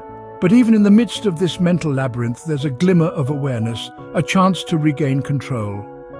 Yet in this labyrinth of my own design, a flicker of awareness, a chance to realign. Can this prion of paranoia in me confined be undone? Can the mind be redefined? And so we find hope, for even paranoia with its silent, insidious stride can be overcome when it's met with reason. In the dance of thoughts where fears collide, seeking the light where truth can't hide, for even a prion in its silent stride may find peace when to reason it's allied. Through understanding the nature of paranoia, its insidious infiltration, and its isolating effects, we can begin to unravel its hold. Therein lies the path to healing, self-awareness, and a return to rational thought. Remember, even in the darkest corners of the mind, there's always a flicker of light, a chance to realign, a hope for healing. In fields where the almond trees stand tall, underneath the sun, they've seen it all. Once where rivers ran, now deserts call. But in our hands lies the power to overhaul. Rise up, let your voices be heard. In the whisper of leaves, there's a powerful word. For every dry well, let's bring back a sea. In the heart of the land lies the change that must be. We've heard the call. In the rustling leaves, in the farmer's toil, the earth believes. From parched soils to the barren fields, it's time for a change. To the future we yield. Rise up, let your voices be heard. In the dance of the bees, there's a new chapter stirred. Turn the tide of the time with a sustainable creed. In each almond shell lies a hope, a new seed. Boycott not in anger, but for a brighter dawn. For the fields of tomorrow where hope is drawn. In every choice, a powerful stand. For the health of our people and the life of the land.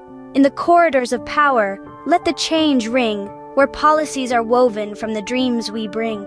From every market stall to the bustling streets, let our choices echo in the heartbeats. Rise up with the sun on our face. In the chorus of change we find our grace. With hands united, in solidarity, we'll build a world where the earth is free. In the almond's whisper, hear the call of the earth. In every small step lies a rebirth. For a world that's green, for a life that's true, in the almond's bloom we begin anew. Under the vast and starry Texas sky, a lone star flickers, whispers goodbye. Not a bitter parting, a sweet farewell to a union of states from history's well. Texit, a dream in the heartland so dear, a dance of freedom with nothing to fear. A sweet farewell to old ties that bind, in the pursuit of a new path we find. With boots set firm on the Rio Grande's shore, looking forward to what life has in store. With memories cherished and futures bright, the Lone Star shines in its own sovereign light. From the Alamo's echoes to Houston's great heart, a journey of self, a new start. With love for the old and hope for the new, a sweet farewell, honest and true. Texit, where dreams and reality meet, a melody sweet, never missing a beat. With a tip of the hat and a gentle goodbye, under the wide and hopeful Texas sky. In fields of bluebonnets, a new story's told, of a spirit unbroken, brave and bold. In a world of change where anything's possible, a sweet farewell, beautifully unstoppable. So here's to Texas, with its heart so grand, stepping forward onto new land. With a sweet farewell and a future untold, a story of courage, bright and bold. In the realm of wire wizards and signal sorcerers, the Cable King reigns with a flicker and buzz.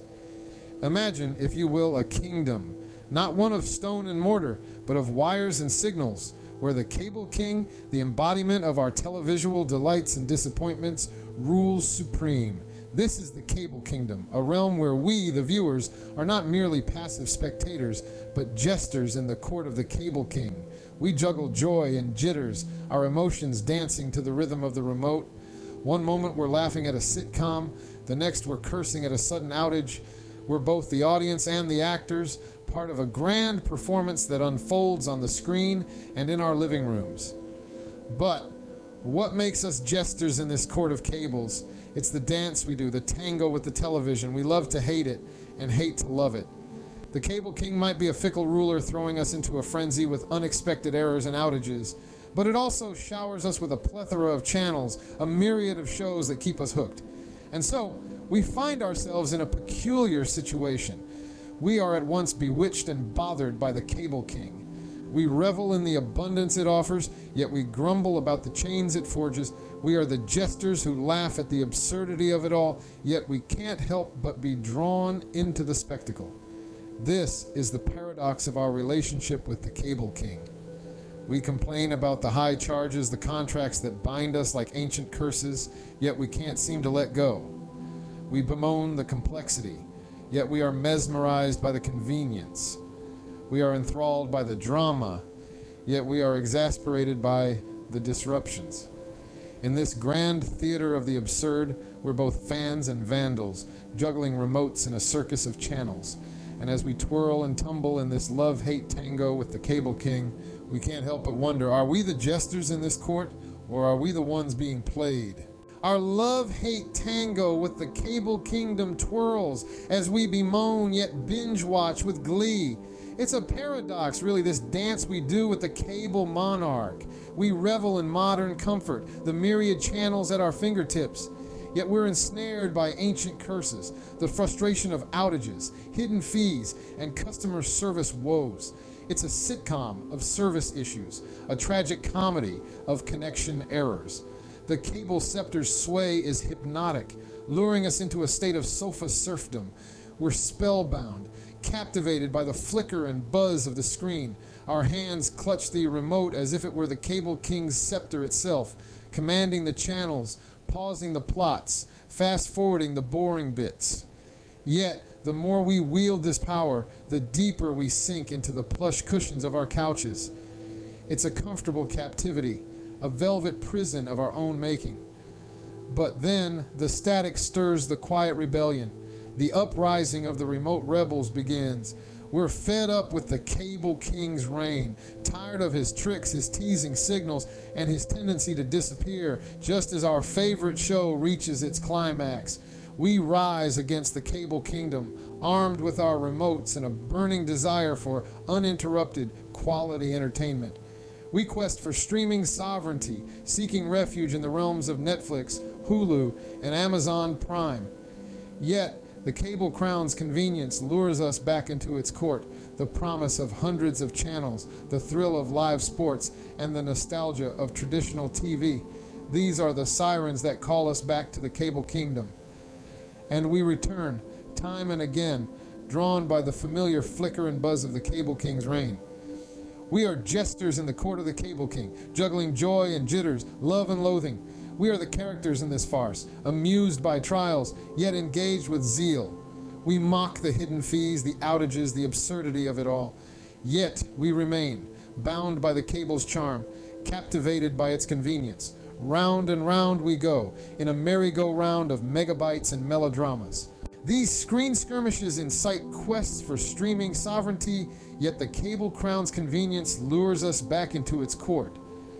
A curious paradox, isn't it? We yearn for freedom, for the liberty to surf the streaming seas at our leisure. Yet we find ourselves ensnared in the chains of channel surfing, tossed about in the stormy seas of signal snags.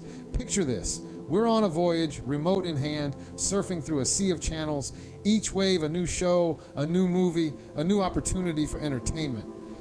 But then the signal snags, the screen freezes, the voyage is disrupted. The sea, once a source of entertainment, becomes a stormy battleground. The skirmish has begun, and what's our weapon in this battle? The remote. Our shield? Patience. Our strategy? Perseverance. We navigate through the stormy seas, hoping for the signal to return, for the screen to unfreeze, for the voyage to continue. The skirmish is not just on the screen, but within us, a battle between our desire for convenience and our frustration with disruption. Now, imagine a world where the wizardry wires wane, a world where we are not bound by the chains of channel surfing, a world where we can surf freely, unencumbered by signal snags. Would our surfing shift? Would the stormy seas calm? Would the skirmishes cease? Perhaps. But let's not forget, in the court of the Cable King, we are jesters, juggling joy and jitters. Yes, we juggle. We juggle the joy of having channels more than stars in the sky, of having a world of entertainment at our fingertips, and we juggle the jitters, the frustration of signal snags, the annoyance of hidden fees, the dread of customer service calls. We juggle because that's what jesters do. Thus, in the court of the Cable King, we are jesters juggling joy and jitters. A paradox, a comedy, a drama, a saga. Our saga, the saga of the screen skirmishes. And so, we continue to juggle, to battle, to surf. For in the realm of wire wizards and signal sorcerers, the screen skirmishes continue. In this digital drama, our channel-chasing craving is the pivot between cable's charm and the crescendo of customer cries. Indeed, there's a certain allure to the screen sovereign, a magnetic pull that draws us in. It's the promise of endless entertainment, the multitude of channels, each brimming with its unique flavor of stories and shows. From the thrilling suspense of crime dramas to the heartwarming tales of sitcoms, the Cable King offers a smorgasbord of choices. It's a buffet of broadcasting, where we can feast our senses on a variety of visual delicacies. Yet, as we dive deeper into this digital delight, we find ourselves entangled in the fury of fee fables. Hidden costs lurk in the fine print, waiting to pounce on our wallets. The Cable Crown's charm begins to wane as bills mount up, each one higher than the last. Suddenly, the once enchanting court of the Cable King seems more like a labyrinth of financial pitfalls. This is where the plot thickens. As we grapple with the cost of our cable cravings, we embark on a hunt, a quest for the remote relic, a symbol of our power to control the narrative, to choose what we watch, when we watch, and how much we're willing to pay for it. This relic represents our desire for freedom, for autonomy in our entertainment choices. But the hunt is not without its challenges. As we navigate the maze of subscription packages, promotional deals, and customer service woes, we find ourselves embroiled in a saga that's as riveting as the shows we so love to watch. It's a saga of the screen sire where we, the audience, play a pivotal role. Our love for the screen, our desire for choice, our frustration with fees, and our quest for control. All these elements weave together to form an intricate tapestry of our relationship with the Cable King. So as we continue to juggle channels and chase our cravings, let's remember our role in this digital drama. For it's our actions, our choices that shape this saga. As the plot thickens, our quest for the remote relic shapes the saga of the screen sire. In the cable cabaret and our channel quest, we find ourselves in a comedy of errors and outages. Ah, isn't that the truth? The world of cable is a fascinating one where dominion and digital disruptions dance a delicate duet. It's a world that tunes our teletemperament, shaping our reactions and interactions with the technology that both delights and exasperates us. Think about it. We're all part of this grand saga, aren't we? A saga of screen and storm, where the calm of a perfectly streamed show can be shattered by the tempest of an unexpected outage. And oh, how the storm rages when the screen goes dark. We've all been there, haven't we? The frustration, the desperation, the frantic troubleshooting. It's all part of the comedy of errors that is our relationship with cable. And what's a saga without a quest? Enter the hunt for the holy remote, that elusive device that holds the power to control the cable kingdom. We've all embarked on this quest at least once, haven't we? Scouring the depths of the sofa, venturing into the remote wilderness of the living room. The remote remains just out of reach, adding yet another layer of humor to our cable cabaret. But even amidst the comedy, there's a certain charm to it all, isn't there? The thrill of the hunt, the victory of a successful troubleshooting mission, the satisfaction of a perfectly timed channel flip. It's these little moments that keep us coming back, that lure us back into the court of the Cable King, time and time again. In this comedy of errors and outages, we find a reflection of our own contradictions. We bemoan the inconveniences, yet we can't deny the comfort and convenience that cable brings. It's a paradox, a dance, a digital dervish that keeps us twirling in the cable kingdom's court. So, here we are, in the midst of this cable cabaret, juggling the joy and jitters of our channel quest. Our saga of screen and storm and the hunt for the holy remote orchestrates the opera of the omnipresent cable. And what an opera it is, my friends. Let's keep the comedy going, shall we? In the digital age's ironic twist, where disdain blooms against cable's reign, witness the jest, O lords of the wire, as frustrations mount and tempers strain.